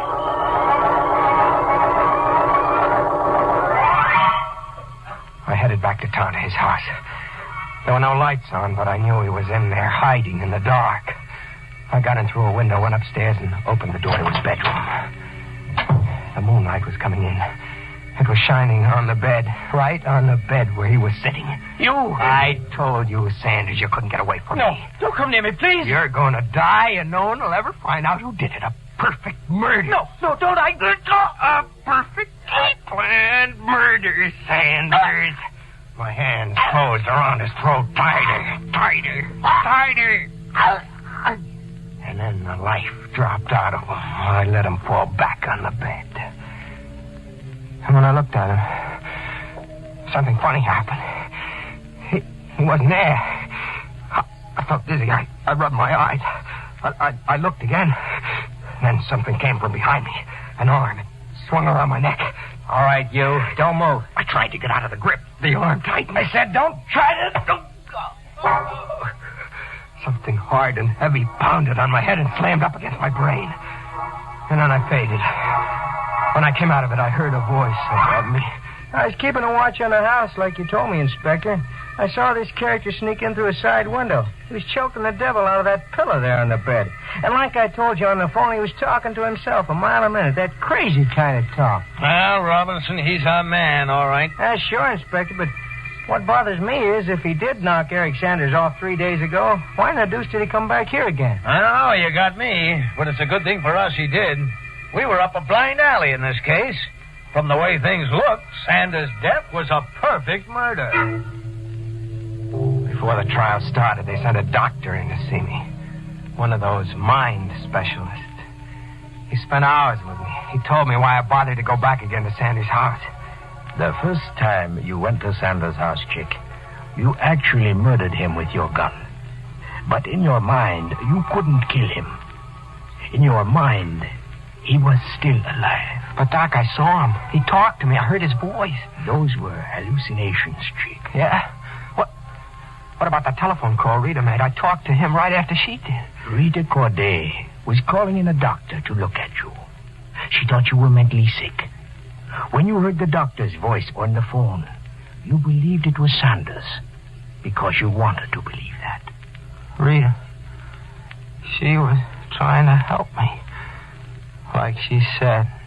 Yes, and after you killed her, you felt you could kill Sanders. That's why you went back to his house, to fulfill the murder in your mind. That's all there is to it, Chick. That's all there is to it. That's what the doc said. But there's more. The court said I was non-compass something. It means that you're crazy. That put me away in this place. Here I got nothing to do but think. I asked for a piano. They brought this one in this morning. The doc said it was hallucinations, but I saw him. I really saw him. Yeah, and I heard his voice. The doc said it couldn't have been Sanders, but I tell you, I saw him. I saw him with my own eyes. The doc said Sanders was already dead. All right, then. If it wasn't Sanders I saw, then who was it? Who was it? I'm trying not to think. That's why I'm playing now. Maybe if I play long enough, I'll forget about what I'm thinking. I'll keep playing, that's all. I'll just keep playing.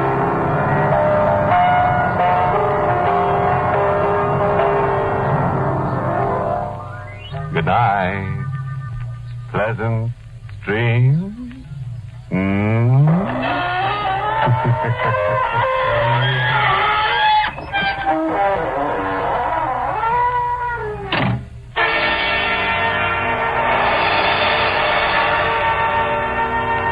Inner Sanctum was a presentation of the United States Armed Forces Radio Service, the voice of information and education.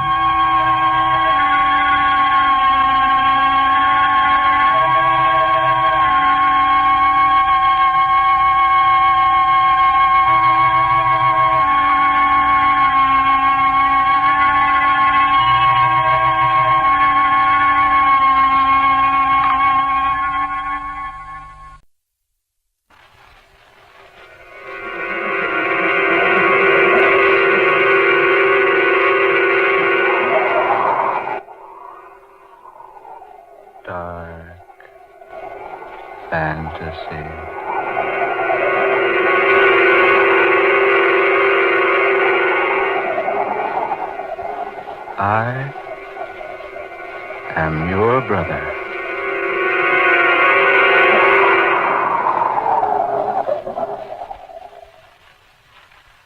Remember above everything, you must not forget it.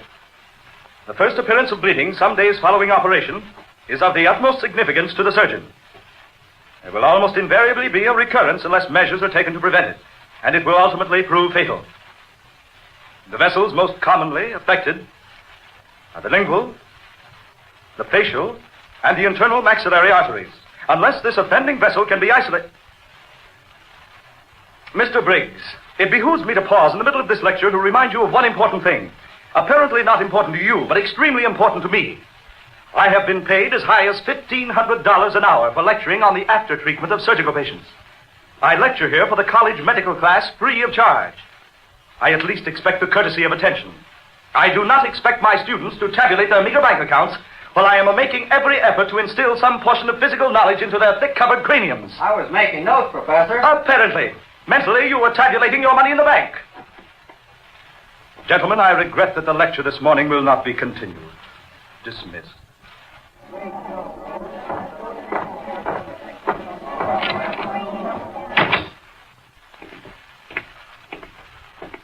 Julius, is the lecture over so soon? Stupidity. Nothing but stupidity. Stupidity, Julius? Trying to teach those idiots the secrets of surgery is like trying to drill the Alzonian theory into a 2-year-old. Sit down, Julius. You're tired. I'm not tired. I'm simply exasperated. What's come over you, Julius? You've suddenly become so cantankerous ever since the death of Stephen Hamlin. I know, Carl, I know. He was very close to you, wasn't he? Close? I wonder if anyone knew how close. I wonder if anyone knew. You've known him ever since he was a boy. Yes, ever since he was a mere child. I remember when he first came here to the university. He didn't impress me as all the others did. There was no eagerness about him to learn. He seemed to have no ambitions to learn. And yet his grades were the highest that have ever been made in the history of our institution. Yes, just so. It's a pity that he had to die. Perhaps. Julius, all of us naturally expected you to be quite shocked to hear of Stephen Hamlin's passing. But you fooled us completely. Well, you didn't seem the least bit startled when we broke the news to you.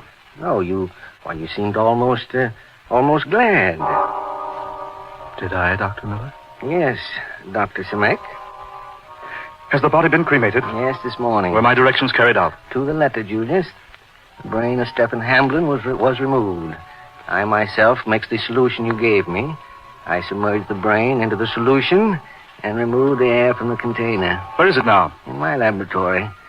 It's a perfect specimen. The best developed human brain I've ever seen, Doctor. Take me to it. Now? Yes, take me to it. But haven't you another lecture, Julius? Don't argue with me. Take me to your laboratory. Or must I go alone? Why, of course, Julius. Of course. This way.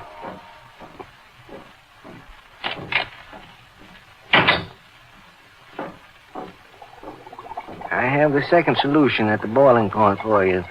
Just as you ordered, Dr. Simek. Good, excellent. Here, the brain. Yes, just so, just so. Most excellent work, Carl. Most excellent. I'm glad you're satisfied. Do you wish to add the solution now? It should be done, I believe.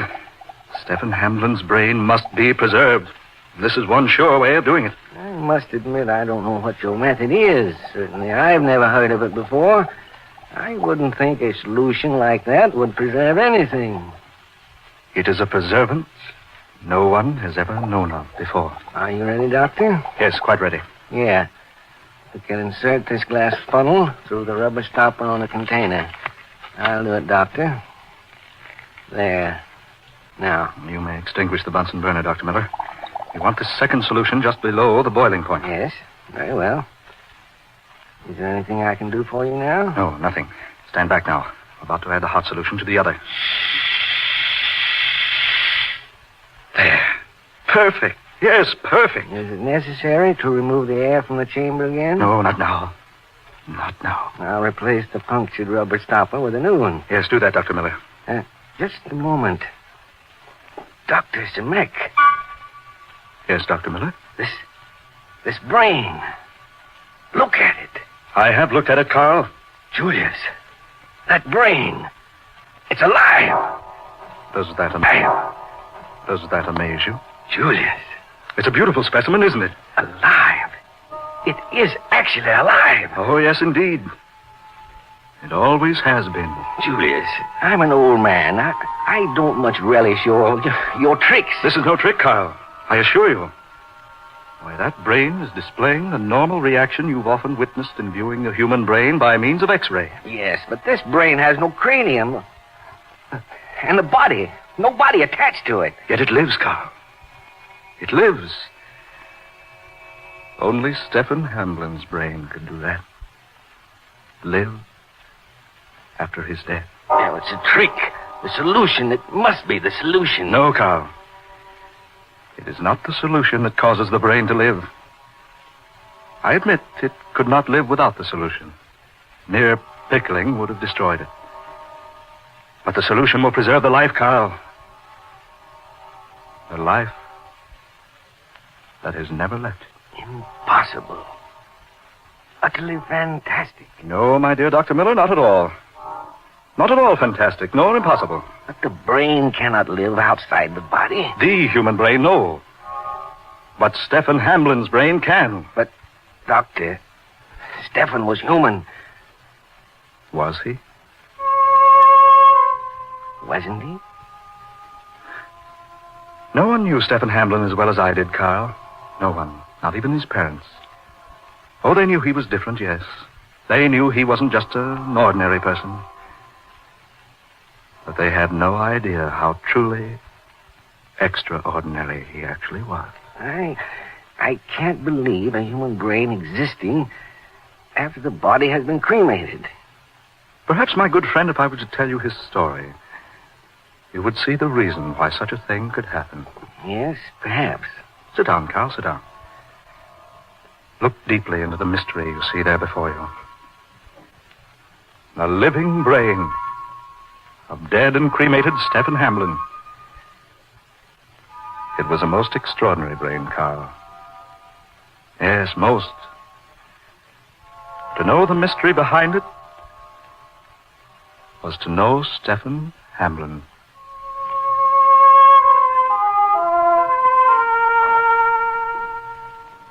I remember the first time I met him.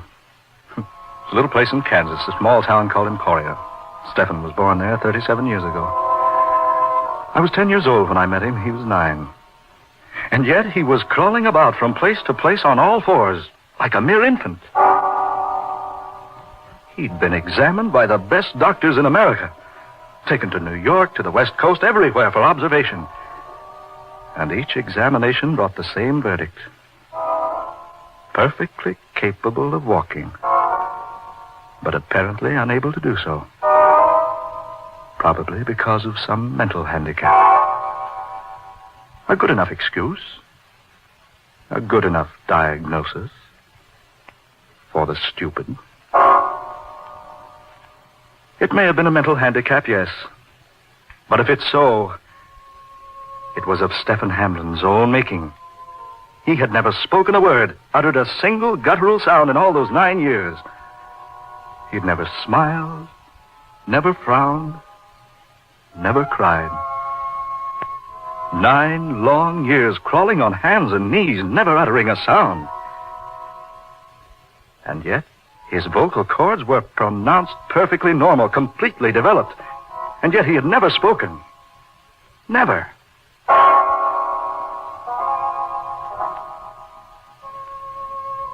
That first day I met him, I was put in charge of him while our elders attended a ball game. It was the first day I really knew Stephen Hamblin.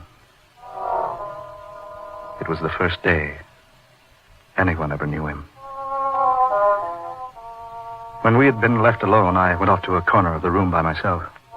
I turned my back to that crawling bulk of a lout there on the floor and chose a book to help while away the time until my uncle should return for me. And suddenly, after a brief passage of time, suddenly there was a hand upon my shoulder. I probably should have been startled. I knew Stephen and I were alone in the house. But I wasn't startled.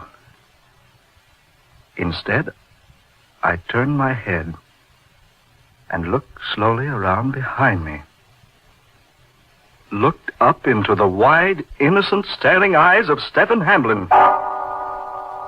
He was standing there beside my chair, gazing down on me. Yes, down, yes, standing. Stephen Hamblin was standing. For a full minute our gazes met and fused. I was too startled, too amazed, too puzzled to speak. But after that long, burning minute, he spoke. You don't like me, do you, Julius? I was too bewildered to answer. Stephen Hamblin had not only completely astonished me by standing, walking, but he had actually spoken to me.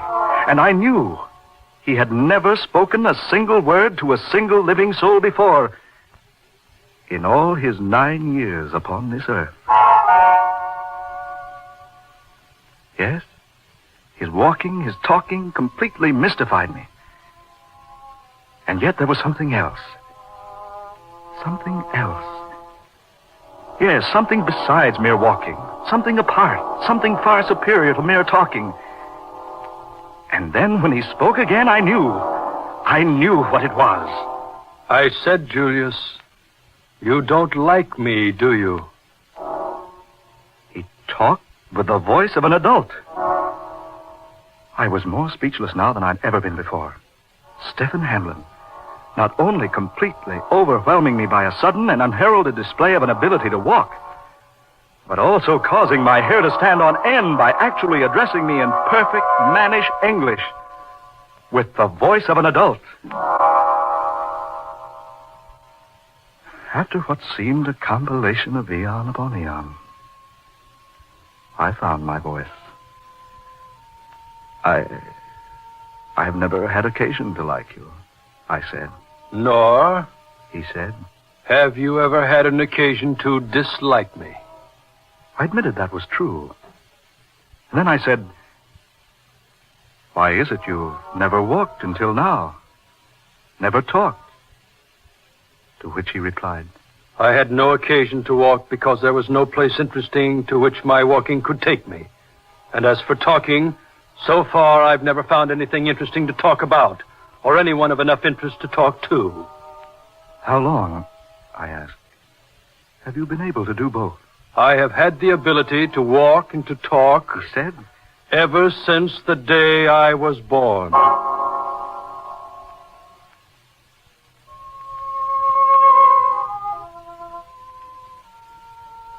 After a while, they became acquainted.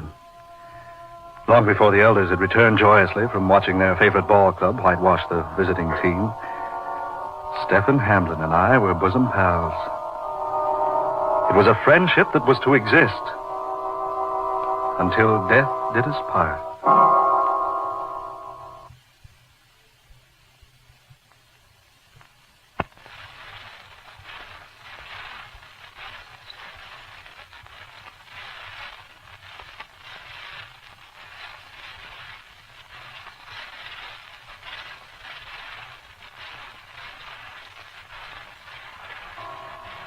After that, Stephen Hamlin stood upright on both legs.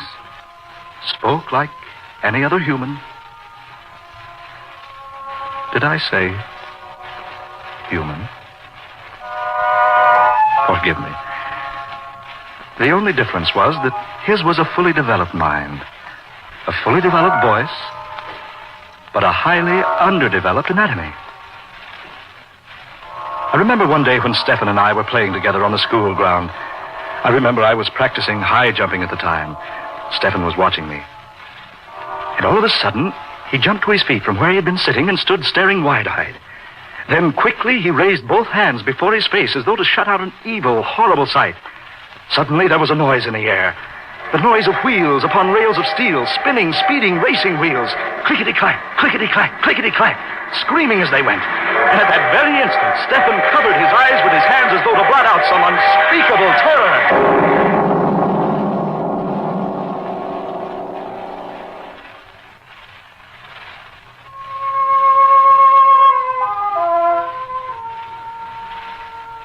A terrible, terrifying, resounding crash. As though a million planetoids had collided in the stratosphere and come crashing down around us like pellets of falling hailstones. When I looked at Stephen, he had slumped to the ground. I rushed to him. My heart leaped within me. I raised Stephen into my arms as I threw myself down beside him. When he opened his eyes, he asked quietly, Was anyone saved? Anyone? Saved? I frowned. Tell me, Stephen, what in the name of heaven happened? He was quiet for a moment. Then he pulled himself away from me, arose to his feet. He looked about him momentarily, on all sides. And then he spoke, still softly. There's been a terrible accident. A train has just left the rails and plunged headlong into a 100-foot gorge. The next day, our newspaper headlines screamed the details of the most destructive and death-dealing train accident ever to happen in the city of Paris. Yes, in France. It had happened at the very moment Stephen had covered his face in terror. And we had heard that pounding, awesome crash.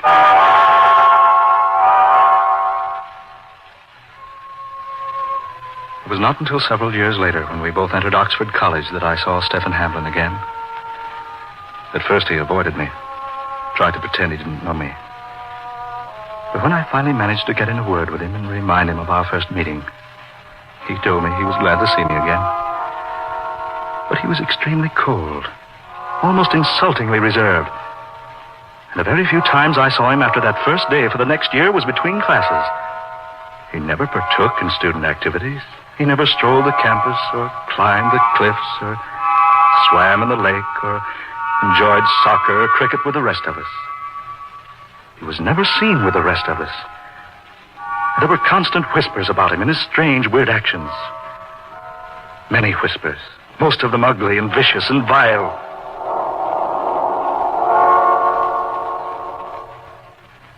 It was 4 long years before I talked to Stephen Hamlin again. 4 years at Oxford. I heard those whispers about him all that time. I heard professors say he was the most amazing student of all times. perfect grades in all subjects, a born doctor, a truly great scientist, a prospect for the world's greatest surgeon. And then, Stephen and I suddenly found ourselves to be classmates. Even then, I had difficulty in finding an opportunity to make speech with him. But after much effort, having exerted a great amount of patience, I finally cornered him. Oh, now look here, Hamblin, I want to talk to you. Yes, Dr. Simek? Oh, please call me Julius, Stephen. I think I want to talk to you, Julius. Good, excellent, my dear fellow. Where shall we go? My room should be as good a place as any. Suppose we go there. All right, Stephen, that's perfectly right with me. So we went to his room. There were no books there, none. But there were a few sheets of composition paper and pen and ink. I picked up several of the closely written sheets. It was the most profound and complete and exquisitely worded treatise in diseases of the human brain I had ever read in all my life. I remarked to Stephen that it was odd that he could pen such a masterpiece and yet had no books whatsoever for reference. He didn't smile when he answered. He simply said, I don't use books, Julius, because I don't need books.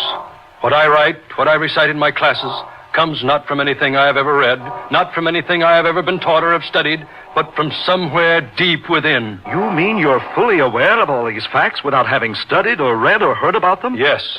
You see, there is nothing I don't know. To me, the theories of the scientists and the theologians and the professors and the doctors are merely nothing more than the alphabet is to you. I have no interest in them whatsoever, save that they are convenient at times to know. And most of those profound theories, profound to you, understand, most of them are so terribly false, so astonishingly wrong and untrue and unsound, that they fail to interest me in the least. Yes? Stephen Hamblin was the fount of all the world's most intellectual knowledge. Everything that all mankind had ever known, the secrets of science, of medicine, of astronomy, of surgery, and numbers and mechanics, and all the millions and millions of other subject matters, were all embedded there. There, deep in that superhuman, unbelievable brain of his. After our graduation from Oxford, after we came here to medical college to study surgery, Stephen and I grew closer and closer together. Never did he open a textbook. Never did he study or concentrate upon the lectures of Europe's most eminent and distinguished scholarly instructors. And yet, his grades, his papers, his recitations were perfect in every degree. And then one day, Stephen Hamblin told me his secret, poured forth his very soul at my feet, and threw himself at my mercy. You think I'm odd. You call me different.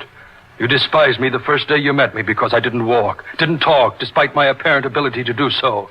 Men everywhere have always shunned me. All my life I've been whispered about behind my back. All my life I've been lonely. My heart has been heavy with loneliness that no human words, no, not even those words I can summon may ever describe. I'm different, yes. To me, complete universal knowledge has always been more an instinct than an acquirement. All my days I have had nothing to acquire, nothing for which to exist, nothing save one thing. Ever since the day I was born, I have been looking for my brother. Your brother, Stephen? I thought you were the only child. I am. I don't mean my worldly flesh and blood brother. No, I mean something far greater than that, Julius. I've spent my life searching for my spiritual brother, as it were, and yet not altogether spiritual, no. You see, Julius, I am not of this race. It startles you, doesn't it? But it's nonetheless true. I was born 10,000 years too soon. Yes, at least 10,000 years. Something went wrong in the plan of things, some mix-up in regeneration, some grave calamity in the routine of creation. For my kind, my race, it's not to be born into this world until thousands upon thousands of years hence. How I came to be, I have no answer, but I am, and so I shall be, till my span is ebbed. I have the complete knowledge of your universe because, according to the plan of things to come, all that is knowledge here with you now will be merely common inborn knowledge for the race in the future that is to be mine. That's why I need no books. That's why I'm different. Because the things you know are as mere nothingness to me. And because the things I know are 10,000 years beyond your understanding. I brought you here, Dr. Julius Simek, to announce to you the end of your civilization. I found the means of destroying it at one fell swoop. The sooner to bring about the appearance of my race, the better for the world. I've sought the world over for my brother, the one like me, one of my race, but now I'm certain there is none. That I am alone. I can foretell everything. I know everything that is to come, all save one thing. I do not know my destiny, my own individual end. I do not have the power to foresee that, or to foresee who will bring it about.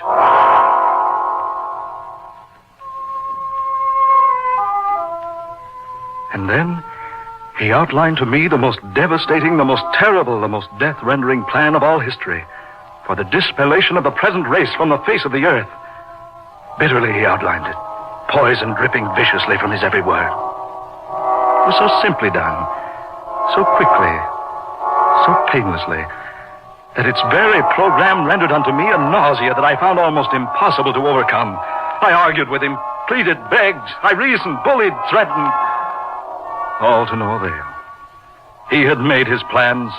He was determined that they should be carried out. If he were to be destroyed too, he did not know. He could not foresee his destruction, nor his destroyer. His destroyer. No. He didn't know what his own end upon earth was to be. He could foresee all future things, save his own destruction, save his own destroyer. His destroyer. Someone had to destroy him. Someone had to. Someone. He was still babbling about that wicked, wretched plan of his, outlining it like a madman. I looked about me, cautiously at first. Then, desperately, when I realized he had forgotten my existence, I groped for a solution to this terrible, impending calamity. And just then, Stephen opened a desk drawer, withdrew a small compass. I caught a glimpse of a small gun in that drawer. I could see, even at that distance, that the gun was loaded. He was still talking about his plan, still bewailing the fact that he alone on this earth had the power possessed within him, still decrying the fact that he had searched the world over for his brother. Not his flesh and blood brother, but a brother of his kind, his race. He knew that were there another soul of his kind alive on earth, that soul could foretell the end. The destruction of Stephen Hamlin. Suddenly, he arose from his chair. He ordered me to come with him. He was about to work his havoc upon an unsuspecting world.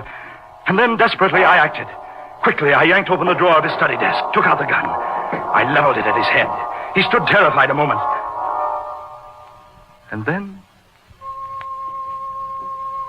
there was a pleading in his eyes. A pleading.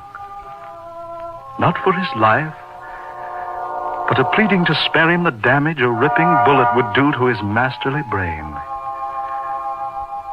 And in that instant, in that final desperate second before he lunged at me in an effort to save his life, there was recognition. The flash of an age-old suspicion at last fulfilled. And as I lowered my gun to a level with his heart, I knew that the pain within my heart at that moment would never be removed. Like lightning, he made for me, speeding across the room, charging at me. I tried to stop him, tried to warn him, shouted at him. Keep back! No, keep back, Stephen! Keep back!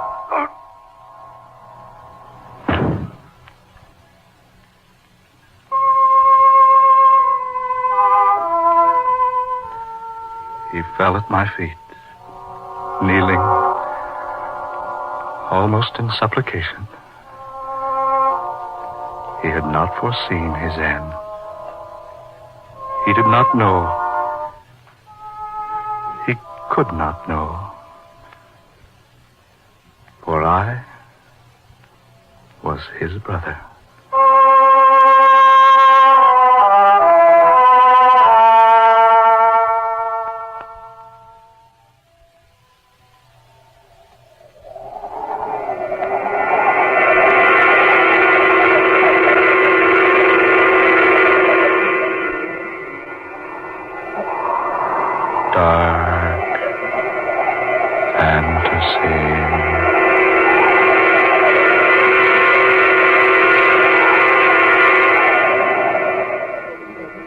Tonight's original tale of dark fantasy, I Am Your Brother, written and directed by Scott Bishop and originating in the studios of WKY. Ben Morris was heard as Dr. Julius Samek, Blois Wright was Stephen Hamblin, and Muir Height played Dr. Carl Miller. Next Friday at this same time, the 30th original dark fantasy adventure, The Sleeping Death, created for you by Scott Bishop. Tom Paxton speaking. Dark fantasy comes to you each Friday night from Oklahoma City. This is the National Broadcasting Company.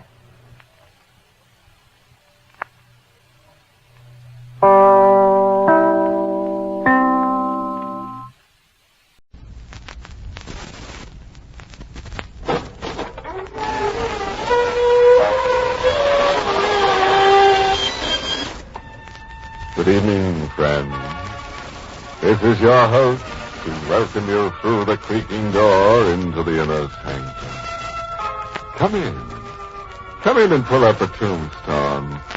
The chair situation is very grave here. Don't worry if it seems a little dark in here, too. I've made arrangements with a few ghostly forms to come and glow. By the way, don't mind that guy in the box over there.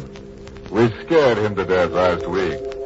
He's been horizontal ever since.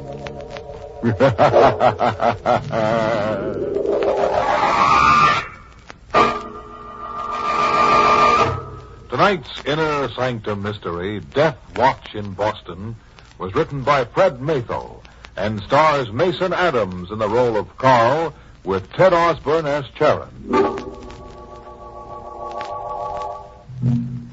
In Boston, Beacon Hill looks down its narrow, brick-lined streets with seeming scorn at the harbor below. Tonight, the wind is from the sea, and there is a mist that's heavy with the odor of fresh fish, salt, and spices. Tonight, too, there is a man who has a horrifying secret to tell. This man is Carl Dickens, intern from a nearby hospital who walks wildly, coat flapping, hair disheveled. Young, his body is. His eyes are old, his face haggard. He carries a heavy wooden box about 12 inches square. He's murmuring through bloodless lips. Take thy beak from out my heart, and take thy form from off my door. Quoth the raven, nevermore, nevermore. A neon sign proclaims the door to be that of Captain Zeb's Tattoo Salon. Established 1905. Carl Dickens stops, looks quickly behind him, and enters. Greetings, mate. Captain Zeb. Yeah, didn't reckon to do no more tattooing tonight. Captain Zeb, lock the door. Hmm? Hold on there. Lock this door. You know me. I'm Carl Dickens. Hey, thunder. Who you be? What ails you, lad? Lock the door quick, then put out your lights, please. Oh, sure. Seems to me like your one doctor needs a doctor, Carl. No, Zeb. I don't need a doctor.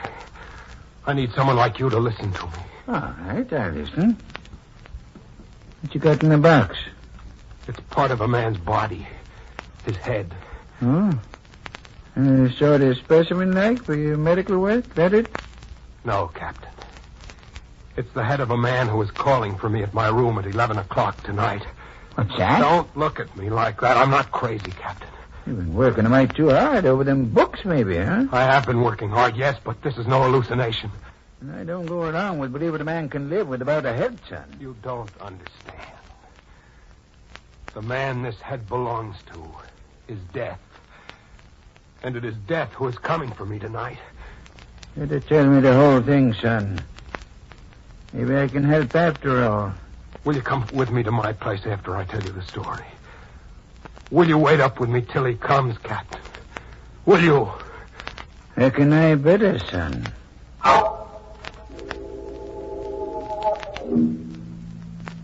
You know my place on Pinckney Street on the hill. It's narrow and cramped with century-old houses. I've got rooms on the second floor of one place, 29 Pinckney. I've been there 2 years since I first went to the hospital. In my living room, there's a bay window that juts out over the sidewalk below. That's where my desk is. 2 weeks ago tonight it was. I'd fallen asleep over my books. Something at the window woke me with a start, a tapping noise. Well, I went to the window and stared. Perched there was a bird. A bird as black as the night itself. I opened the window, and instead of flying away, the bird hopped upon my desk and stood with head cocked to one side of my open book. By now, I knew I wasn't dreaming. I spoke to the creature as you might have. Hey, isn't it late for a bird to be around? Oh, it's late. It's late. It's later than you think. It's much later than you think. I stared open-mouthed at the open window through which the creature disappeared. Then I smiled, realizing that it must be a pet, a minor bird, perhaps. I went to bed then, thinking it an amusing coincidence that the bird had been taught to say, "It's late," and that I had referred to the hour myself. That's what I thought then. Until 2 nights later. That's when I met the stranger for the first time. You see, Captain, I have a bad heart myself, and I'd worked very hard to save a patient who had a heart ailment, the same rather rare heart condition I have. By 10 Wednesday night, I felt certain she'd pull through. Just as I was going off duty, my night nurse hurried to me. Dr. Dickens. Yes? Doctor, the girl in 14. Well? No. Are you trying to say she died? Mm-hmm. I'm sorry, Doctor. But I can't believe it. I did everything that could be done, and it looked certain. Are you positive? Yes, I am. Dr. Smith just confirmed it. Oh, Doctor, you worked so hard on that case. You're worn out. Why don't you go home and rest? I said... Doctor, what's wrong with you? What are you staring at? You were looking toward the window just now, as I was, weren't you? Well, yes, I think so. Why? Didn't you see something black fly past it, a bird? Well, no. Doctor, you look awfully pale. Can I get you something? No. I guess I'm tired. I'll go for a little walk and then straight to bed.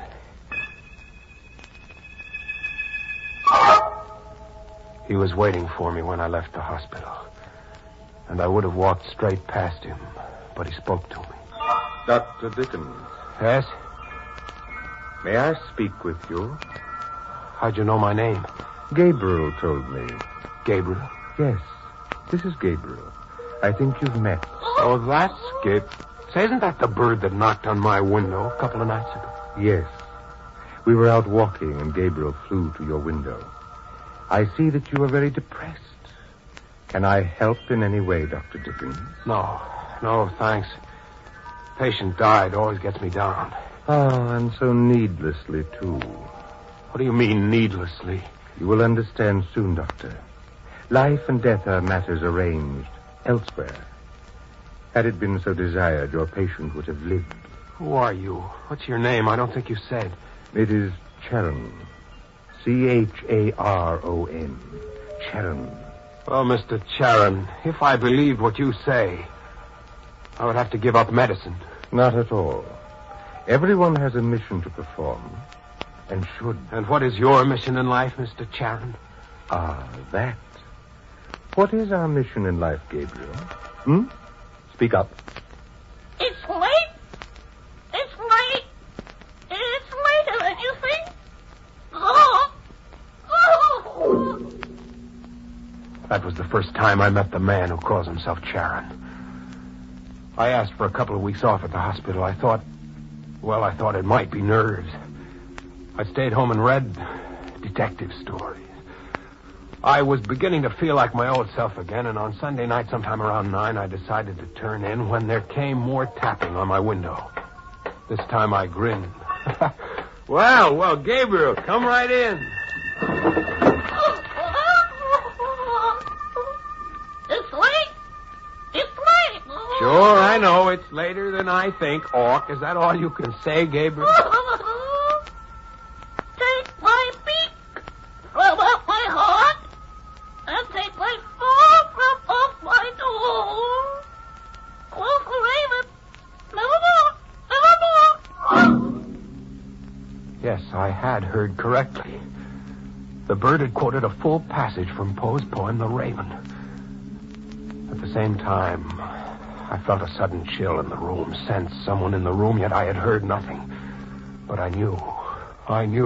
He also knows a bit of Keats and Shelley, Doctor. How the devil did you get in here, Charon? Your door was not locked. Tell me, Dr. Dickens, are you afraid of death? No more than most people. But I'd rather not die if it's all the same to you. I'd hoped you might think differently than others. At any rate, I have nothing to do with it. As I said to you before, Doctor, these matters are arranged elsewhere. Where? Elsewhere. You're trying to tell me that you can predict death, is that it, Charon? Of course. I'd like proof. Will you accept full responsibility for the knowledge? Sure. Give me a moment. As I stood watching him, tall and black against the white door of my room, it seemed to me he had turned himself inward, and that the living part of him had stepped away, leaving only a gaunt shell.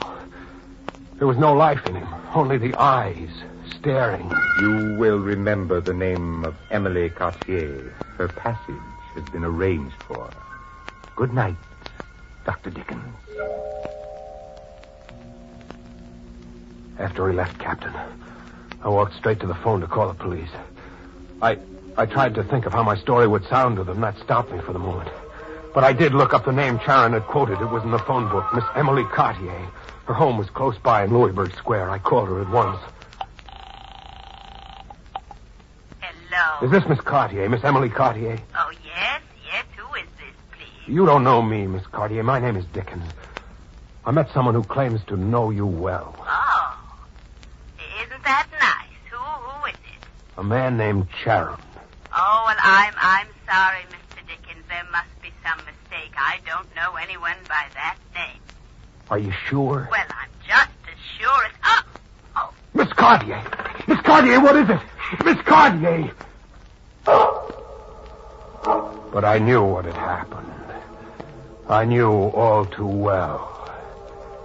Emily Cartier's passage had been arranged for.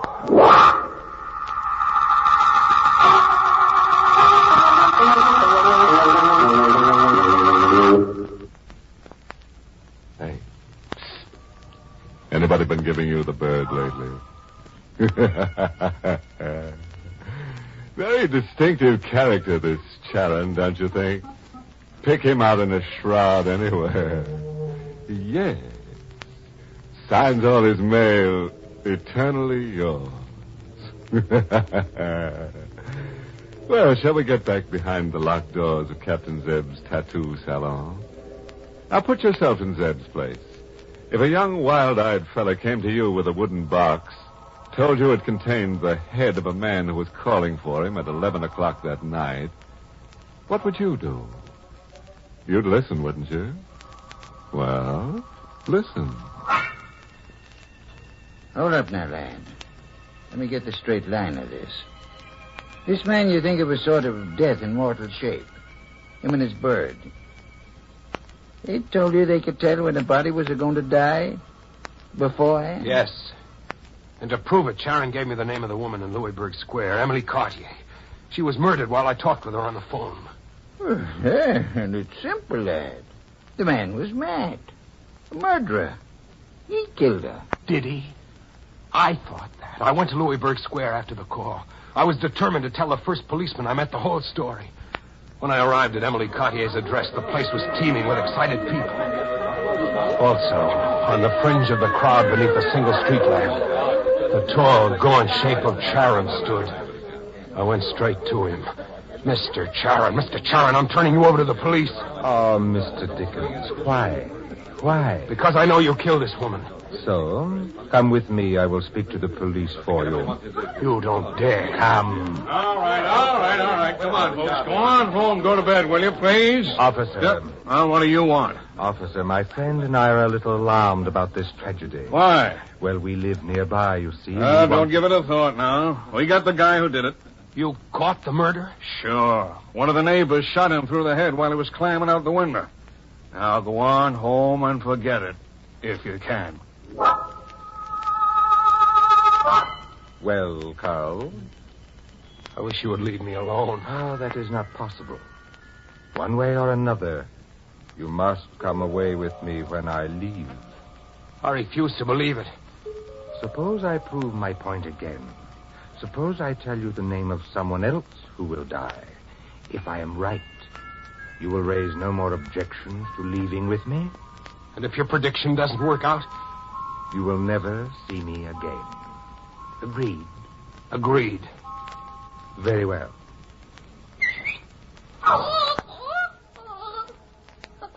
Gabriel, our friend would like to know who, do you know, is next to go? Simeon Black. East India Docks. Simeon Black. The small wooden docks. Simeon Black, is that it? Yes, Carl. Simeon Black. Between 8 and 8:30 on the night of November 15th. That is a week from tonight. All right, fine.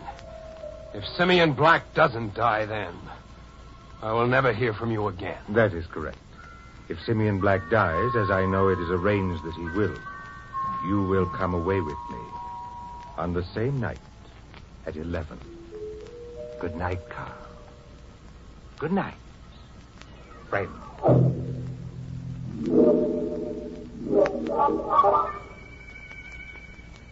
November 15th. It's tonight, isn't it? Yes, Captain Zeb, that's tonight. And what about Simeon Black, lad? This bargain you made now. I found Simeon Black. Found him this evening. He was a seaman. The docks gave me his address, a cheap rooming house near the Charles River. The ship was due in at 7. Simeon Black had to live. I stood outside his rooming house waiting. About 5 minutes after 8, a big, burly, rough man came along, heading for the doorway where I stood. He was carrying this box. Simeon Black with 25 minutes to live. Are you Simeon Black? Yeah. It's very important that I talk with you. Yeah, why? Who are you? My name is Dickens. This is urgent. Please listen. I'm listening. Go ahead. Do you know anyone who might want to do you harm? You crazy mister. Sure I do. Couple of 100 guys all around the world. But you ain't one of them. Where are you? No, I'm not. But I talked with a man who said you were going to die between now and 8:30. That's why I'm here. Who? A man named Charon. A man who has a pet minor bird that talks. Yeah? I think we better go up to my room and talk, chum. Come on.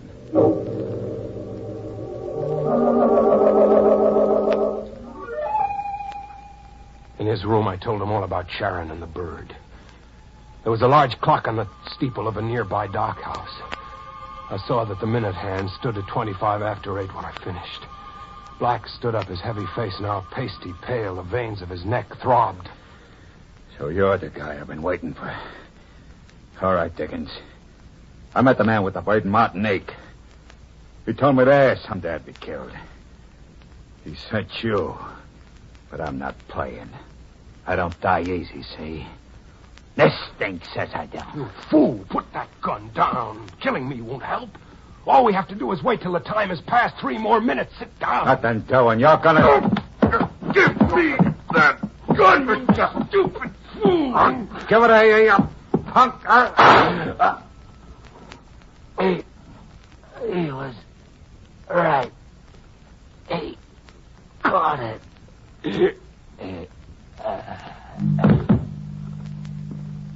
I couldn't believe my own eyes. I stood there gaping at the floor. The hook that had been Simeon Black was crumpled grotesquely on the bare boards of the room, his denim shirt staining darker and darker as I watched it. Through my fogged mind, I heard the clock strike the half hour outside. Simeon Black had died as Charon had predicted. But I had killed him. The gun was still in my hand as the door opened and Charon, tall, gaunt, lips smiling, eyes smoldering black, stood there. You see, Carl? I've kept my bargain. Simeon Black is dead. You made me do this. You played me against Black. You knew something like this had happened. Carl, when are you going to understand? Yes, I knew. But these things are arranged. By you. Of course. I made a bargain with you. Yes, you did, Carl. I will call for you at 11. We will leave together. No? You are leaving now, Charon. No! For a moment, I thought I hadn't hit him. He stood there without a tremor. Then from his thin, colorless lips, a trickle of blood coursed down his chin. I can't tell you the triumph of the moment. The days of supernatural, fantastic horror seemed to run out of me.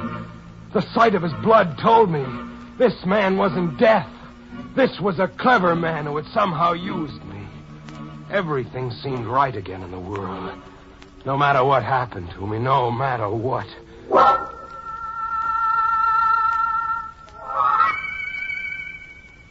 That's your story, lad? All of it? Not quite, Captain Zeb. As I regained my senses and saw him there still smiling mirthlessly on the floor beside Simeon Black, I had an impulse to be certain that he wouldn't come back to me. I found a knife in Black's kitchenette. I suppose I still wasn't thinking clearly. Stupidly, I thought perhaps even a supernatural being divested of its head might be powerless. Now I know better. So you toted the top of him here from the waterfront in Simeon's duffel box? Yes. And as I walked here, I began to realize Charon will keep his end of the bargain. That's the story, Captain Zeb. And it puts me on the spot, lad. I know. You want to call the police? Should you know? But you did promise to come to my place and wait till after 11 anyhow. I did. It's 15 of 11 now, lad. I'll go along with you. Go ahead.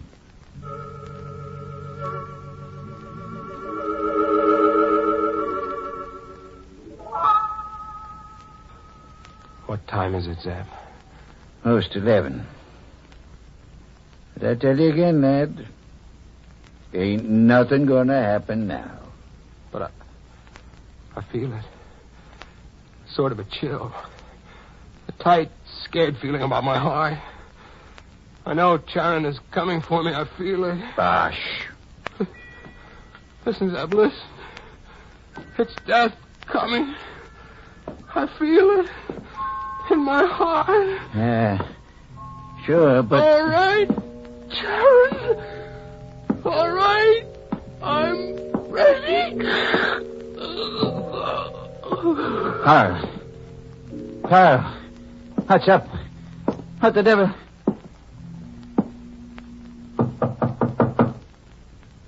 Dead. He's dead. Come in, hang it. Come in. Dickens. Carl Dickens. That's him there, officer. What's wrong with him? Well, you can believe it or not, I was just talking to the lad when he pops off. Turned blue in the face and just stopped talking. He's dead. Thought so. But how? From the look of him, I'd say heart case. Have to wait for the coroner. The queer things you come across in this business. Queer? How come you to be here? Just at 11. That's a queer one to me. Well, we got a stiff without a head down at the waterfront a couple hours back. Found a diary on him, and we've been checking up. Who was it? Guy named Charon. Was let out of Devil's Island when they closed it up a couple of years back. According to the diary, he's been out to get everybody ever had anything to do with his being sent up. A nut? Must have been a smart one. He names 3 people he wanted to get rid of. Played one against the other, I guess. But who? Who killed him? I don't know. Sergeant's working on it. All I know is in this character's book there's a note says, see Carl Dickens, Pinckney Street, 11 o'clock, November 15th. What? What? Too late. Too late. What's too late? Oh. What the devil was that? It's just the bird here. Minor bird. Talks. Leastways, I think it's a bird.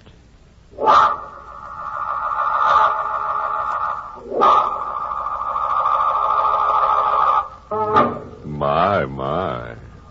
You'd better see the headman, Zev. You know, one thing to learn about all this is you should never lose your head in a crisis. Or you shouldn't lose your head anywhere, for that matter. Oh, yes, just a bit of advice, folks. If some bird comes up to you and says, it's late, you agree with them and call the zoo right away. It's probably a minor bird, and minors should be in bed when it's late.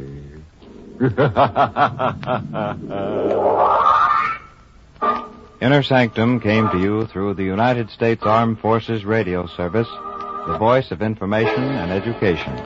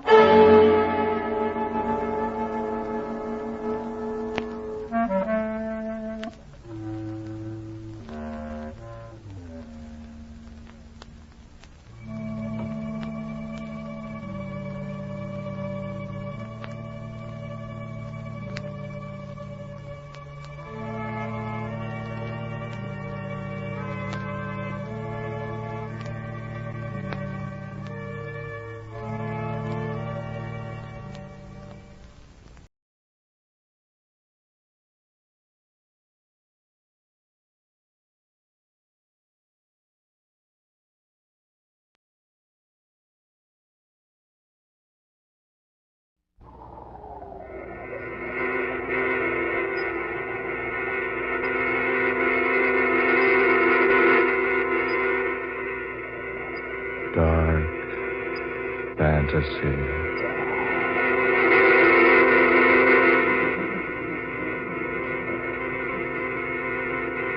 I would like to buy a satchel, if you please. There, that one in the corner will do. The scarlet one. You see, scarlet is my favorite color because it reminds me so very much of blood.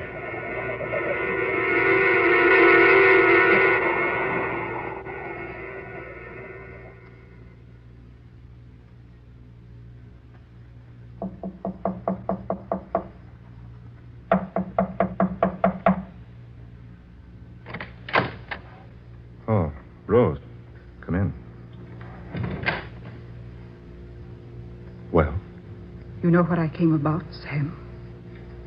Sit down. Do you have a smoke? Yes, of course. Do you think Mr. Craig knows what we're doing? I believe he suspects. What are your plans? Tonight, Peter Craig will sign over the last of the estate to me. And when do I get the money you promised me? Within a week. Why wait that long? Because it's the best that way. You should wait longer. It would not do for the private nurse, Rose Esther, to become suddenly rich overnight. You remember the price, don't you? $100,000. I should have more. You're netting a cool $1 million. The deal was all right with you when I made it. Yes. Yes, it's all right. What time tonight? About 11. When he's good and sleepy. So he'll take the powder without suspecting. You said he already suspects. Not everything. He doesn't know we give him dope to make his mind go blank. We can be pretty sure of that. Or that he signs those legal papers while under the influence of the drug? He couldn't possibly know that. He's been taking medicine for so many years, when you hold a glass of it in front of him, he takes it automatically. He has one more paper to sign? One more. I'll give him the powder the minute you come into the house tonight. After that, disappear. Yes, I will. But remember, Sam, I expect my share of the money within a week. I think I've been quite patient with you since we went into this thing. It wouldn't be wise for me to become suddenly impatient.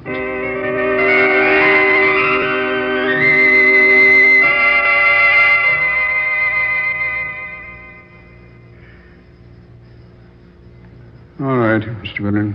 Sit down, sit down. Thank you, Mr. Craig. Nurse, hand me my glasses on that table over there. I can't see a thing without my glasses. Your medicine, Mr. Craig. Eh? Medicine. Oh, all right. Thank you, nurse.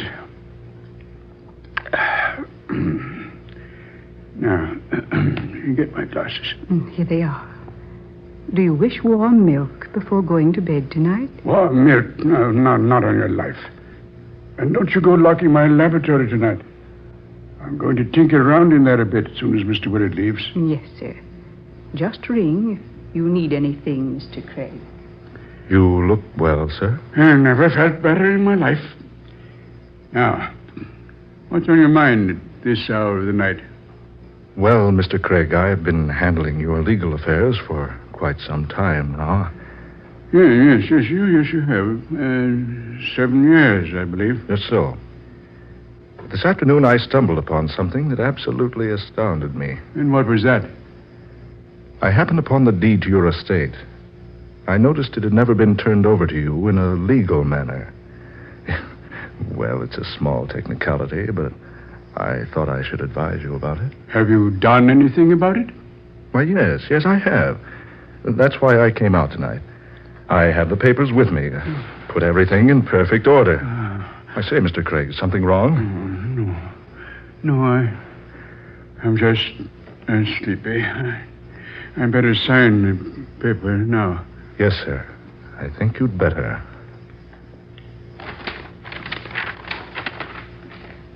Here, Mr. Craig. On this line right here. Yes. Here? That's right.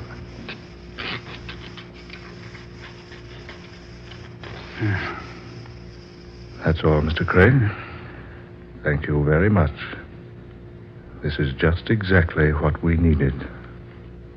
Just exactly.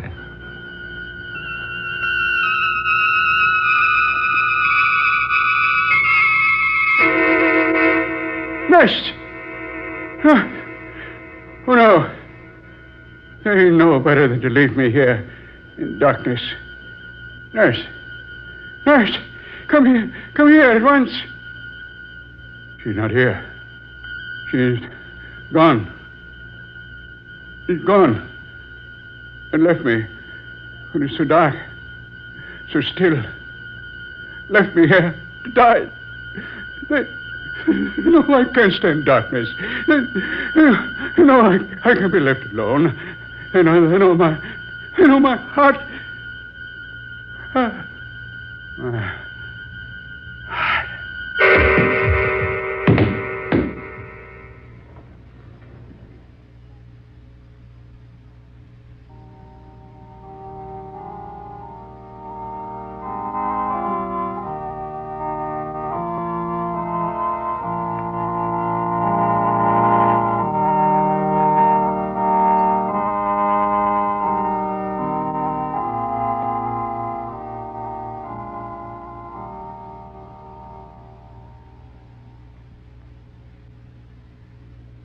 And to my manservant, Alex Monroe, I bequeath the sum of $5,000. This is my will. All that remains, aside from the foregoing, is for Mr. Samuel Willard, my attorney, to carry out the duties I already have outlined to him. Herewith, attest my hand. Peter Craig. And that is Mr. Craig's will. I wish to assure you that the last portion, the portion concerning the duties involving myself, have been carried out. They have to do with the funeral itself and the preparations for the funeral. I wish to thank each of you for coming here tonight to hear the reading of Mr. Craig's will. You will each receive your individual shares of the estate in the next 2 weeks. Now, good evening.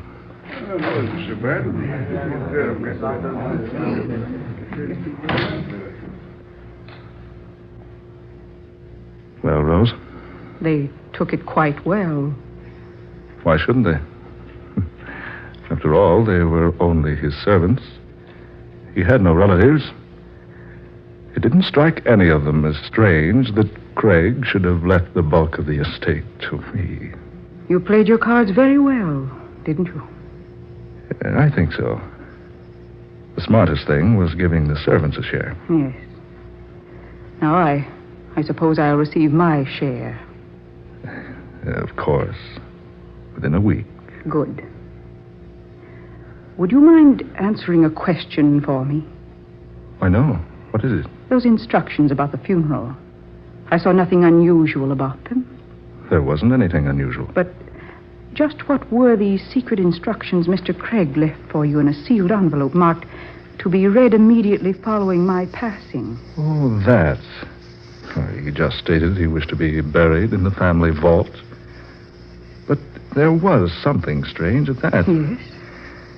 He directed me to his laboratory, a certain compartment where I found a box, wrapped in brown paper and tied with a heavy cord. He instructed that this box was to be buried with him. And was it? Yes, I had it placed in a coffin. Do you know what was in the box? Yes. I don't mind saying I was curious, so I opened the package. Well? It wasn't anything worthwhile at all. Just a couple of pounds of modeling clay. Modeling clay? Yes. What in the world do you think his idea was in wanting to be buried with such an insignificant thing as modeling clay?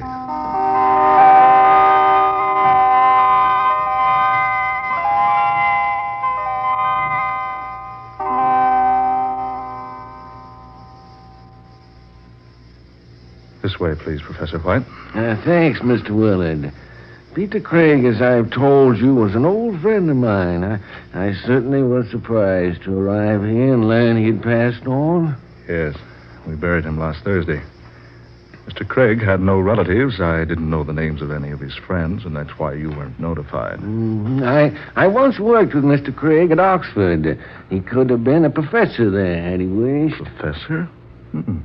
Here, down these steps. Yes, he was quite an electrical engineer. Worked miracles almost with wires and tubes and batteries, condensers, all that sort of thing. Well, I knew he liked to fuss around in his laboratory. I've only been inside the place once. Didn't know he was a master at any particular science. Oh, yes, indeed. He was one in a million. Always experimenting. Always trying some new idea. Here we are. This is Mr. Craig's laboratory. I see. This wax on the door. Oh, that. The police sealed the place up when they were investigating the death of Peter Craig. Investigating? Yes. Mr. Craig died unattended. Heart attack. He fell and struck his head. At first, the police feared foul play. Oh, I see. Oh, I suppose it'll be quite all right to break the seal now. Oh, certainly. We've forgotten all about it. There we are. Now, I'll go first, Professor White. Light switch is very inconveniently placed. Okay, sir. This is what you wanted to see. Yes, sir. Just as I thought. Table after table and shelf after shelf of electrical equipment. It seems pretty much of a mess to me. Poor old Peter Craig. He never was very tidy. I came in here the day the police were around, just before they sealed the room up. I'd never been here before. All these wires and electrical panels and tubes and things give me the creeps. Well, Craig certainly could put weird contraptions together. He spent many hours here. I believe his experiments were the only things that gave him a desire to keep on living. Say, here's a strange-looking workbench over here. What do you mean, Professor? Well, look for yourself here. See, the tabletop is littered with short links of almost invisible copper wires and with little bits of fresh putty. Putty? No, it's not putty. It's modeling clay. Yes. You're right. Yes, and here's a cardboard box of the stuff. That box. The brown paper. This heavy cord. Yeah, why, it appears that there was a great deal more of the clay in this box. You can see that a good portion of it has been torn away from the original mass. It's the same box. The very same one I put into the casket. What? What could Peter Craig have been doing with modeling clay and thin copper wires? Mr. Willard. Yes? Is that the only entrance to this laboratory, the one the police sealed? Well, yes, it is. No windows, no other door. And yet that seal was unbroken. We both saw it was. Yeah, but look here on this workbench here. These bits of clay, still moist, not dry and hardened like they'd be if they'd lain here long. And this hand towel here, look at it. Damp, as though someone had just recently dried his hands on it. Mr. Willard, what's this? Do you know? A locket on a golden chain. Where did you find it? Oh, here on the floor near the wall over there. His picture is a child inside. You know what's in the locket without opening it? Yes. It was Peter Craig's request that he be buried with this locket in his hands.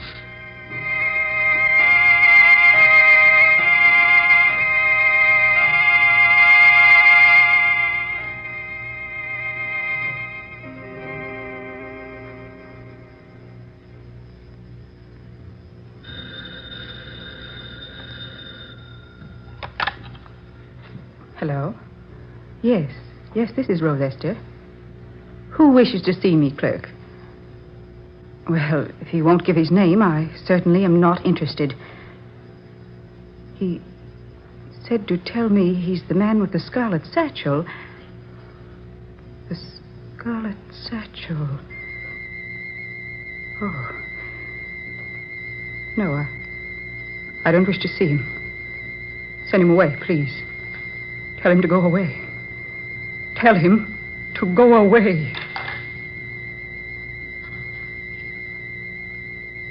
Peter Craig.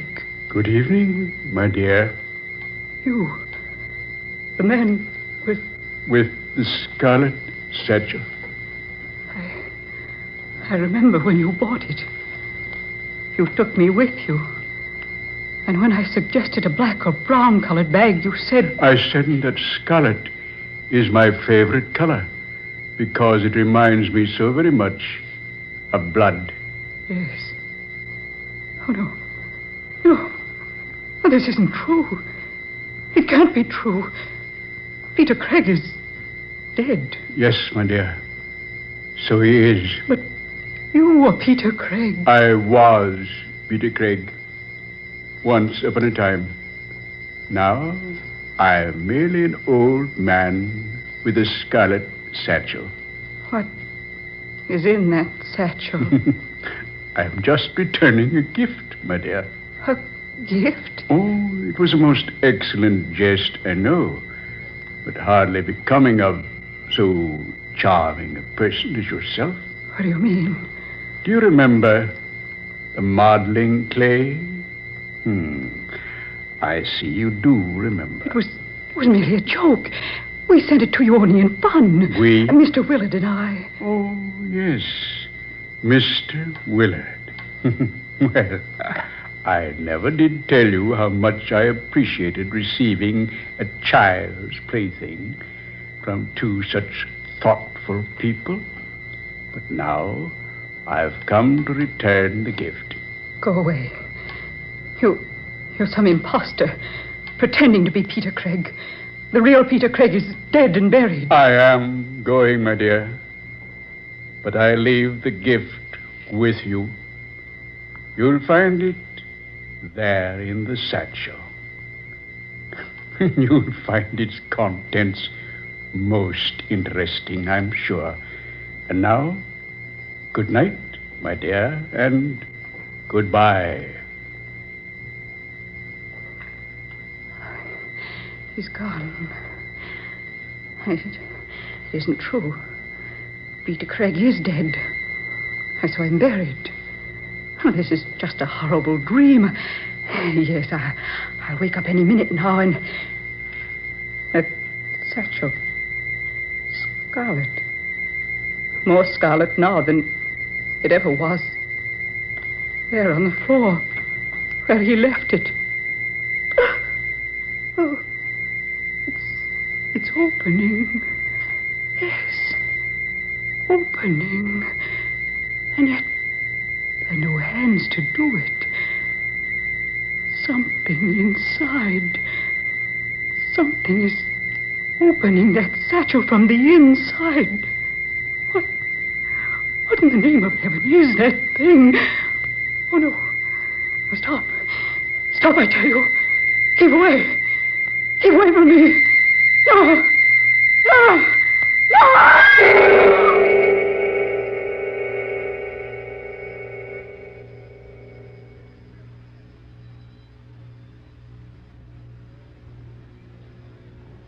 Miss Esther was a friend of yours, Mr. Willard? Yes, she was. And that newspaper certainly gives a startling account of her death. Yes. Rose Esther was heard by neighboring tenants screaming hysterically. When investigators broke their way through her locked door, they found the nurse sprawled upon the floor of her living room. Both the girl's hands were clasped tightly to her face. Her eyes were staring blankly, wide with terror. Her last gasping words were, "Scarlet Satchel." The terror-stricken girl undoubtedly died from fright. Scarlet Satchel. Yeah, sounds like a murder plot from Sherlock Holmes. Scarlet Satchel. Just a minute, Professor. Mr. Willard, man, don't jump like that. Why, you startled the life out of me. It's gone. Gone? What's gone? He kept it here in this closet. I remember when he bought it. Who bought what, Mr. Willard? What in heaven's name are you so excited about? The Scarlet Satchel. He always kept it here. Now it's gone. I still don't understand what connection... The cemetery. That's it. We've got to go out to the cemetery. Come on, Professor White. We've got to go out there and see what's happened to the grave of Peter Craig.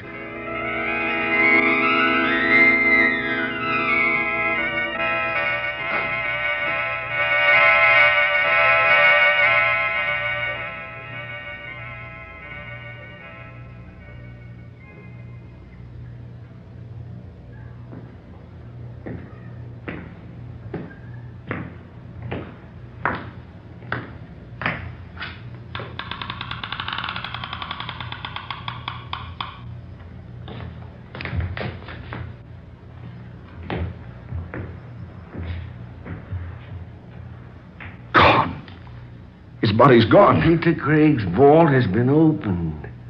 Opened? As though someone inside had pushed up the coffin lid to escape. That lid was heavy. Peter Craig! It was so difficult for an old man to push up so much weight. But Peter, what on earth is the explanation of this? They told me you were dead and buried, man. Then for once, my good friend, they told the truth. Yes. Yes, he is dead. I saw him just after they found him. He'd been dead for hours. His heart had stopped. Rigor mortis had set in. Yes. I was a perfect corpse. Peter. He was taken to the funeral parlor. Embalmed. He lay in his coffin a day and a night before we buried him. Mr. Willard, there's some explanation. I saw them close the coffin on him. Saw them bring it out here. Watched them put it into the vault and seal the door. And Rose Esther witnessed the same thing. That's why I startled her so. You killed her. You killed Rose Esther. No, not I. She was killed by the thing in the Scarlet Satchel. The Scarlet Satchel? Professor White, look, he's carrying it now. There is one plan in the entire scheme of things mortal man does not know. That those who are murdered never rest easily within their graves until they have wrought a full and perfect vengeance. Murdered? They left me alone in the darkness and stillness of a night to die. They knew that my heart couldn't stand the shock. It was as much murder as if they'd stopped my heart with a dagger thrust. No, I had nothing to do with that. You and your friend Miss Esther once thought it very hilarious when you sent me a child's plaything to the mails. At the time, I was not amused, Mr. Willard. Now I am. The clay modeling set. Exactly. Peter, man, what are you doing? The Scarlet Satchel. He's opening it. I'm taking out my little pygmy friend. Peter, that thing looks alive. No, it can't be. It's nothing but a little figure modeled in clay. Just a little clay doll. It can't be human. Then watch it come to life. Peter, good heavens. It's moving, walking like a man. You see, I have put the modeling clay to good use. I have created with it your damnation. No. Keep it away from me. Don't let it come any closer. Keep it away, I say. Don't let it touch me. Stop it. Keep that devilish thing away from me. Don't let it touch me. I got nothing.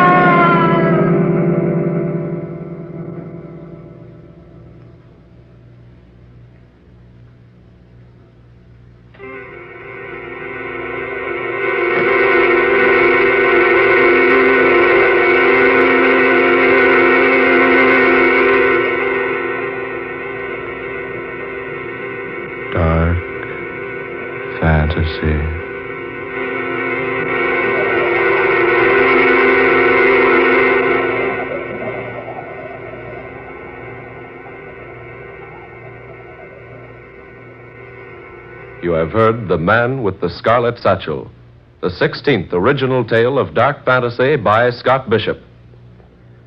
Ben Morris played Sam Willard, Fred Wayne was Peter Craig, Georgiana Cook took the part of Rose Esther, and Muir Height was heard as Professor White. Next Friday night at this time, listen to another startling and weird dark fantasy adventure. Superstition, Be Hanged, written by Scott Bishop. Tom Paxton speaking. Dark Fantasy originates each Friday night in the studios of WKY, Oklahoma City. This is the National Broadcasting Company.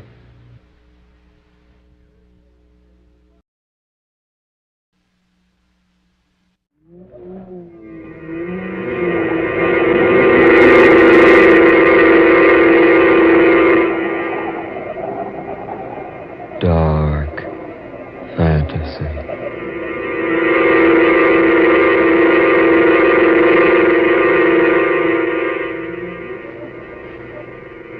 The letter from yesterday.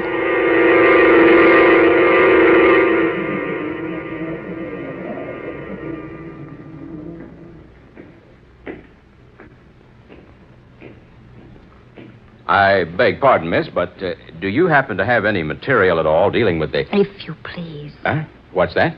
Will you please lower your voice? But I... And then you might read the sign over there. Or shall I read it for you? Absolute quiet required in this library. My, but you read beautifully. But I wonder Will if... you please lower your voice? Oh, sure. I mean, sure. I'll be more than happy to help you. But you simply can't disturb the others here in the library. I see. Well, I'm terribly sorry. Excuse me, everyone. I didn't mean to disturb you, Will folks. you please be quiet? Well, good heavens, ma'am, I just wanted to apologize. That's quite unnecessary. Now, may I help you? Well, I hope you can. I'm looking for some literature on hydrokinetics. Don't suppose a hick library like this would have anything like that, though. You're a stranger in Jackson City, aren't you? That's right. How did you know? I know most of the people in town. And besides, folks who live here never refer to the town as having a hick library. Oh, now look. No offense intended. But after all, I don't expect too much from a 2x4 place that probably doesn't have much more to offer than the encyclopedia and a couple of copies of the Rover Boys. You said you wished to see something on hydrokinetics. That's right. Hydrokinetics is a branch of kinetics which relates to liquids. You see, kinetics is the branch of dynamics. Do you wish to read Kendall, Johnson, Abernathy, or Sandine on the subject? What? What's that? I said, which author do you wish to consult? Those four seem to be the authorities, but some engineers like Alexander and Bowen. Well, look here. Are you serious? Serious? About having books by Johnson and Kendall and Sandine and Abernathy on the theory of hydrokinetics. Will you follow me, please? Yes, certainly. You may turn on that light if you wish. It's a little dark in here today. Yes, all right. I think you'll find these quite up to date. I'm sorry that one of the Alexander volumes is out, but it should be back tomorrow. Oh, quite all right. It's Kendall I'm really after. Here we are. This one. That was printed sometime last year, I believe. Yes, it was. Kendall is propounding a new theory on hydraulics. I read it when I was in New York. I'm glad you didn't have to go back into the city to find what you wanted. No, Oh, look here. I owe you another apology, don't I? No, please, don't bother. Oh, but it's no bother. You may use any of the tables over there. Yes, but I'd like You'll find the one by the window quite good.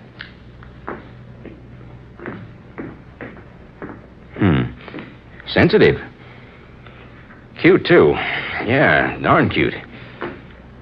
Yeah, well. Well, let's see. Kendall says, when an ounce of plain lubricating oil is introduced into... wonder what her name is. First one, I mean. Nameplate on the desk says, Miss Marshall. Well, that's interesting. Miss Marshall. Oh, well. Now, as I remember reading about it 3 months ago, Kendall says that if you introduce 1 ounce of common lubricating oil into a cylinder 2 inches in diameter and 4 inches in height... Pretty girl. Wonder why I can't get her off my mind. Wonder where she lives. Oh, confound it. Well, then, according to Kendall, if an ultraviolet ray is permitted to cross the cylinder at the time pressure's applied to the top, the result will... Wonder what a good-looking girl like her is doing in Jackson City. She's smart, too. I just mentioned hydrokinetics, and she reeled off the 4 top authorities like she was a student on the subject. I wonder what she's doing tonight. Well, hang it all up.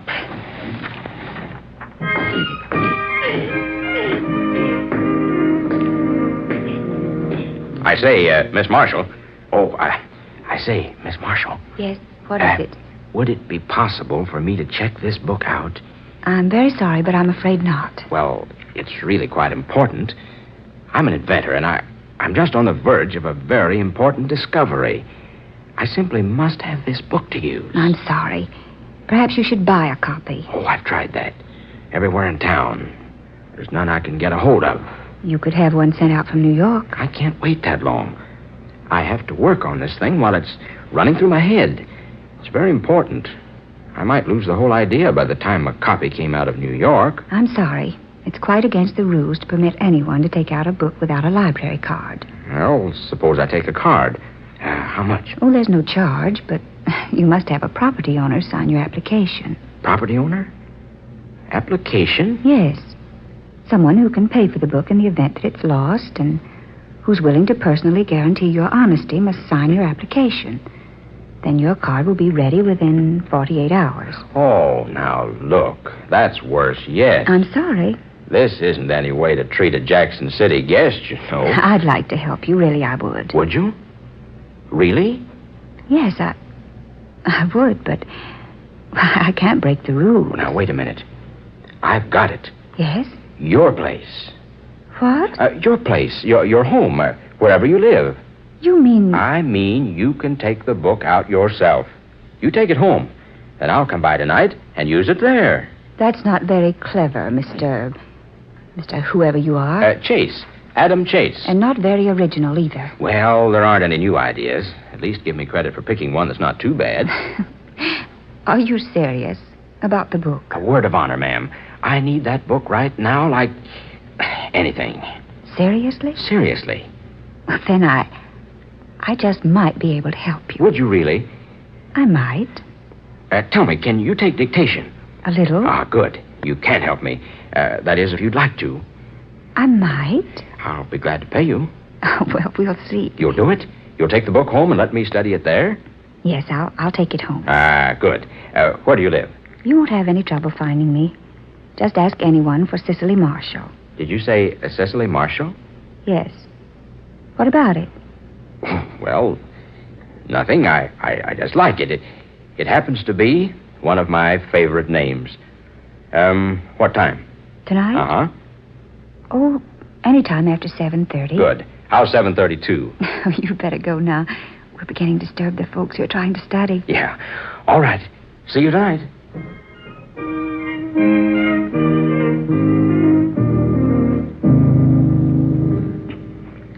Now, just a minute. Yes? I've got to consult Kendall again. Hold on there a second.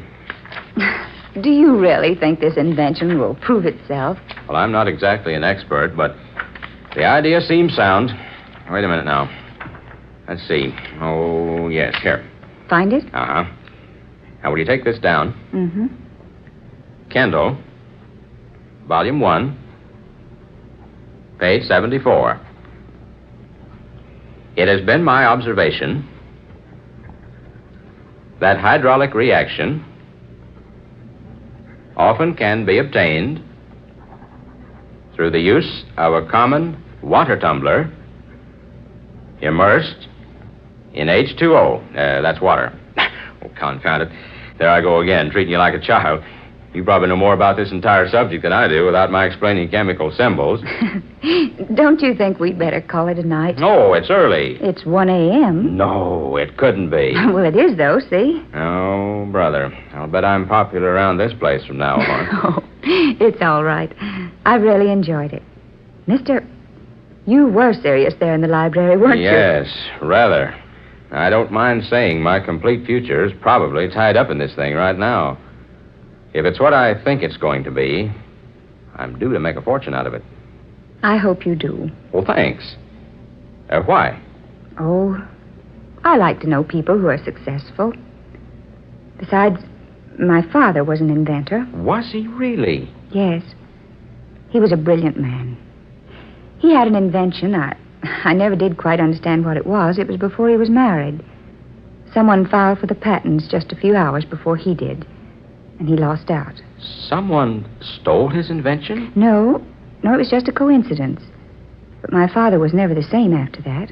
Something happened. I don't know what. I remember hearing my family talk about it in whispers when I was just an infant. Is he still alive? No, he's been gone 3 years. Oh, I'm sorry. He was a fine man. Grand, but he never got over that, whatever it was that happened to him long before I was born.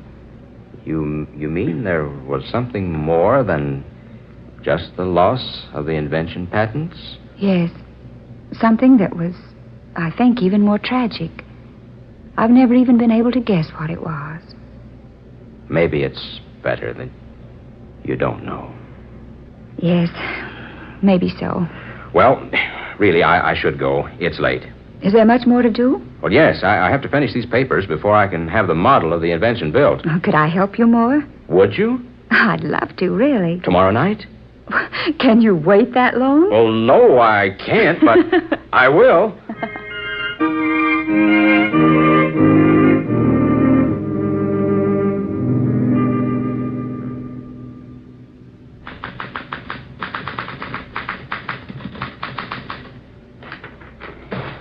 There we are. All finished. Good. Well, now the model's next. How long do you think it'll take to build it? Well, at least 2 weeks. We've been on these papers longer than I thought we'd be. Almost 30 days. I really don't know what I've done without you. Oh, I've enjoyed it. Oh, we can relax now till the model's built. Then I'll have to go to Washington. What time is it? Oh, it's early. 9 o'clock. Oh, good. Time enough to catch the last show.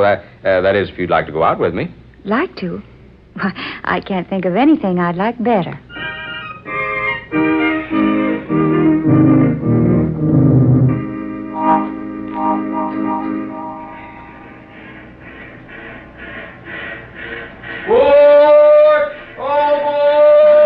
You're train's leaving, Adam. I'll be back with those patents. You will come back? You try to stop me. Oh, goodbye, darling.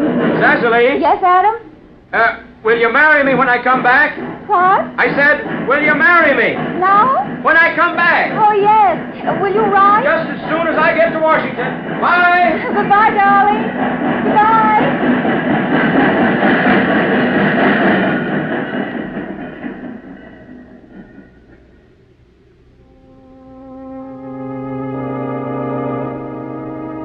To my diary, January the 17th. It has been 5 days since Adam went to Washington. I'll never forget the unromantic but lovable way he asked me to marry him. Standing on the steps of the moving train, shouting the question at me above the noise of the engine. How I loved him at that moment. How I love him now. But why? Why, oh, why hasn't he written? 5 days, and not a word from Adam yet.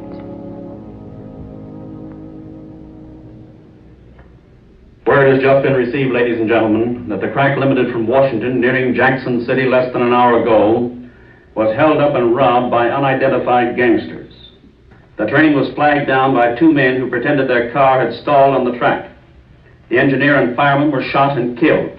All passengers were held at gunpoint, and the mail car was entered and robbed. This train robbery will remind old-timers of the historic and dramatic train robbery on almost the same spot some 50 years ago. Well, to be exact, 53 years ago, January the 17th. There is no indication as to the identification of today's bandits, but it is believed police have found a vital clue.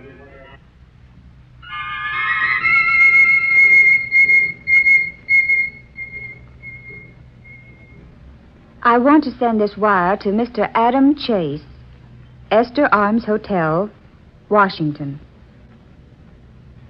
Yes. Darling, have not heard from you. Worried. I love you. Cicely.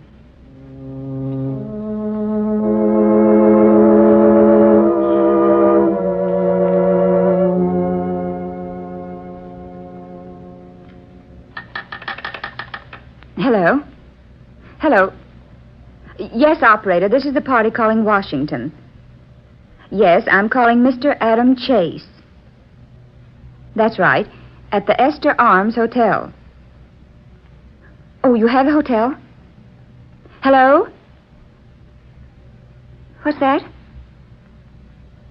Checked out. 2 weeks ago. Oh. No, thank you. Just cancel the call.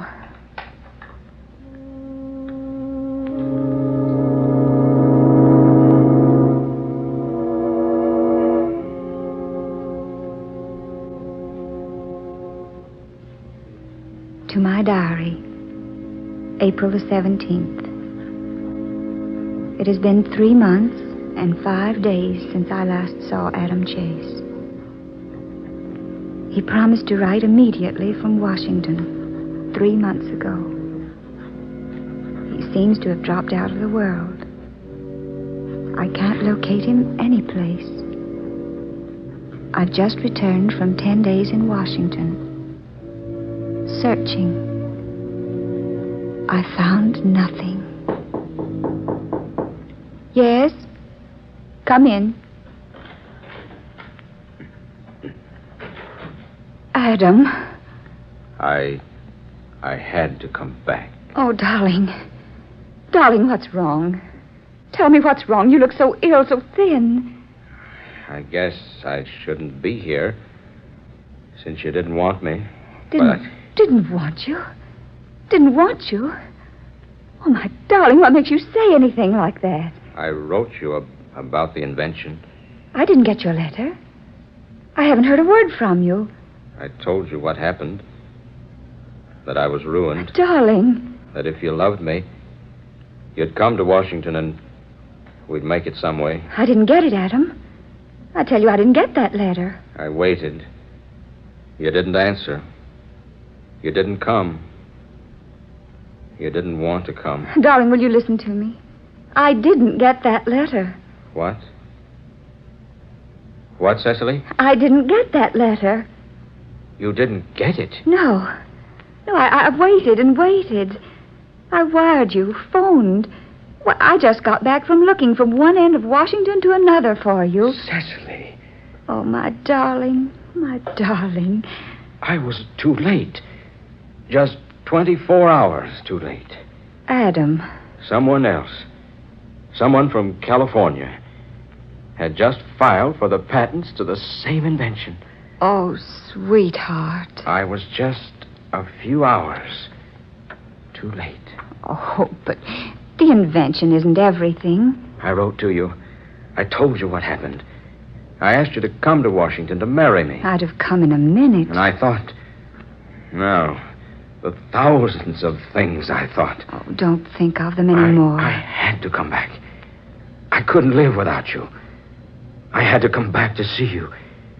Just once more. I couldn't live without you, Adam. We'll be married. Promise me we'll be married right away. Right away, darling. Yes, right away.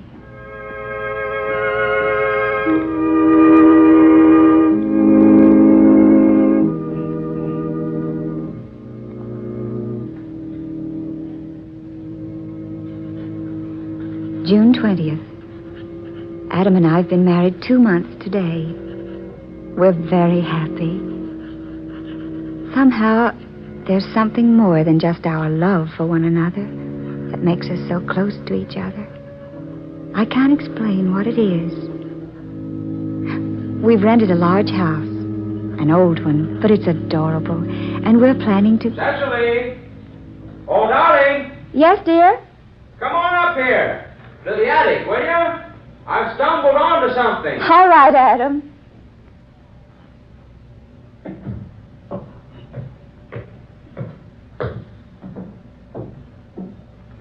Look what I found. Back among the rafters. Well, what in the world is it? Well, it's an old mail sack full of mail. What? Yeah, look. Look here. These letters. None of them have ever been opened. Why, Adam. Dozens of letters, all sealed, all stamped and dated. Look. Look, Cecily. Postmarks. They're all the same. January 17, 1889. But how in the world did they get here in this attic? I don't know. I wanted to run a radio aerial out on the roof, and I had to crawl way back in the rafters. It was hidden back there up near the roof. It's evidently been there for years. But how did it get there? 53 years ago. 1889. Look at these letters. Addressed to people all over the country. Everett Holton, Detroit. Jessica Young, New York. Paul Reimer, Chicago. Mr. and Mrs. F.C. Halliday, Grady, Pennsylvania. And look, here's one addressed to President Benjamin Harrison from someone in Maine. Wait a minute, Adam. Oh, look. Huh? This letter. Addressed to Miss Cecily Drew of Youngstown. What? The return address, Mr. Aaron Marshall. My father. He wrote this. I know the handwriting. Cecily Drew was my mother's maiden name. Adam. Yes. Cecily Drew. And she lived in Youngstown. My father? Your mother? Open it. Open it. What? I said open it. Oh, all right.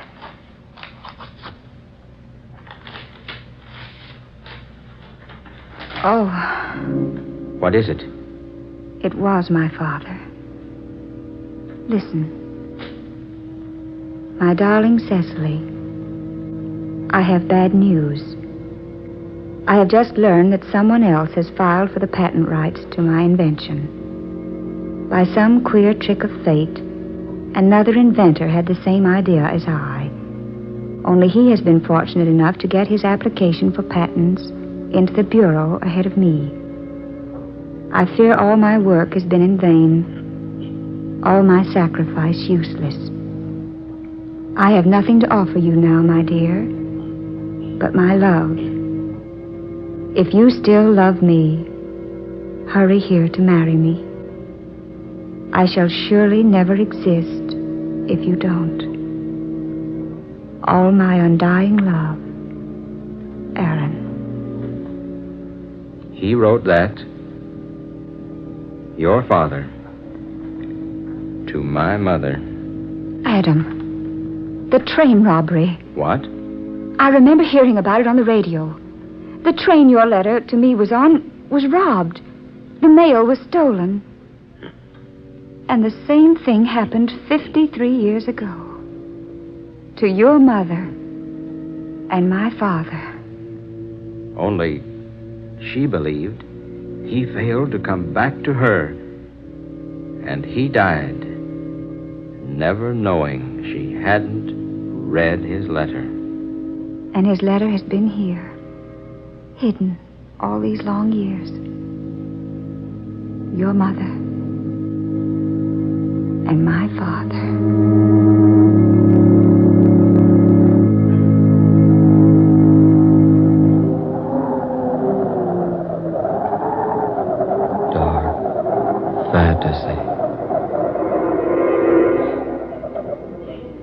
You have heard The Letter from Yesterday, tonight's original tale of dark fantasy by Scott Bishop, originating in the studios of WKY. This is Tom Paxton reminding you to buy United States war bonds and stamps. Dark fantasy comes to you each Friday night from Oklahoma City. This is the National Broadcasting Company.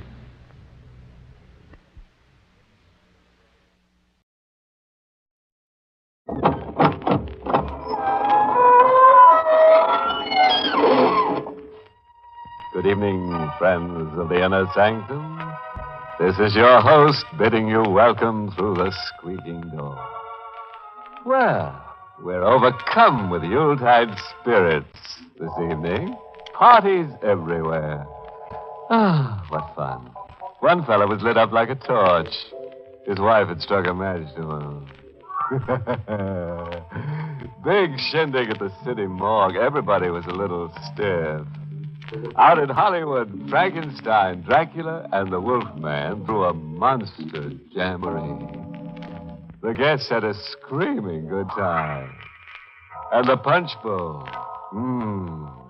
just right. Chilled to body temperature. Sub-zero. Everybody's blood ran cold.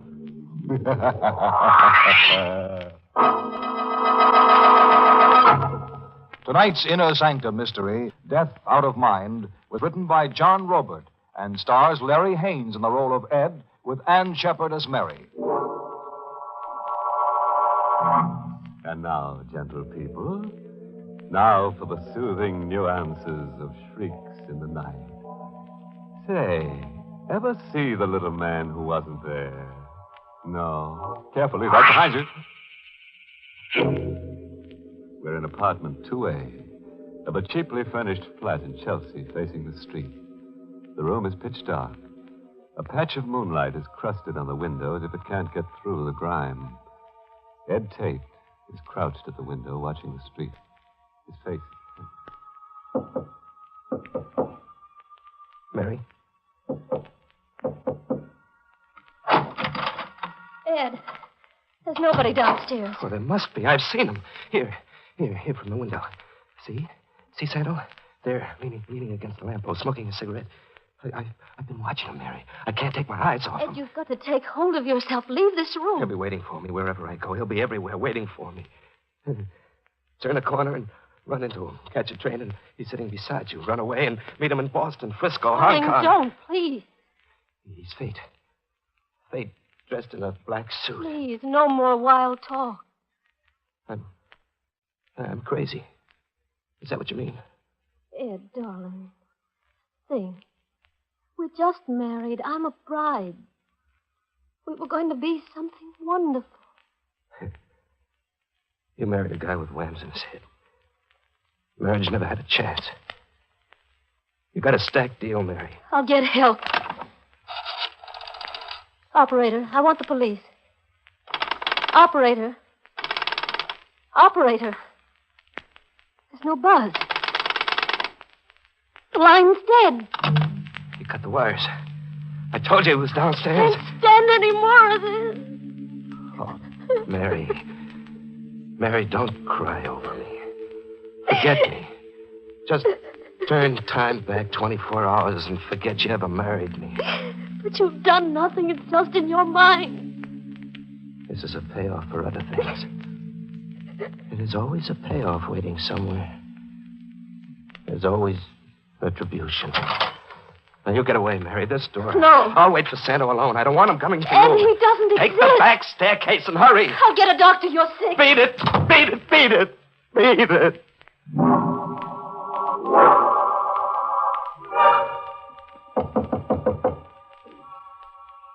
He's come.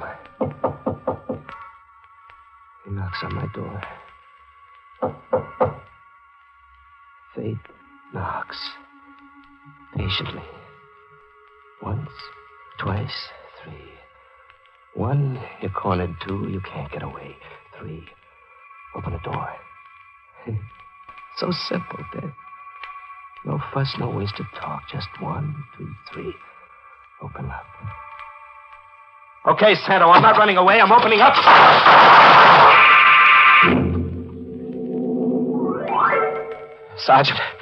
Sergeant, I'm Ed Tate. I just killed a man. Here's a gun. Hey, this guy's sick. Tracy, call an ambulance.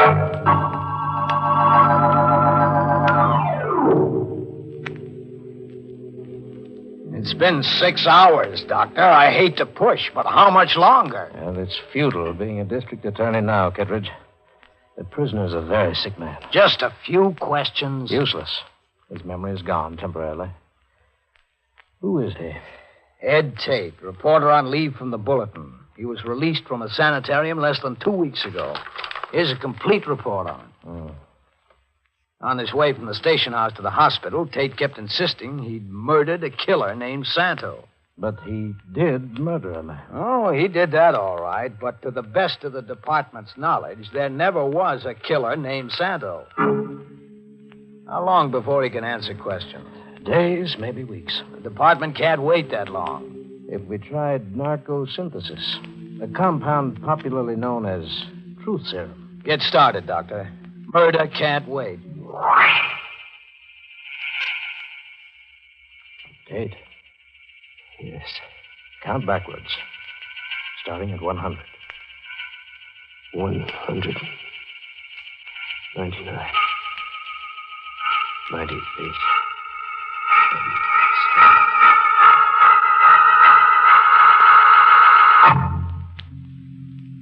Tell us all about it, Tate.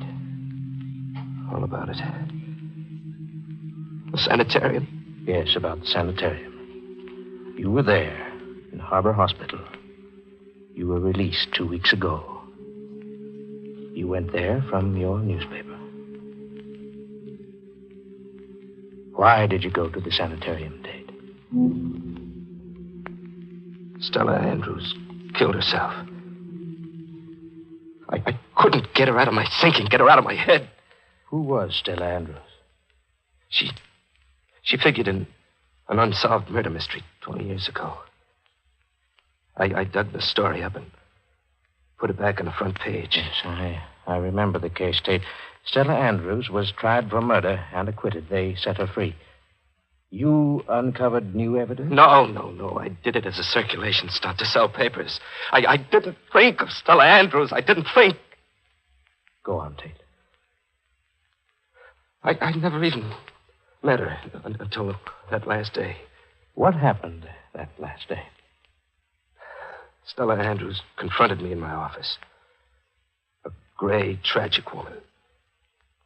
She told me that she'd long ago changed her name. That she'd made a new life for herself. Until this notoriety started suspicions in the minds of her neighbors. She said she was too old to make a new life for herself all over again. And then... Yes, Dave. I turned away. In shame, despising myself. And she was gone. 20 stories to the sidewalk. An innocent woman paid the supreme penalty. I was her accuser, her judge, and jury. I was a murderer. Go on, Tate. Well, after that, I couldn't sleep. I couldn't work. I wound up in the sanitarium. And then? Well, on my release, I tried to forget Stella Andrews lying crushed on the sidewalk. I tried to get back in stride. I tried to kid myself there wouldn't be a payoff somewhere for what I'd done. I tried marriage. I dragged a sweet kid into partnership in the accounting I owed fate. What did you do, Tate? I eloped with Mary Connor, a public librarian. For me, Mary had the kind of magic that makes pain disappear. I'd only known her for a whirlwind week, but long enough to know she was gold through and through. We were motoring back from Elkton, just married. Happy? What time is it, Ed? Minute past midnight. I've been Mrs. Edward Tate for 4 hours. I'm hungry. Oh, coffee do me fine, too. Keep lookout for a road stand, huh? There's one right ahead. Oh.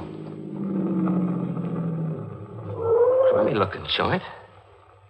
Fine place for a wedding supper. It's the Ritz, darling. Hamburgers like filet mignon. Come on, my mouth's watering. It's a beat-up cardboard shack. The kind that generally bloom in June, grab some tourist change, and then fade in October.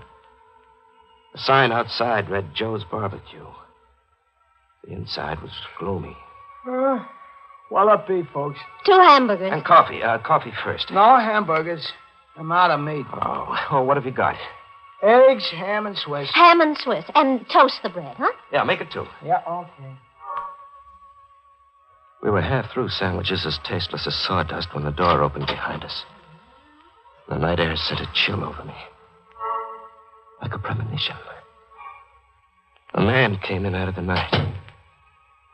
I stared at the newcomer, as if magnetic fingers were drawing me to him. He was dressed in the devil's black. Black so worn it had a satiny sheen. And his face was hard and bitter and evil. No, just eggs and ham and Swiss, mister. Hey, what's the gun for? One guess. Oh, sure, I can guess. Hurry. Okay. It was a black flat automatic. Your wallet, mister. I got my wallet and dropped it out on the counter. The chef was stalling over the register. I could tell by the sudden rigidity in his back that he was reaching for a gun. I wanted to scream, warn him not to, but my throat muscles were... Ow! I watched the chef double over. I watched the gunman vault the counter and bear in for the kill. Mary's hand closed over mine and pulled at me. Ed, quickly. I was through the door and running for the car on someone else's feet, with Mary pulling at my sleeve. Ed, hurry. Yes. We were moving when the killer reached the door and fired. The shots were lost in the night. We left him silhouetted in the doorway. A dark centennial guarding the tomb. Moon shafts touching his automatic made it look phosphorescent. The Manhattan skyline was blinking at us before we dared trust our voices. Anyone behind us? No. There was a car, but it turned off. Jolly honeymoon. We'll forget it. We'll just not remember. Did you watch him, Mary? No, I couldn't. How relentlessly he moved in for the kill. How exquisitely cold and efficient, like a machine. Ed, it's unhealthy, that sort of talk. I couldn't take my eyes off him. I felt as if he were part of me, come to life, a blood twin, showing me to myself. Darling, demonstrating to me what I really was. A killer, cold and efficient like a machine. No. He killed that man like I killed Stella Andrews. His instrument was a gun, mine was a typewriter. He used bullets, I used words. But our methods were the same. Deliberate, ruthless, murderous. Ed, forget him. We'll see him again, my blood twin. He's my conscience, come to life. We're going to report this to the police. No, we're not. Why? I'm afraid of him. But he's a complete stranger. What have we got to fear? We'll never see him again. We'll see him again, Mary. He'll come calling. But Ed, the wallet. He has your wallet. We're not strangers to him, Mary. He'll be calling on us.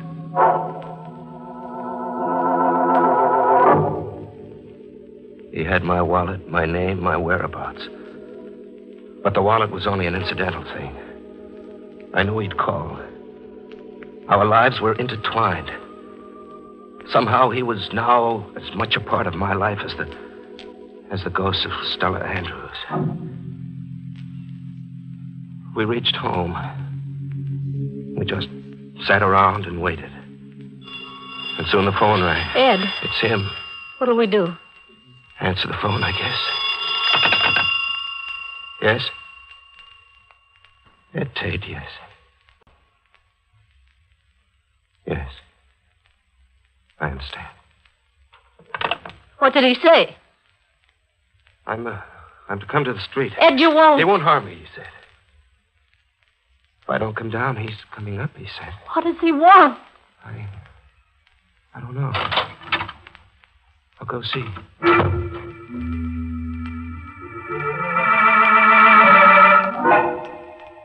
He was waiting for me in a big car that looked like a hearse. As I came out of the hall, he motioned me to come sit beside him.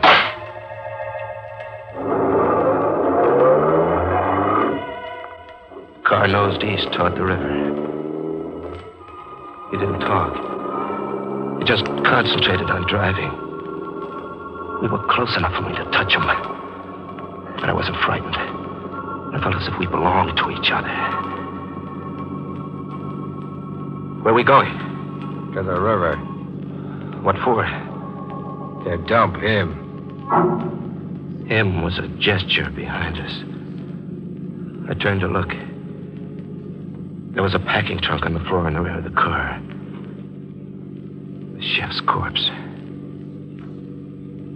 You're going to kill me, too? Why should I? To shut me up? We'll dump the trunk together. That'll shut you up. Well, wouldn't killing me be simpler? If you shut up, it's just the same, maybe. What's your name? You get an idea. No. No, I just want to know you very much. Santo. Just Santo. We stopped along a deserted wharf, just under the Brooklyn Bridge. And there, with the world asleep and the moon looking on, we dumped a trunk. It sank slowly, twisting in tortured slow motion. You can go home now, Tate. Don't you feel it, Santo? Feel what? This kinship. We're the same person, Santo. You're crazy. No, I mean it. Look at me. Look at me. See our resemblance? We didn't just happen together. You're something out of me. You are me. You talk too much, Tate. Maybe I'll have to kill you after all. Oh, you'll kill me, Santo, soon enough. You'll have to kill me. You're my conscience.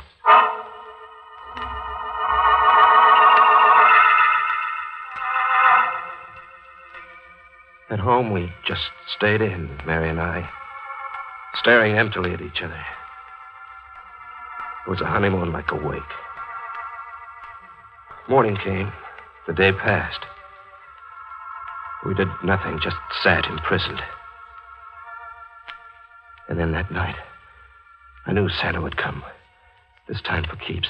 I knew it by the way my flesh was floating in sweat. Fear was consuming me.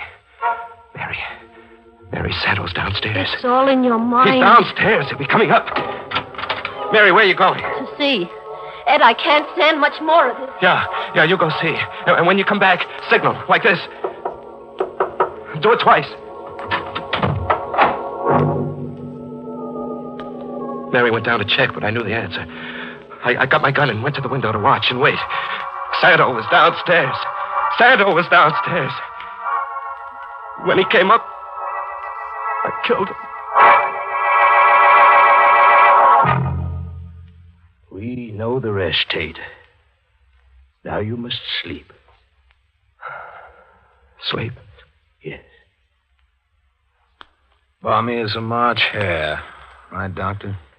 Well, it suggests a vivid hallucinosis induced by his guilt feelings about this Stella Andrews. This man he killed, did you identify him? Got a report on it a moment ago. A man named Jenkins. He was the building superintendent. This Santo, then, just existed in Tate's imagination. Fate dressed in a black suit. It's an interesting hypothesis, Kittredge. Big headache to me. Oh, Daly, get those notes typed up. Have the department investigate every last detail immediately. Mrs. Tate's in the next room, Doctor. You want to listen in? Very much, Kittredge. Mrs. Tate, this is Dr. Thorpe. How is he, Doctor? I'm recommending his immediate return to a mental hospital. Mrs. Tate, your husband just told us a long story. I'll have to ask you some questions for the record. Yes. You were just married? Yes. Motoring back from Elkton, did you stop at a road stand for refreshments? No. We came straight to our apartment. And then what? He began behaving queerly. He locked us in. We just sat all night, all the next day. The second night, Ed took a gun out of his valise. He stood guard at the window. He said he was waiting for a Santo. Did you ever see this Santo? No. What brought the janitor up at that hour of the night? Ed was raving insanely. I suppose he came to investigate the noise. Can I go, Mr. Kittle? No, not right now. You'll have to stay a while. Just routine. My men will be reporting back, and I want you to read your husband's statement and then make one of your own. You can bunk on the bench, grab 40 winks. Yeah, I think I'll doze off myself. Pick your own chair, Doctor.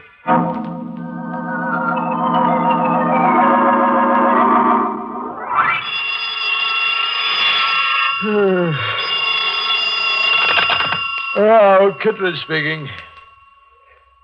Yeah, wait till I get a pencil. Okay. Yeah, I got it. I got it. Keep talking. Okay. Reports coming in, Kittredge? Yes, Doctor. Explain this.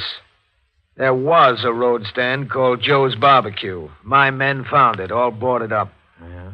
Tate probably noticed it while driving and wove it into his hallucination. Mrs. Tate. Mrs. Tate. Yes. Did your husband leave the apartment at all last night before the shooting? He might have while I was asleep. Why do you ask that question, Kittredge? Because my men fished a packing trunk out of the East River. What was in the trunk? Cement. Bags of cement. What's the medical slant on that? Only perplexity, Kittredge. You know, I've got a new theory, Doctor, since we're hypothesizing. What is it? That Tate's zany story was true, the whole of it. That the chef and Santa were real. That the whole thing was staged to play on Tate's emotional instability, drive him crazy, then drive him to actual murder by sending that janitor up those stairs. Like all police theories, too incredible for me. Mrs. Tate, can you help us out? Give us an idea about that trunk? No. Ed was irrational, capable of anything. When he barricaded himself in the room with a gun, why didn't you call the police? I did. But what? The wires were cut. An odd touch for you, Doctor. The man who wasn't there cut the telephone wires. Extraordinary. Cut the wires inside the apartment. Oh, Fate dressed in black. Do you like black, Mrs. Tate? I do. Black worn to a satiny sheen. Do you always wear a satiny black, Mrs. Tate? I prefer it, Mr. District Attorney. Good heavens, Kittredge, what do you say? You were Mary Connor when you got married? Yes. Who were you, Mary Connor, before you began masquerading as Fate? Mary Andrews. Stella Andrews was my mother.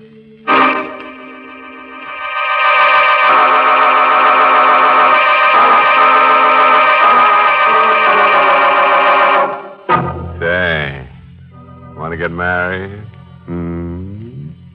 Okay. May all your troubles be little ones. Confused chap, that Ed Tate. 3 on a honeymoon. Mister, that's asking for trouble. In fact, wouldn't you say it's sort of crowding your luck? And that little man who was there, popping in and out of Ed's mind. You know, if it was me, I'd have started charging him rent.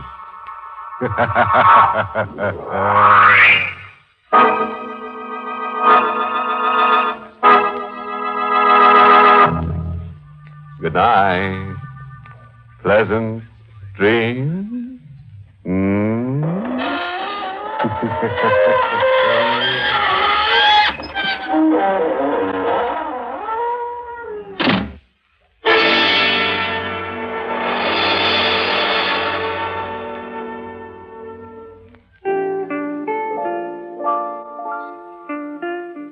The Mummers in the Little Theater of the Air.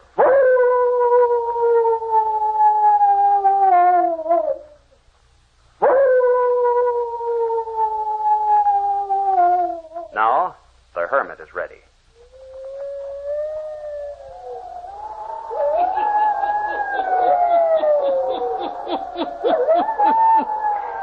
Ghost stories. Weird stories.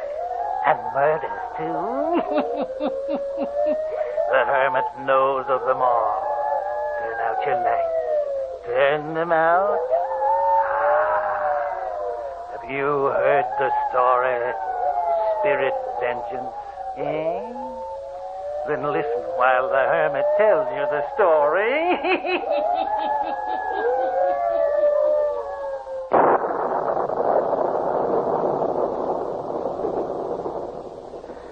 Still storming. Will it never let up? Matter of a small electrical storm should not trouble you, Rosa. Oh, I've had enough of such talk, Rummel. You see, I talk civilly, you misconstrue my words. Stop it. Oh.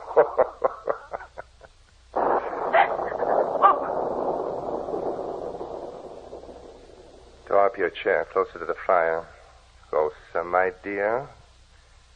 Think on the pleasant things. You'll forget all about the storm outside. Think on pleasant things. As if I ever could. Oh. After all that has happened in this house in the last 3 days. I'm thankful for the thunder that drowns out your words. Who is there in this house to hear us? Who is left here but Carter, who's in on your horrible schemes? My dear, I thought you'd learn to appreciate my experiments before this. Appreciate the terrible things you and Carter were doing? Carter's a very clever assistant and servant, my dear, who desires life more than... Carter was a fiend, and so are you.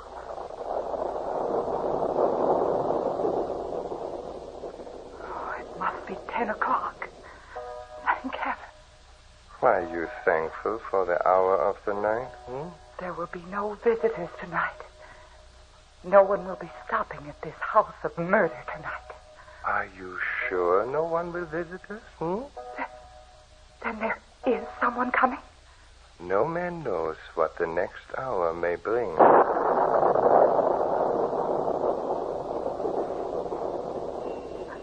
Ramon. Do not get upset, my dear. Carter will do the honors. Come in. Yes, Carter? A gentleman and a lady wait outside in the hall, Professor Santos. So? They find themselves confused by the storm. Confused? You mean deliberately? Rosa, please.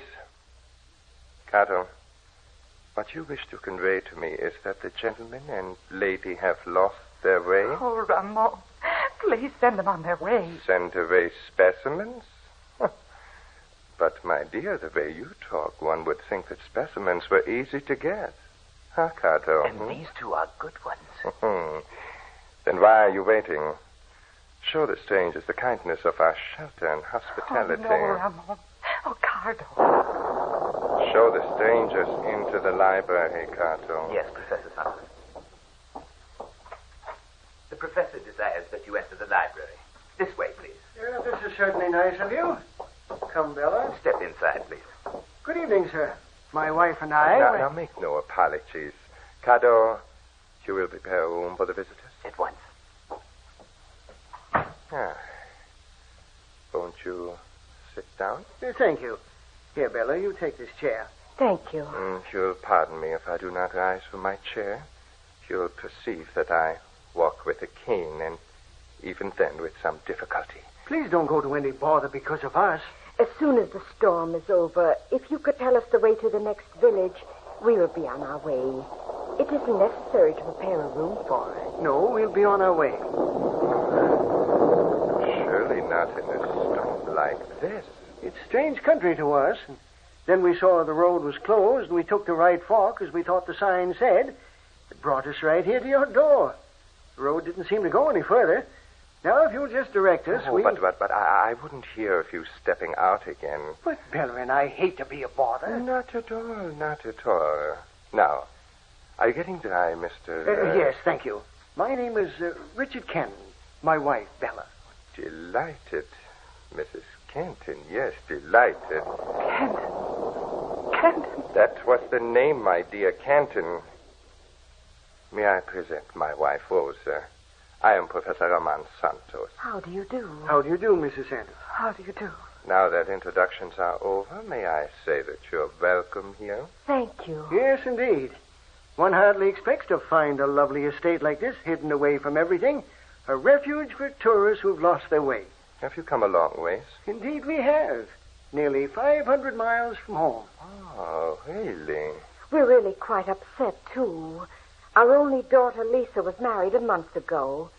She and her husband, Charles, went for a tour of this country for their honeymoon. They persuaded Richard and I to meet them at Minwell. That's the next village. Yes. Minwell is the next village. But we haven't heard from them. I don't understand. Well, what my wife was trying to say is that we plan to meet Lisa and Charles at Minwell. This morning we wired them to let us know if they're waiting in Minwell. We received no answer to our wire. Well, maybe we didn't wait at our hotel long enough to receive an answer. Well, we hope that's what it is. No doubt that is what happened. I shouldn't worry. You'll have a good night's rest here, and I wouldn't worry about tomorrow. Now, don't worry at all.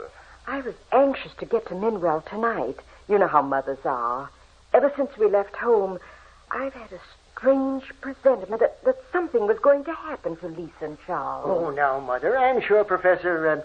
Santos? Professor Santos wouldn't mind if we use his phone to call the hotel in Minwell. Certainly not. Thank you.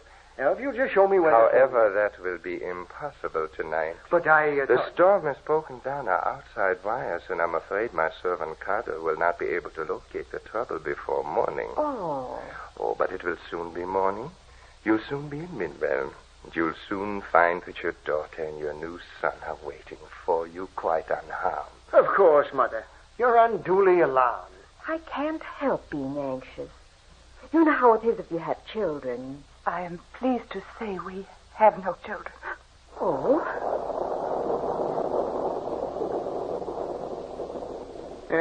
You are a professor of philosophy, perhaps?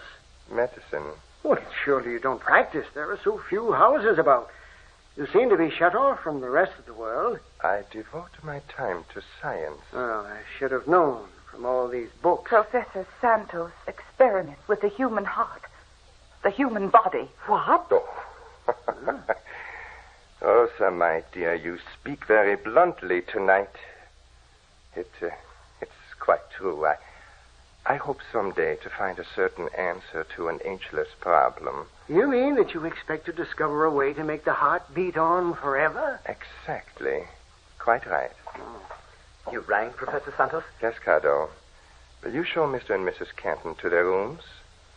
I'm sure they're very weary. Oh, well, a lot of bother. No, not at all. Cardo will serve you tea, hot milk, anything you desire.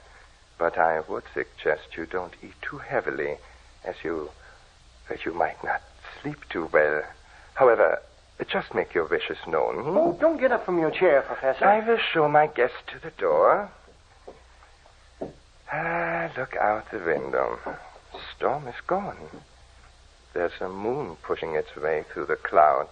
Richard, We could drive on tonight. Ach, nonsense. In the morning I can show you the beauty of my estate.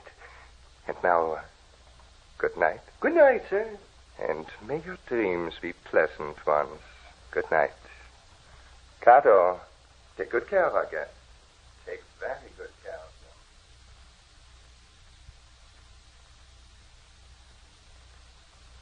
them. You know who those people are. You know who those two are. Quiet. My hearing is good, Rosa. The mother and the father. Yes. What are you going to do? I'm very fortunate, don't you think? You're insane. Yes, very fortunate. A stroke of luck. You're mad. And you are a coward. Furthermore, stop dabbling in my affairs. Don't come near me. The mother, the father, out of the way. There be no searching for the other two. Mad. You grow more mad each hour. What is it Carter would say? It is easy to convince a wise man, but to reason with a fool is a difficult undertaking. Cato, I was just speaking your name. Cato, what would you say if I were to tell you that the mother and father of the young lady, Lisa, were guests in our household? I would say, Professor Santos, it is too late to pull the reins when the horse has gained the brink of the precipice. Oh, good, well spoken. The time for stopping the leak is past, when the vessel is in the midst of the stream. Superb, exactly. Nothing should deter us from such wisdom. Nothing. Certainly not, my good wife, Rosa. What are you going to do with me? Do not worry, my dear. Cato, you will escort Rosa to the laboratory. To the laboratory? No. Your knife may be of assistance. Rosa, you will follow Cato. At once. At once to the laboratory and await me there. What's the matter, Bella? Why are you poking around everywhere? Richard, I have a strange feeling about this place. Somehow I don't like it here. Don't like it here? Beautiful room like this? The man and his wife. There's something wrong there. And that Cardo gives me the creeps. Why, the professor and his wife are cultured people, Bella. Oh, your nerves are getting the better of you. I'm worried about Lisa and Charles. They'll be worried about us because we aren't in Minwell tonight. Oh, they'll have sense enough to know we'd stop along the way in such a storm as we've had tonight. Oh, try and sleep, Bella. We'll be on our way first thing in the morning. Everything is going to be all right. Don't worry, Bella. We'll try and sleep. Oh.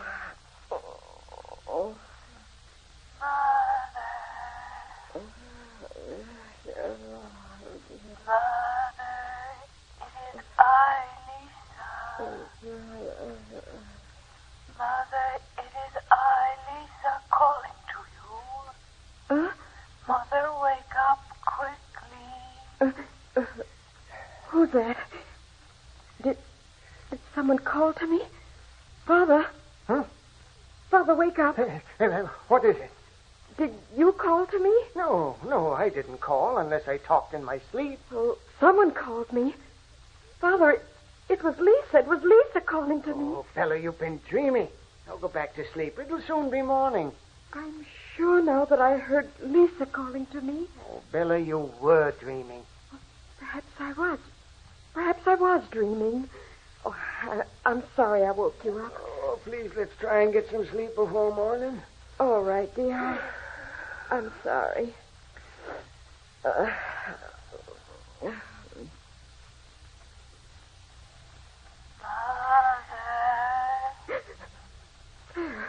Again. Mother, don't go back to sleep. No.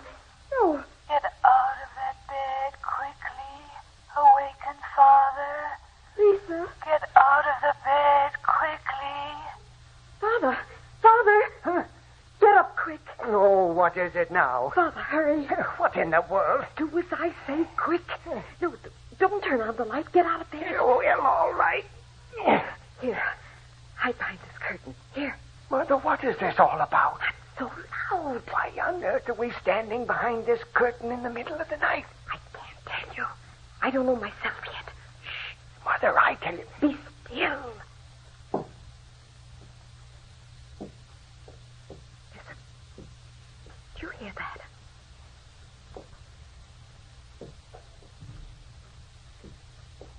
Someone walking. Yes. That man walking with his cane. Suppose it is he walking down the hall. Why are we hiding behind this curtain? I can't tell you yet.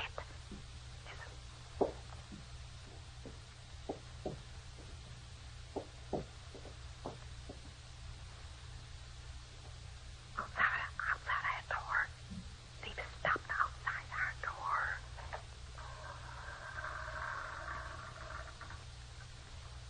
Shade the light and hold it higher, Cato. They are sleeping. Very peacefully. We will make quick work of this.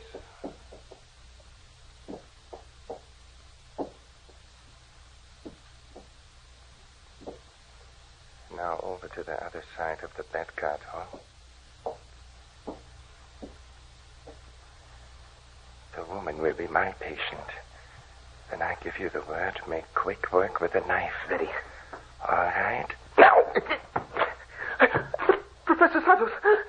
There's no one in this bed. But we saw their forms under the bedclothes. Yes. With our own eyes we saw them. Only a second ago. Now, there is no one here. This is impossible. No one in this bed. We've slashed the pillows with our knives. They've escaped, but how? I saw them in this bed. What's happening?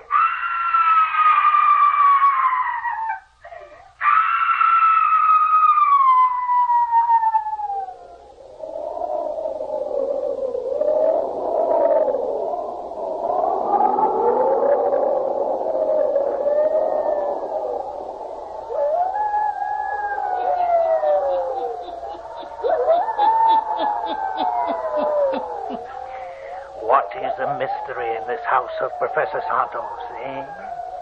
Is Lisa in this house? Who screamed, eh? The hermit will tell you before the night is done.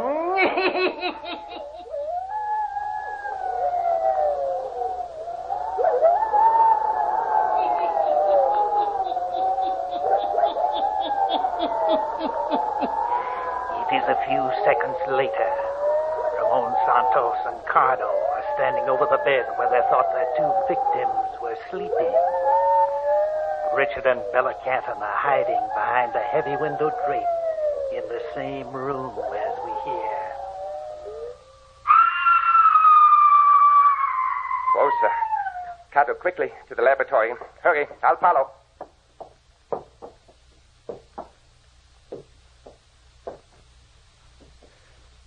They've gone. Yes. Mother, we're in the house of a madman. Get your robe quickly. Don't stop to dress. We've got to get out of here. They came to this room to kill us. Yes. How did you know that they were coming? Lisa called to me. That scream, it was Lisa. She's in this house. Oh, but she couldn't be.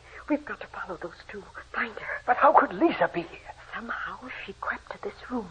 She warned me to get out of bed, and then she vanished. Hurry. Something terrible has happened to her. Which way shall we go? Didn't you hear him say they were going to the laboratory? Well, everything's quiet now. Look, here's a stairway. It must lead to the laboratory. Oh, Lisa and Charles. What have they done to them? Up the stairs. Hurry. I don't hear anything in the house now. What have they done to Lisa? Oh, I see a light. Yes. No need to be quiet now. We've got to have this out.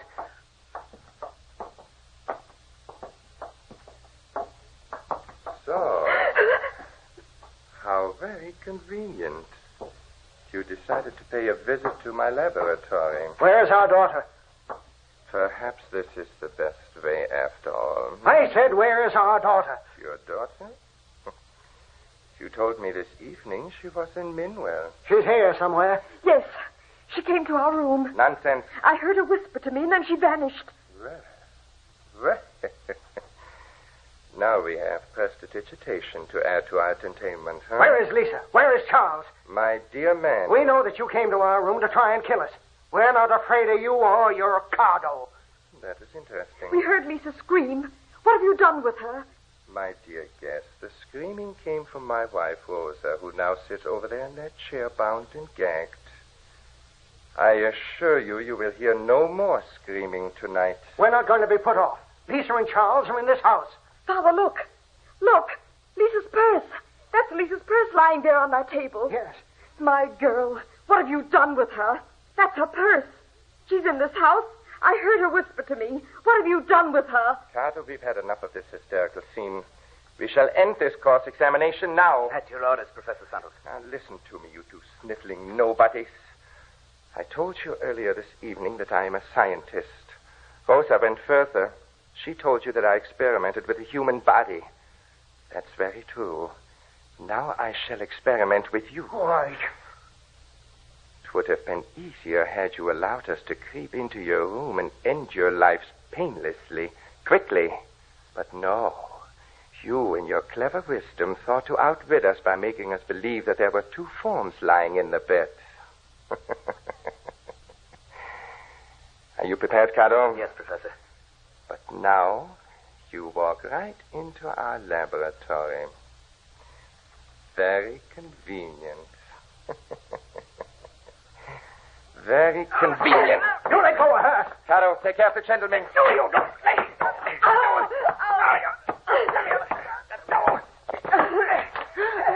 Professor Santos, look at the door. Lisa! Charles, it cannot be.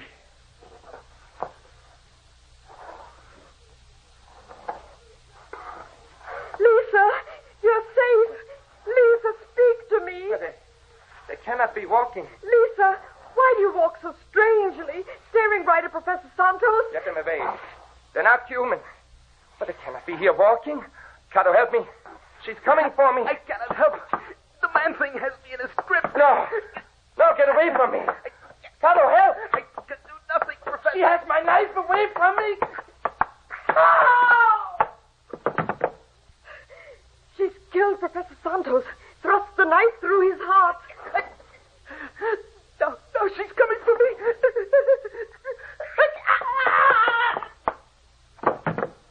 Father, Lisa has killed them both. Lisa.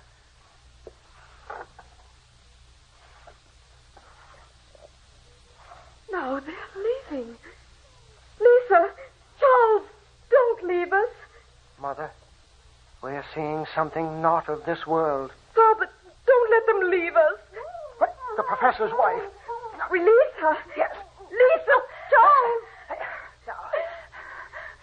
Father, we must follow Lisa and Charles. No. Don't you understand? Don't you understand? Wait, what do you mean? Those two, they're not really alive. Your daughter Lisa and the boy. Not alive? They're dead. They've been dead for 2 days. My husband, he used them for experiments. Human experiments. What are you saying? They were dead. I saw them die. Santos forced me to witness. They came back tonight to save you. Lisa! Their spirits? Yes. Their spirits, walking about as though they were alive, came back and saved you from a similar fate. How horrible. I saw them earlier tonight, walking on the stairs. I screamed with the horror of it. Oh, then it was you who screamed, not Lisa. Yes, it was I, screaming at the horror of 2 dead souls taking shape, coming back for revenge.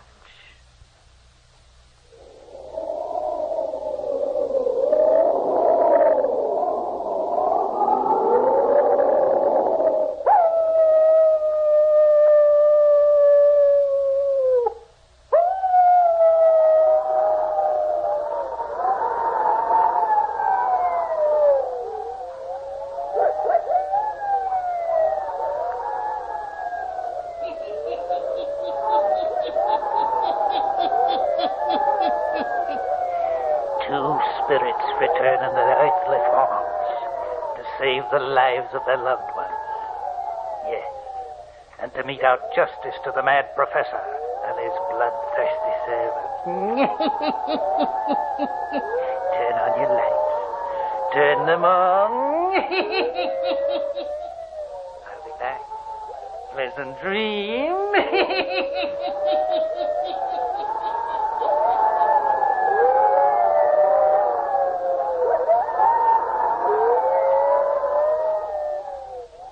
All characters, places, and occurrences mentioned in the Hermit's Cave are fictitious, and similarity to persons, places, or occurrences is purely accidental.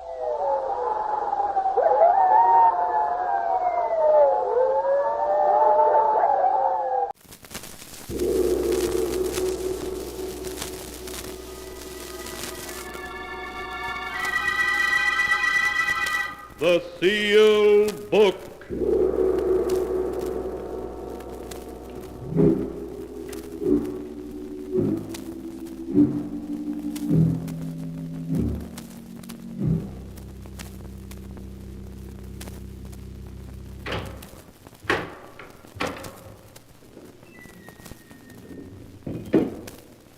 Once again, the keeper of the book has opened the ponderous door to the secret vault, wherein is kept the great sealed book, which records all the secrets and mysteries of mankind through the ages. Here are tales of every kind, tales of murder, of madness, of dark deeds, strange and terrible beyond all belief. Keeper of the book, I would know what tale we tell this time. Open the great book and let us read. Slowly, the great book opens. One by one, the keeper of the book turns the pages and stops. Ah, the strange story of a woman who was born with the soul of a cat. A tale titled Queen of the Cats.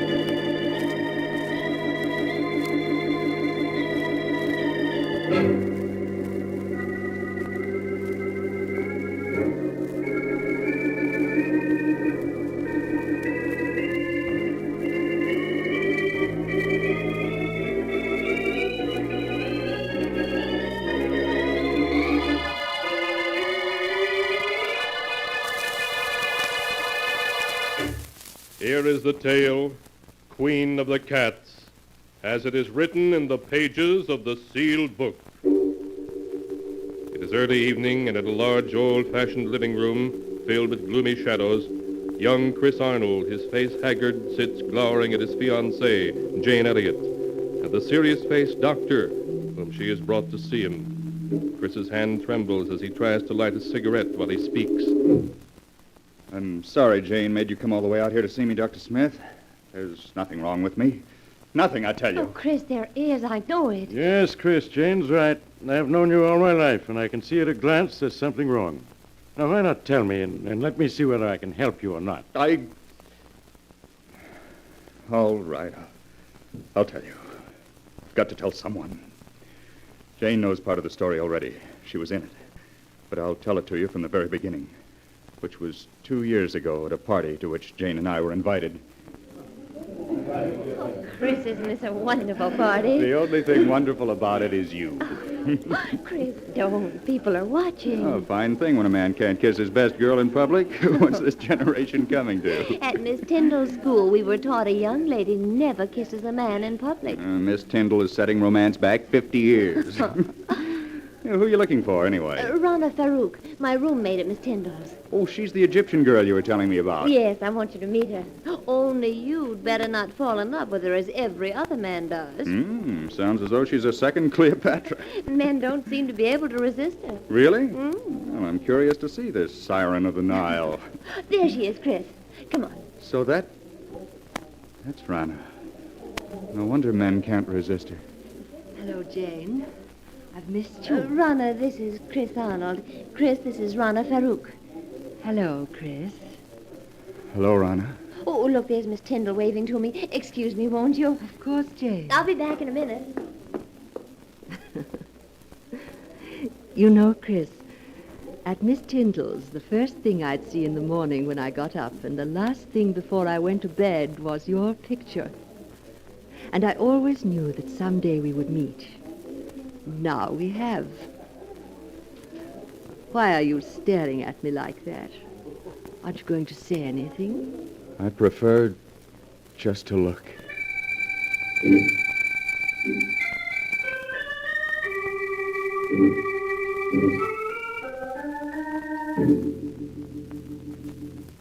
Even now, Doctor, 2 years after our first meeting, I find it difficult to describe how beautiful Rana was.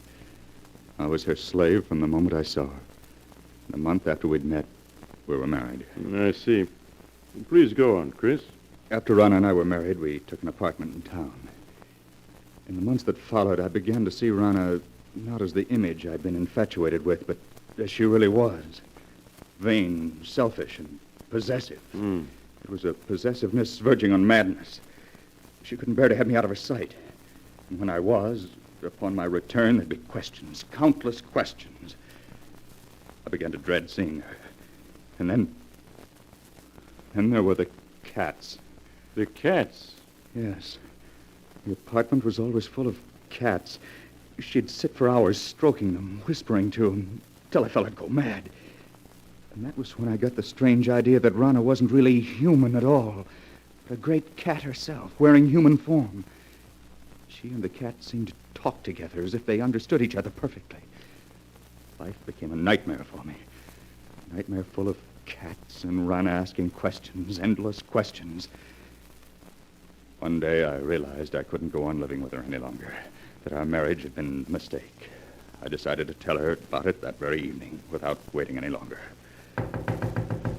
May I come in, Rana? Of course, dear. Rana, there's something important I want to talk to you about. Please, Chris, there's so little time just now. We can talk after the party. But, Rana, this is important. I think that... Darling, whatever you have to say can wait. Now, please hurry. But, Please. Well, all right. We'll discuss what I have to say later. Chris, when I called you at the office this afternoon, why didn't you tell me that you'd had lunch with Mary Walker? How did you know I had lunch with her? Oh, a friend told me. A friend? Who was it? What is it, my beauty? What are you trying to tell me? Rana, put that cat down and answer me. Who was the friend that told you I had lunch with Mary Walker? Someone you've never met, darling. How is it you always know what I've been doing? Whom I've been seeing? It's as though you have people spying on me. Chris, what a thing to say. Now, please hurry or we'll be late. There's something strange about the way you always know what I've been doing. Sometimes I suspect... Chris, look out! You stepped on Sabina's tail. Well, if there weren't so many cats underfoot, I wouldn't have stepped on it. Why must you keep 5 cats around? Because I love cats. They're beautiful, sacred. Thousands of years ago, my ancestors worshipped cats. And the great cat goddess Sakonet.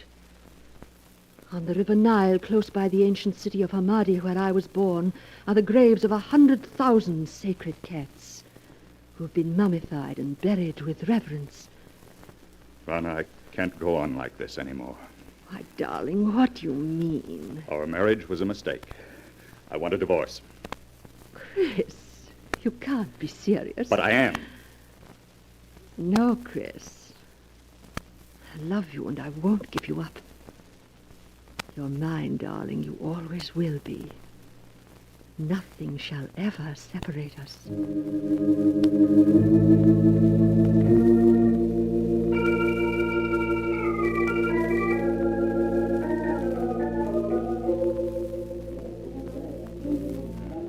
Care for cocktails? No, thank you. Well, even if you won't have one, Mr. Arnold, I will. Jane! Oh, Jane, it's good to see you again. Can't we go someplace and talk? What about the terrace? All right, Chris. Here, this door opens onto it.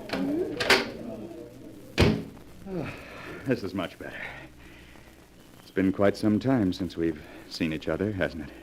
Yes, the last time we saw each other was the night that... The night that I met Rana. Yes. How is Rana, Chris? Oh, she's fine. Oh, Jane, I've made such a mess out of everything. I was a fool to have married her. Please, Chris, you mustn't talk like that. I was a fool, Jane, mistaking infatuation for love. Can you ever forgive me for the way I behaved towards you? There's nothing to forgive, Chris. Jane. This is a surprise. Rana. Hello, Rana. Really, Jane, the way you've avoided calling on us, I half suspect you're still in love with Chris. Rana, you have no right to talk to her like that. Please, Chris, I'm afraid I'll have to be leaving. It's getting quite late. Good night. Good night, Jane.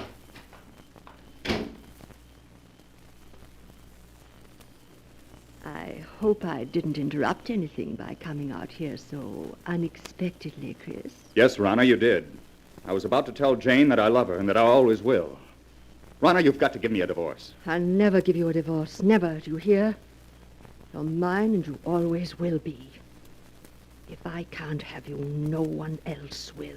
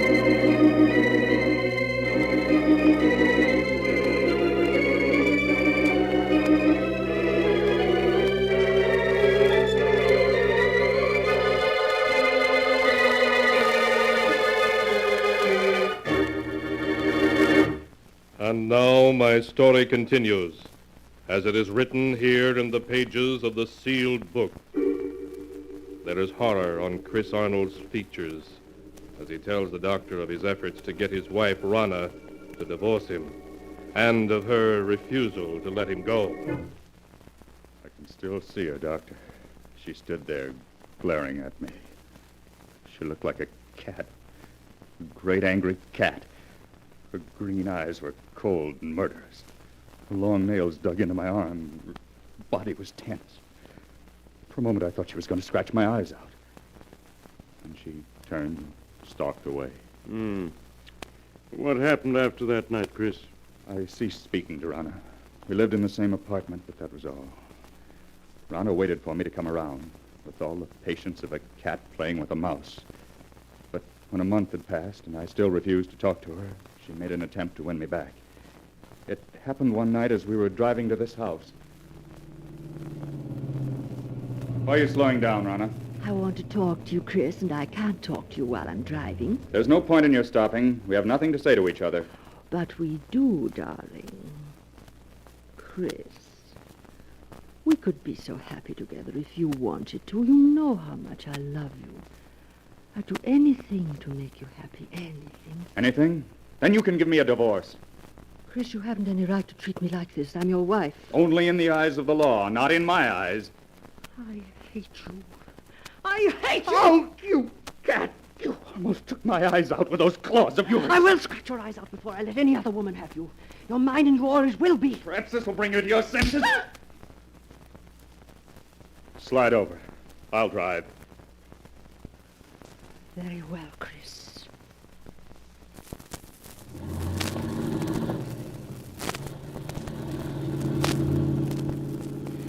You think you've beaten me, Chris. But you haven't. In the end, you'll come crawling to me. It may take a year, 2 years, 5 years. But I can wait. You have everything planned perfectly, Rana, don't you? But I have one way of escape from you that you never thought of. Really? And what way is that? I can escape through death. Death? Yes, Rana. If I should fail to take the curve 100 yards ahead, we'd plunge off the side of this mountain. Chris, you wouldn't. Why not, Rana? You've showed me there's nothing to live for. This at least is a clean way out. No, Chris! Chris, don't! No! No!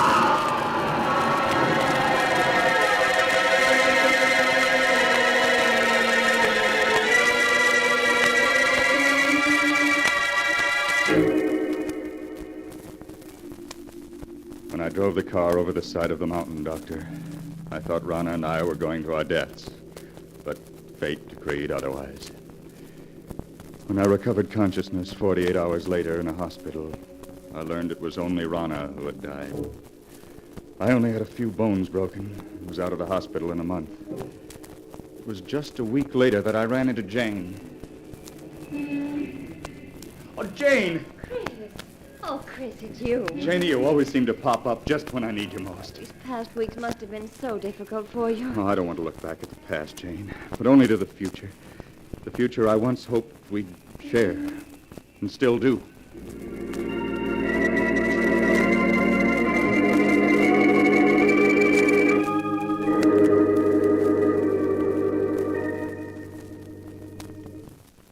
Two months ago, Doctor, Jane and I became engaged.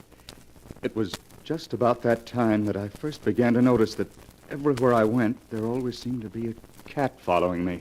Are you sure you weren't imagining it, Chris? Well, at first I thought it was my imagination, but a week after Jane and I became engaged, I was certain I was being followed.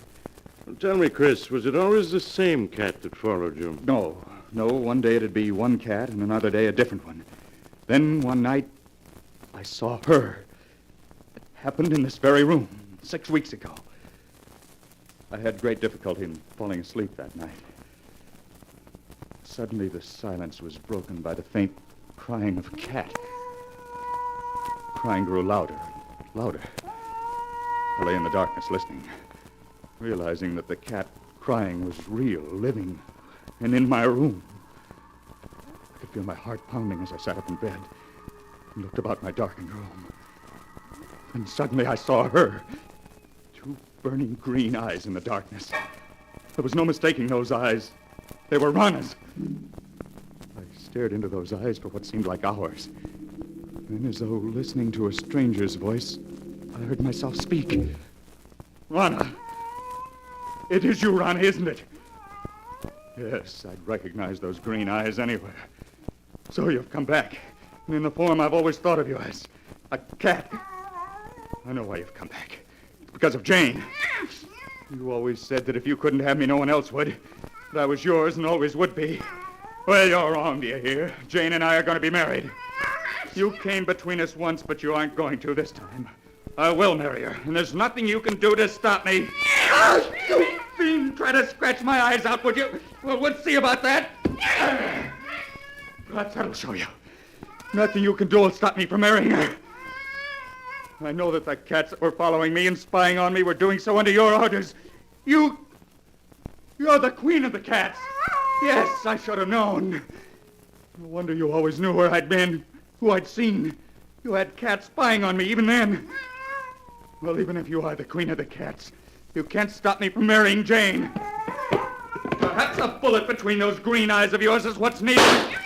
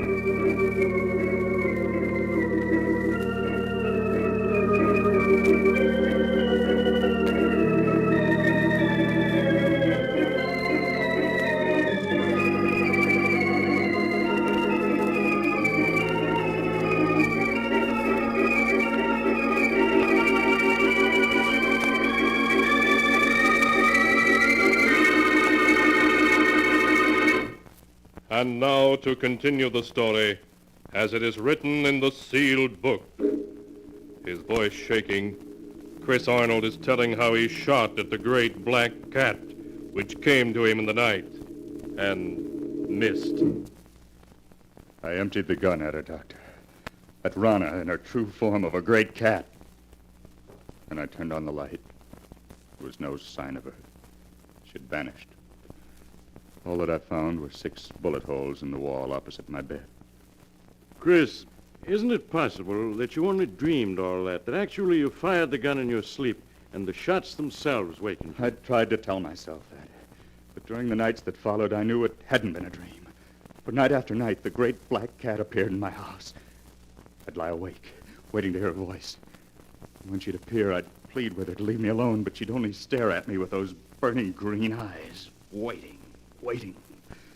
I knew she'd never leave me alone as long as I intended to marry Jane. Finally, I went to see Jane.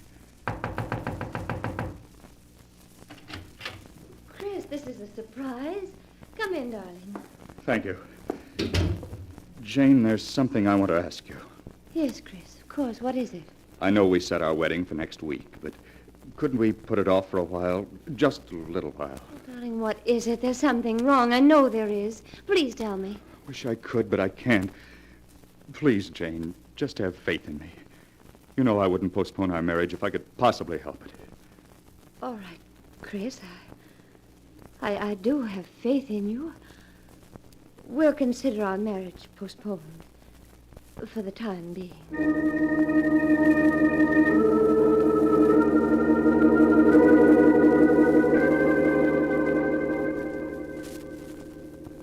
The night I put off my marriage to Jane, Doctor, was the first night that Rana didn't appear. And the first night in a week that I was able to sleep. You think, Chris, that she didn't appear again because you had postponed your marriage to Jane? I know it. Weeks went by. Weeks in which I was able to sleep soundly without being awakened by her. I came to think that perhaps it had all been part of a horrible nightmare and that I was over it at last. A week ago, I asked Jane to set the date for our wedding. She did so, and that same day we took out a marriage license. But that night, Rana appeared again, her eyes shining in the dark, cold and murderous. And I've seen her every night since. I tell myself that I mustn't be afraid, but I keep hearing her voice over and over. If I can't have you, no one else will.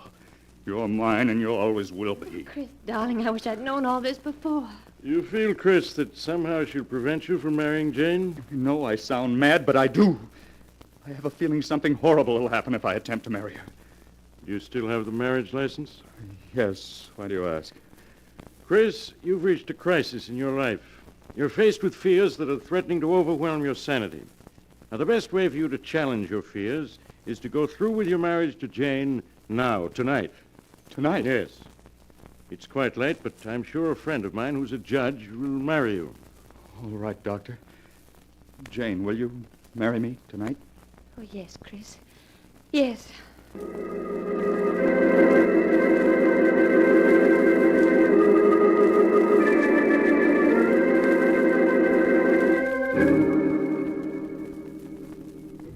Sorry to get you up in the middle of the night, Judge, but for reasons I can't explain, it's important that these two be married tonight. That's quite all right, Doc. Always glad to oblige a friend. Have you got the license and ring, young man? Yes, sir. Here's the license and here's the ring. Good. Now, young man, if you'll take her right hand. That's it. Now, shall I give the long ceremony or the short one? The short one, please. Just as you say, young lady. This is the shortest one I've got.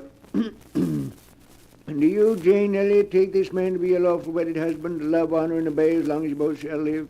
I do.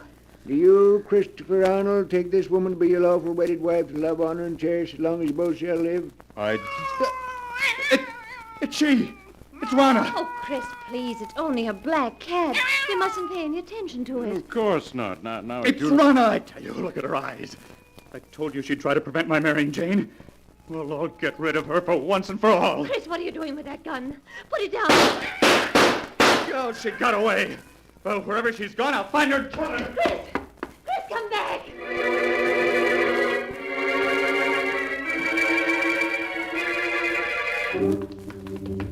Oh, Now, Jane, he can't be far off. We'll find him. Listen. Doctor, that must be Chris firing that gun. Come on. Those shots came from close by. Oh, hurry. Hurry. You better take it easy now, Doc. It's pretty dark out here. Wait a moment. I'll light my lighter. Doc, look. A dead cat. Yes.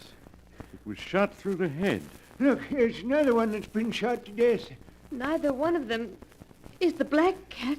Say, Doc, isn't there a body over there? Chris! Say, Jane, you stay with the judge while I look. All right, Doctor. There, miss. You mustn't cry. But this would never have happened if I hadn't agreed to marry him. He was afraid, so afraid. Doc, is it Arnold? Yes, it is. He's dead, isn't he? I can see it in your face. Yes, Jane, he's dead. But, Doc, how could such a thing have happened to him in such a short time?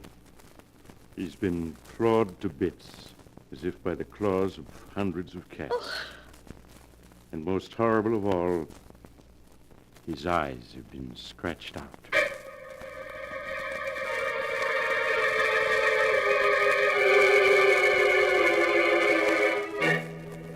2 days later, at Chris Arnold's funeral, a great black cat appeared as if from nowhere, sitting close by the edge of the grave and licking its paws as it watched the coffin lowered into the earth. When they tried to catch it, it leaped away and seemed to vanish and was never seen again. Was it truly Rana, Chris's wife, reborn in the shape of the cat she had been at heart? The answer is not written here. The tale has been told just as it is recorded in the sealed book.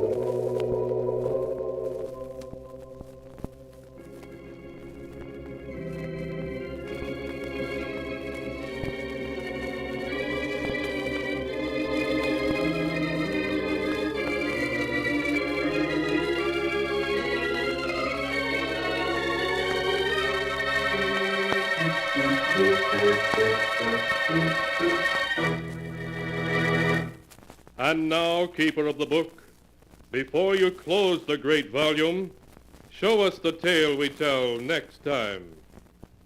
This one, yes, an amazing tale. It's the story of a brother and sister who found themselves left out of their aunt's will and who remedied that unfortunate situation by a clever scheme. A scheme which proved to be just a little too clever. It's a tale titled Death Rings Down the Curtain.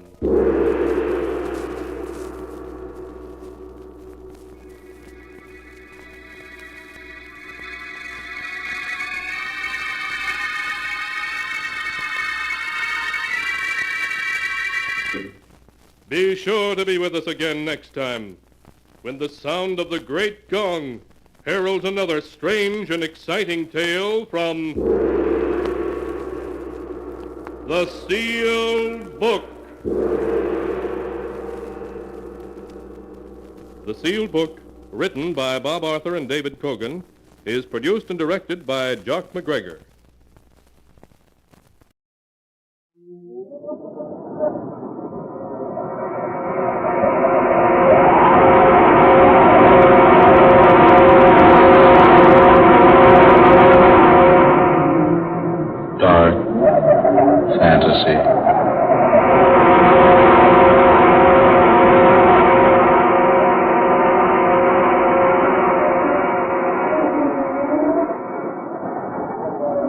I am the thing from the sea.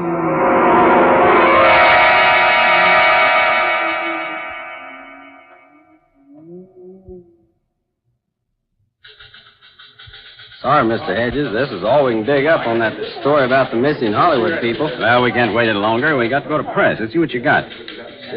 Story from the film Capital. More than a week ago, November 20th to be exact, Philip Hayward, young cinema star of Yesterday's Bread, and the popular actress Judith Johnson set sail for New Zealand aboard Hayward's private yacht. As chaperone, Miss Johnson's movie director father accompanied the pair, and it's reported that Johnson Sr. is taking advantage of the sea voyage to complete his original cinema yarn, a story of the strange creatures who live beneath the surface of the sea. That was more than a week ago. Word's been received from New Zealand that the Hayward yacht's more than 2 days overdue. A careful check gives evidence that there have been no disturbances on the Pacific throughout the time the party's been aboard. Special searching parties failed to discover the whereabouts of the boat. The question in Hollywood tonight, the question everywhere is, what's happened to the trio aboard the Dolphin? Where are they? Have they become victims of the fantastic creatures created in the imagination of the author-director aboard the yacht? That is this week's Unsolved Mystery. Will it ever be? Oh, that's all right. Boy. Right. Get this down to makeup. Let's get rolling. Right away.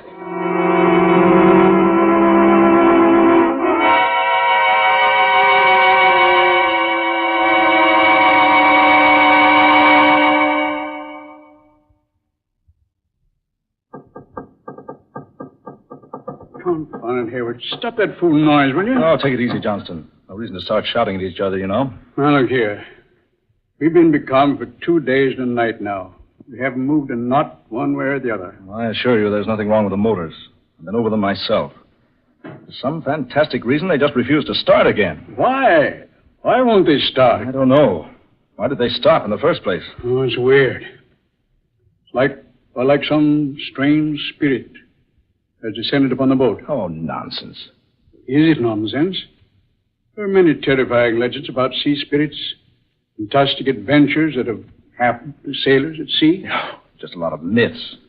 Who knows what strange creatures lurk beneath the sea's surface? Who can tell what might come up out of the depths at any moment? Oh, stop it. You're talking like a superstitious old fool. You made too many goofy movies. Just because you won an Academy Award is no sign I'm going to swallow the tripe you dish out in those 8 real clam bakes of yours. No. Judy. You can't. Hey, what's the matter with him? You can't. No. I won't let you. Daughter, hey, wake up. No, you can't do it. No. No, I say. No. Judy, darling. What in the name of heaven? Judy. Are you all right? Oh, I was asleep, dreaming. Oh, it was horrible. I'd say it was a nightmare. I dreamed I was talking to a young girl. Yet, she didn't seem like a girl at all. She looked more like a mermaid. A what? She was like a nymph from the sea. I thought she stood looking at me. She told me she'd been dead for centuries, and yet not really dead. I couldn't understand what she meant. She said something about her body being dead, but her mind being free to wander about the world. Fantastic. Oh, Dad, it was ghastly. She kept trying to convince me that I should let her mind enter my body. Well, what did she say she wanted to do? She said the entire civilization of the Earth depended upon the task she had to perform. Oh, Phil, she seemed to be actually trying to force me out of my body so she could enter it. Judy, what did this creature look like? Oh, she was awful looking, Dad. She had long hair, green and slimy like seaweed. Her teeth were brilliant red. They were long and pointed. She kept staring at me with her little beady eyes. They were horrible, for there were no eyelids. She never blinked once. She just stared and stared. Yes? What else, Judy? It was horrible when she touched me. She had long, narrow fingers with no nails on them, and they were covered with fish-like scales. It's positively the most amazing thing I've ever heard of. Mr. Hayward! Mr. Hayward! Oh, yes, Ned. What is it? Oh, I say, look at the lad. Oh, what's wrong, boy? You're pale as a ghost. Mr. Hayward, the Dolphin.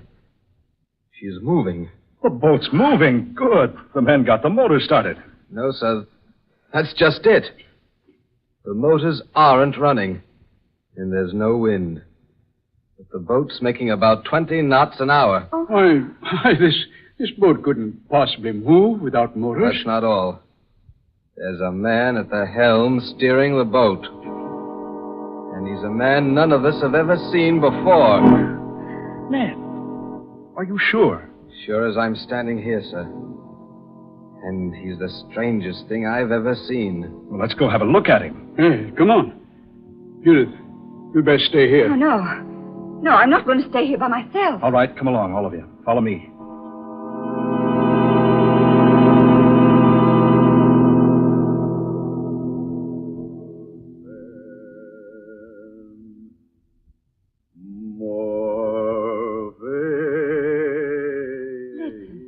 It's him. Standing up there at the helm. Singing. Some sort of an ancient sea chanty. Easy now. Maybe trouble.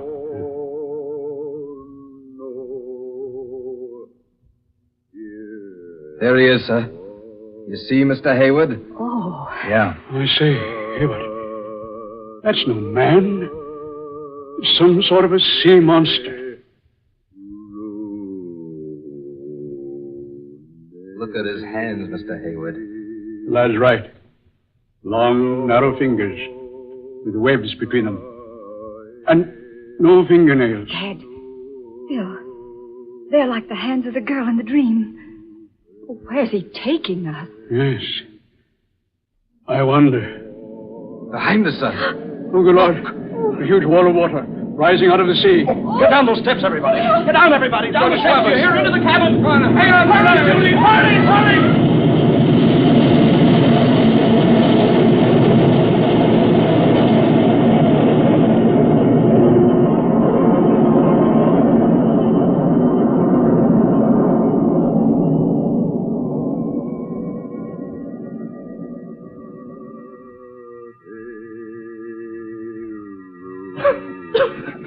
I say, everybody all right? Yeah. Yes, I am. Did Judy get down in the cabin? Yes, she made it. Just managed to close the door before the wave hit. Are you all right? Yes, okay. You, Judy? Oh, what in the world caused that? Yeah, what? No wind. And a wave of water, hundreds of feet high. It's a miracle we didn't capsize. Look, sir. To the port side. Yes, Ned? It's land. Land, by heaven. It can't be. Not in these waters. There's no land for 500 miles. And what's that over yonder? Mirage? No, sir. That's no mirage. It's land. It certainly is. Long, low coast, extending north and south as far as you can see. A low, steaming land. Look. Look at the heavy vapors rising from it. You're right, Judy. It is steaming. That must explain the sultriness that's been round us these past 2 days. Why, I've been in these waters a dozen times. This has never been here before. It's an entire continent, where there ought not to be anything but empty sea. Land from the sea. That explains the wave that swept over us. A wave that high could only have been caused by an undersea disturbance. Oh, nonsense, Johnston. You're trying to say an underwater convulsion forced this vast expanse of land up to the surface. Precisely. A land called Iban. Now, I'll have to have a better explanation than that. Things like entire continents rising up out of the ocean just don't happen. Well, then, if Dad's not correct, what is the explanation? There is no other. A land called Iban did exist at one time, nearly 10,000 years ago. Ruled by a man named Bool and a woman named Lana.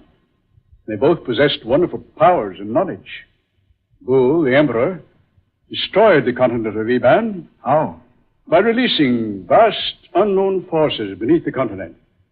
Forces that only he and Lana knew how to control. But why did he destroy it? I don't seem to recall. I read the legend once, doing research for one of my pictures. It seems that for some reason or other, Bool and the girl were to release their spirits from their bodies. And those spirits to have the power someday of recalling the sunken land from the sea. Then if such a story is true, that must be the land of Iban we're approaching. Not at all impossible. And if it is true, couldn't that monstrous chanting thing at the helm be Bull himself, taking us with him back to his long-lost kingdom? You don't actually believe that, do you, Johnston? Why not? Well, I certainly don't. Well, Phil, what else can we believe? That wave couldn't have swept us off our course enough to put us in sight of this land. Besides, look at it. Steaming. And that sultry, foul odor. Land covered with seaweed. There's no one at the helm, sir. That monster's disappeared. Oh, but look. There's someone lying on the deck beneath the wheel. It's a man. Yeah, maybe that thing's met with a bit of hard luck. Now, careful, Hayward. Right. He's breathing. Only slightly. I see. Who is he? Not a member of the crew. How'd he get on board? Why is he lying here on deck? What happened to him? Oh, he's conscious. He's trying to tell us something. Look here. Who are you? Stowaway. Hid in supply room.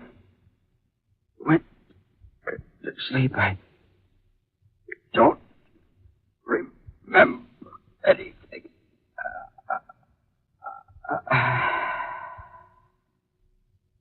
Stowaway, he says. Hid in the supply room and went to sleep. Wait a minute. He's dead. Hayward, I'm going to have a look over here. Oh, Judy. Oh, Phil, I feel so strange. Oh, dear, you look ill. So very strange. You'd better go below to the cabin, dear. Yes, I'd better. I'll lie down for a while. Shall I go with you, dear? No, I'll be all right if I rest a little while. All right, dear. Be careful going to your cabin. Yes. Oh, Ned. Get a tarpaulin and cover the body. Right away, sir. Hayward. Come over here a minute, will you? Yes, Johnson. What is it? There. Have a look. See? Someone's climbed down that rope ladder and gone ashore through the mud and slime. Whoever it was, he didn't sink in very deep. Seaweed's too thick. Kept him from sinking. I wonder who it was. I'm in favor of finding out. Oh, Ned. Yes, sir? We're going ashore. Watch out for Miss Blake, will you? Right, sir. And not a word of this to the rest of the crew, understand? Yes, sir. All right, Johnston. Down you go. Yeah. We'll follow those footprints and see where they lead us.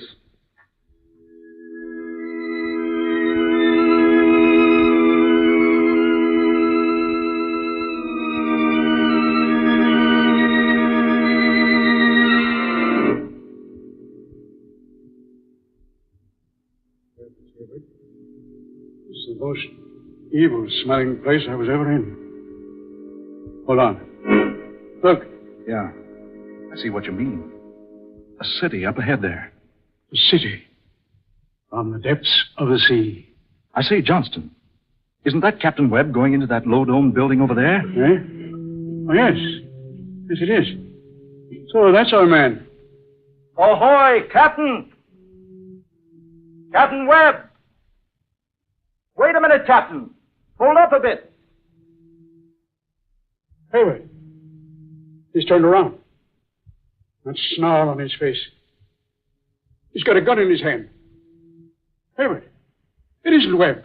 It's that thing. What in the name of heaven is... Stand back, the two of you. Stand back. What? You're not Captain Webb. I am Bull, Emperor of Eban, and I've returned to claim again my ancient kingdom. If you come one step nearer, I shall be compelled to slay you. You dare not, Bull. Lana! Judy. You seem surprised, Bull. Did you think I would forget?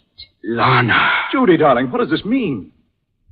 Why do you speak so strangely? And why does this thing call you Lana? I am Lana, Philip Hayward. I have borrowed for a while the body of your beloved Judy.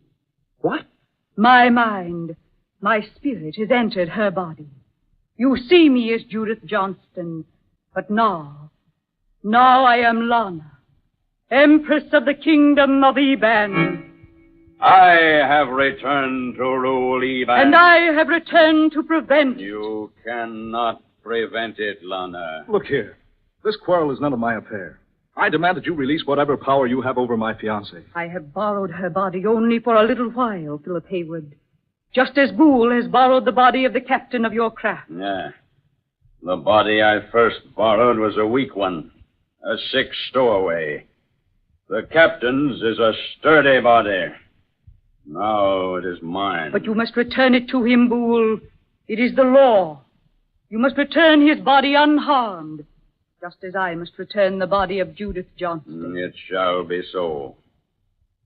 I am about to enter the temple now to regain my Ebonite body. You cannot open the burial chamber unless I accompany you. I realize that full well. I enter the temple now.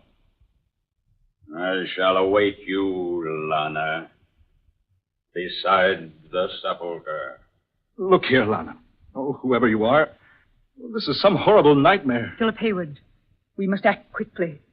I will try to explain. When Boole destroyed Eban 10,000 years ago, we sealed our Ebonite bodies in a vacuum chamber inside this temple. And our spirits left our bodies to roam the universe until Eban should be restored. Now Boole intends to re-enter his body and build a new Eban. Once he does reclaim his ancient body, all is lost. For no one save me can destroy him. And if I slay him, I too must die. But what can you do? I have a plan. Come with me into the temple where Boole awaits.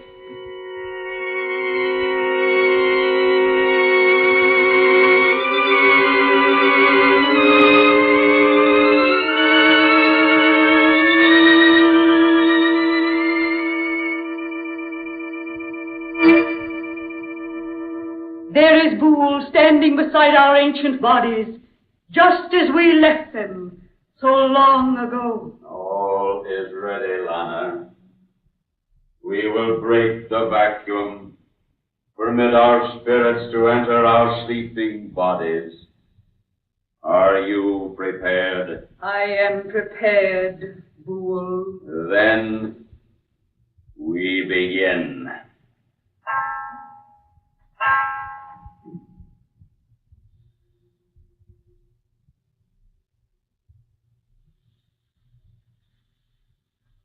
Howard, look.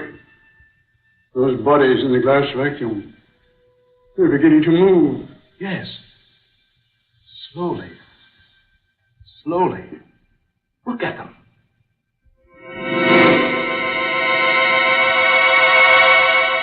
Oh, no, don't. Please, don't. Judy, darling. Oh, no. Help me. Judy. He's here again. Where am I? Judy.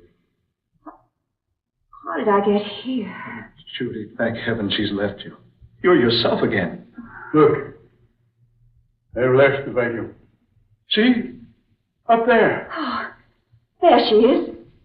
She's the one in my dream. You are free.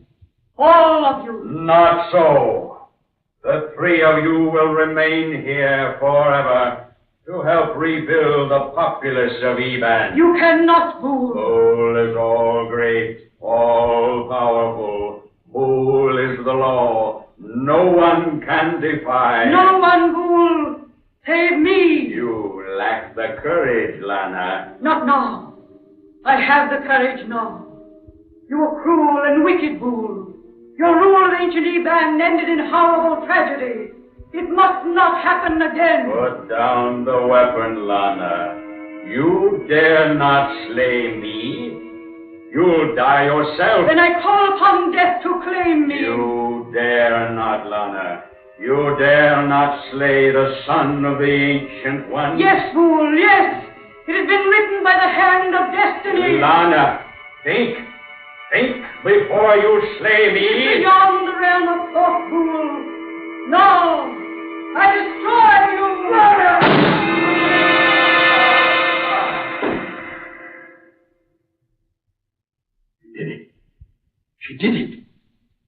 It is the end. All is finished now. Now you must go. Can you come with us, Lana? No, for soon I perish also. You must hurry now. Leave Iban quickly. Go while yet you have time. Hasten before it is too late.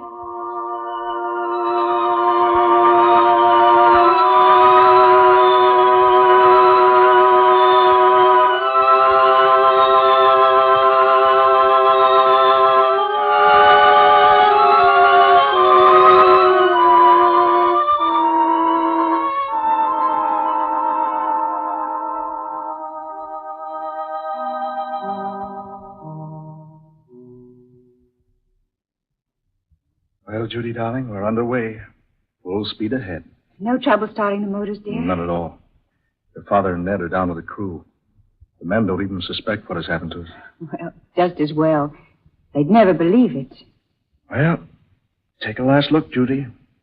You'll soon be out of sight of the land. Yes. Oh, I'm so glad it's all over, Phil. But poor Lana. She gave her life to save ours, Phil. Yes, darling. She did. What's that? Look. Flames from the mainland, like a volcano. Phil, the land's sinking. It's Lana. Judy. She's released the forces.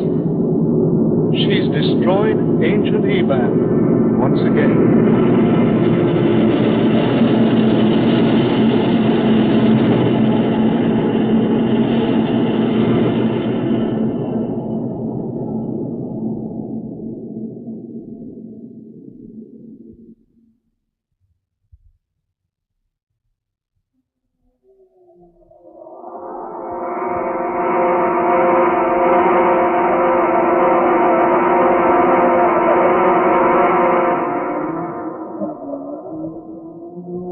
Dark fantasy.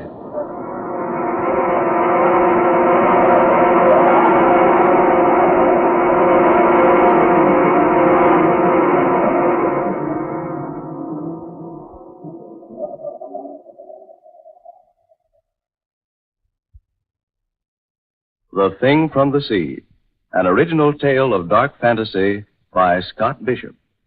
Eleanor Naylor Corrin was Judith Johnston. Ben Morris played Philip Hayward. Fred Wayne was heard as Johnston. Eugene Francis played Ned. Georgiana Cook was Lana.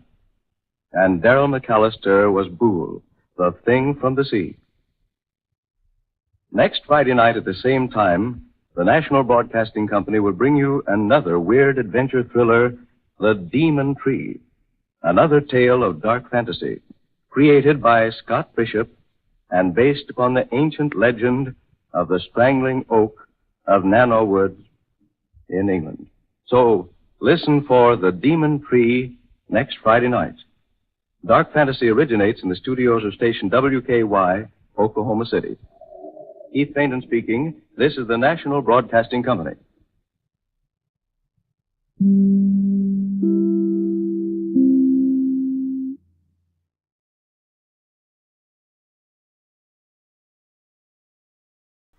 The Price of Fear. Vincent Price presents Edward Woodward and Annette Crosby in To My Dear, Dear Saladin by William Ingram. Vincent Price. Hello and welcome. Cats of the family Carnivora, the domestic variety. The ancient Egyptians worshipped them, the Chinese painted and wrote poems about them. In the Middle Ages they were considered the familiars, the soulmates of witches and sorcerers. Tabbies, Persians, Siamese, Manx. Even the naming of them can usually be guaranteed to cause a feeling of either near worship or positive aversion.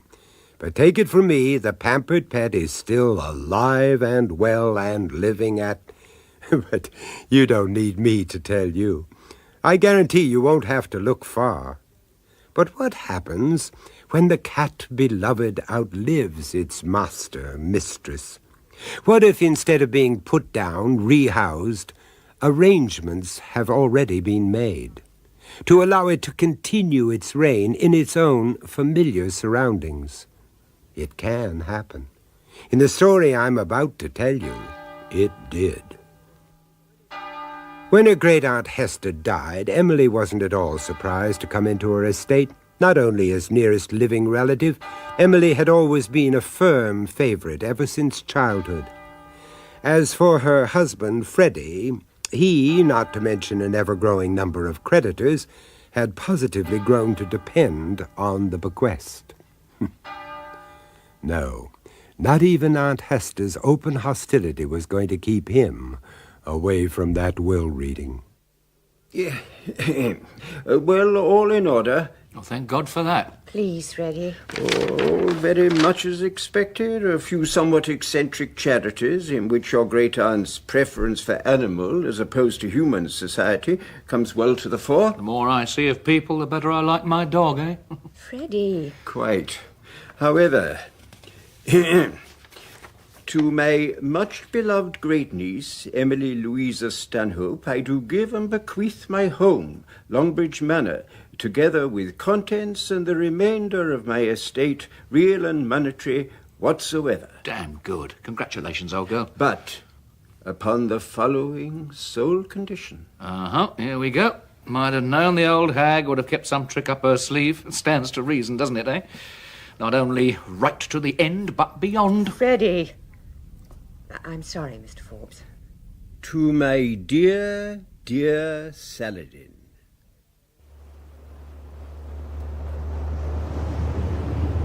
I wish you wouldn't keep going on about it, dear. All right, all right. Matter of fact, we came out of it bloody well. We were all she had. You were all she had. She hated my guts. Oh, I'm sure she didn't. Oh, come off it, love. Well, I mean, it was mutual. Let's not spill any tears. You hear me down there, you old nutter? Mutual. Oh, come on, move over, you twit.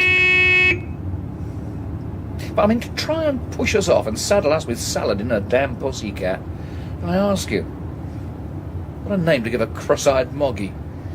What was it that old codger read out for the rest of its natural life? In the comfort of its present estate, in the style to which it is accustomed. Bloody cheap. Doesn't seem much to ask. Not to ask, dear. Demand. I mean, let's get the words right. Demand. They were very close. Oh, for God's sake, woman. And how can you get close to a moggy? Will you move over? I mean, you do realise, of course, it as good as stops us putting the place on the market. When do you think we should move in, then? Sooner the better. At least it'll get those damn bailiffs off our backs. For God's sake, get out of the way! Emily and Freddie made their move. And the first to eye them from her dead mistress's bedroom window was Saladin. Saladin. But not the pampered Persian that Freddie had expected. Overweight from years of Aunt Hester's chockies, a silver bell on a ribbon around its fat feline neck. Oh, no. Saladin was sleek, alert, watchful. Resourceful, too, in its own right.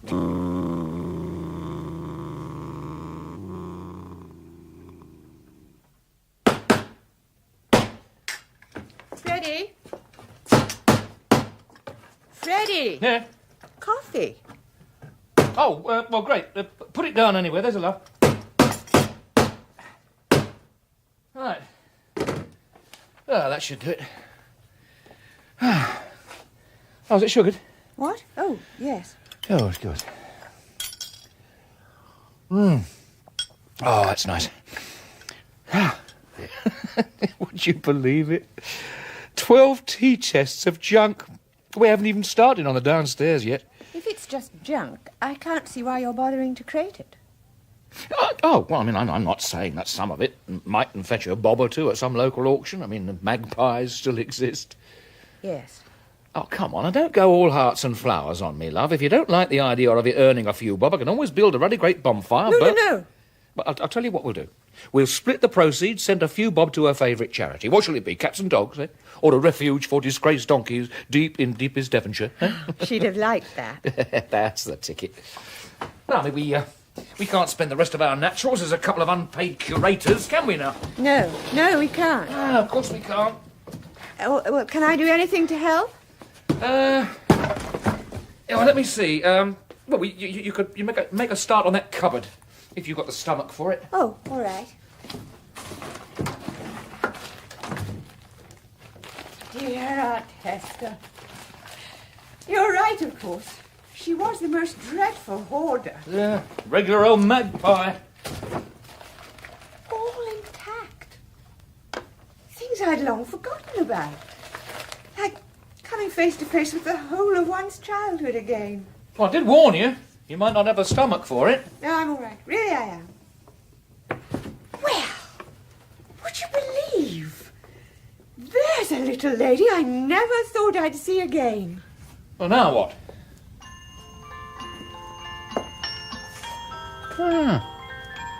That's pretty. Our dancing ballerina. We're privileged. Huh? Oh, special treat. She only ever came out on high days and holidays, birthdays, Christmas, you know the kind of thing. First curtsy you bobbed without falling fat on your backside, eh? Something like that. Nice. Yes. Very nice. It's not your Faberge, of course. Oh, one of the poor thing's hands has gone for a Burton. Still, it's very definitely curiosity value. Oh, no, Freddie, no. Anything you like, but please... All right. I mean, if it's that important, here. There's no need to blow your top about it. No, it's silly, I know, but thanks. Well, except you're not really thanking me at all, are you, eh? Come on, out with it. I don't understand. Oh, no, but I do, though. I do, too damn true I do. You've had that keeper of the holy relics expression on your face ever since you set foot through the hallowed portal, so why don't you admit it? Look, all you've got to do is give me the nod. I can have that lot uncrated back exactly where we found them. I mean, it'd be just like we've never been here. I mean, is that what you want? Is that what you want? You want an honest answer? Yes. I honestly don't know what I want, Freddie, and that's a fact. Oh, I see. Oh, my God. How the old girl would have loved that, eh? Oh, she's probably up there now, rubbing her hands with anticipation. I can't see why she should be. Well, it's the thin end of the wedge, isn't it? Seeds of discontent, and all of her planting. Well, I mean, just look at us. We're not inside the place a couple of days, at each other's throats like a couple of banshees. Oh, it's a slight exaggeration. Mind you, I mean, I don't know why it should surprise me. Do you remember the first time you brought me round to meet the great Aunt Hester? Me and me 50 bob off the peg suit. You know, Sunday tea, wasn't it? Silver tea service, lace doilies, paper-thin china, bread and butter to match. An atmosphere you could cut with your silver cake knife. My God, talk about prejudgment. She'd made her mind up about me even before the taxi swung into the drive. She was old, set in her ways. And determined to stay that way, no matter what it cost. Mind you got the worst of it, hovering between us, keeping up the small talk, as though you actually believed any of it was going to make the slightest bit of difference. Oh, I thought it might, at the time. Well, it didn't then, and it isn't now. I mean, thanks to her, we're back there again, aren't we? Right back, choosing time all over again, is it? You know that isn't true. But do I, though? Because she's dead and gone, and you're here. I don't really have any choice, do I, Freddie? No, you poor old thing, I'm afraid you do not. Now, come on, because we'll never get through, right? What next, then? Well, can you hold these steps for me? Okay. Okay?